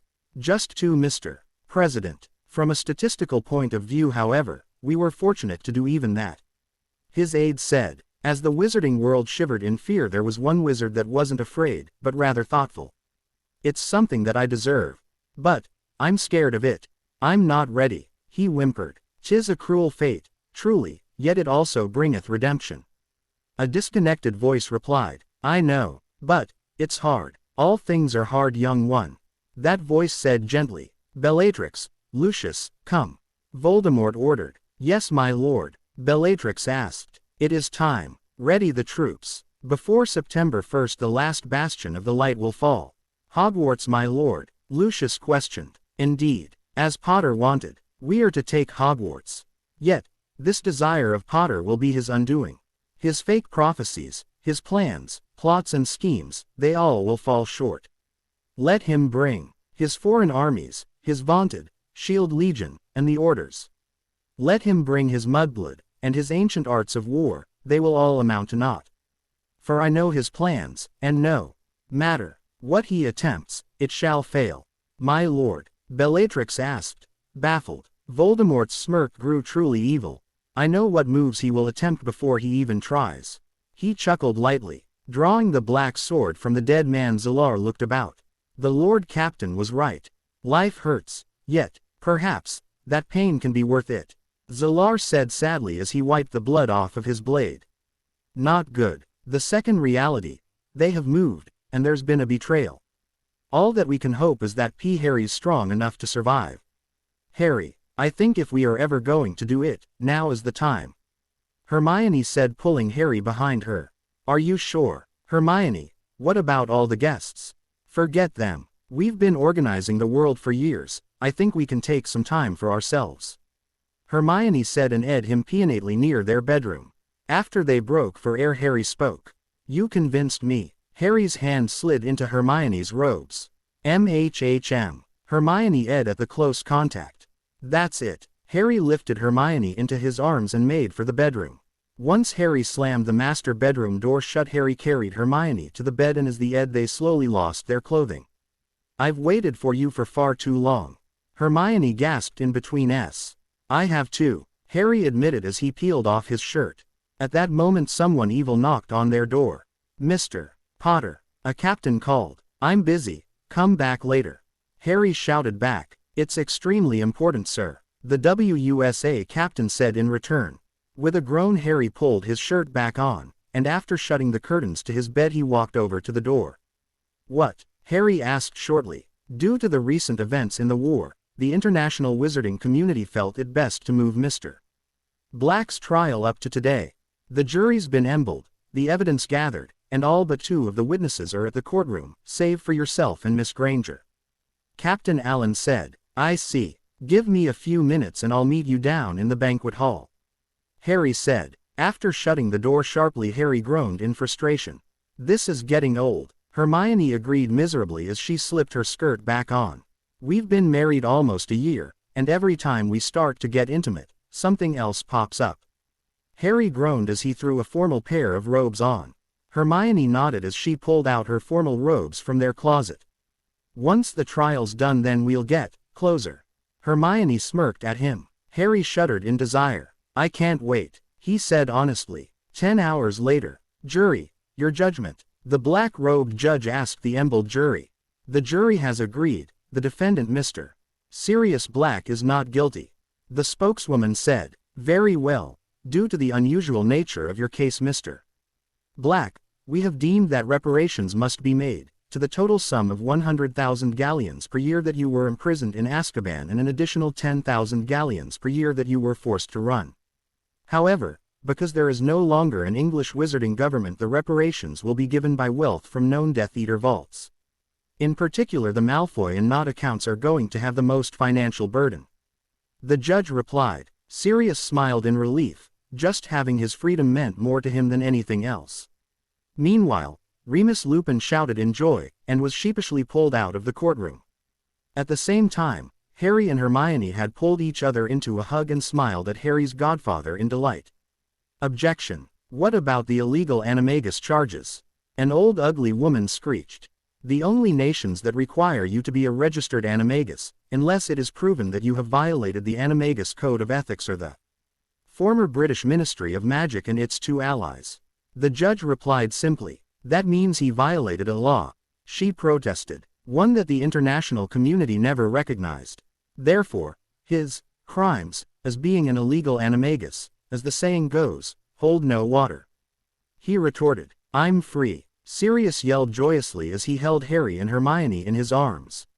"You're free," Harry agreed as tears slid down his face. While Harry and Hermione celebrated the freedom of his godfather, Dumbledore fought for his life. Voldemort had invaded the school. It became apparent after a few dozen minutes that the school was going to fall. When the last soldier fell, Dumbledore was alone. They had managed to deal some damage to Voldemort's forces. However, it wasn't long before the Dementors, Giants, and Death Eaters had managed to overcome all of them, except him.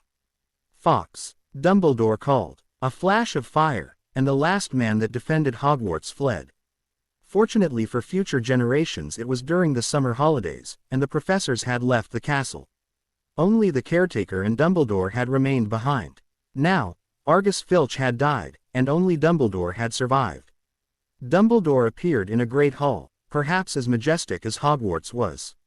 "Fawkes, where are we?" Dumbledore asked. Fawkes trilled a gentle tune, and Albus understood. "Potter Castle," Dumbledore said in some surprise. Fawkes nodded. Voldemort sat on the throne-like seat that Albus Dumbledore used to occupy during the school meals. "Ah, to be able to look down at the world like this. This will become my throne, yet this school isn't quite ready." "Lucius," Voldemort called. "Yes, my lord, we have captured Hogwarts, and it shall become my throne, yet there is still one slight hindrance. Potter, I want you to create a ward system that's only purpose is to detect Potter. Do you understand?" Voldemort asked. "Yes, my lord," Lucius bowed. As Lucius left, Voldemort chuckled. "Now, once Potter arrives, the death of those he loves, and himself will occur. At the end of all this, Potter's broken body will lie at my feet. Incidentally, what can you tell me about his movements?" Voldemort seemed to ask out of thin air. "I think that I'm ready." "Good, you'll know what to do. Will it come to that? It's the sad truth. If you don't, not only do you lose your redemption, but the darkness will triumph." "Good luck, Harry." "Dumbledore, how did you get here? More importantly, why are you here?" Harry asked. They had just returned from the international wizarding community's trial. Dumbledore looked at the group sadly before he spoke. "Hogwarts has fallen," Dumbledore whispered. "There were 70 well-trained specialists at Hogwarts," Harry said in some surprise. "They weren't able to withstand Voldemort's 100 Death Eaters, and the army they brought of dark creatures. Not even with my eye stance. We held as long as we could," Dumbledore said in a miserable voice. "Dementors?" Hermione asked crisply. "They were a part." "Yes," Dumbledore replied. "The Phoenix needs to print a warning issue, I should think," Sirius suggested. Hermione nodded. "I agree with you." Draco then spoke. "What about the Legion? I think it may be a good time to gather the troops and get the civilians here." Harry nodded absently. "Harry," Remus asked. "Yes, if I wasn't already a part of the Order of the Phoenix, I would jump at the chance to join you," Remus said in regret. "Remus," Dumbledore interjected. "Yes, sir. Your duties as ambassador to the werewolves are over. The werewolves have all decided on their sides. Now I believe you would serve best as a coordinator between the Order and the Legion. With this in mind, Harry, would you be willing to allow Remus to join while still part of the Order? Seeing that the Legion has more strength, the Shield Legion's orders would need to take precedence," Albus suggested. "We do need more cooperation between our forces." Harry agreed as he handed an emblem to Remus. Harry turned to Dumbledore, who was looking on in bemusement. "Headmaster, I would suggest that you call the Order of the Phoenix together. I'll see what I can do to get international troops assembled. So the Shield Legion, civilians, the Order of the Phoenix, and troops will all gather here?" Dumbledore asked. Hermione nodded. "Potter Castle is a very large castle after all." "What about supplies?" Dumbledore asked in concern. "We have enough supplies for 1,000 people to last a 100-year siege. All of the warehouses are filled to the brim with food, armaments, potion supplies, and much more. I don't think we will have to worry about that." Dumbledore blinked. 100 years. "Did you purchase all of these supplies recently?" Dumbledore asked. "It would explain why the international market's costs went way up, wouldn't it?" Sirius smiled. You were the one who did that, weren't you? Dumbledore smiled. Yep. Harry here was busy coordinating a legion, making diplomatic ties, and researching. Hermione was by his side. Draco helped me though when he wasn't busy. Sirius replied. What were you busy with, Mr. Malfoy? Draco grimaced. I don't like that name, and I'm not a Malfoy either. Draco spat. I'm sorry, Draco. Dumbledore apologized. Just don't do it again. And as to what I was doing, I learned how to create portkeys and then made thousands of them.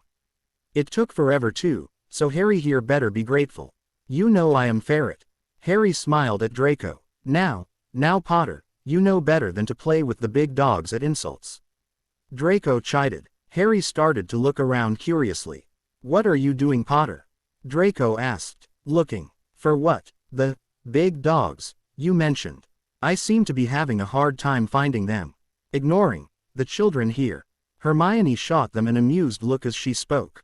We do have some rather important issues to cover. Properly chastised, Harry and Draco returned to the matters at hand. I'll go ahead and send an alert to the Legion. Harry said. I'll go down to organize the supplies with the captain. Sirius said. Got a crush on the WUSMC captain then, Sirius? Draco smirked. Sirius blushed slightly. Captain Alicia Stellar is a fine officer, and she is skilled in the movement of supplies.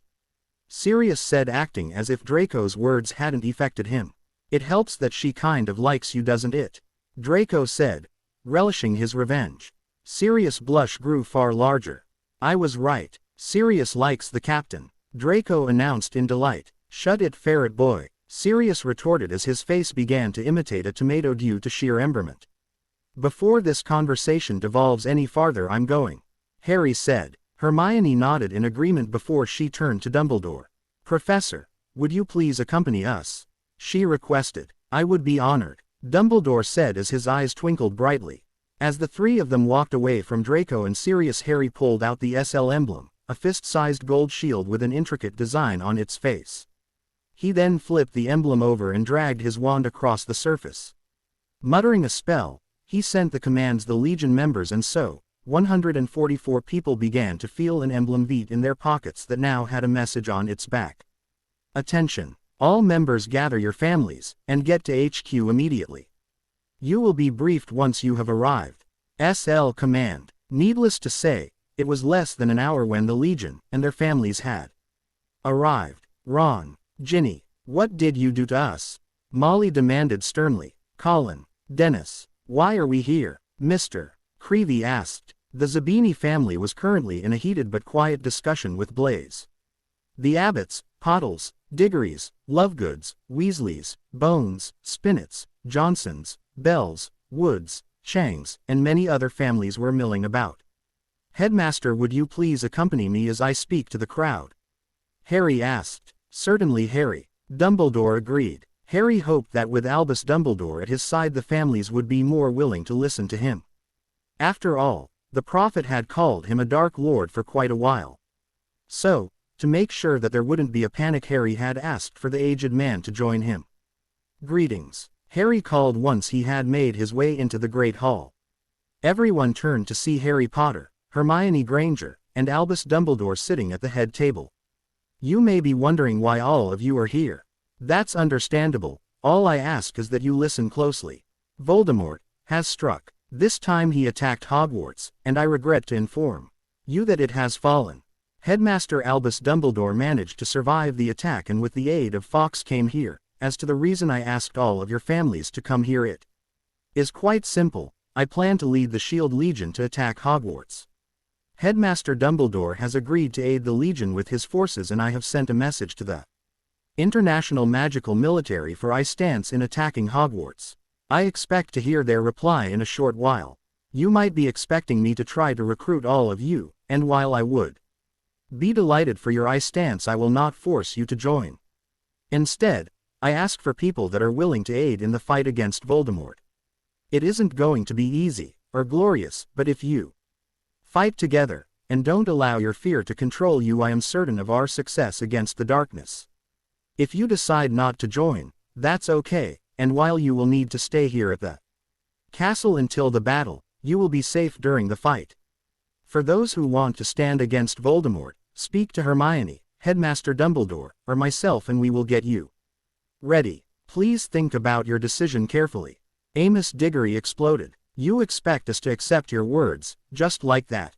He yelled. Tell him, Amos. Mr. Abbott agreed. Enough. Harry's sonorous amplified voice finally broke over the various yells, silencing them. We are in a time of war, and while we can't stop living, we need to protect ourselves, in particular since we are in the final stages. The last confrontation between Voldemort and the Light will begin soon. I would worry less about possessions. Look beside you. You have your family next to you. That's what's important. The last war claimed so many families. You must not become like them. You must live. Those that east in the attack must live, and they need loved ones to come home to. This is for their sakes as well as your own. Now, snap out of it, and stop acting like babies. Harry's voice roared. He's right. Amelia agreed. Harry hit his throat with a finite and listened as they calmed due to his, Dumbledore's and Madame Bones, intercessions. Now, as for getting everyone situated. Solomon. Yes, Harry, the intelligent house elf asked. I need you to get some elves to help get everyone situated. After that's done, show them the areas that they are allowed to go. Those areas are the courtyard, the banquet hall, great hall, entry hall, the rooms that they are going to be in, the observatory, and the public leery. If it won't be a high risk, you can offer to get some of their personal effects too. Harry added in a quiet voice. All right, Harry, I'll get them to their rooms. Once the large group of people had been directed out of the hall, Harry sent another set of orders to the Legion. Once everyone has gotten situated, return to the banquet hall. Full briefing will commence then. By the way, well done everyone, you performed spectacularly. Command. Hermione sighed and leaned against Harry tiredly. Hermione, let's get your parents quick. They are going to be on old Voldemort's hit list. Harry decided. Hermione nodded. I'll check the office, you can check our home. Hermione suggested. Sure. Be careful, love. Harry eyed her quickly. I will. Hermione promised. A moment later they disappeared. Demetrius. Elaine. Harry called as he scanned the area with magic. He didn't detect any wizards nearby.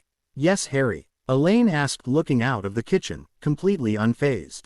Is David here? Harry asked. Yes, he's out in the back. I'm gonna go get him. Grab some clothes, and whatever you really want. We need to get the two of you out of here. Harry warned. The war's gotten that bad then? Elaine asked. Unfortunately. Hogwarts has just fallen. Harry added. At that, Elaine's eyes widened and she sprinted up the stairs. While she did that, Harry rushed out the back door and found David trimming a hedge. Hello, Harry. David said pleasantly. David, there's trouble brewing, and I'm here to get you two out. Harry said without any pretenses. I'm glad I readied for something like that. Do you have enough time to let me make a call? Yes. Meanwhile, I'll contact Hermione and let her know that you're here. Harry said as he pulled out the SL emblem. Hermione, they're here. Get back to HQ ASAP. I'll be there shortly. Harry. Harry sent the private message to her. Almost instantly he felt the emblem beat. As he read the message he heard Demetrius' voice over the telephone. Thank you, Harry. See you soon. Hermione. Yes, we will be on an extended vacation, so the office isn't going to opening for a while. Demetrius said, and a few words later he hung up the phone. In a surprising 10 minutes the Grangers were ready, and after they grabbed a hold of him, Harry returned to Potter Castle. Mum. Daddy. Hermione cried as she shot into their arms. Harry smiled at the three of them. Solomon. Harry called. Yes, Harry. Do you mind taking their stuff up to their room? Harry asked. Not a problem. Solomon nodded as he took the luggage and vanished. Several minutes later they sat down at the head table and Harry sighed in relief. Well, it looks like all that remains is to find out the responses of the people here, WUSA, and the international wizarding community. Harry murmured. Hermione leaned into Harry's side and laid her head on his shoulder before she spoke. I think the next few days are going to be chaotic. Hermione noted clinically. At least this war will come to an end. Harry said. Yeah, it looks like Harry's going to walk headlong into the trap. Fury whispered. Aye. The counselor agreed. If they fail. Pion muttered. It's all over. The gatekeeper admitted. Has Durandal accepted him? Fury wondered. I don't know. The counselor responded. We will find out. The gatekeeper said, nodding. President Adams turned to the flow, and the face of his overseas commander. Yes, WUSA will aid Mr. Potter in his endeavor. WUSA will stand by his side. I want the 1st Marine Division, the Air Force's Support Battalion. I want an entire company of Green Berets, also send in several additional platoons of SEALs. I understand, sir. The Secretary of Defense nodded in agreement. Mr. President, a man said respectfully at the door of the Oval Office. Come in, Dan. The President waved the well-dressed man in. What is it, Dan? Alexander Adams asked. Mr. President, the international community has responded to Mr. Potter's request. The IWC has agreed to send in reinforcements, only to be used in the alt against Dan. We are not going to begin to cower in fear like our English counterparts. Use his name, Alexander barked. Yes, sir. Only to be used in the alt against Voldemort. Dan finished. That's much better. President Adams smiled at the man. Voldemort smirked as he listened to his newest ally. Truly, it is possible then. Voldemort chuckled cruelly. Indeed, sire, it is very possible, and even if the T managed to defeat you, there is something to make his victory e'en more hollow. Oh, pray tell. I doubt that he will succeed in victory over me, but, for insurance sake. You were as wise as I was told indeed. Now the council's proposal is this. Harry laid down in exhaustion. The last 2 days had been demanding and draining. However, it was worth it. He had nearly 7,000 international troops easting him in the upcoming battle. The Order would partake in the fight, and even the Legion would march. Emergency portkeys were being made. Draco wasn't too happy, since he was the one who had to make the majority of them. Sirius was in charge of distribution, and was handling the job quite well. He had, naturally, requested the aid of a certain female Marine captain. Captain Alicia Stellar of the WUSMC had agreed willingly, and the two of them managed the supplies even better than before. It had come to no surprise to anyone, Yankee or English, when Sirius asked Alicia out, or to talk on the west balcony. It was the closest thing to a date that he could offer. It was there that he had dazzled her with his charm, or so Sirius said with a burning face. Nevertheless, Sirius now had a girlfriend, an American one certainly, but still a girlfriend. Dumbledore, Harry, Hermione, and the foreign military commanders had spent the majority of the past 2 days working on a battle plan that would utilize the strengths of each of the units. Marines and Army forces would work in tandem as a spearhead, and then Special Ops agents, SEALs, etc. would infiltrate the castle. Order members and 10-man teams of Legion members would be sent into the castle after the Special Ops teams had done so. Other wizarding military and paramilitary forces would east the WUSMC and WUSA Army forces directly. The WUSAF support troops would act as a supplies system to keep supplying blood replenishing potions and other battlefield supplies to the attacking troops.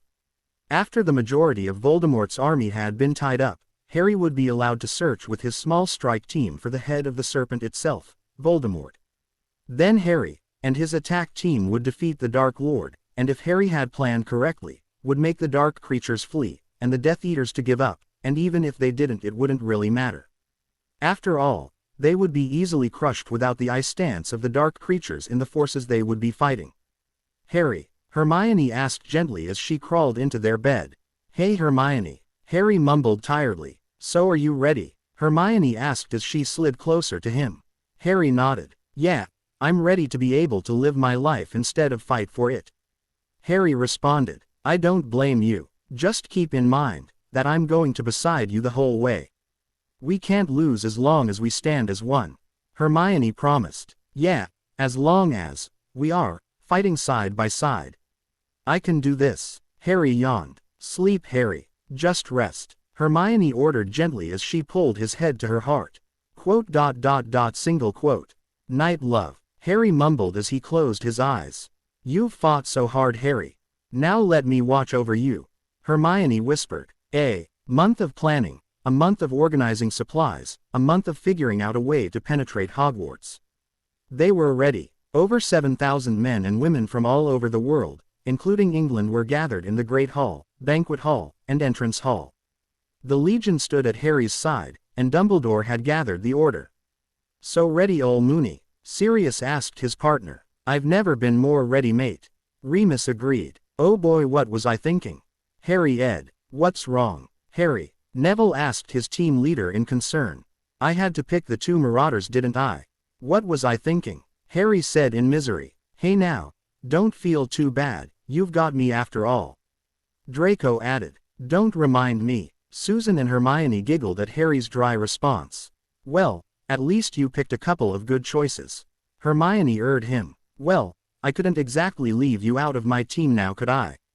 Harry asked her. Course not. Susan agreed. This will be a good time to see if Lucius is really part of the Rotfang conspiracy. Luna added. The rest of 10-man team all stared at the I may not have another chance.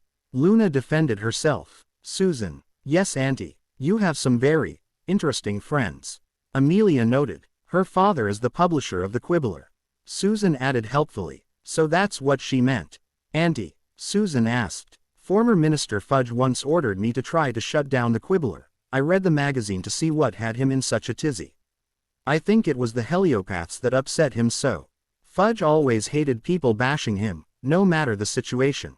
Amelia added. Luna smiled dreamily at the older woman. So Daddy was telling the truth that Fudge didn't like him. Luna said happily. What happened? Harry asked in some interest. I told him that the Quibbler wasn't hurting anyone. How did he take that? Hermione snickered at the thought.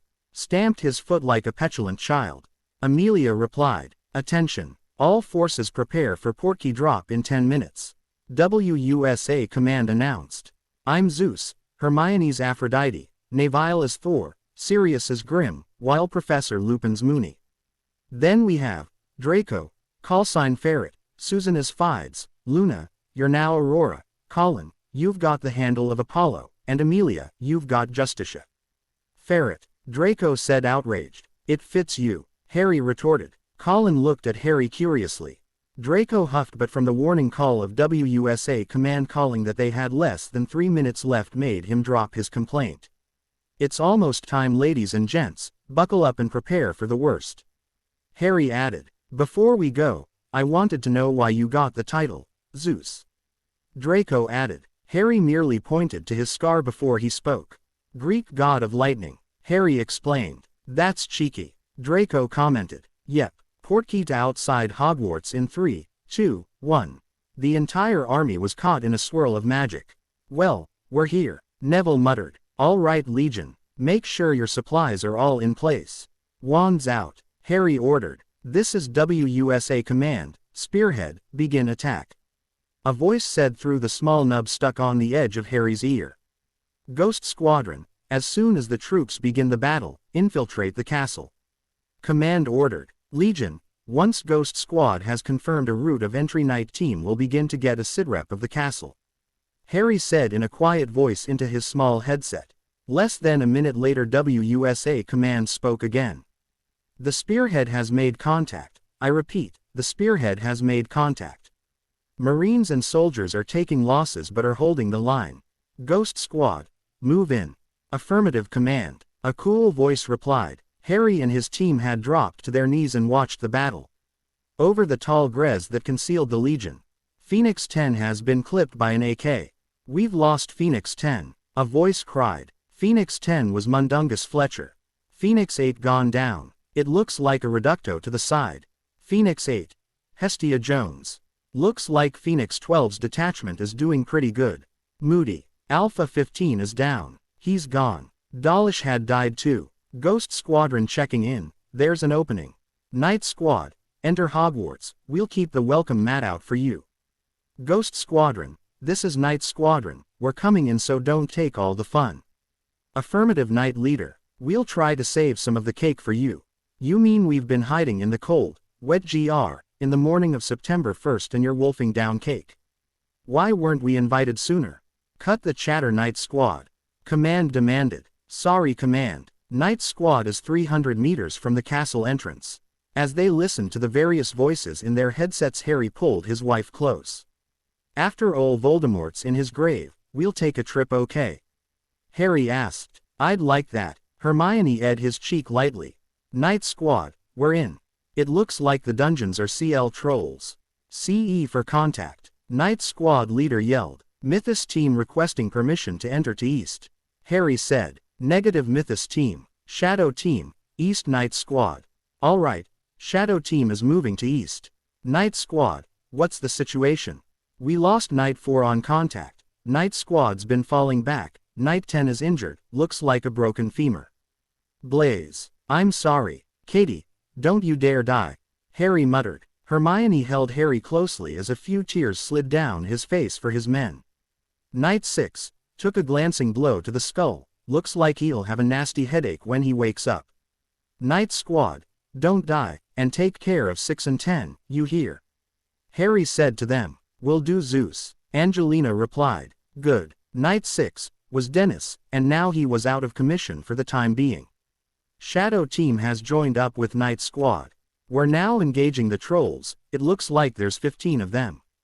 Ghost Squadron, ground floor is clean. Repeat, ground floor is clean. Rouge Squadron, begin planting traps. Understood. Lock S foils into attack positions.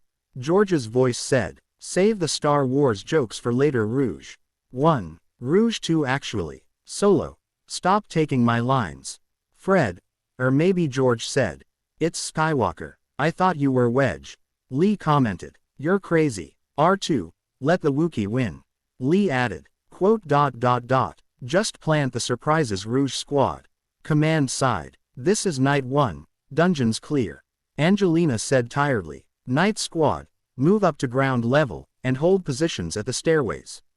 Understood. Mythos team, you can now infiltrate, stay on ground floor. Mythos team, moving in. Harry said. Legend team, provide cover for Mythos team. Got it. Legend 1, or Cedric said. The two teams made a hasty retreat to the castle, hiding behind the slowly receding shadows as they moved around the battle. The two factions, IWC forces, and those of Voldemort had locked together in a battle, one that seemed about equal. Lights struck at both ranks. Shield charms were up almost eternally on the ICW's side. However, that meant that the Death Eaters and their dark allies didn't rely on most magic, but instead lethal magic. Almost every spell from the Death Eaters was an eerie green. Killing curses. Harry muttered as they slipped into the castle. Looks like it. Hermione agreed. Mythos team, Legend team, have both entered the castle. Harry reported. The castle had changed. No longer was it the school that Harry remembered, but it was touched by darkness, and sullied by Voldemort. It looked almost exactly like it used to, except everything looked tainted and corrupted. This is Rouge Squadron. Surprises are set. Now the only question is, where's the target? Mythos team, requesting permission to begin Dark Lord hunting. Mythos team, you may begin with operations. All Legion teams that have not entered Hogwarts do so in team by team. You need to move quick. The spearhead is beginning to take heavy losses. Mythos team, moving out, request permission to switch to team channel. Permission granted, check in every half hour. Zeus, happy hunting. Thanks. Harry nodded as the team switched to the team channel. Moments afterwards, Mythos team began to climb a staircase. Apollo, Grim, Moony, provide rear support. Justicia, Fides, Aurora, get cover and provide fire. Thor, Aphrodite, Ferret, and I will move ahead. Once we've reached the end of the corridor and taken up positions, move in. Zeus commanded. And so they worked their way through the floors of Hogwarts. On the 4th floor they were attacked by a squad of Dementors that almost got Aurora and Fides. However, thanks to Justicia's quick thinking, the two of them were saved. Thor pulled Zeus out of a trap on the 5th floor, saving him from being D on a score of rather gruesome spikes. It was on the 7th floor when tragedy struck. One of the suits of armor toppled on Moony, and held him in place, and while the rest of Mythos team attempted to blast the armor off of him, a portrait fell to the floor and a geyser of silver from behind where the picture once was coated the werewolf. Moony, Harry cried as the silver burned Remus. Go, take Voldemort down for me. Moony ordered as he died. No, not Moony. A tear fell from Grim's eyes. Voldemort will die, Harry vowed as he stared at the still form of the werewolf. Then Apollo was hit by a score of daggers as they attempted to get up the stairway leading to Gryffindor Tower. Colin. Harry held the little 5th year as he gasped, blood seeped from his various wounds. Sorry, Harry, I guess I wasn't paying enough attention.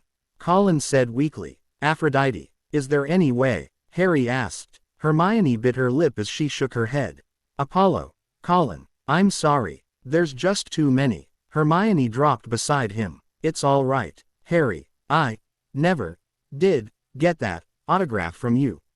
Colin added. Sorry, Colin. Harry whispered. Just make sure Dennis gets one. Colin requested weakly. I'll do that, Harry promised. Sorry I wasn't able to go all the way. Colin's eyes dimmed. For a moment Harry stared into Colin's lifeless eyes before he stood and laid Colin on the ground. Two have moved on in our squad. I don't want anyone else to die, got it? Zeus said coldly. The 7 other members nodded tersely. After that the remaining Mythos team finally got to the frame of the fat lady. He is inside, Harry. The fat lady warned. I thought he might be. Harry replied. He then turned to Hermione and handed her the sword of Gryffindor. She accepted the weapon silently and gripped the handle with her left hand. Harry then drew Excalibur. And so the prophecies are fulfilled. Harry murmured as he turned to the fat lady again. How many are there? He asked. You know who, and 2 others. She replied. All right, let's end this. Good luck, Harry, the fat lady said as she swung open. Just a little while ago. All right, let's take him out. Once and for all, Zeus said. His love nodded in agreement. Right, Grim, you and Ferret take up the left and right flanks. Fides, you and Justicia will be support for Zeus, and Thor will provide general cover. We're counting on you, Hermione told him. Thor's eyes were hardened and the steel in his spine was immense. He called down the thunder. Now he has to reap the whirlwind. Thor agreed. With that the 8 of them entered the common room. Voldemort was sitting in Harry's customary chair in the corner near the fireplace, and the 2 others were in Hermione's and Ron's seats respectively. We've been waiting for you, the 2 said as Voldemort smiled cruelly. Hello, Harry Potter, this moment has been long in its reckoning. The S-like man smirked. Who are your little friends? Harry asked. They are the light and darkness, unified in one purpose. Eliminating the one who causes such havoc in the cosmic order, you. What is that supposed to mean? Neville asked. Good question, but the second reality and the council have agreed that Potter is too great a threat, and so proposed an alliance, and a new set of rules to be put in place. Harry, you don't represent the light for the council anymore. That war will end when we have found a more suitable host for the light. Your council isn't the light, Harry retorted. Perhaps you may think so. Perhaps even the Emperor may think so, but that's besides the point. The council's will is absolute, and you have defied us time and time again, pulling the darkness, pawns out from them, allowing equality between the worthy and unworthy, gaining the blade Durandal. These are all things that we will not allow, and you knew it. I don't care. The future was entrusted into my care for a reason, and not even the council can stop the future. Harry replied. Don't be daft. You exist because we allowed you to. But I cannot be controlled. Whatever. I have a war to end. Harry pointed Excalibur at Voldemort. It was then the spells flew. Light and darkness, killing green, pale yellows, and bright silvers smashed at both sides. The battle was fierce and it traveled. One moment they were in Gryffindor Tower, and the next they stood in the second-floor corridors. Grim wasn't around. Harry wasn't sure where he was, nor was Fides, or Justita, or Aurora, nor was Thor, or even Ferret. Had they fallen? Harry hoped not, but he wasn't sure. It had been all that he and Hermione could do just to hold off the 3 foes that pounded at them. It was in the Great Hall that Harry found himself fighting the 2 representatives and Hermione faced Voldemort, alone. She had held off well enough, until a Crucio caught her. Hermione. Harry yelled and attempted to switch to his dragon phoenix form. Yet it failed. Too bad, boy, it won't work for you. What do you mean? Harry demanded. We sealed that ability off. After all, we knew you'd use it eventually. The magic of the council is quite potent. As he clutched his wand feebly, he looked at the horrific form of Voldemort towering over Hermione. The dark wizard smirked as he spoke. Keep Potter back for a while, gentlemen. Voldemort told his allies. Yes, sire. The Dark One agreed and tossed a wave of darkness at Harry, who barely managed to tumble out of the way in time. Now, filthy mudblood, it's time for you to suffer. Voldemort pointed his wand at her and a deep crimson light struck her in the. Hermione screamed in absolute agony. Crucio is too simple. Just pain, but what about this? Interesting, isn't it? Now listen closely, little mudblood, this is important. Voldemort touched her cheek mockingly. Hermione glared at him weakly and spat in his face. Voldemort laughed, and with a flick of his hand the spittle vanished. Now, I'm your healer right now, and I have terrible news to tell you. You, my dear little mudblood, are barren. I'm so terribly sorry, Voldemort added mockingly. Hermione's eyes widened in horror.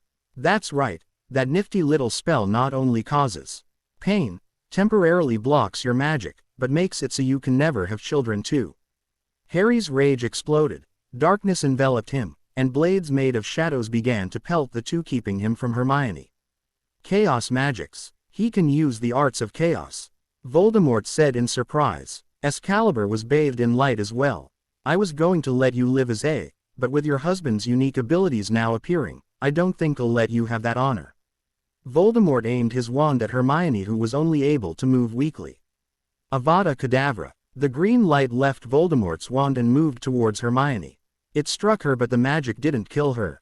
What? Voldemort wondered. She has the tears of friendship. One of the two Harry was battling screamed. So, Potter's keeping her alive, is he? Not if he's dead. Harry's strength had been failing him. Chaos magic was potent and demanded a great amount of power, yet the arts of the paladin within him weren't developed well enough to stand on their own. He dropped to one knee at last, spent. The figure bathed in darkness looked at the silvery cloaked one. Do you want the honors? The darkness asked. I'd be honored. Hold it. I am the one destined to kill him, am I not?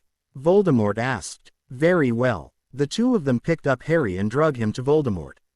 So this is the end of us. We went so far, and yet I failed her. Hermione, I'm so sorry. Harry stared at his pale wife, who was trying desperately to reach her wand, mere feet from her, yet in her injured state, might as well have been on Pluto.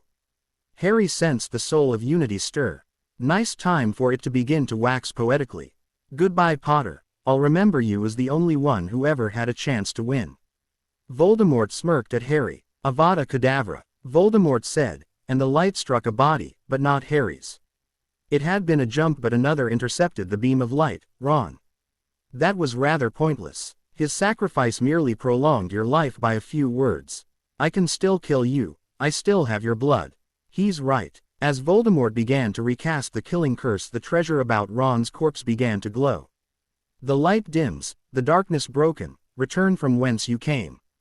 An ethereal voice roared. The Emperor's voice. The council messenger said as he vanished. With the two holding him just disappearing, Harry crumpled to the floor. Thy strength has proven true, and thy heart noble. Stand anew. Harry slowly stood. You didn't give up. Durandal whispered in his mind. Just know this, it is going to require one last sacrifice to eliminate him. What sacrifice? Harry wondered. Either you or your wife will die here. Those two armed him with a magic that will detonate as he dies. It will kill one of you. The emblem of peace and death can only protect one of you, and the other two treasures can only protect one mind and one magic. One magic? Harry asked. What do you choose, to live or let Hermione live? Hermione, hands down. You are my rightful wielder after all. I shall evermore accept you to wield me. Very well. Focus on her and pour your heart into the link between the two of you as you cut Voldemort down with me. Durandal formed in Harry's right hand. In a few moments, Harry decapitated Voldemort, and as he did he focused on Hermione. Sorry for leaving you, Hermione. I love you, Harry thought as the blast of magic began to erupt from Voldemort's headless body. Hermione watched in awe as Harry somehow found the strength to stand, and then what felt like both instantly and an eternity later, Harry had the mythical blue blade in his right hand and Voldemort was headless. Sorry for leaving you, Hermione. I love you, Hermione heard in her head. Harry, Hermione, cried. The pitch-black magic from Voldemort's corpse attempted to rip into her, as it exploded outward. Yet as it fought her, the treasure that lied under her robes began to glow, and it shielded her. Thy magic has been spared. The tears of friendship said. A dozen feet away from her another voice spoke. Thy mind has been shielded. Another has given his life for yours. The last treasure spoke. Even in its monotone, it sounded sad. Harry, Hermione screamed. The darkness that had emerged from Voldemort seemed to be never ending, but when it did end, her heart shattered. Harry was lying a distance away from her, his vint green eyes dull, lifeless, and there was a sad smile on his still face.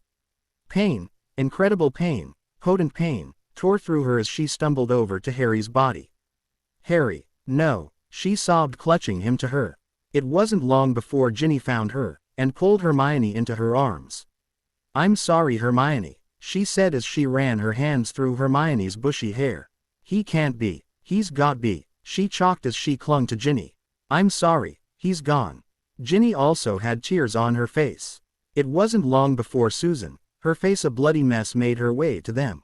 A spell had made a slash down the right side of her face. "Hermione, Mythos team's okay. Oh, Susan saw Harry on Hermione's lap at last. "He's gone," Hermione mumbled inside, her heart felt dead. Susan kneeled beside her and the three girls hugged. "He was a terrific man," Susan said. Tears trailed down the good side of her face. Over time the rest of Mythos team made their way to them. Hermione didn't care about the battle, but she listened, hoping that the rest of them survived at least. Sirius was okay. As a matter of fact, he was picking up Harry gently. Amelia lifted Hermione onto her left shoulder, while her right arm was mangled. It looked like with a little magic, it'd be okay. Ferret was pale and walked with a limp, but was beside Amelia as the group of 7, and Hermione's beloved Harry left the tainted halls of Hogwarts. On their way to the campsite she saw Dennis, Angelina, Katie, Tonks, Moody, Dumbledore, McGonagall, Flitwick, Vector, Charlie, Percy, Shacklebolt, and many others, and near the lake Hermione dimly noticed a large, and very dead group of Death Eaters, and dark creatures, that were currently being burned. Dumbledore held Hermione as she sobbed in his arms.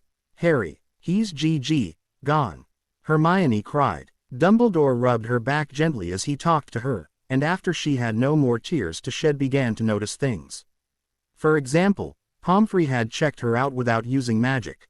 "Why isn't anyone using magic?" Hermione asked dully. "It seems that everyone has lost the ability to use magic." "No, it's like magic doesn't exist anymore," Dumbledore said. "That's not true," Hermione said as she drew her wand. "Hermione, I'm sorry, but..." Dumbledore stopped as he stared at Hermione's lit-up wand. "I see, besides yourself, it looks like no one else has magic in them anymore," Dumbledore said. "What?" Hermione looked at him. "I myself no longer have magic," Dumbledore added in an almost pleasant voice. "Professor," Hermione looked at him. "Former headmaster, I can't be headmaster without magic, can I? A few Muggleborns made their way here a few hours ago. Turns out that this is a global thing, with you being the exception to the rule," he said in a regretful tone. "Only me?" Hermione asked weakly. "That's right. I feel that once you feel up to it I could teach you all that I know. Now naturally I can't show you it anymore, and I don't have a great deal of time to show it either, but the option is there," Dumbledore added. "What do you mean, there isn't a lot of time?" Hermione demanded. "I mean that because I am now magic-less, I am going to die soon. I am over 150 after all," he said gently. "Magic increases a wizard's life," Hermione quoted. "That's right," Dumbledore said pleasantly. "Sir, please, call me Albus. After all, while I may have a short life ahead of me, I hope that we can be friends." "Of course, Albus," Hermione granted the dying man his request. The entire Mythos team entered the tent. "It looks like magic objects still work, and magic is still in the air. We are guessing since the goblins and house elves can still do magic. But we ourselves can't," Sirius reported to the headmaster quietly. "Dobby," Hermione called. "Your magic powers the call to house elves, Hermione. He won't be able to hear you," Sirius was saying as Dobby appeared. "I know," Hermione replied. "You still have magic then?" Draco asked. "Yes. What do you want, Hermione?" Dobby asked. "Take us home, including Headmaster Dumbledore," Dobby questioned. "All of Hogwarts staff, and the students, and their families that participated in the battle. And help the troops get home too. Potter elves," Dobby called. The entire group of elves appeared, and over a period of a few hours everyone was transported to their homes. A few besides the staff at Hogwarts decided to stay at Potter Castle with Hermione. The Bones, Pottles, the Weasleys would stay for a little while. Hagrid, Sirius, Draco, the Longbottoms, Luna and her father, and most of the students that used to attend Hogwarts. It was on September 1st of that year when Hermione had lost almost everything. She lost the only one she could love, she lost the ability to bear children, and because of that horrific magic from Voldemort the world lost something that many had both taken for granted and cherished at the same time. It was something that further separated her from everyone else. Magic no longer existed in any other human but her. Yet she wasn't alone. Dumbledore's wisdom aided her while he lived, and the teachers gave her a purpose. She learned from them everything she could. Secretly she hoped that one day, she might do what Harry did, turn back the hands of time. Thanks to Dumbledore, gentle Dumbledore, Hermione began to heal. It would never fully heal, but it would allow her to live. She became a fast friend of the old man, and she feared the day that she'd have to say goodbye to him. A year after the battle, Dumbledore died in his sleep. McGonagall and Flitwick ped on a few years later. Those that needed magic to extend their lifespans ped on a few years after the final battle. After they had healed, life had become good for many of them, save for Hermione. She still longed for her Harry. And she wasn't about to give up on him. The end. I hope you enjoyed this story. Also remember to subscribe and like this video. See you in the next video.